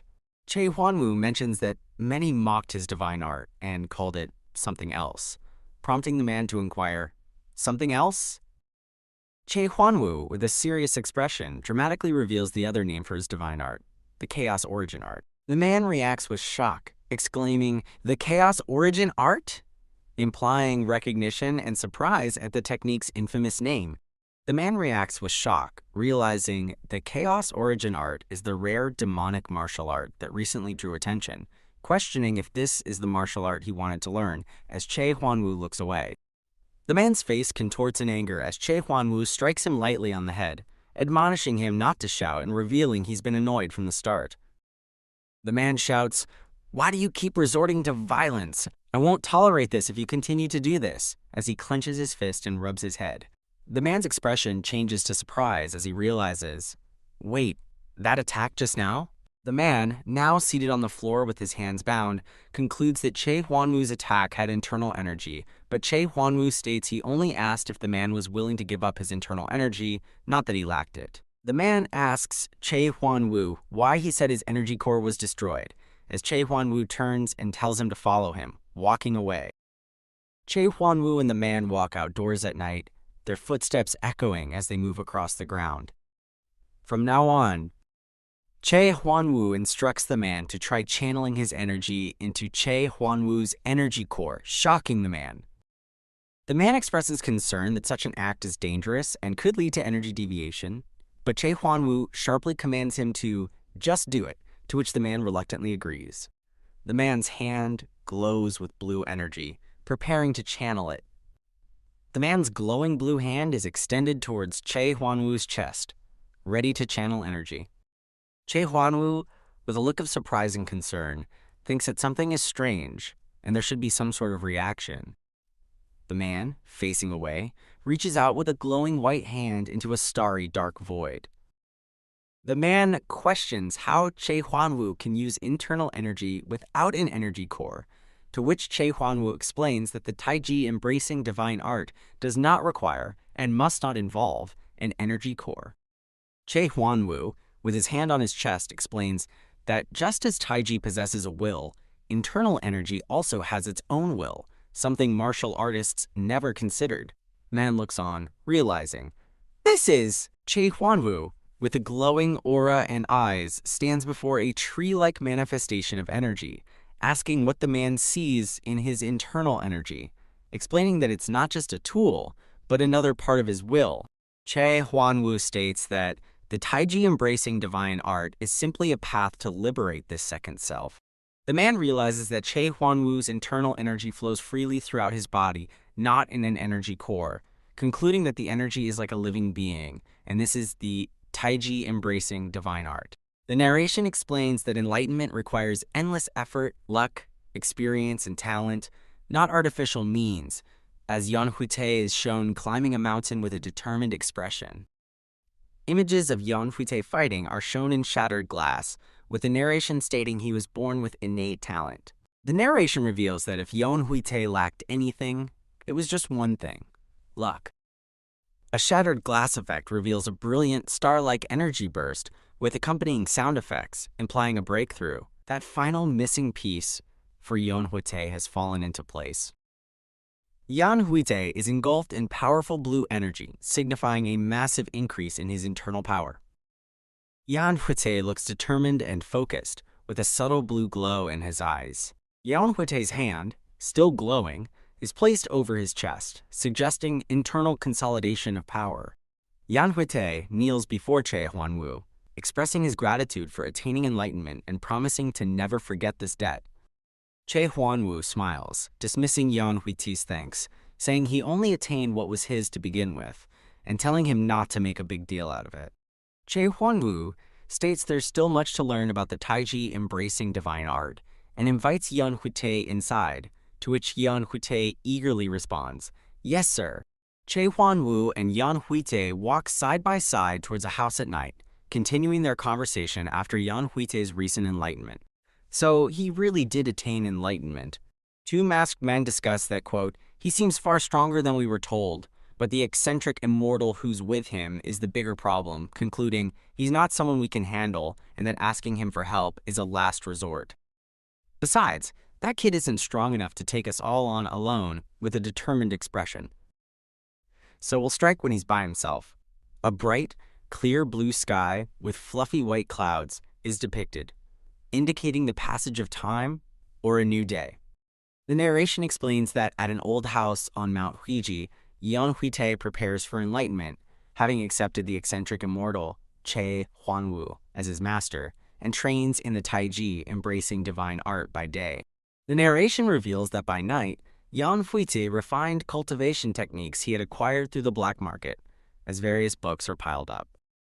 A week passes, and Yeon Hwitae is now seen walking through a bustling village located near Mount Huiji. Yeon Hwitae states he bought supplies for his master, but before he can finish, a squirrel on his shoulder pulls his cheek, squeaking for attention. Yeon Hwitae angrily scolds the squirrel. "You've got to be kidding me.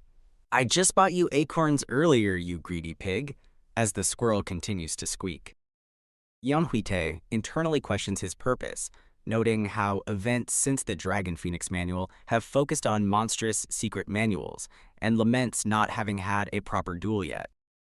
Yeon Hwitae expresses his desire to test his cultivation and internal energy using the Taiji embracing divine art and black market techniques, but knows his master's personality means he'll never agree to a sparring match. Yeon Hwitae reacts with surprise and alarm upon hearing his name. Martial eccentric Yeon Hwitae?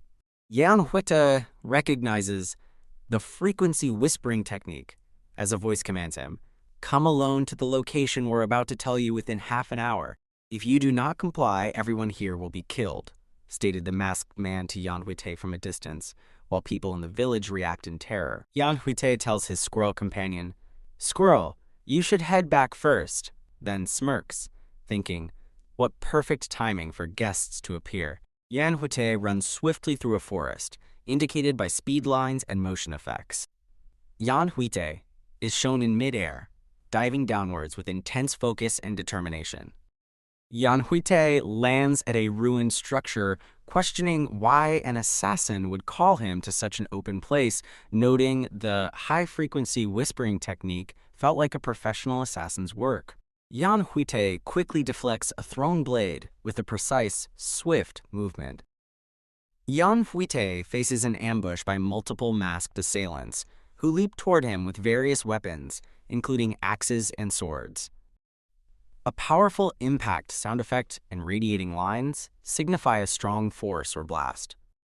Two masked assailants are seen regrouping on the ground after a failed attempt to strike. The Higher Assassination Sect Unit 3 leader, identified as a, quote, vicious stealth killer, tells his subordinates, "Our sneak attack failed. Forget it." Not that I ever expected things to end this easily. The target is a Supreme Peak Martial Master.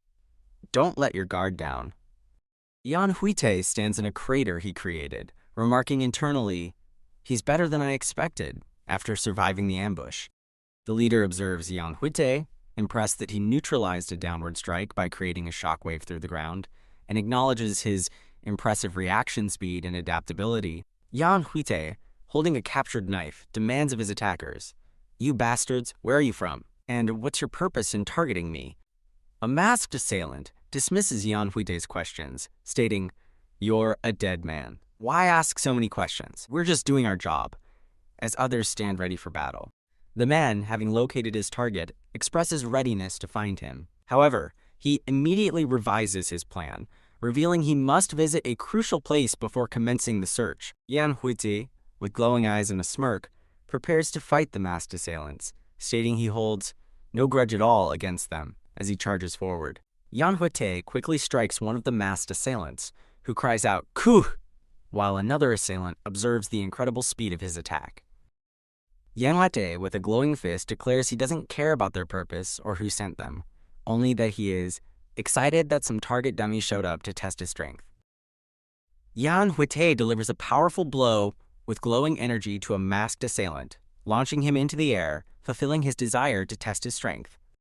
In a coordinated move, one masked assailant throws a metal chain, which ensnares Yeon Hwitae's leg, while another shouts, "Ha!"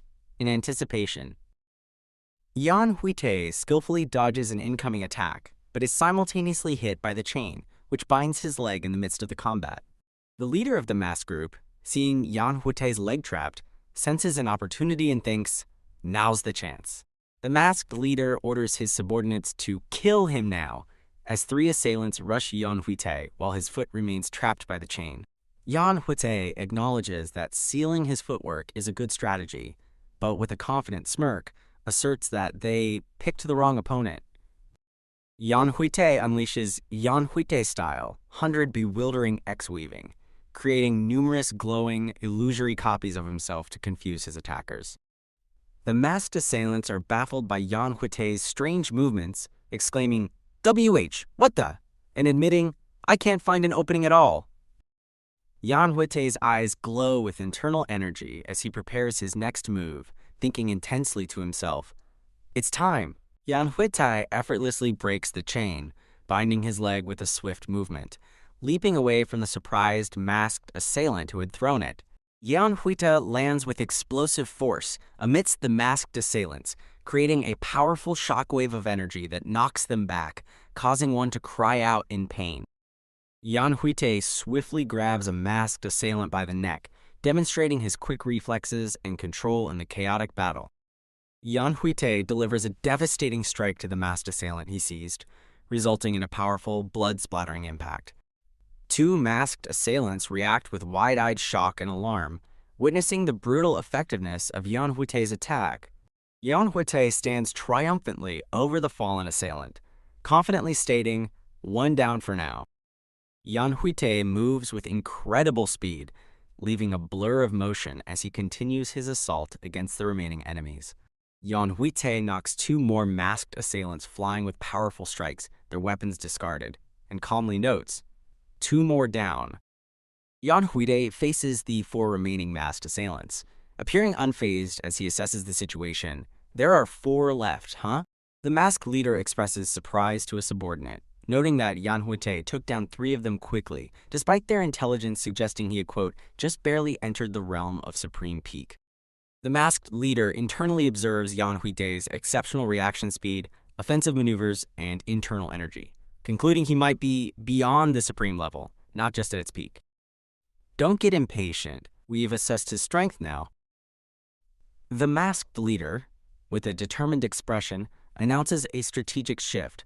From this point forward, we will deploy the, quote, Hell Incursion Killing Formation. The remaining masked assailants spread out, forming the, quote, Hell Incursion Killing Formation around Yeon Hwitae, preparing for their new strategy. Yeon Hwitae observes the change in the masked assailants' atmosphere, wondering what they are planning and deciding he, quote, better finish this before they try something dangerous. Yeon Hwitae leaps into the air and delivers a powerful downward strike, but upon landing, realizes his, quote, movement was too big, allowing the opponents to scatter. Yeon Hwitae slides along the ground, dodging multiple thrown blades, mockingly questioning why the assailants are now running around throwing hidden weapons after being ready to kill him. A masked assailant appears behind a surprised Yeon Hwitae, revealing their feigned retreat was a ruse, as the assailant thinks, fool, did you think we were just fleeing? Yeon Hwitae prepares for a powerful close-quarters counterattack, generating a swirling vortex of energy around his fists. Yeon Hwitae stands over a defeated, masked assailant, who lies unconscious on the ground, indicating a successful strike. Yeon Hwitae is shocked as multiple masked assailants attack simultaneously, remarking, this is, while observing their swift movements. Yeon Hwitae realizes the assailants intentionally lured him into this wide open space just to deploy this formation.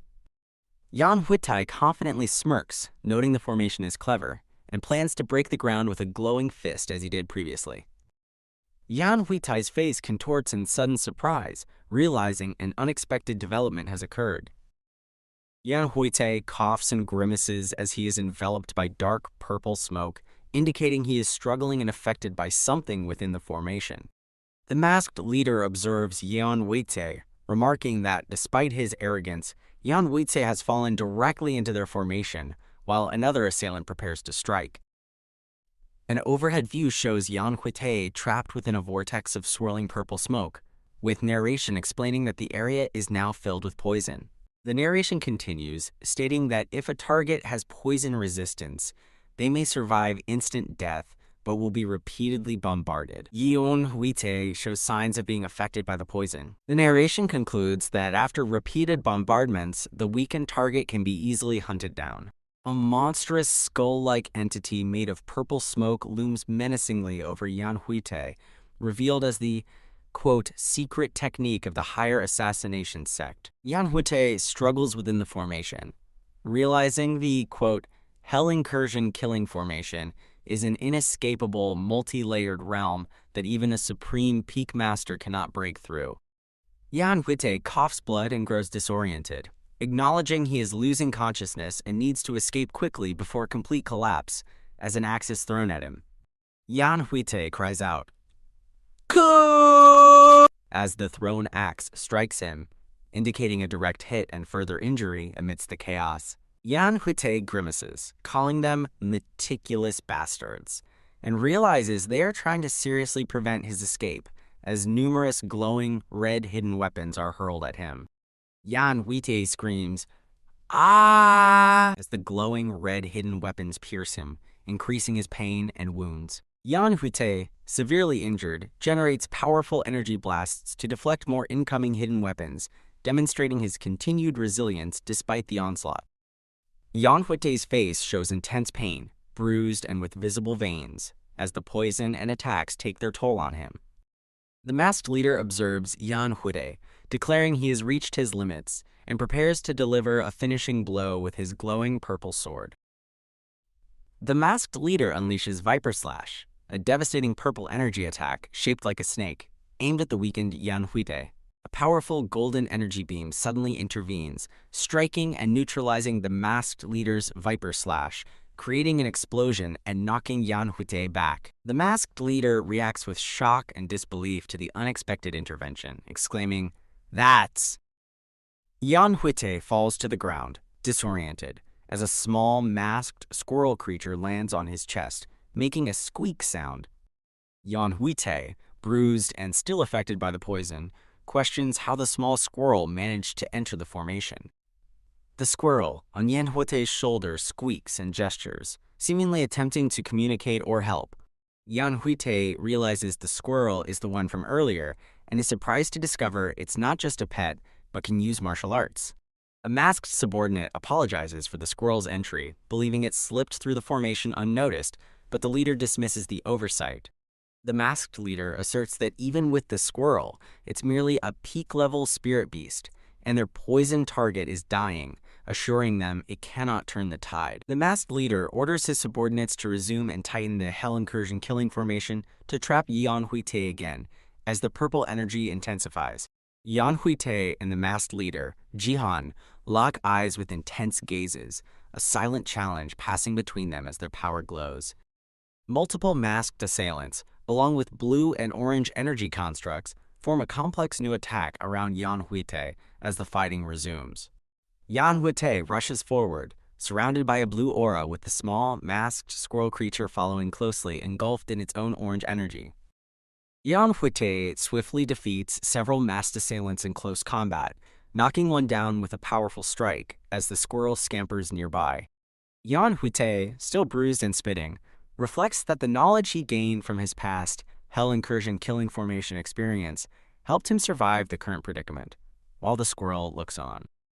Yeon Hwitae grimaces in pain, his face showing the lingering effects of the poison and previous injuries.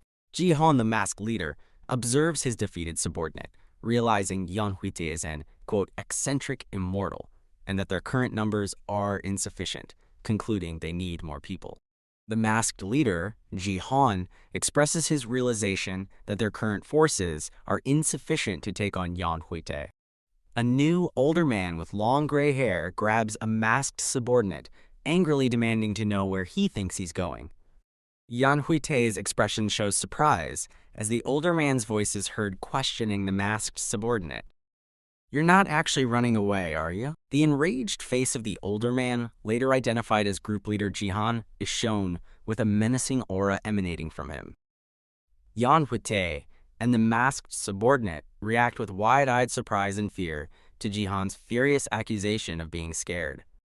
Jihan's face is filled with rage as he repeats the question, "You're not actually running away, are you?" The masked subordinate apologizes to group leader Jihan, explaining he believed retreating and regrouping was the best course of action under the circumstances. Group leader Jihan, with a furious expression, violently strikes the masked subordinate. Group leader Jihan chokes the subordinate, berating him as a disposable hunting dog, who deserves to die if he can't hunt, questioning how he can be used if he thinks of escaping. Yeon Hwitae watches the scene, surprised, and admits he doesn't know who the aggressive older man is.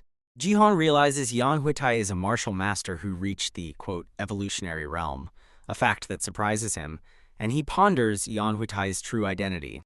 Jihan dismisses the defeated subordinate lying on the ground, calling him a, quote, useless bastard. Jihan's eyes narrow intensely, indicating a shift in his focus and a new resolve. Jihan confronts Yeon Hwitae, observing that he thought Yeon Hwitae was just a brat, but now sees him as a tiger cub. Jihan acknowledges Yeon Hwitae's impressive strength for causing so much damage alone against multiple foes. Higher Assassination Sect Unit, a leader Jihan, walks towards Yeon Hwitae, acknowledging his strength as a martial artist rather than just a target, and promises not to call for reinforcements. Jihan speculates that if Yeon Hwitae has truly reached the evolutionary realm, then the situation is entirely different, as Yeon Hwitae manifests a red aura. Jihan recalls sparring with Sword Emperor Hangwo Jokian in the evolutionary realm, but notes that was only training, and the current situation is entirely different and real. Yeon Hwitae and Jihan both appear determined. Jihan realizes he must kill Yeon Hwitae, or he himself will surely die. Yeon Hwitae scolds the small, trembling squirrel for making him more nervous, telling it to stop squeaking and quivering or run away. The squirrel gives Yeon Hwitae an annoyed glare, demonstrating its prideful nature in response to his words. Yeon Hwitae tells the squirrel to fight or flee as it wishes, but warns he cannot protect it and it must stay sharp. Yeon Hwitae, looking startled and sweating, hears an unseen voice question him, "Are you done chatting now?" Yeon Hwitae initiates a swift attack against Jihan, who is caught by surprise, exclaiming, "He's fast!" before Yeon Hwitae's strike connects. Jihan is shown clenching his fist, seemingly recovering from the initial impact of Yeon Hwitae's sudden attack. Yeon Hwitae generates a blue energy attack, while the squirrel emits orange energy as they both rush towards Jihan in a combined assault. Yeon Hwitae crouches and observes Jihan, noting that the man is swinging his massive sword like a dagger, with each strike possessing the destructive force of a natural disaster. Jihan stands amidst a ruined landscape, confidently holding his large sword, which is surrounded by intensely compressed red sword energy, demonstrating his immense power. Yeon Hwitae warns himself and the squeaking squirrel not to block or get hit by Jihan's attack, realizing that even a graze would result in instant death. Jihan mocks Yeon Hwitae, comparing him to a scurrying rat and promising him a painless death if he would just stand still. Jihan unleashes a colossal, sweeping sword strike, forcing Yeon Hwitae and the squirrel to rapidly evade the powerful attack.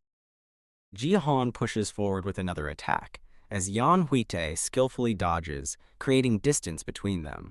Yeon Hwitae plans to avoid large attacks, instead aiming to hit Jihan with quick, precise strikes and retreat as he executes his strategy.